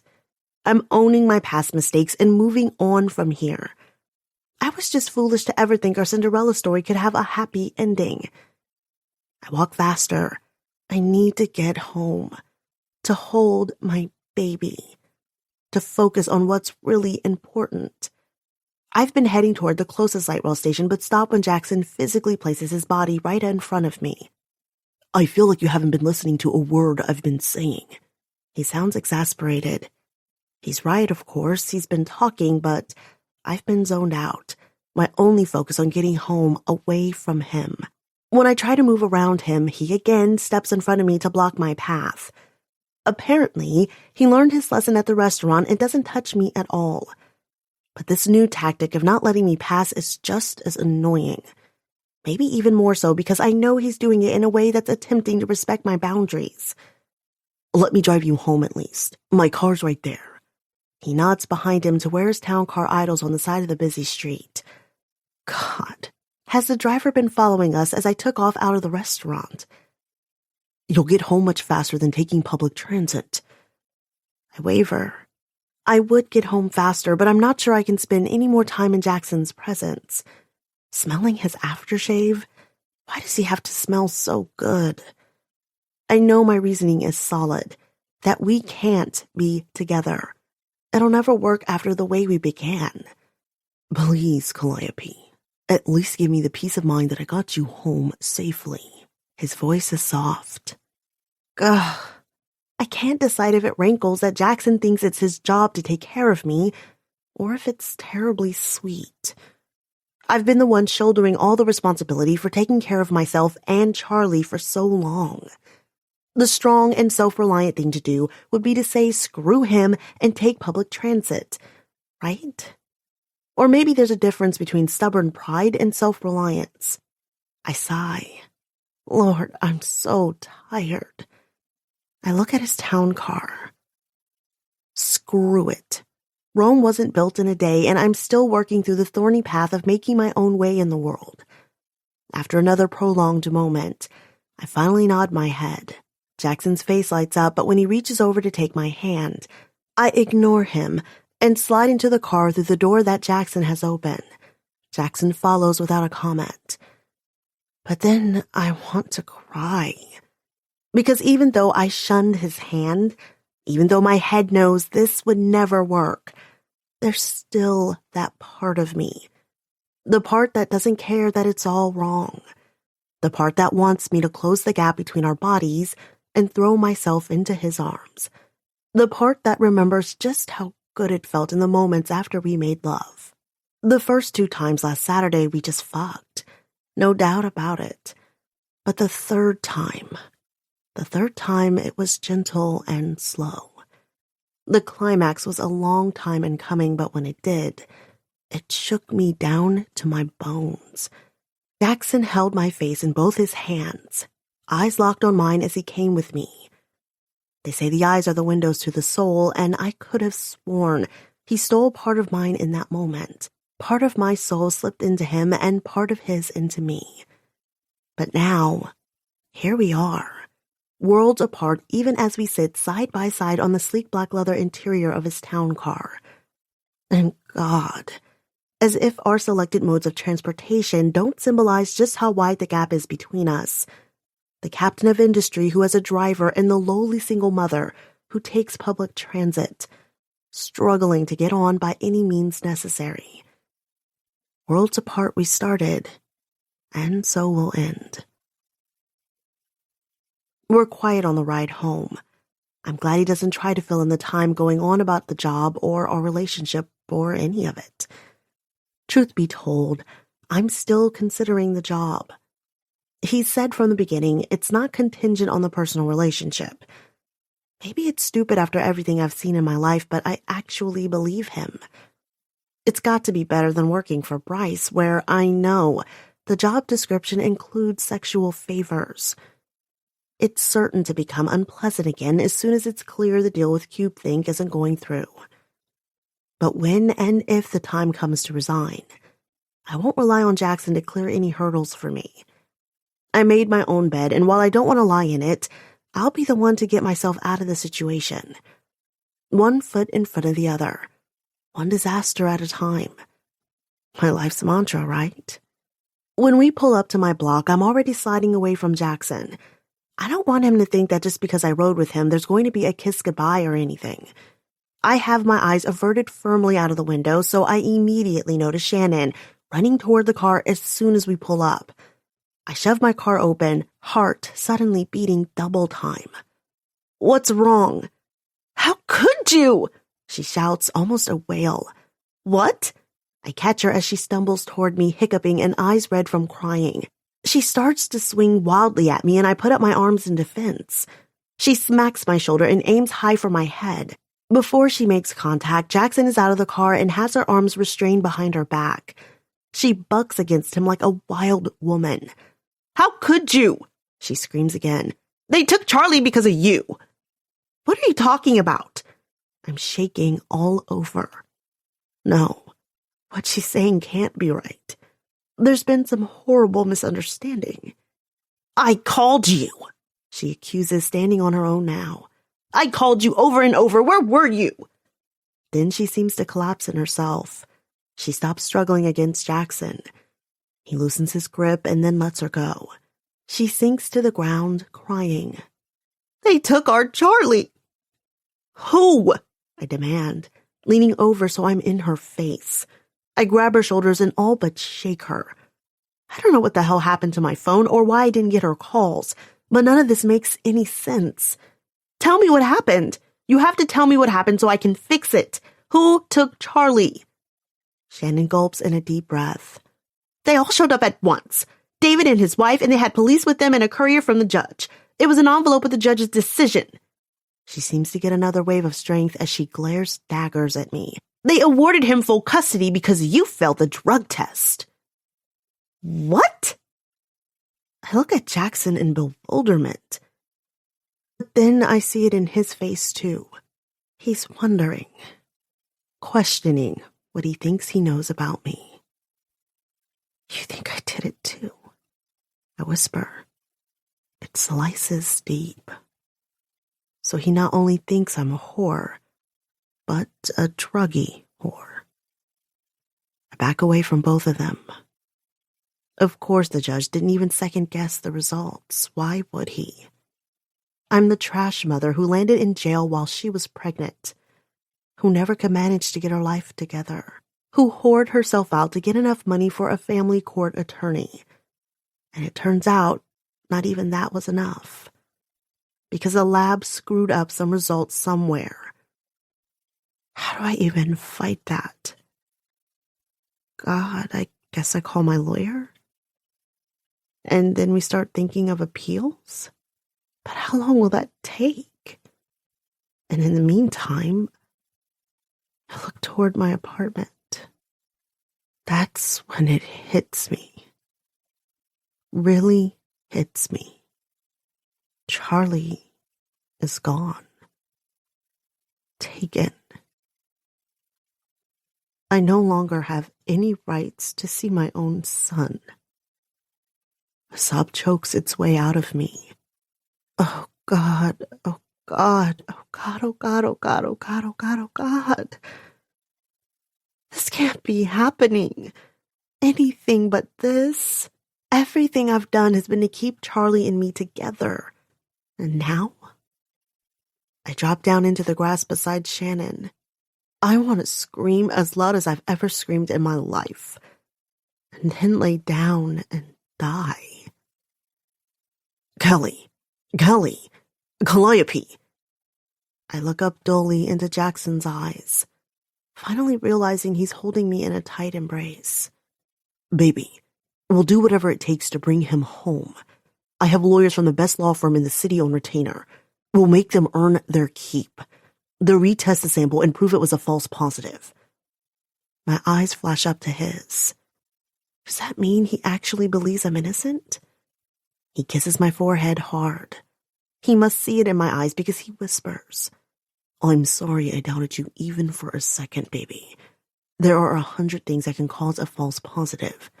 Cold medicine, over-the-counter drugs, lab error, even things you ate. We'll appeal this and get it thrown out. We'll have your son back in no time. With every confident word he speaks, the numbness starts to drop away. He talks like we can actually fight this thing. How long do appeals take? My voice is barely a whisper. I don't know, but let's go call my lawyer and find out. He pulls back, but only far enough to take my hand in his and help me to my feet. He's already got his phone out and is dialing. Shannon's been watching the whole exchange with fear and confusion. She might not have faith in me like Jackson does. The reminder that he does sends a wave of warmth over me in spite of the horror of the last 5 minutes. But I'll prove to her I'm a good mother. God damn it. I'll prove it to them all, no matter how much fight it takes. Charlie belongs with me. I might fuck up a lot in this life, but he's the one thing I'm determined to get right. Come on, I tell her, nodding toward the apartment. My voice and legs are still shaky, but I swallow and try to get a hold of myself. Seeing Jackson jump immediately into action is helping me get my bearings back. Sandoval. Jackson snaps into the phone. I need an emergency consultancy in a custody hearing situation. Get your best people together. We'll meet in your offices in 1 hour. My hand reflexively squeezes Jackson's. He looks over at me and gives me an encouraging nod while he listens to what the person on the other end of the phone says. My heart cinches in my chest. What if I was wrong earlier? What if Jackson and I can look past how we first met? I think about a life of partnership, bearing one another's burdens, not being alone when the hard stuff hits. Jackson finishes the call and drops the phone back into his suit coat pocket. He must see something on my face because he pauses right before the door to my apartment and asks, "What?" His face softens in concern. "Babe, we'll get Charlie back home to you, I promise." He reaches up and caresses my cheek with one of his mammoth hands. I turn into the touch, breathe him in, and nod. Then, still not able to make sense of everything I'm feeling, I bury my face in his chest and hug him tight. After a moment, his arms wrap around me in return. "It's going to be okay, babe," he says, rubbing my back. "It's all going to be okay." I can only tighten my hold. I want to believe him. God knows I do. And being here with Jackson Vale's arms so strong around me, maybe I can. Maybe I can. Chapter 17. My hands tremble as I take the elevator up to Gentry Tech to give notice the following Monday. The weekend was hell without Charlie, but Jackson and I met with his lawyers, and they put in the paperwork right when the courthouse opened this morning to retest the sample taken by an independent lab. Jackson continued being wonderful. He didn't try to kiss or make any moves on me. He was just there for me, in a way no one's ever been before. I don't know what that means. Maybe it is possible to look past how we started and consider the idea of Jackson and me exploring a future together. I'm still too mixed up about everything with Charlie to think too much about it. Right now, he's just being an amazing friend, and that's enough. No matter what, though, I won't be giving up my newfound determination to take control of my life. No more letting men assume they can decide my fate. Which is why, when Jackson told me that he would take care of giving Bryce my notice, I refused. I'll walk into Bryce's office and give my notice. I'll take whatever humiliating tirade I'm sure will come with it. Then, I'll walk out of here and enjoy a long hot shower and scrub every inch of this place off of me. The elevator doors open and I scrunch my trembling hands into fists. I can do this. I'm more than just trash, and I won't let anyone treat me like it anymore. Isn't that what Jackson's always reminding me of in little ways and big? He sees my body and my mind as two completely separate things, and he's attracted to both. Just the memory of all our time together makes me stand up straighter. I cross the small chic lobby and enter Bryce's office without knocking, ignoring Madison's protest. Bryce looks up in annoyance at the unexpected entrance. His wall was frosted after all, which means that everyone is supposed to leave him alone without Madison checking through the intercom with him first. But I'm not going to get through this by submissively waiting my turn. It's time to stand up for what I deserve and stop letting myself be pushed around by Bryce or any other bully. "I'll talk to you later, Mandeep. Something's come up." Bryce laughs, but his face looks anything but amused.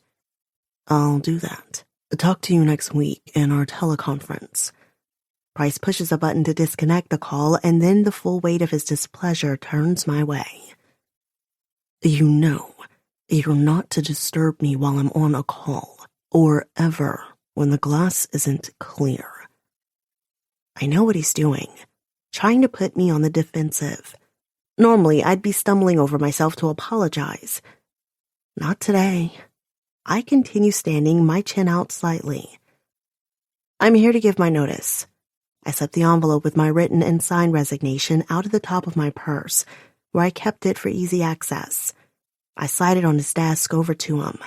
I know that it's traditional to give 2 weeks' notice. I continue. But I'm sorry, in this case I can't. I force the next words from between clenched teeth. Thank you for the opportunity you gave me. After all, without him, I wouldn't have met Jackson. I'll have all the clothing you provided dry cleaned and returned by the end of the week. Hoping for a nice clean exit, I spin on my heel to leave. I expect a lot of responses. Cursing, shouting, even Bryce's low commanding tone that is enough to make businessmen the world over sit up and pay attention. But I didn't foresee the loud chuckle that comes from behind me, or the words that make my feet falter right before I can get to the door. Oh, you think you can leave? Just like that? What does he mean by that? I decide it's not worth engaging him any further and continue for his door. The sound of his palm slapping sharply against his desk jolts me to a stop again. Have you forgotten the little matter of the contract you signed with me? What do you mean? I don't turn around. I knew he wasn't going to make this easy, but what does he mean about the contract? Look at me, you little conniving slut. You think I didn't foresee this the first day you walked into my office? At this, I can't help but to spin back around. I don't understand. Foresee what? He's standing, both fists planted on his desk. A slow smile grows on his face as he observes my confusion. He has a look of a satisfied hunter, and I feel like an animal who just stepped into a trap that snapped shut around me. Didn't anybody ever tell you to read the fine print on things that you sign, Miss Cruz? I did read the fine print. I object. I read the entire employee contract before I signed it. After his initial come on during the interview, I wanted to make sure there weren't any weird required sexual obligations within the contract itself. I would have questioned the legality of such a document, but still, I specifically read the tiny print at the bottom of each page. Bryce pulls out his keys and thumbs through them before finding a small silver one. He unlocks the bottom drawer of his desk. Oh, here we are. He pulls out several stapled papers with a flourish and flips through them to the second to last page. Then he begins to read. You do covenant and agree that, during the term of employment with the company and for 5 years after the termination thereof, regardless of the reason for the employment termination, you will not. He looks up and smiles. And here's the good part. He directs his attention back to the paper. Directly or indirectly, anywhere in the territory on behalf of any competitive business, perform substantially the same job duties or in any other capacity. Fuck. Bryce glances up to make sure I'm paying attention, and for Christ's sake, of course I am. How did I miss a non-compete clause? I could have sworn I'd read through every line of that damn contract. Fuck! If breached, you agree to a legal reimbursement pursued insofar as a factor of 10 of the employee's starting salary. I cough in shock. Does he mean... He can't be saying... Bryce smiles in delight. That's right.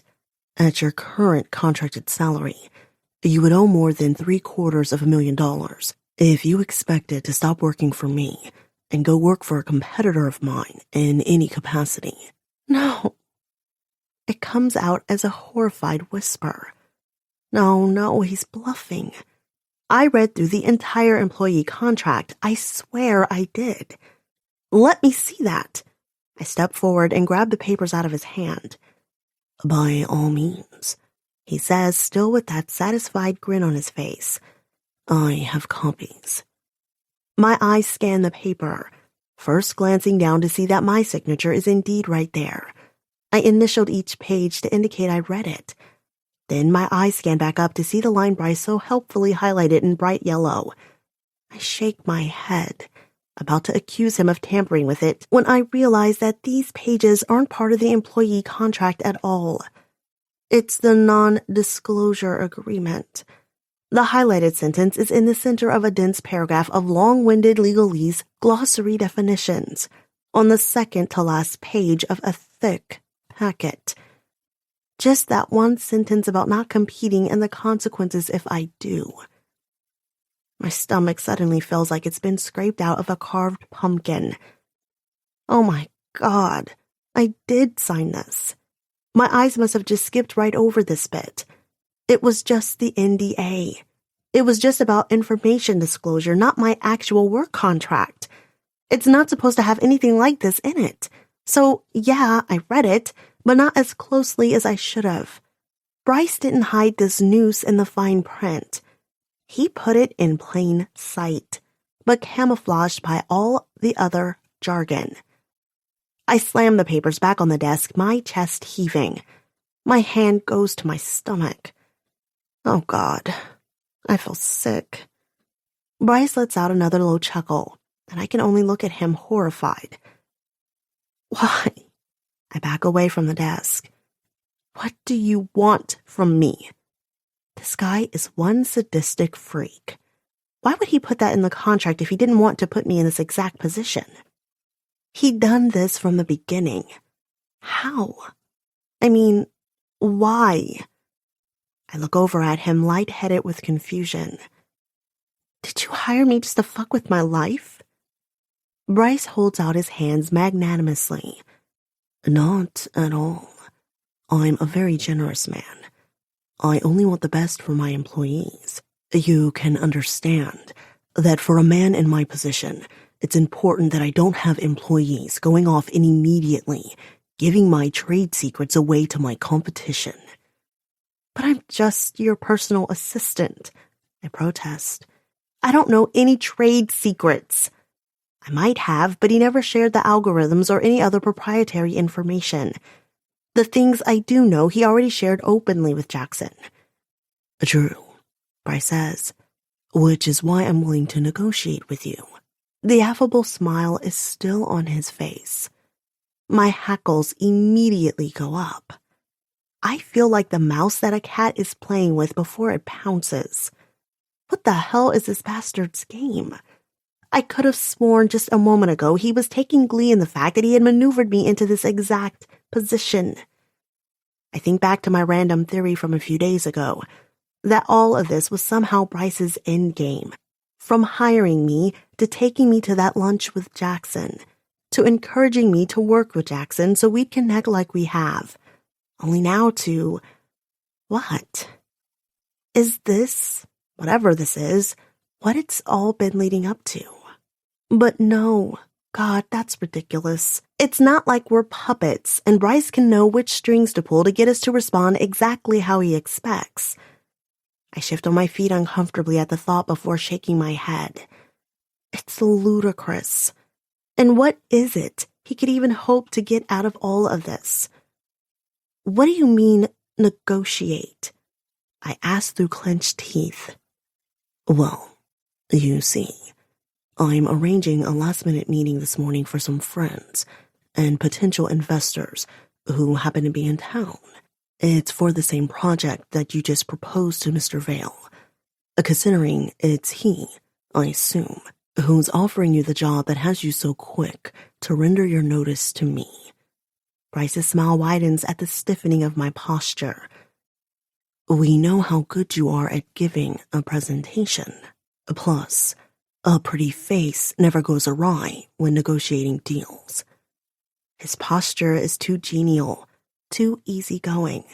If the preposterous theory that he's been maneuvering toward this for months is true, then what he's proposing seems too easy and off the cuff. Which just goes to show I was being too paranoid about it. This is only about Bryce being an asshole, wanting to take his pound of flesh out of me for quitting and going to work for Jackson. The question is, will a pound of flesh be enough? And then what? I do the presentation at this last meeting, and you just let me out of an $850,000 fine? I scoff. Bryce shrugs. I'm not an idiot. That's money I'll never see out of you. You don't own a house or even a car. It will just bankrupt you, and I won't see much more than 20,000, if that. No. He shakes his head. Like I said, I can be magnanimous. All I ask of you is to come, give the presentation, and provide a certain degree of hospitality to our honored guest. My entire body goes on alert. What does hospitality mean?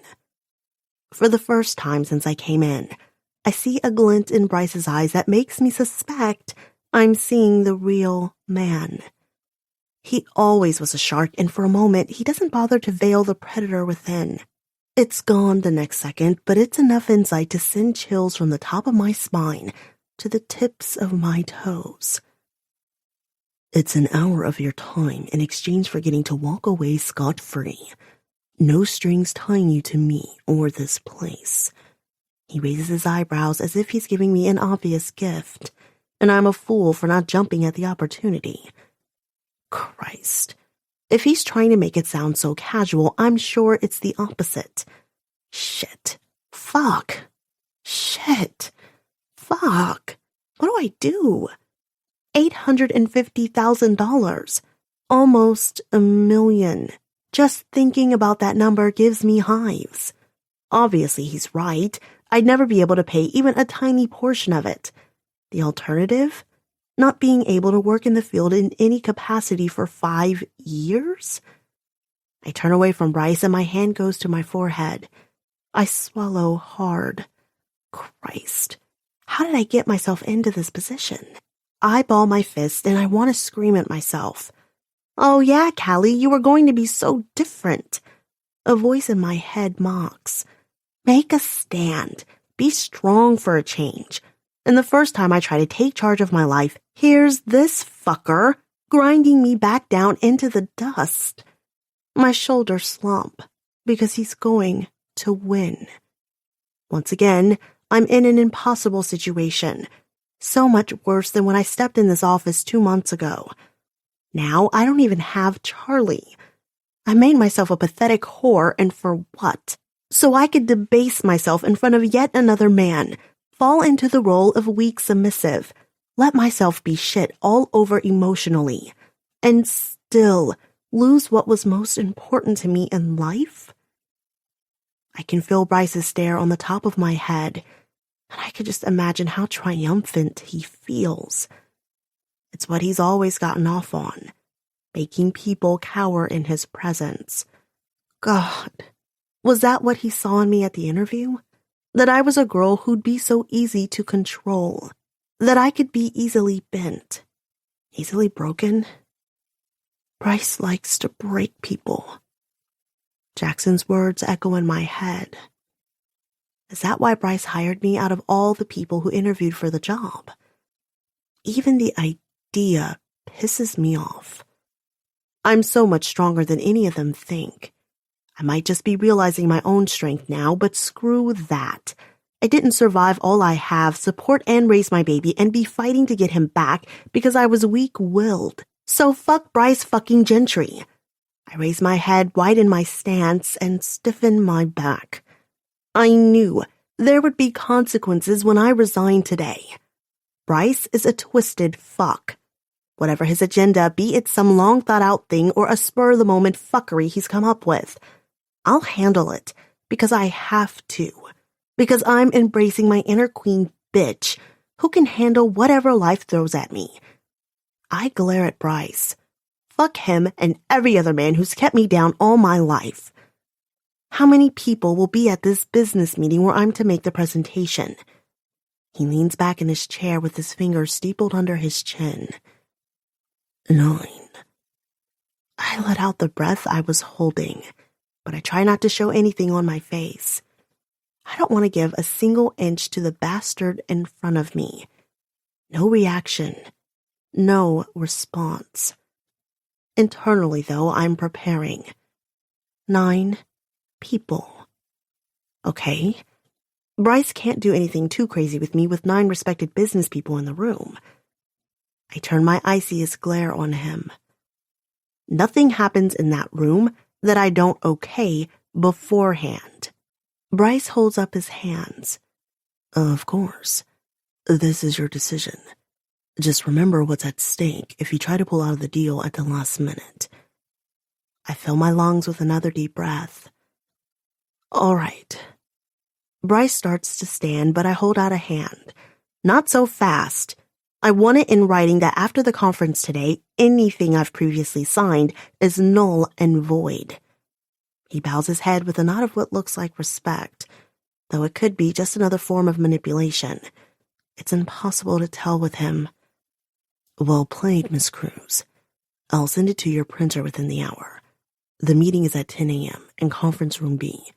Do be prompt. I head toward my office for what I hope is the last time. Whatever Bryce throws at me, I'll be prepared. And I vow, this is the last day I'll let myself be in a position like this ever again.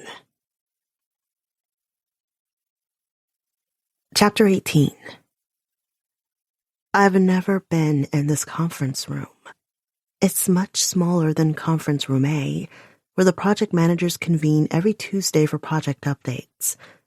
Instead of being a more industrial office space like the other conference room, it's a sleek modern design. The central table surface creates the top of what's essentially a large ornate Z. The 10 chairs set all around the table look more comfortable than the normal fare as well, with white overstuffed cushions held together by chrome supports, also shaped like Z's. It's always about presentation with Bryce. I've arrived 20 minutes early. No way am I going to be accused of tardiness today. I glance nervously around the room. Right. Time to prep. I might have only been at this job a little more than a couple of months, but it took just one false start at a conference to learn Bryce's expectations of his personal assistant. Not that he gave me a checklist ahead of time. I've made my own checklist since then. Getting a piping hot travel carafe of high-end brewed coffee from the coffee shop on the ground floor of the building. God forbid I try to brew it myself. Lesson learned from my second conference attempt. Second, get a platter of finger pastries delivered from the boutique pastry shop that Gentry Tech has on contract, not from the coffee shop downstairs, no matter that it might be much more convenient on short notice. Third, arrange notepads and pens at every station, just in case. Even though everyone uses laptops now, every once in a while there could be an older holdout who still expects pen and paper as a matter of course. I look around me as I get started. God, this conference room better be as equipped as the other one, or I'm gonna have to haul ass down to conference room A to get the nice coffee set. But when I open up the small cabinet in the back of the room, I let out a sigh of relief. This coffee set is even fancier than the one I'm used to using. Not that it's silver or anything. No, of course not. Nothing that reeks of the antique or traditional for Gentry Tech. The coffee set is a modern slate matte black. I pour the coffee from the cardboard travel carafe into the nice serving one and set up the coffee cups. Then I arrange it all nicely on a tray at the back counter. I put everything else together and am just filling up the ice water pitcher when I hear the door open behind me. I spill a few drops of water as I turn off the filter tap at the back sink. It takes all of my self-control not to swear a blue streak. I swipe at the small spill with my hand as I swivel to see Bryce holding open the door for several distinguished-looking older businessmen. I wipe my wet hand on the side of my skirt and plaster on a smile, taking several steps away from the counter. Shit. Do I go and greet them or wait here like a nice little submissive secretary? I hesitate mid-step and then just pause where I am, halfway between the counter and the doorway. I drop my hand by my side, but then that seems dumb, so I put them behind my back. Christ, what am I, 5 years old? I drop them back by my sides. Meanwhile, Bryce is completely ignoring me and welcoming more and more men into the room. I silently count. 5, 6, 7. Okay, almost all of them. Breathe, cows, breathe. My chest is certainly moving up and down. All right, that's good, except shit. Now I'm getting lightheaded. God damn it. Breathe slower. I try to take slower, deeper breaths. I can do this. I'm a professional. A professional what exactly? Ask an inner voice. Yeah, I tell the inner voice to shut the fuck up. Get through this hour, then I'm free. Forgive me, Bryce says. I've been completely neglecting to introduce my associate, Miss Calliope Cruz. She'll be helping me present the next in our proposed product line. Bryce holds out a hand to me, gesturing me forward. I'm glad to finally have some indication of my role here, but the butterflies in my stomach start swarming as I step forward. Butterflies is probably the wrong word. They bring to mind a nice image. I should say moths.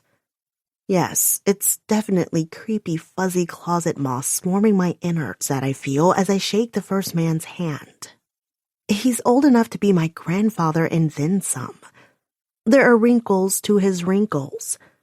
I'd had thought his skin would be dry and crackly, but no, his palms are sweaty.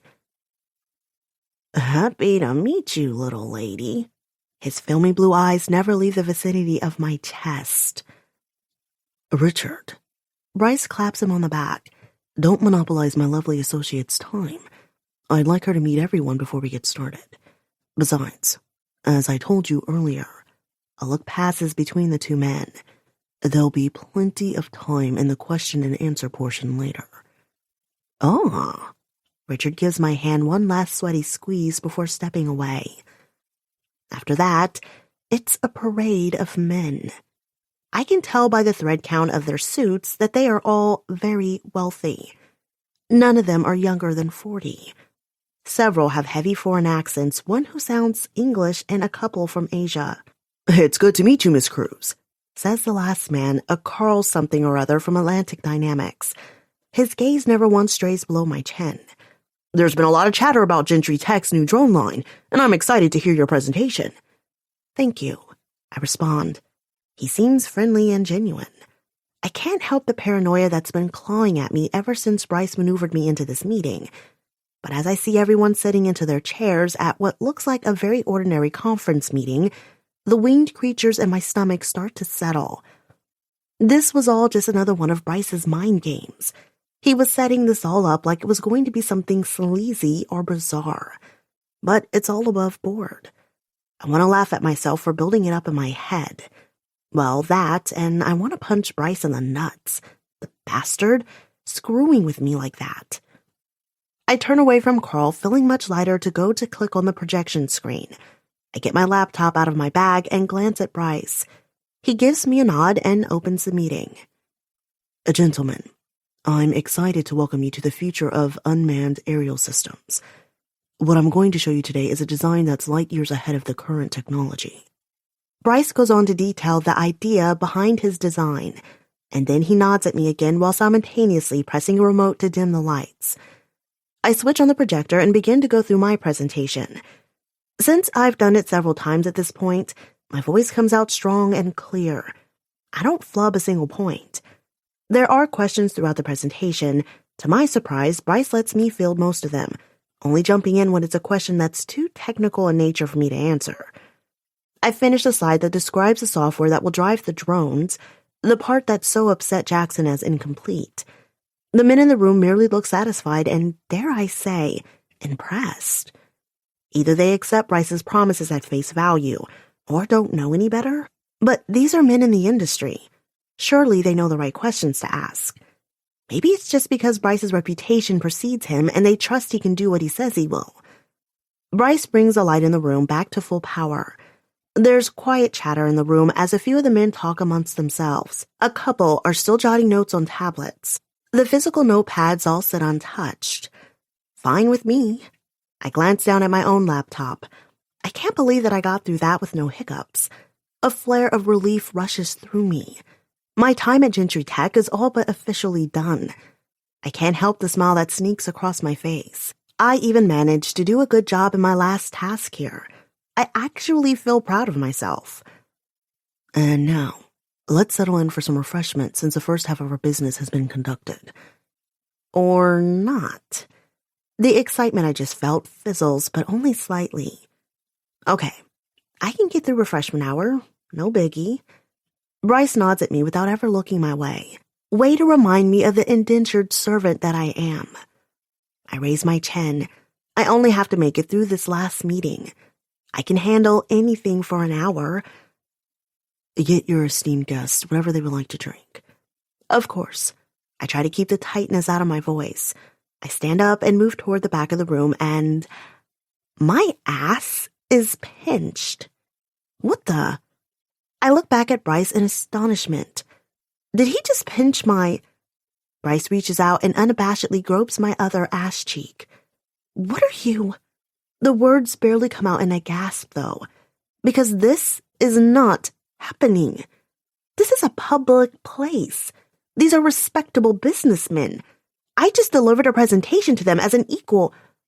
Unbutton your shirt, Miss Cruz. Bryce's voice is as conversational as it's been all throughout the meeting. I stare at him, balking. His affable eyes harden the slightest bit. He leans in and whispers so that just I can hear.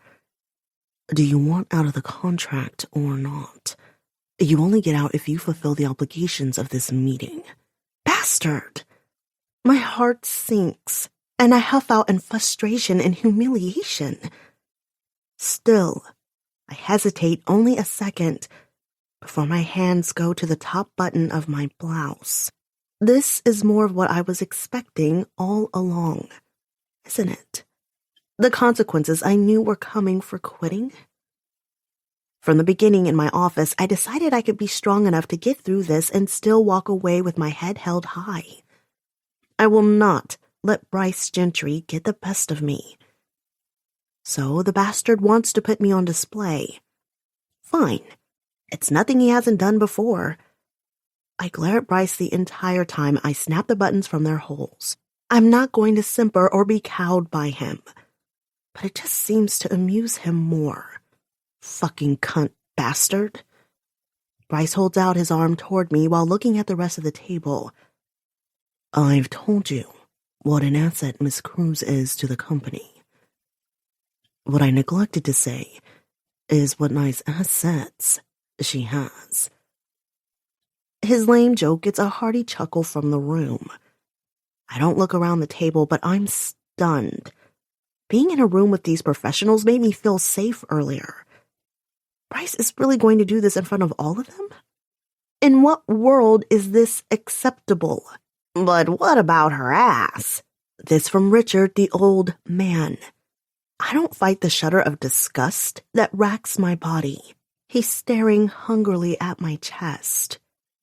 Oh, we'll get to that, don't worry. Bryce says, looking me right in the eye. There's some kind of dark promise there. I have the impulse to run from the room right now. I tamp it down just in time. I'll owe over $750,000 if I don't put up with this show and tell, or else I can't work where I want for 5 years. I swallow, although I'm quickly getting the idea that it's not just going to be a show and tell, but a show and touch. Christ. But I can put up with anything for an hour. Can't I? I don't have another second to think about it, though, before Bryce has pulled the shirt off my back. The next second, he unclasps my bra and jerks it from my frame. There's a noise of masculine reaction throughout the room as my breasts are exposed. Grunts and low groans. Up, Bryce demands. I don't understand at first, but then he grasps my hips and pushes me toward the table. Up on your knees like a dog. Humiliation colors my face. What the hell? No way did I agree to this. One of the men in the corner with red hair and a slight gut licks his lips and then reaches out, grabbing my breast and squeezing. I yank back even as his eyes flare at the contact. Bryce smacks at my thigh again like he's chastising me. I turn on him, furious. That's it. I'm out. I'm not doing this. I hiss at him. My eyes search out the door behind him. It's maybe 10 feet away. I knew Bryce was disgusting, but this is pushing it way too far. He said I could have an out if I wanted it, and I'm taking it. But Bryce moves far quicker than I expected, and his voice is in my ear. Remember how much you have to lose. All I'm asking is to let them touch you a little. That's all they'll do. I promise. Half an hour, and you're free. I scoff and pull away, hating the feel of his breath on my ear. It feels wrong of him to be so close after what Jackson and I did last weekend. Shame floods me in spite of my determination to be strong. Jackson. I was with Jackson, and here I am naked, letting other men touch me. We never talked about being exclusive, and I don't even know if I'm willing to try it with him, but still, this is just so wrong on so many levels. My stomach churns, and I want to be sick all over the table, all over the men who are getting off on my humiliation. You're right, I whisper through gritted teeth, backing up several inches away from him. These men are expecting a lot more than just touching. Bryce puts a hand around my waist to hold me still. I stiffen. Just as I'm calculating how close it is to the nearest coffee mug and whether or not I can grab it to smash it over Bryce's head, he says, "You're right." He's close. Still way too close as he whispers in my ear. They're expecting a show. I give him a little live porno of my super hot personal assistant blowing me. They'll get their rocks off and I make the deals I need. I struggle against his hold. I'm not giving you a blowjob. He slides his hand more around my waist and presses up against me, nuzzling his face in my hair. It was always going to come to this, Calliope. You knew that from day one. My heartbeat picks up until I feel like a small animal caught in a trap. Fulfill your end of the bargain, and you're free. Walk out of this room and you owe me $850,000 if you try to get a job in the tech industry. Otherwise, you'll be stuck waitressing for the next 5 years. You think you're really going to be able to win back your little boy by working minimum wage jobs? I went away from him. How the hell does he even know about my court troubles? But he continues, his voice cajoling. This is such a little thing. He strokes my shoulder and I want to scream, and then kick him until his balls are purple. I'm willing to bargain. Just 15 minutes, and then it's over. You never have to see me again. I squeeze my eyes shut as his words reverberate in my head. 15 minutes. Damn it. I could be done with Bryce forever. If I don't, he gets to determine how I live the next 5 years of my life. No, fuck no.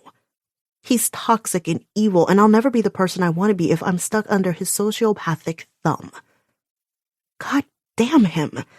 He's the devil, and if I do this, I'm walking into a deal with him with my eyes wide open. My chest squeezes in pain. I swore I was going to be different, that I was going to stop repeating old mistakes. But damn it, this is not hearts and flowers land. My body is once again the bargaining tool on the table here. Fucking literally. If Bryce has his way. There are no knights in shining armor. I've known that for a while. Jackson wanted to step into the role for a little while, and maybe I wanted to let him. But this will kill it. I'm not sure he'll even want me to work for him after this. And that's fine. I try to harden myself from the inside out. Jackson was always a dream, never meant to be mine. He's a good man, and I'm... You're the girl Dad's boss likes to diddle in the dark.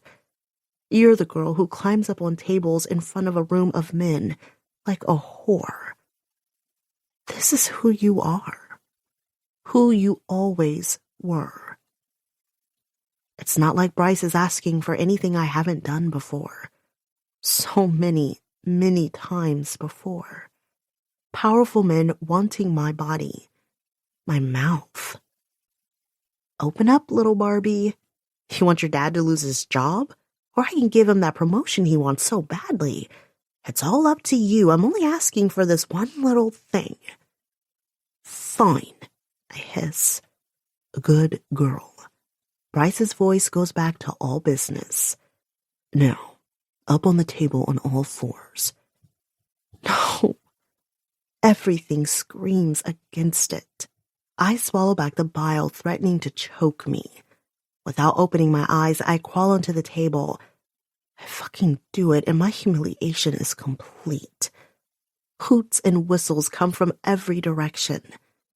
Being humiliated is part of the point, right? It's what these sorts of men get off on. Power. Bryce slaps me on the back of the thigh like one might a horse to position me closer to one corner of the table. Without a bra, my breasts swing free like low-hanging fruit with each movement. I keep my eyes squeezed shut. 15 minutes. Just 15 minutes, and then you can leave and never look back. Never, ever look back. I feel movement beside me as Bryce stands up and addresses the table. Our naughty girl was thinking about running away. What does a naughty girl get? Bryce grabs my skirt, and with several rough jerks has it yanked up around my waist. His hand follows, smoothing up the crack of my ass where my thong disappears. Tell us, whore, how much you want it. My jaw clenches, but Bryce grabs my ass and squeezes it hard. I squeeze my eyes shut even harder and duck my head. But no, fuck that. I will not cower. You will survive this, Callie Cruz. In 15 minutes, I'll walk away from this building with my future in my own motherfucking hands. I want it, I say, hating the words as they come from my mouth. Just think of that sidewalk. I'm already there. I'm already walking away. Look at that blue sky. That blue, blue sky. What was that? Bryce asks. I can imagine the asshole putting a hand up to his ear like a fucking clown does at a circus. I don't open my eyes, though, as I repeat louder. I want it. And what do you want, whore? My eyes pop open at this. This fucking son of a bitch. What the fuck does he want me to say? It's not like he gave me a script for this. He's grinning mercilessly at me. Are you hungry for my cock? My teeth grind together so hard I feel the stirrings of a headache. Yes. He chides, waving a finger in the air. I want to hear you say it. Are you hungry for my cock? I bite down on my cheek so hard I taste blood. I close my eyes again and try to remember why only moments ago this seemed like the best course of action. Get through this and then I'm free. You can put up with anything in the world for just 15 short minutes, Calliope Marie Cruz. Then it's blue, blue sky. Blue motherfucking sky. I choke out the phrase Bryce wants in a stilted, monotone voice. I'm hungry for your cock. That's right. Bryce croons. You nasty fucking cum bucket. All you can think about is choking on my monster cock. If I try hard enough, I can just pretend I'm not here, right? There are not 9 pair of eyes on my body, and I am not splayed out like a Christmas ham on the table. Richard, would you like to do the honors of initiating play? My head whips up at that. The fuck? I see Richard moving way faster than a man of his age should around the table. He's rubbing his hands together. There's a huge grin on his face, and his eyes are glued to my ass. The front of his pants jut out obscenely. My head swings back to Bryce. I'm only blowing you, I whisper through gritted teeth. That's the only way I do this. I might be a cheap piece of ass, but I am not a goddamned whore, no matter what Bryce fucking Gentry might think. Bryce laughs and grabs my chin in between his fingers. For most people, this would be a sweet gesture, but Bryce puts enough strength behind it so that he's forcing my jaw to make my lips open in an O. So eager, are we? Only you, I growl through his grip on my jaw. He nods, sobering for just a moment. Only me. I breathe out in relief, until the old man's nasty damp hands grabs my ass. But the others get to touch. Bryce finishes, shoving his thumb in my mouth. He shoves it in so far I cough. He just looks amused before pulling it out and stepping back. The old man grabs and slaps my ass like I'm some kind of mare. Unlike Jackson's expert spanking in the limo, Richard doesn't seem to know what the hell he's doing. His hits are too hard and land on the same place over and over. Just thinking of this dirty old man and Jackson in the same thought makes a tide of shame swarm me. Look at how she's jiggling. She likes it. Richard pants after the 8th slap. All right, fucker. But Bryce must see I'm about to turn and lose it on the old bastard because Bryce grabs my wrist like he's constraining me and chuckles at Richard. Okay, Rich. Time to give everyone else a go. Richard grunts in dissatisfaction, but from how hard he's breathing, it's obvious he couldn't keep it up for much longer anyway. He lands one last hard smack anyway, and I yelp and protest. This time, when Bryce holds me back, it's not all for show. He leans over and whispers in my ear, "Act like you're resisting me now." They love it. "You can't handle a real man putting you in your place," Bryce says louder. Now we're making fucking theater out of it? These rich, twisted fucks. I can't believe I'm going along with this. That's the problem these days. He continues with a growl, grabbing my upper arm. His face is fierce, but his grip is light. Uppity bitches who don't know their place. I'm gonna teach you, right here, right now. And you're gonna take it. Aren't you, bitch? Stupid fucking cunt. I glance significantly at the clock behind Bryce's head and glare at him. 15 minutes, fucker. I wait for the slightest nod of acknowledgement before I go along with his gambit. Then I start shaking my head. No, no, no. I close my eyes and pretend to struggle against him. You can't do this. I don't want to do this. Bryce slams his palm across my mouth, shutting off my cries. Girl. He nods his head at the young, handsome businessman I thought seemed so professional when I first met him. Hold her for me. Carl moves closer, eyes bright. Wow. Glad I'm so good at spotting the good guys from the screwed up ones. Then again, I should just assume that anybody who is with Bryce's inner circle is fucked up. Jackson and Bryce used to be friends. Maybe it's a good thing that will never go anywhere.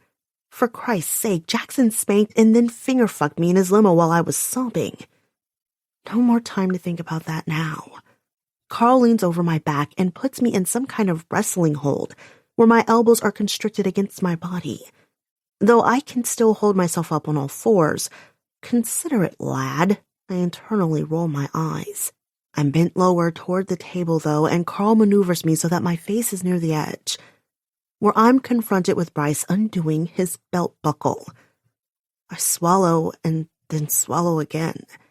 My breaths are short, and I force myself not to hyperventilate, which, of course, is when I want to let out a crazed hyena-like cackle, because last time I was hyperventilating, Jackson spanked me till I was calm. I'm sure someone in this room would be happy to spank me again.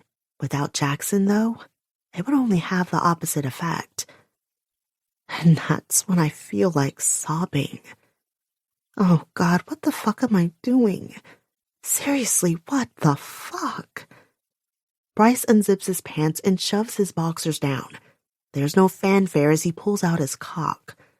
I've seen it before, of course, when he was masturbating by the windowed wall, but there had been about 3 feet separating us, far different from it being right there bobbing in my face.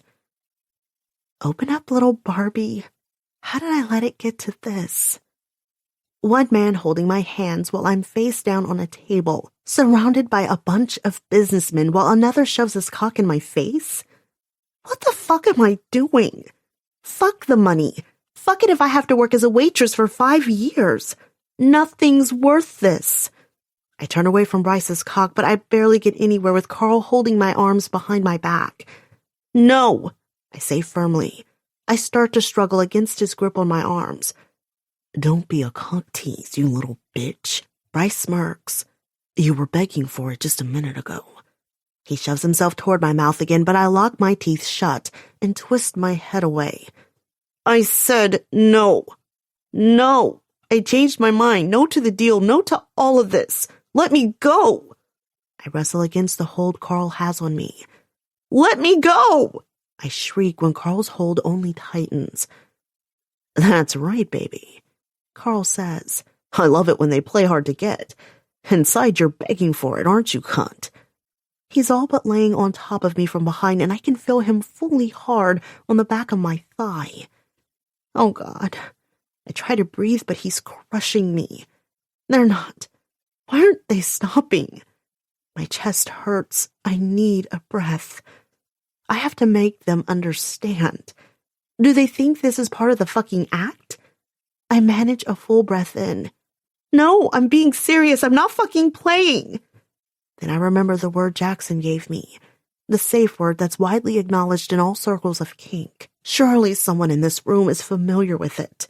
Red! I shout. Stop! No, Red! For a second, everything pauses. Bryce looks me straight in the eye. Then he takes my jaw in both hands and jams his dick into my mouth. As Carl grabs my hips and thrusts into me from behind at the same time. Chapter 19. This isn't what I was warned about. This is supposed to be the terror that hides in the shadows.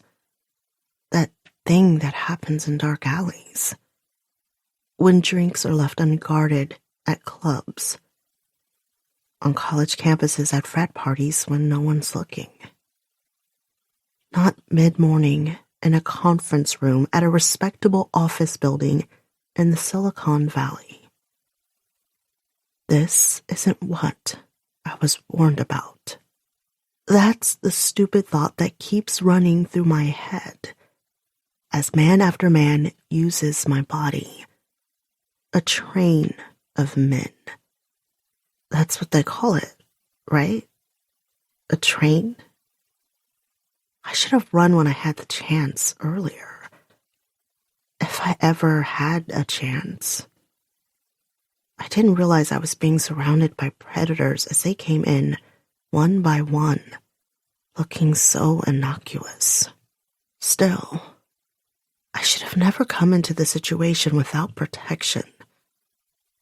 I was warned about Bryce. He's dangerous. My stupid fucking bravado. Thinking I could handle everything on my own. And then not even bringing any protection, not even a fucking knife. Christ. I didn't even turn on my phone to record whatever might happen. I just never thought in a million years. I close my eyes, chant over and over in my head. I'm not here. This is not my body. I'm on the moors in England, like one of the stupid historical romances I like to read. It's stormy and loud, and I can't hear anything but the wind battering against the rocks. Yes, that's it. It's just the wind yanking at my body. Nothing more. Only the rain and wind howling in my ears, blocking out all other sounds. Except my mind isn't always that strong and sensations sneak through. Bryce's voice. Always like a king, presiding over each encounter. He gagged me after his first use of me. Sometimes an especially sharp pinch or squeeze brings me back to the here and now. I'm aware enough to know they all wear condoms, except for when Bryce came in my mouth. Each man leaves one by one after they've all had their fill of me. It must have been Bryce's plan all along. No, nothing's happening to me. I'm not here. Not here. Not here. Lords and ladies in ballrooms, silver tea sets, lace and ruffles and hoop skirts and corsets, clothes ripped off by violent men, violating me, violating. I come while the third or fourth man pumps into me. It's a small orgasm, but God, why? Why? I want to die. The shame is so thick. How could I? How could I? It continues on and on. I have my eyes squeezed shut tight. I don't know how much later when I notice how quiet it is in the room. There's still hands on me, holding me in place. Always Carl and Bryce while the others used me. But I don't hear the usual horrible introductory bullshit as each man was initiated. I won't let myself believe it's over. Not until they're all gone. I hazard a glance around. It's just Bryce, Carl, and me left in the room. I put up only the weakest resistance when Carl pries my thighs apart yet again. A low-pitched whine is all that manages to make its way out of my throat. All my feisty curses dried up hours ago. I blink again and try to force some backbone into my voice. Stop, please, I say around the gag. They don't stop. I'm taking everything from you, you shit piece of nothing. Bryce hisses in my ear, taking me from behind while Carl fucks me from below, wearing out every hole and marking every nasty inch of your ugly, useless body. And in that moment, I see two ways before me. Either I sink back into the nether and am destroyed by this in a way I'll never come back from.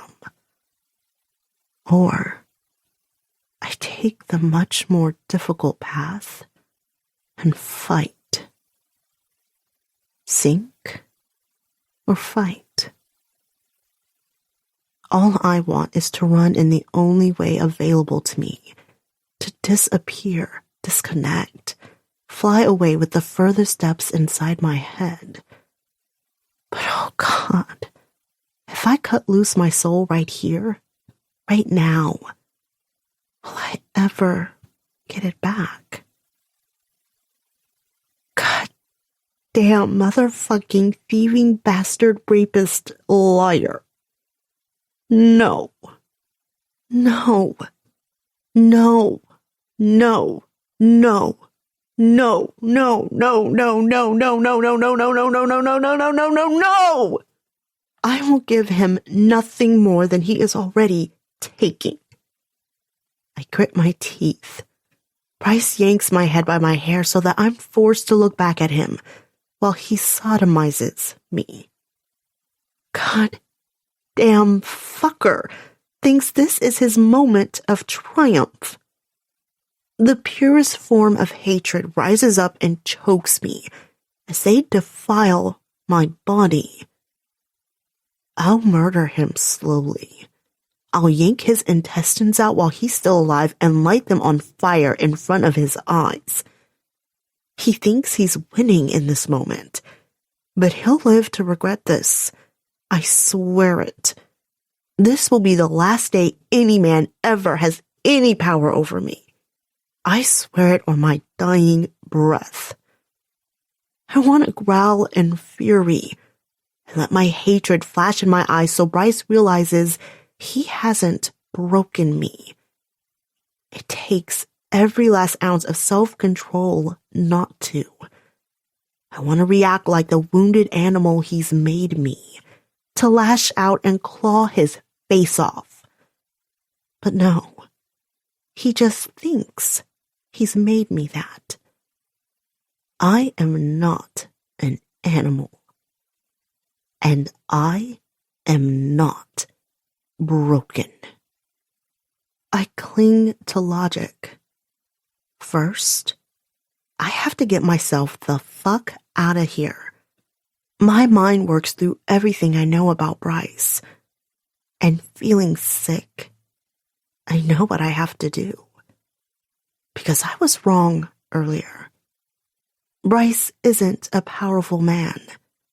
He's weak. So fucking weak he has to grasp at power like this. Humiliate and brutalize women to feel like a fucking man. And that's my ticket out. To make him think he's won. Bryce still has hold on my hair so he can see my face. I make my gaze so glossy and sightless. Then I begin swiveling my hips so that they're in sync with Carl and Bryce's. This time, when I feel the build at my core, I don't hate myself for it. I'm doing what I have to. What that sick child-molesting fuck McIntyre trained me for. What will make Bryce finish faster? The ultimate humiliation. When I come against my will. So fuck him. I'll give him a show. Give him the appearance of getting what he wants so I can get out of here as fast as possible and as much on my terms as this sickening situation allows. But it will really be me who's in control, not this fuckhead bastard. I close my eyes and give my body over to the mechanics of what's happening to it. I find friction for my clitoris. I lean into the sensation that starts to spark back to life. Look how the filthy whore bitch loves it. Bryce exults from behind me. That's right, you fucking bastard, you just think you're winning. I force my features into one of distress but agonized desire. I thrash my body in the simulation of pleasure, even as I cry out against the tie in my mouth. A sound of absolute devastation. It's not hard to imitate. All the while I keep my hips pumping, with a twisting grind for the most friction possible. And I come. I come because my body is trained to respond to stimuli. And more than that, I'm getting off because I'm taking back control. As much as Bryce thinks he's in control of this shit show, he's fucking not. He's the one who's going to be coming on my terms, and it's going to be a hell of a lot quicker than if he'd had it his way. My theatrics seem to have done the trick. Bryce grabs my hips, he ignores Carl, and starts absolutely jackhammering away. There's no finesse, no control to it.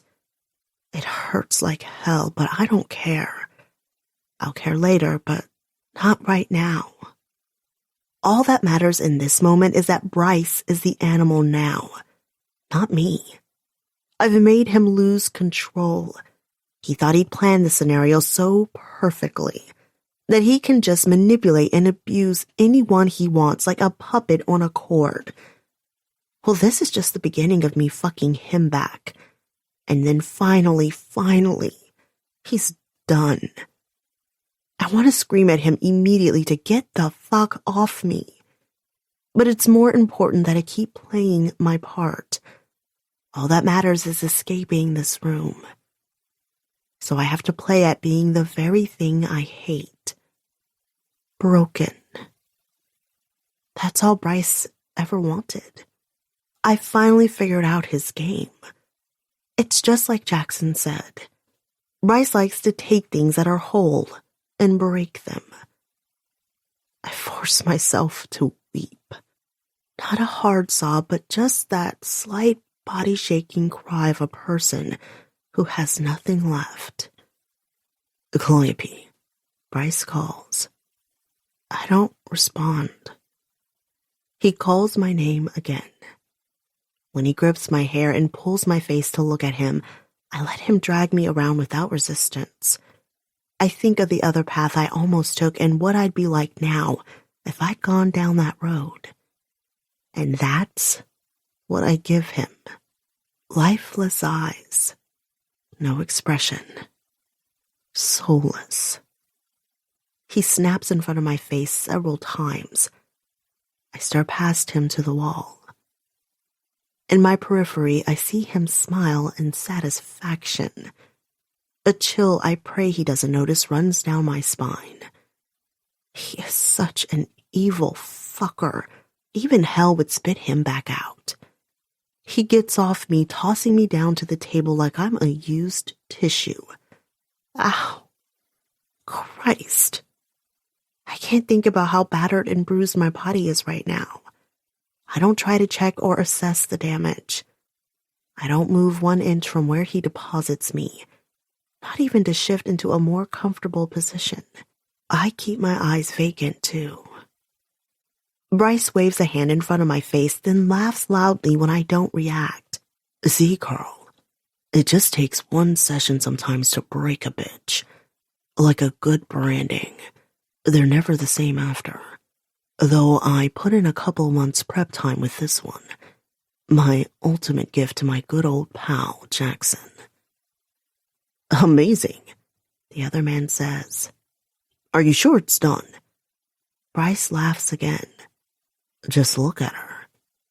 He slaps my sore ass, and it takes everything in me not to snarl at him and bite his fingers off. But I'm just praying they're done with me. Please, please, let them be done. Here, I'll show you, Bryce says. I steel myself. I just stayed strong through the worst hell imaginable. Whatever this is, I can handle it. They're almost gone. I can feel it. Bryce's energy is winding down, and he's the one running the show. Still, in spite of all my determination, my stomach sinks when Bryce walks back over toward me. I force myself immobile when he nears. I don't tense my jaw or flinch or even flick my eyes. He picks up a cold cup of coffee and pours it directly on my face. I keep my cover and barely move. The pulling out his intestines idea is too humane. I should cut off his balls and cock. Dull scissors. Without anesthesia, obviously. But I shouldn't kill him right away. I don't react even when Bryce spits on me after the coffee runs out. Bryce and Carl laugh like this is the funniest thing since SNL was invented. And I huddle on the table, doing my best to look traumatized and out of it. No. Bryce should live a long, long life. Locked up with his cock and balls rotting in a jar beside his cell. Then, I don't know whether to thank God or not, since after this afternoon, I'm not sure I can ever believe in him. But Bryce cuffs Carl on the shoulder, drinks are mentioned, and they both leave the room. As soon as the door clicks behind them, I roll my battered body off the table. Ow. Mother of Christ. One arm curls over my breast and my other hand desperately covers my nether region as I crumple to the floor. It hurts everywhere. It hurts, it hurts, it hurts. Then there's just blank space in my head. My face is smashed against the rough office carpet, but I don't move. My limbs seem paralyzed even as I can feel myself start to shake from head to toe. Shock. I'm in shock. That's what this is.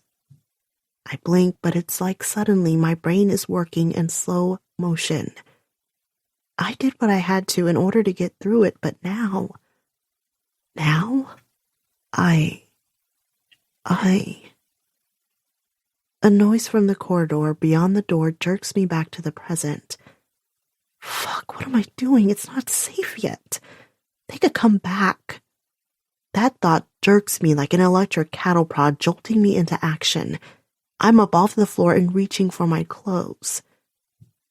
I squeeze my eyes against the memories of Bryce pulling the shirt off my shoulders and roughly jerking the skirt off at another point. No. I can't let myself go there. Not if I want to get out of here without going catatonic. I'm stronger than this. I didn't let what they did break me while they were doing it. I sure as fuck won't let it now afterwards. I refuse. I fucking refuse.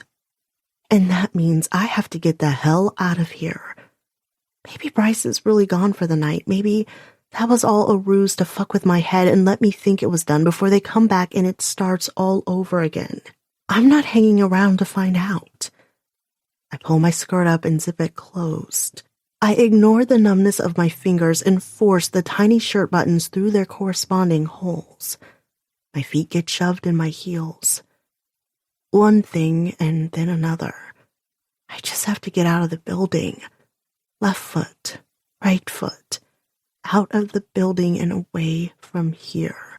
I grab my purse and rush for the door.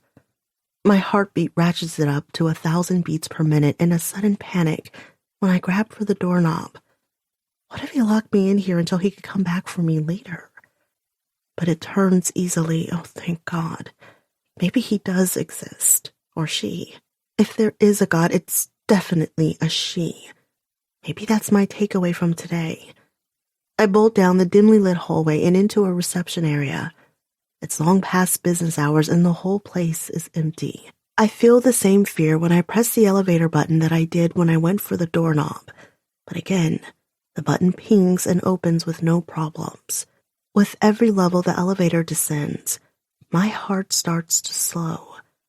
But it's only when I'm breathing the warm, humid Bay Area night air as I scramble away from the Gentry Tech building that it finally sinks in.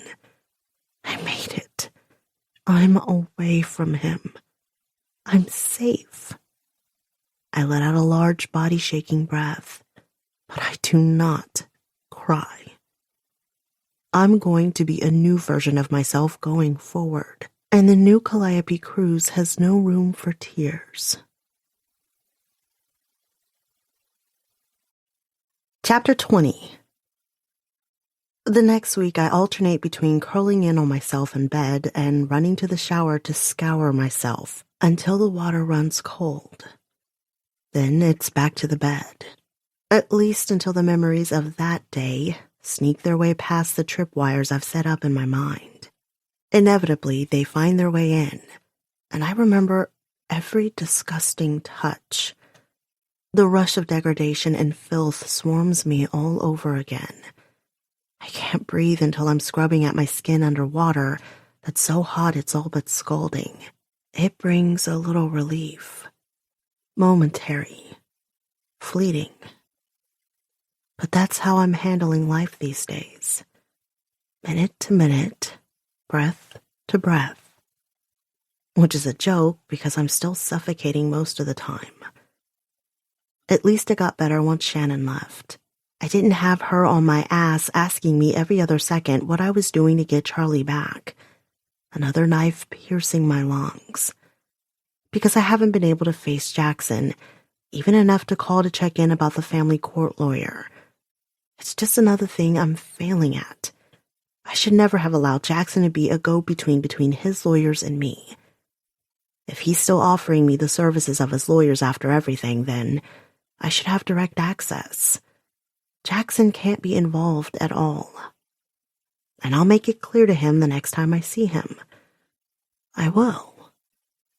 But I shudder and pull my comforter tighter around me. I just can't handle that confrontation today.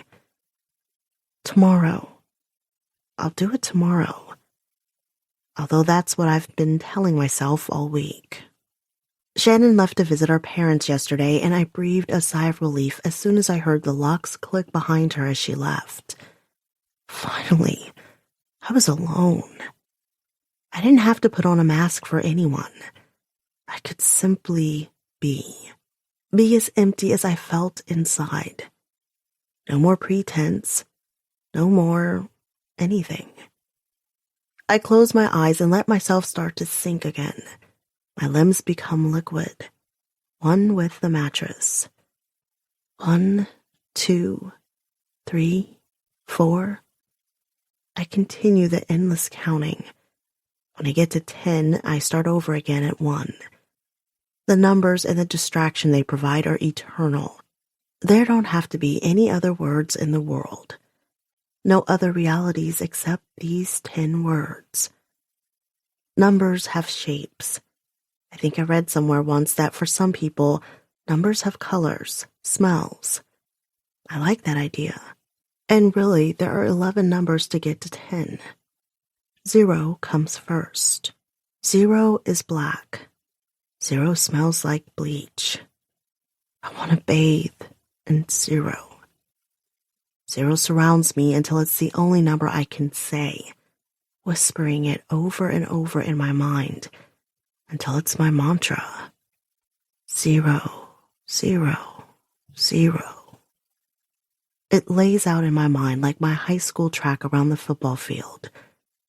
0. Nothing. Endless around and around and around.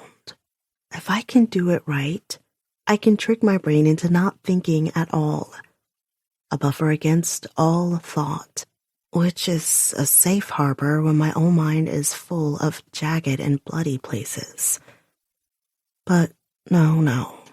I can stay safe in the shallows with my focused 0, 0, 0, 0, 0, 0, 0. 0, 0, 0,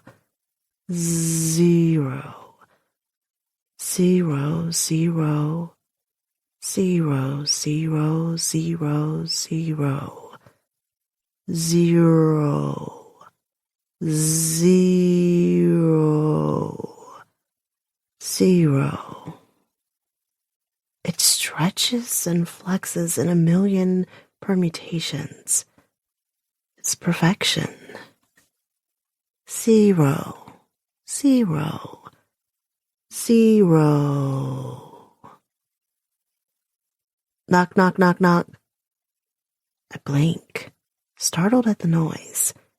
It was loud and close, like someone knocking at my front door. Who's there? Who could it be? My whole body goes taut for a long moment. The string of rapid-fire knocking comes again. I close my eyes and shrink back into the mattress. Probably just someone selling something. While most of the time I'd eagerly head toward the door, hoping it was Girl Scout cookie season. The last thing I want to see right now is another human being. I pull my comforter over my head. 0, 0, 0.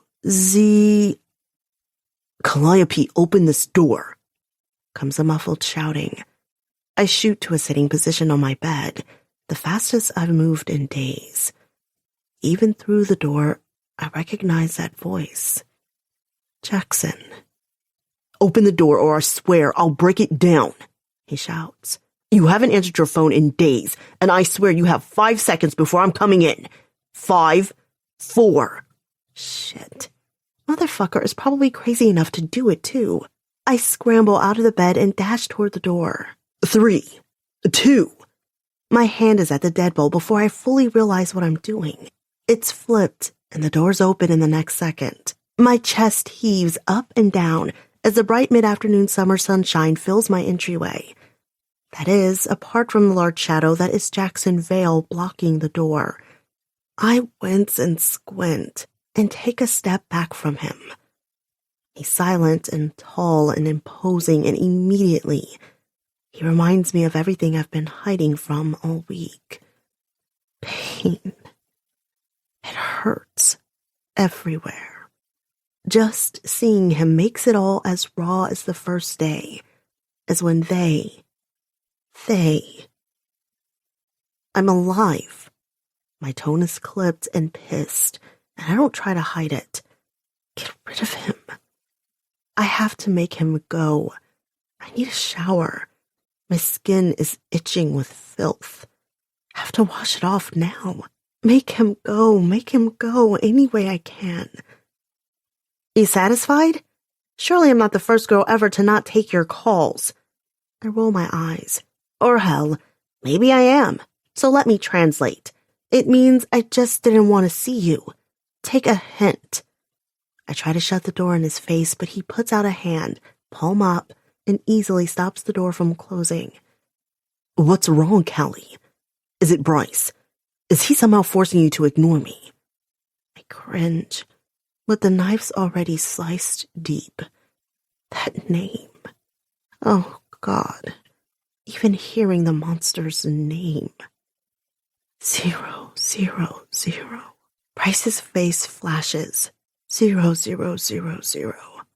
That sadistic grin. Why isn't it working? I slap a hand on my forehead.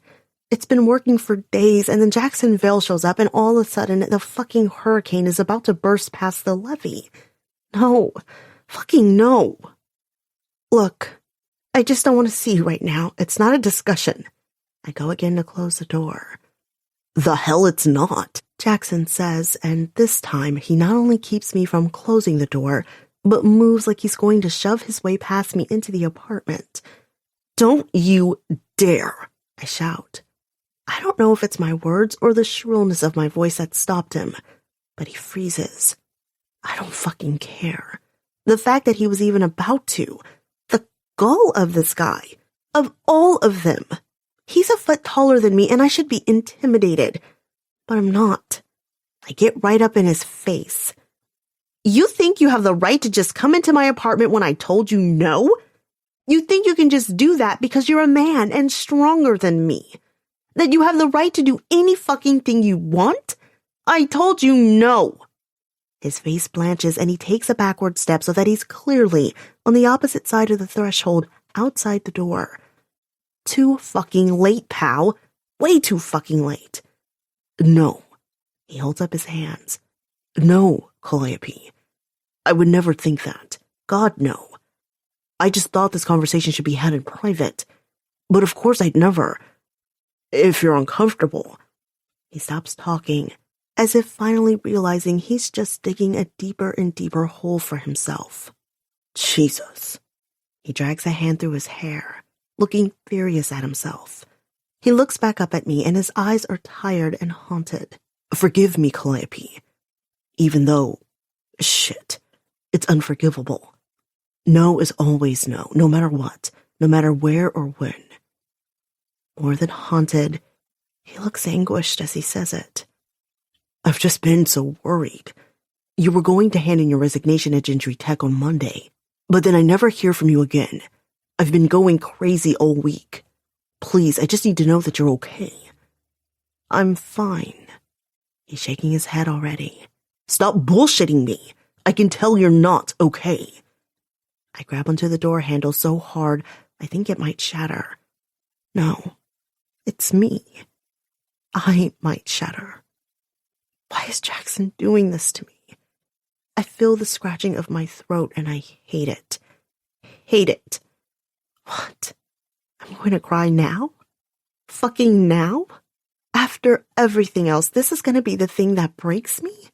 Stupid fucking Vale and his goddamned compassion? Because I can fucking feel it. Cracks in the dam I spent the week fortifying with every ounce of my strength. I took what happened and I sank it deep, deep down. And I've sealed up each and every goddamn fucking emotion until my soul is a calm, placid lake on a windless morning. There is no more storm or tempest, and the things that lay buried in the cold, lightless depths of that lagoon need to remain undisturbed forever. But that can only happen if I remain in control. Absolute control. So I do the only thing I can do to make Jackson Vale disappear. God, what makes you think you're such an expert on my life? You can tell I'm not okay? Because you have known me, what, all of a month? There's this magical thing called listening to the words that come out of someone's mouth. I'm fine. And even if I wasn't, I enunciate each word pointedly and manage to look Jackson in the eyes, forcing a glare. What in the hell makes you think I would confide in you? Again, our whole 4 weeks of barely knowing each other? I can tell from the stubborn set of his jaw that he's still ready to argue with me about some kind of connection with me, so I push even harder. Or is it just that I let you put your cock in me? I arch an eyebrow and let the sarcasm drip from every syllable. Fun fact, that doesn't mean that you know me or that you suddenly get any say in my life at all. You don't get to barge into my apartment. You don't get to demand that I tell you things. You don't get to stalk me, come to my house, and ask me why I'm not returning your calls. None of this, I wave my hand between him and me over the threshold of my doorway, is appropriate behavior. Jackson's frame seems to fold in on itself. The posture looks all wrong on him. He's a confident man, so assured in everything he does. But my words have made him second-guess everything. It punches me in the chest, seeing him like this. But I immediately numb myself to it. It doesn't matter. It doesn't matter. He'll get over it. My points are valid anyway. To any outside observer, his behavior could be interpreted as problematic. Or at least it would have been if it was any other man than Jackson. Because Jackson cares for me. My throat constricts. He was worried. He knew I was walking into Bryce's den. And he was right to be worried, wasn't he? Hands. Hands on my body. Everywhere. Sweat. More hands. I'm choking.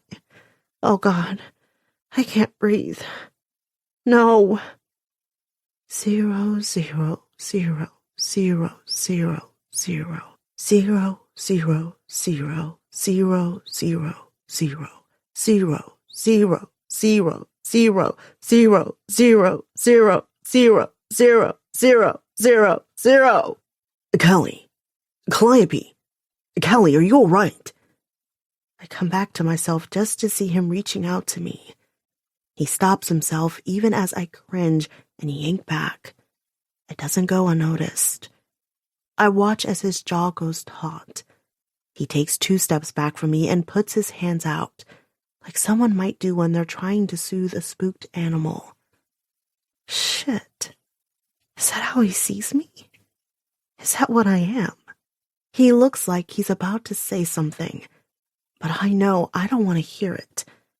I can't handle any other questions or observations or anything else from him. My own voice has no inflection at all when I ask, do I still have a position at your company? If I do, where and when should I report? Kelly, please talk to me. If it's something Bryce is doing, if he's blackmailing you or hurting you in any way, I swear I'll... Well, that's that. I live in Silicon Valley and I have at least one contact. I just need to track down a number from Mr. Henderson, the guy from Lockheed I met at the charity. This is what new Callie does. She sees a problem and attacks it.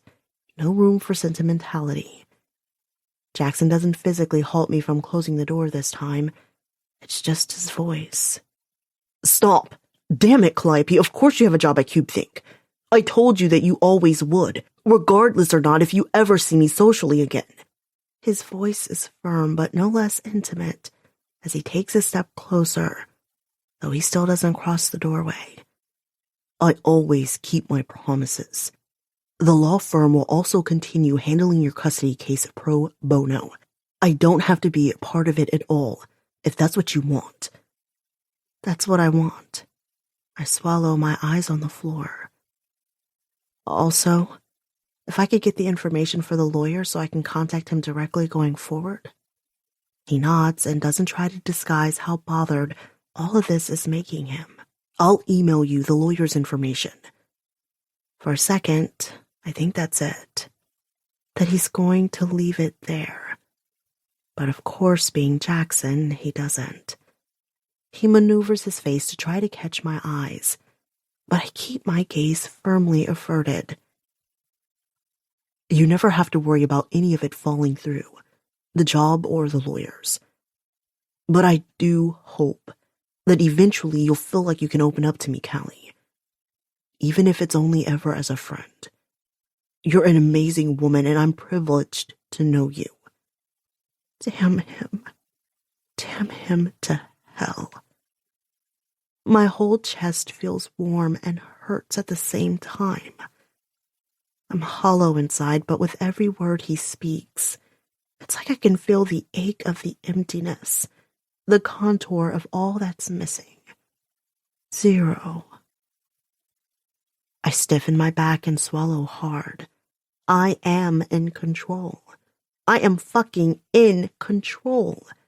No more zeros. I will count to 10 until I've made it to 1 billion 1,000,000 times over before I fucking crack. I swear to God. Jackson's voice is soft as he continues. You start next Monday. Go to the 17th floor and ask for Marissa in HR. She'll get you your security badge and then introduce you to your team. I was going to do that, but he hesitates. I imagine you would prefer her.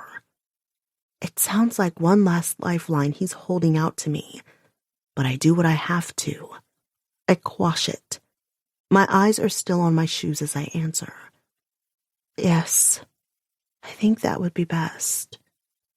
Even from the corner of my eye, I can see the pained expression that crosses his face. I force myself to ignore it. Goodbye, Jackson. Goodbye. I feel his lingering stare, but I don't look up again. Moments later, the charged air feels empty, and I know that he is gone. Epilogue. 1 month later. My self-defense instructor is a badass. When she talks, people pay attention. Watch closely. Linda's voice sings out. Reach behind you. Grab the attacker's shoulder. Though in real life, you can grab anywhere you can get your hands on, even an ear. Then use your hip as a fulcrum to flip them over. She repeats the move at the front of the class. I watch in awe as she flips a man in full padding, almost twice her size, with apparent ease, flat onto his back to the mat at her feet. The man lets out a small roof of surprise, but he's smiling the next moment as Linda holds a hand down to help him back to his feet. I watch Lydia's body as she moves. Her small frame is strong and graceful and packed full of muscle. She's everything I aspire to be. When I was searching for self-defense classes a few weeks ago, I just wanted one that was taught by a woman. I had no idea I'd find a friend in Lydia. After my second class, which meets at a local gym, I stayed after. I saw a punching bag, started hitting it, and then couldn't stop. I just wailed on the damn thing. I had no idea what the hell I was doing, of course. It just felt so good to finally hit something. I'd done what I promised myself I would. I kept my shit under control. I didn't break, even when that horrible afternoon replayed on repeat in twisted nightmares over and over and over. The nightmares didn't vary much. Always those sweaty hands holding me down on that goddamn table. The stink of men and sweat and sex. Except in the nightmares, the afternoons never end. I'm kept there for eternity, chained like a dog as their slave. So, yeah, I was there smacking the hell out of that standing bag that was almost as big as I was, until a soft voice stopped me. Hey, aren't you in my 6:30 class? What? I was in such a haze, releasing my fury on the bag, it took me a second to register the petite woman with the mocha-colored skin and intelligent hazel eyes. You know, she said conversationally, there's a reason that you're supposed to wrap your knuckles up before you start slamming the bag like that. She nodded in the direction of my hands. I followed her gaze, only then realizing my knuckles were bloody. Holy shit. How long and hard had I been going at it? I dropped my hands, only barely fighting the impulse to put them behind my back in a pathetic attempt to hide them. Come with me, Lydia said decisively. I've got a first aid kit in my locker. I followed along after her. I was embarrassed, but she seemed assured about what to do, and even a quick glance at the mess I'd made of my knuckles told me they'd be hard to patch up on my own. Shannon was home after the visit to our parents, but we weren't on the best of terms right now. She stayed in the apartment only because it would look better to the courts, she believed, if Charlie had two stable adults to come back to, if and when the custody grant was repealed. But Shannon barely spoke to me. No matter how much I swore the drug test was a false positive, she was convinced I was lying and it was my fault Charlie had been taken. Just the thought of my sister made me want to head back out to the heavy bag, bloody knuckles or not. You live around here? Lydia asked, and I was glad for the distraction. Campbell. Everyone around here was familiar with the neighborhood just south of San Jose. She nodded, confirming my thought. You? I asked. Just moved into Cambrian Park. Nice, I smiled. It was a neighborhood just south of Campbell, but much nicer. I feel like that's where everyone in Campbell wishes they lived. Sometimes half a mile makes all the difference in the Bay Area. She nods and laughs. Don't I know it? Me and my roommate just moved from a total shithole in Oakland. We walked into the locker room. Head to the sink. I'll grab my bag and be there in a sec. I did, and she was back beside me in a couple of minutes. I put my hands underneath the tap, and Lydia helped me wash the blood off. I grimaced when I saw the damage underneath. Well, that's pretty, Lydia acknowledged. Yeah, I'm a real work of art. Lydia looked at me compassionately, but she didn't hold back from liberally pouring the peroxide on both hands. I held my own, even though it stung like a bitch. Lydia made a noise of approval. Ooh, I do love the strong, silent types, she said with a flirty tilt to her head. Oh, I said, suddenly flustered. I hadn't realized she was looking at me that way. Look, I'm into guys, or, well, I look at the floor. At the moment, I'm not actually into anyone or anything. I shuddered. None of it at all. Right. So that came out way too vehemently. And all that shit before it was a major foot-and-mouth syndrome, too, because she probably wasn't coming on to me at all. And even if she was, I just made it all super fucking awkward. I looked back up at her. At the beginning of my word vomit, her eyes were sparkling. But now, her mouth was a flat, unamused line. God damn it. The first time someone was nice to me in forever, and I went super freak on them within 10 minutes of them talking to me one-on-one. Shit. I was about to grab a paper towel to dry my hands and rush out of there when her voice stopped me. Women come to self-defense classes for all kinds of reasons. Her voice was quiet in the busy locker room. Women bustled all around us, but at our little corner sink, she spoke loud enough so only I could hear. Maybe they've just moved to the city and want to learn to protect themselves. Or their friends are doing it, so they sign up too. Maybe they see some movie or read a book that scares them or inspires them about women empowering themselves this way. But then there's another category of people. She paused, her eyes briefly meeting mine in the mirror, before she squeezed antibiotic cream onto several large Band-Aids, which she then applied carefully to my knuckles. Do you want to know about this last category? I didn't say anything, barely even dared to breathe. It's mostly women, she went on calmly, her eyes on the task of bandaging up my hands. But not always. This group comes to the class because they're scared. Or angry. They are in pain for sure. They've been hurt in the past. They've been abused. Sometimes in the worst ways possible. My stomach sank and I felt sweat on the back of my neck that had nothing to do with the 45-minute session at the back.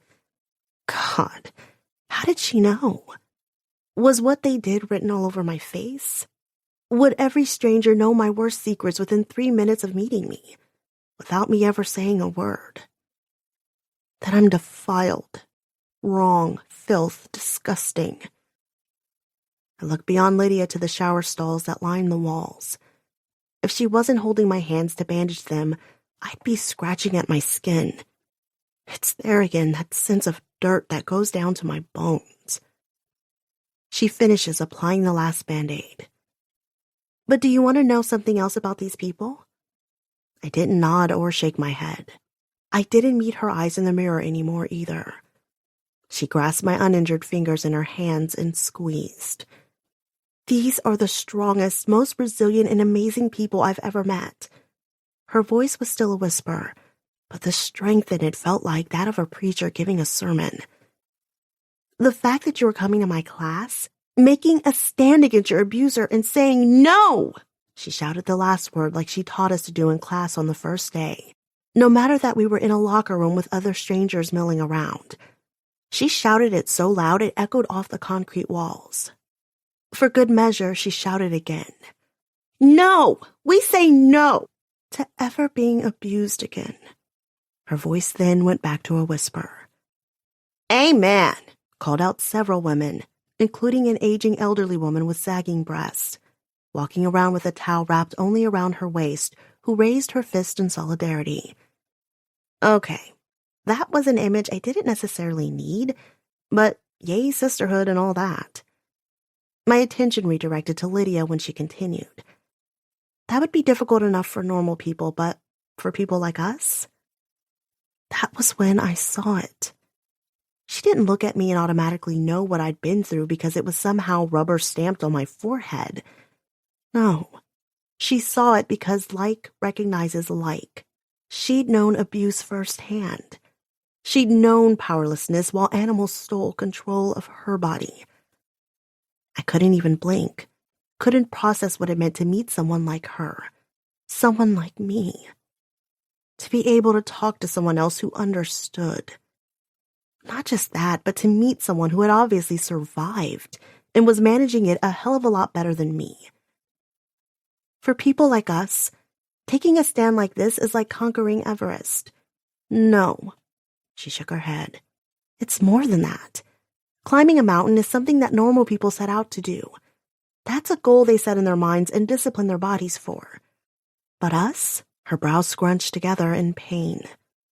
We don't get a choice. Whether we want to or not, we're dragged back to hell on a regular basis, forced to face our demons. She tilted her head down, eyes direct.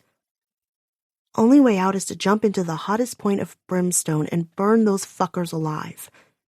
No matter that it burns us up right along with them. That's the trick. If you can be reborn stronger through the process. Some make it, some don't.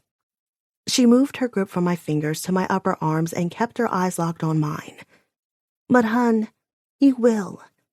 I see it in you. You will make it through. Then she hugged me. Here was this woman who was all but a stranger to me, saying the exact words I hadn't known I needed to hear. Emotion churned in the dark lake, and it took several hiccuping breaths to keep the tide back. I couldn't afford it. I wouldn't let it all loose simply because I'd found a kindred spirit. I just couldn't. When I pulled back from Lydia, head nodding hard, jaw clenched, her smile was compassionate, as if she understood exactly what I was trying to do. If it had been any other person, I think I would have resented it. But she knew. It was a knowing I wouldn't wish on my worst enemy. But there it was, something neither of us could change.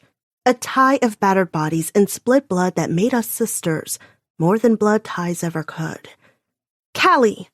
Linda's sharp voice calls me back to the present. You're up! I blink and realize the whole class is looking expectantly at me. Right. I hurry and jog up to the front of the class. The padded attacker is much more intimidating up close than he was when Lydia was so easily tossing him around a moment ago. Lydia grins at me when I join her side. You got this. She sounds so confident. I stretch my neck and shake out my hands. I got this. I got this. I glance up again at the volunteer. Mike. Was that what she said his name was at the start of class? He's smiling in what I can only assume he feels is a non-threatening manner. But all I can feel is the prickling sensation that he is way the fuck too close to me.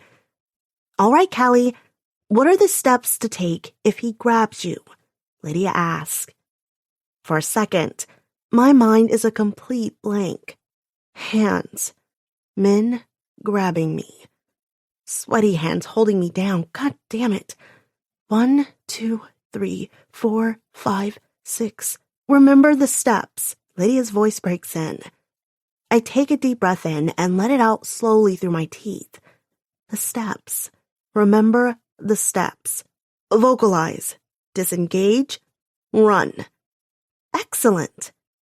We've practiced the moves involved in different attacker holds so many times, they're supposed to ingrain themselves in muscle memory. That way, if an attack actually happens, my body should take over without thinking. Then again, I've only been at this for 3 weeks. How much muscle memory can I really have built up in 3 weeks? Are you ready for Mike? I take another breath to center myself and then nod. I know in a real-life scenario I wouldn't have time to prepare for an attacker, but Lydia is adamant that class feel like a safe space for every student. The whole idea of this is to prepare us, and that means working at our own pace. Some of the more advanced students allow surprise attacks, but I'm not there yet. Mike doesn't move until I drop my hand in the prearranged signal. And even though I know it's coming, God, I'm expecting it. That's the whole point of this. There's still a moment when his arm drops in a hold around my neck that my body just absolutely shuts down. I'm back there. I'm fucking back there. I can't breathe. Oh God, I can't breathe. You're hungry for my cock. It's the nightmare, but the nightmare is real. There's a man's body at my back. His heavy arms around my body. Oh God. No. No, no, no. No! Someone is shouting in my ear. Lydia. It's Lydia. I open my eyes and see my friend. And then my whole class. They're all shouting, no. Lydia's eyes are on me, eyebrows raised in encouragement. No! She shouts again, and this time I join her. No! I shriek.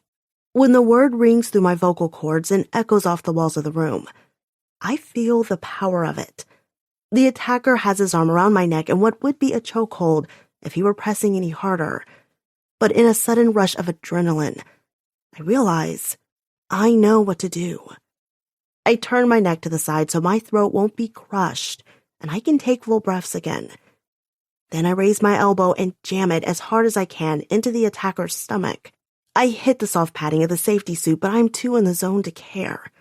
Get him off me! Get him off! That's all I can think or care about. Get his fucking hands off my body. I lift my foot and slam it down into his instep. Again, the stupid protective padding stops it from doing any real damage. So then I go for the move I know this lesson is all about. God, I don't know if I can do it, but I'll try. Because I know it will get me free of his hold. I could call stop and the exercise would be over. In this room, stop means stop. But damn it, what if this was real life? Because I know that outside this room, words don't stop anyone. Instead of paralyzing like it normally might, the thought only propels me. I scream, no! Then reach behind me, grab the top of the attacker's safety suit at the collar, level him at my hip, and flip him over my body. I barely even register it, but he spun and on the mat at my feet. Just like that. His weight wasn't even an issue. I don't know how, but it worked. It fucking worked. I start laughing as the class claps. Lydia puts her fingers between her lips and lets out an appreciative whistle, like we're at a ball game or something. I take several steps away from the man groaning on the floor, a little disbelieving. For the first time since all those weeks ago when Lydia grabbed my arms and told me I was going to make it through this stronger than ever, I believe her. I wrap my arms around myself and laugh. I look to the ceiling and think of my son, of how my lawyers have worked it so tomorrow I go in for a new drug screening. It's a much more accurate follicle test this time, which can prove I haven't done drugs in over the past 90 days. In addition to retesting the original urine sample at the lab that can discern street drugs from other substances that can cause false positives. What does all this mean? I'm going to survive what was done to me. I'm going to get my son back. Life is a shitstorm. Still, it's one I'm going to make it through. I might come out beaten, battered, and more than a little bit bruised. But no fucking way am I broken. Epilogue 2. Jackson.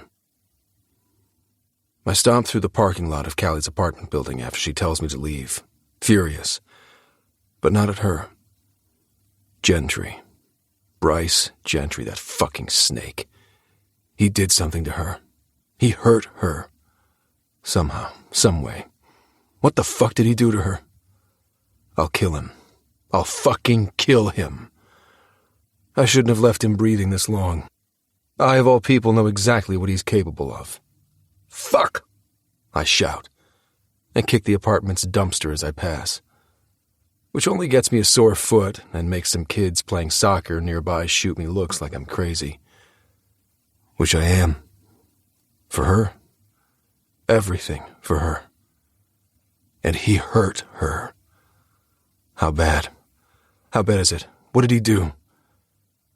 She was afraid of you. The way she jerked back from me when I tried to touch her. Jesus. My stomach drops out at the thought, and I swallow back bile. No. Not that. I walk down the street in the opposite direction from where my car is parked, toward the park where I first saw her with her son. I lied to her.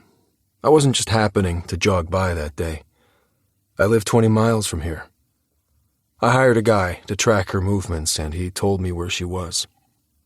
It was obvious Bryce was up to something with that whole fucked-up lunch meeting. I dropped down onto a park bench and dropped my head into my hands. It was months ago, but I'll never forget that day. I've run over everything that happened so many times, it'll be etched in my memory until the end of time. I close my eyes, and yet again I'm back there, glancing down at my watch while I sit in the back dining room of the Italian restaurant. The first day I met her. What am I doing here? I might be a genius, but taking Bryce Gentry's bait and accepting the invitation to this meeting has left a sour taste in my mouth ever since I agreed to this meeting. I swore a long time ago I'd never let that bastard have any influence in my life again. I can just feel that he's up to his old games. My jaw tenses. I could tolerate it if he just made a fool of me. But what Bryce Gentry made of me was far, far worse. My whole body tenses at the flood of memories that even his name evokes. That's it. The art of war might say to keep your enemies close, but I don't think I can stomach this.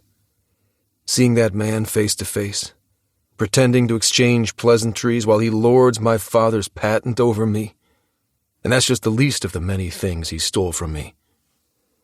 That's why you're going to take him down. Your way, not his.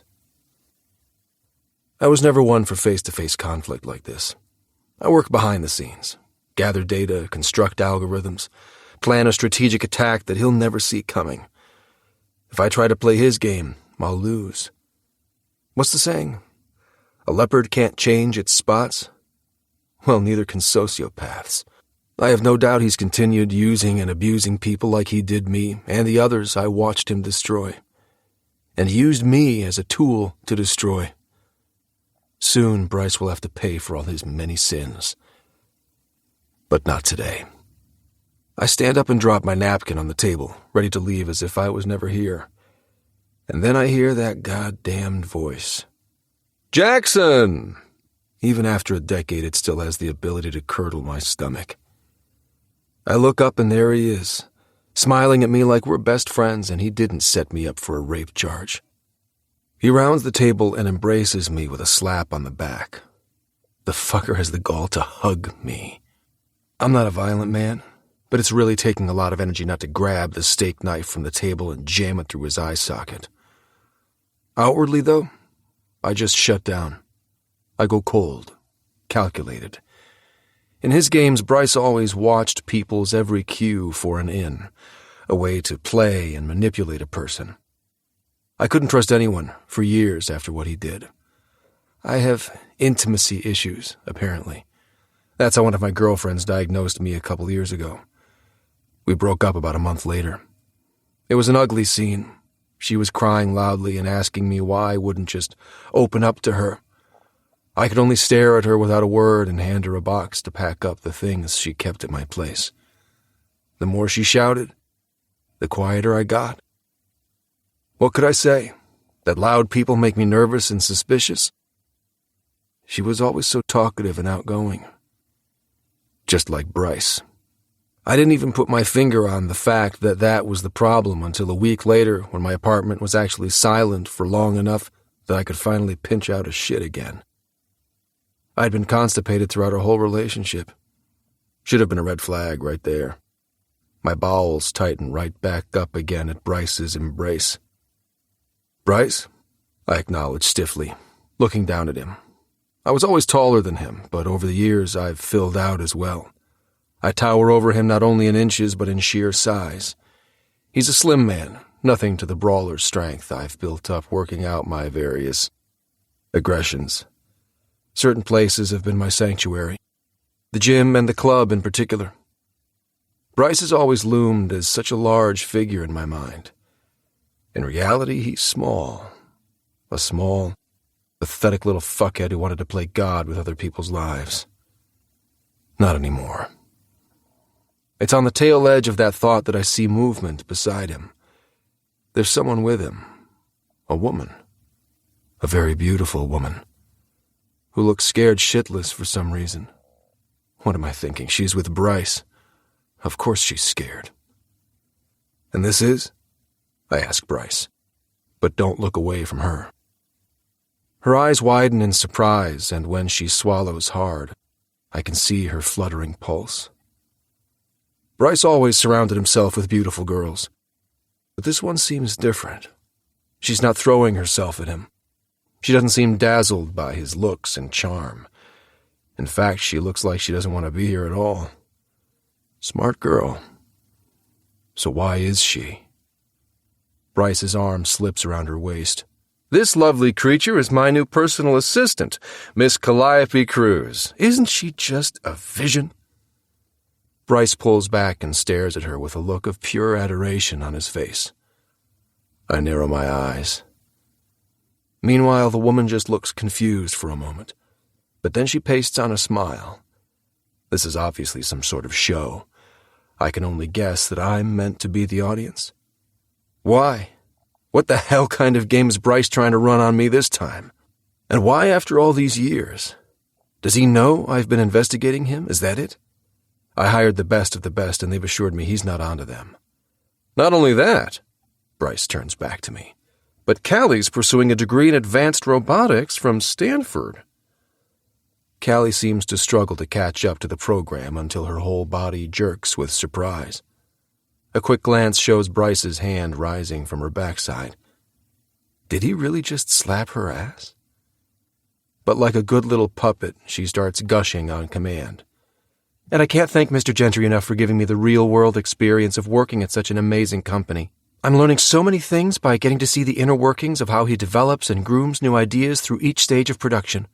Ah, yes, I respond, not bothering to hide my cynicism. Bryce always was good at taking other people's ideas and pretending they were his own. I don't miss the tick in Bryce's jaw at the jab. Why don't we sit so we can enjoy this delicious lunch I took the liberty of ordering for us? Bryce holds out his arms to indicate the table. I stare at him. I want so badly to punch him in his smug face and then get the fuck out of here. But then I glance back at the woman. How is she twisted up in this? I'm not sure I'd feel right just leaving her here with him. Sure, she's still got a pasted-on smile, but I didn't miss the way she flinched when Bryce pinched or slapped her butt earlier. Bryce destroys everything he touches. This woman, whoever she is, still has plenty of life left in her eyes. He hasn't broken her yet. Yet. God damn it. I don't play games. It's not my style. It never was. It's why I couldn't see what Bryce was until it was too late. Time to get what information I can and then get the hell out of here. This woman isn't my problem. Drop the shit, Bryce. You said over the phone you're finally willing to discuss negotiation on the CQ9 patent. You've never had any use for it and have held it all these years just to spite me, so why on earth would you change your mind now? Bryce sits and again waves to the chairs at the table. I note Callie glancing toward the door one last time, like she too is thinking about bolting. Would it make it better or worse if I told her to run and never look back? She takes a deep breath and then sits down at the table. Double goddammit. I take my seat as well. What if I told you I wanted to let bygones be bygones and allow the past to stay where it belongs? Bryce says. In the past. I stare at him like he's fucking insane. I'd say I know you better than that. Bryce laughs, a big bellowing laugh from his stomach. He shakes his finger at me. See? Now that's the kind of honesty I miss. Everyone around me these days just tells me what I want to hear. Yes, men. Yes, Mr. Gentry. He mocks in an obsequious voice. Of course, Mr. Gentry, whatever you please. He shakes his head. Fucking ludicrous. Bryce sits up in his chair, the humor replaced by earnestness. I miss you, Jackson. I miss the machines we used to build, the concepts we dreamed up when we put these two brains together. He gestures back and forth between our heads. This bastard is setting my teeth on edge. I scoff and again have to fight the impulse to get up and leave because I can't stand a second more of this bullshit when he hurries to continue. Have lunch with us. Listen to what I have to say. No matter what, you walk out of here with your father's patent. Give me an hour of your time. I breathe out and try to hold my temper. Is this just more bullshit? Would he actually give up Dad's patent? What's the catch? There's always a catch with him. Just like that? Just like that. Bryce holds up his hands. I'm a different man from the boy you used to know. Get to know the new me. I roll my neck to try to loosen the stiffness. It's a lost cause. I look around. The private room we're in is large, but still too damn small.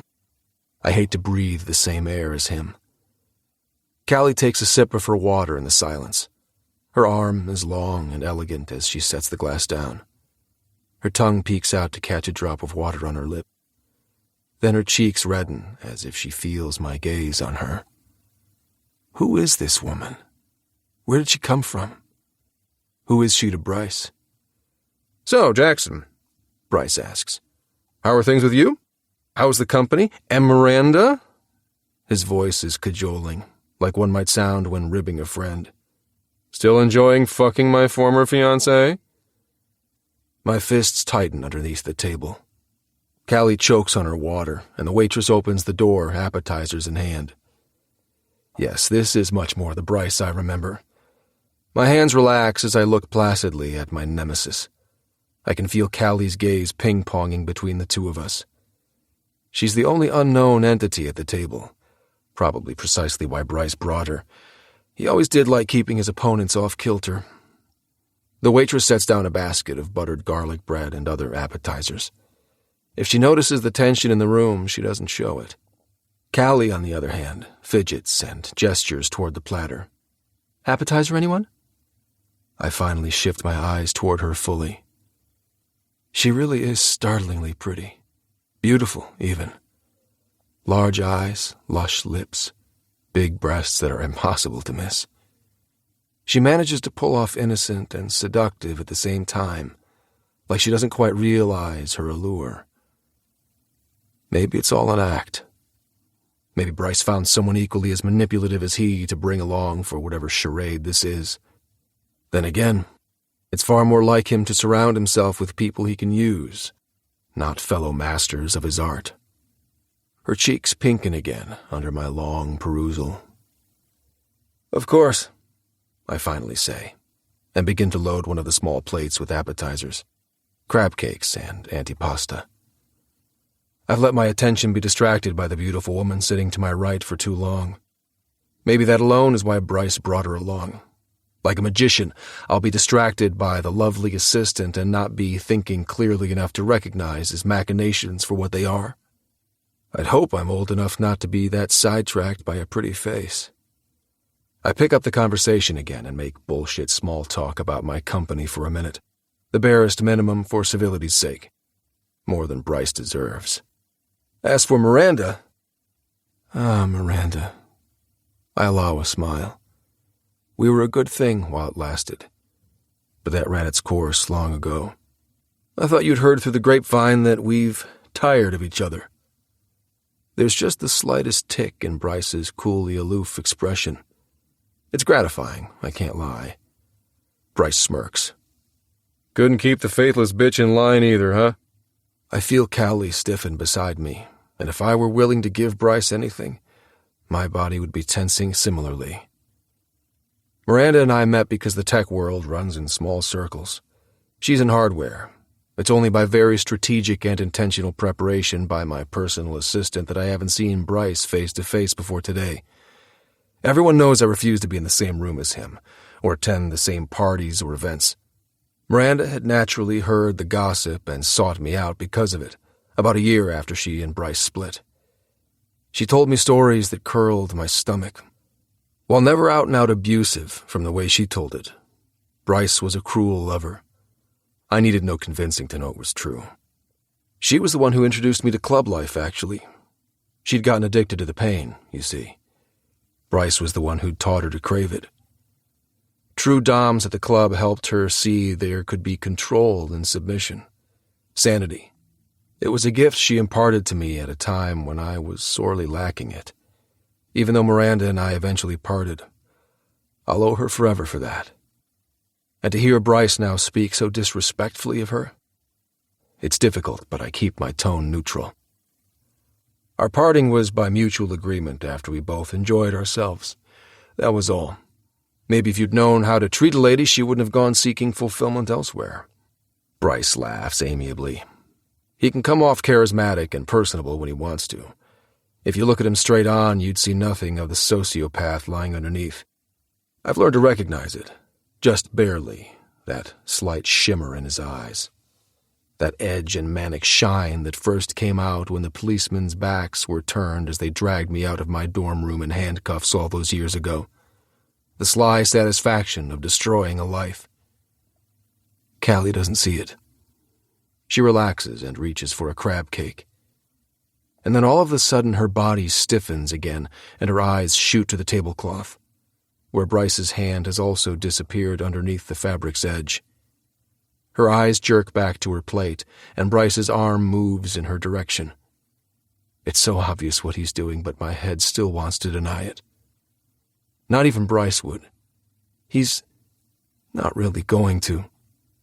Well, Bryce says amiably, good for you and Miranda. I'm glad you both became so enlightened. And yes, I have seen that CubeThink stock was on the rise lately. In fact, that's why I wanted to ask you for this meeting. In the past, we've had such... How shall I put it? Bryce pauses, and Callie squirms in her chair as Bryce's hand moves ever so slightly. Fruitful collaborations. He finishes with a smile. He is. The fucker is fingering her right in front of me. And her? Is she being forced, or is she into this kind of thing? God knows I've seen all kinds of kinks play out at the club, and I'm not one to judge. But what the fuck? What's going on here? Collaborations? I echo. I look at Callie.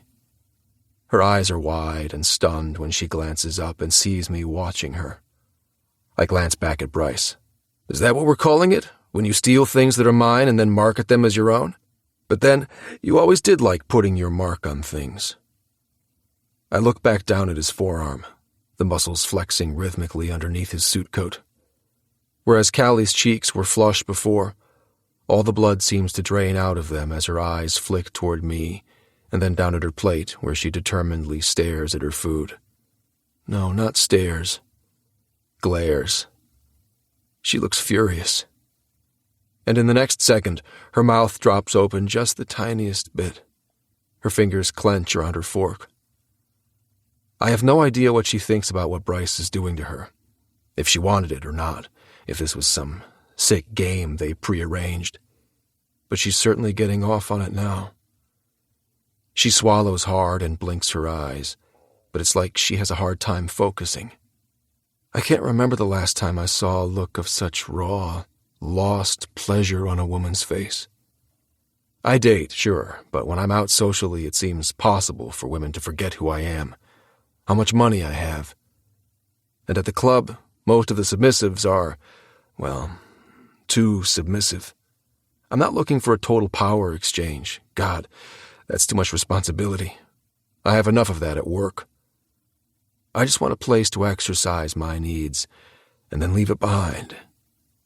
But every time I play with a submissive, it's like they're performing, trying out for the role of permanent slave. It never feels truly authentic. It's the same with women I date, except they want the part of Mrs. Vale. No thank you. But this woman I've just met, I suspect without meaning to, is giving me a glimpse into her most vulnerable self, the one we usually keep hidden away, tucked under the covers in the dark. When the waitress pushes open the door holding a huge tray of food, Callie's eyes flash up in relief, like it will mean some kind of reprieve, which confuses me all the more. Does she want Bryce to stop? Because God knows I'll rip the fucker's hand off if she gives the slightest indication that. But her mouth only drops open again before she shuts it and then bites on her bottom lip, her large bosom arching ever so slightly forward against the table. God fucking damn it. My cock hardens in my pants. This gorgeous woman is coming apart not a foot and a half away from me. I'd have to be made of steel not to respond to her. But then I look over at the puppeteer behind this whole shit show. He smiles at the waitress like nothing at all is the matter, and I feel hatred swell red hot inside my chest. Is this what he brought me here for? To mock me with this live porn show? Why, after a decade, call me up just for this? What the hell is this supposed to be? The waitress moves the appetizers out of the way and sets down the main course, pasta with a white sauce, mushrooms, what looks like scallops, other herbs, and a fancy garnish in the middle. Would you like some fresh mozzarella? The waitress asks, holding a shredder and a block of cheese over Callie's pasta. Callie's mouth opens and closes as her eyes dance back and forth between me and the waitress.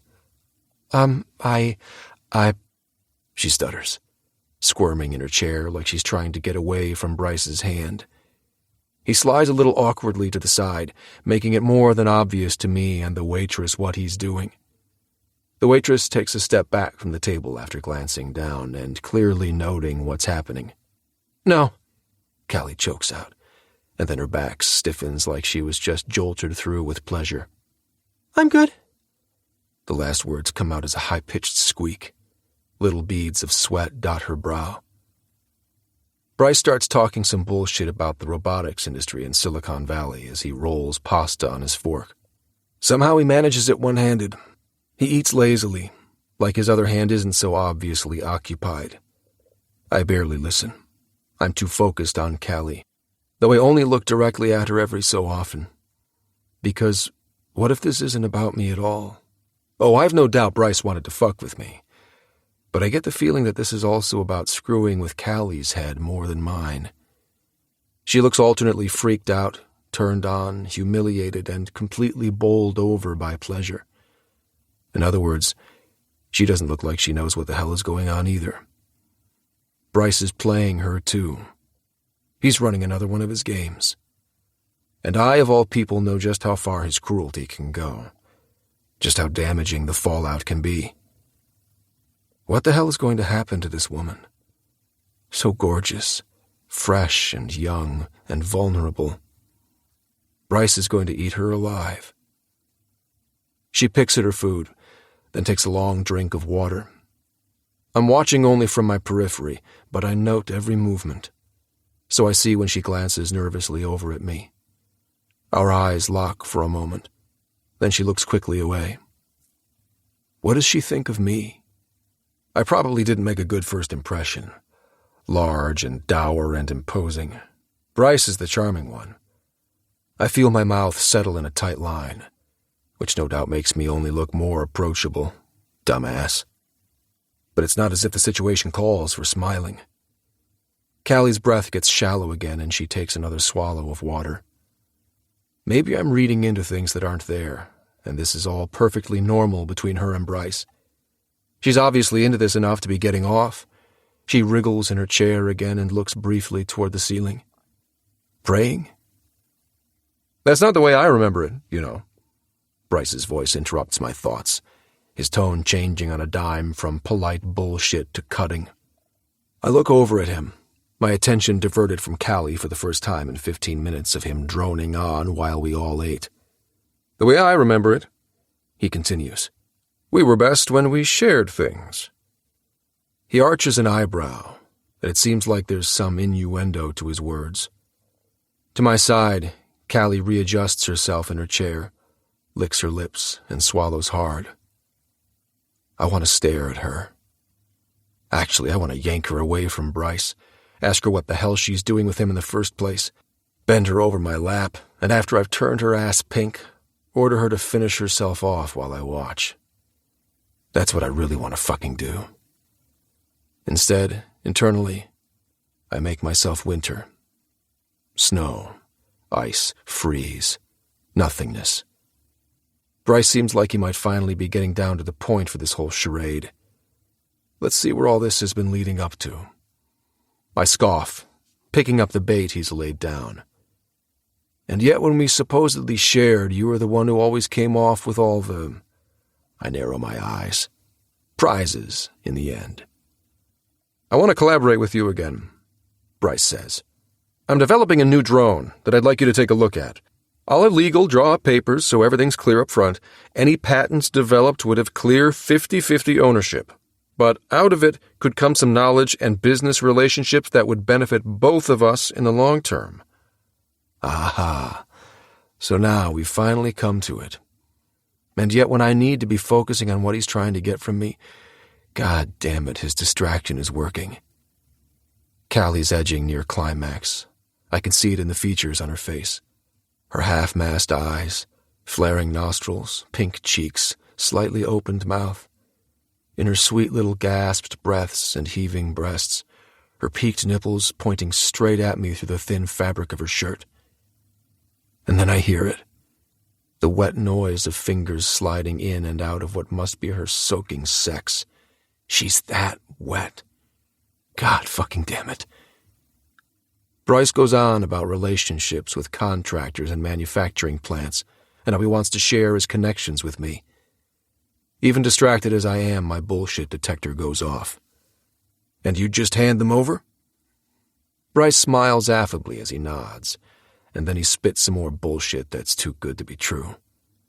Even if it wasn't, nothing on earth could ever make me get into bed with this bastard again. Enough. I've seen what he wanted, sat through his bizarre show, and now it's time to get out of here. As alluring as she is, the woman is not my problem. I was never interested in military applications. I shake my head. And I stopped playing your games a long time ago, Bryce.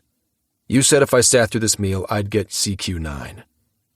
I fold my cloth napkin and place it beside my plate. I'm not in the mood for dessert. I fulfilled my end of the bargain. By focusing just on Bryce and not letting myself look at Callie, I've even managed to tame my heart on. Right as I move to stand, though, Callie stiffens and lets out a small cry. She grabs the tablecloth, and I can't help staring as her whole face transforms in unbridled ecstasy. I'm immediately rock hard again. It's not just a flash in the pan, either.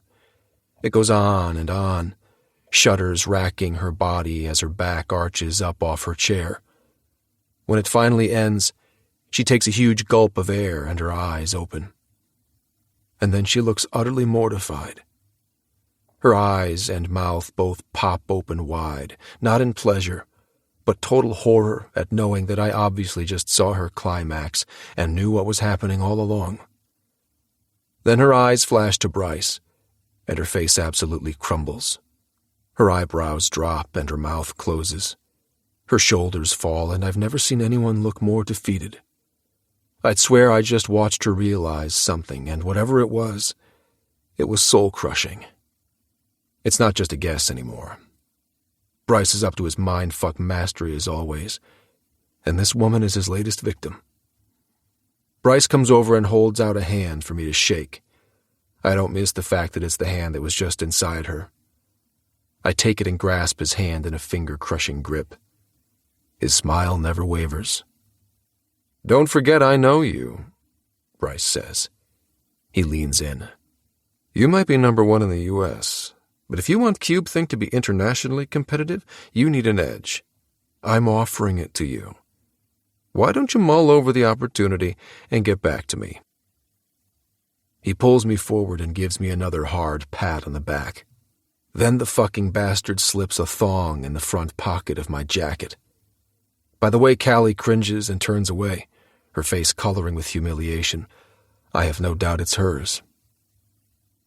"Perhaps after you've had some time for further consideration, I could have Miss Cruz send over more proposal details." Bryce holds out an arm for Callie. She takes it, shoulders still hunched, face to the ground. She doesn't look back at me. When the fucker puts his hand on the small of her back to guide her out of the room, it's almost too much. The image of a wolf leading a lamb to the slaughter stays ingrained in my mind long after they leave. 30 minutes later, I was still sitting there, my food long gone cold. The waitress finally came back and apologetically explained that she needed to clear the table for another party. As I strode out of the restaurant, I'd already made up my mind. I touched the screen on my phone and called the lead private investigator I've got looking into Bryce. "Get me everything you can on a woman named Calliope Cruz, ASAP. I may not have been able to save that girl so long ago. God, because of Bryce, I was even the main participant in her destruction. But God help me, I'll save this one." Famous fucking last words. Because here I am, all these months later. I don't know what happened. I don't know what that evil bastard motherfucker did to her, that you didn't stop him doing to her. I look around the park, parents playing with their children. It hurts seeing it. I wanted that with her. Wanted it all. Marriage, kids. She was my forever. No, not was. Is. She is my forever. If she'll have me, if I can ever atone for my sins. I'm not good enough for her. I've known that all along. But after everything, I'm a selfish motherfucker, and if she'll have me, I'll worship her till the day I die. I shoot up off the park bench. Sitting here wallowing isn't doing anybody any good. Action. It's what I've always been best at. Because before we can have our happily ever after, we have to cut the head off a snake. The epic conclusion to Callie, Jackson, and Bryce's story can be found in Break So Soft. This has been Cut So Deep, a dark billionaire romance, Love So Dark Book 1, written by Stasia Black, narrated by Lacey Laurel featuring Scott Ryder. Copyright 2018 by Stasia Black. Production copyright 2019 by Stasia Black. Audible hopes you have enjoyed this program.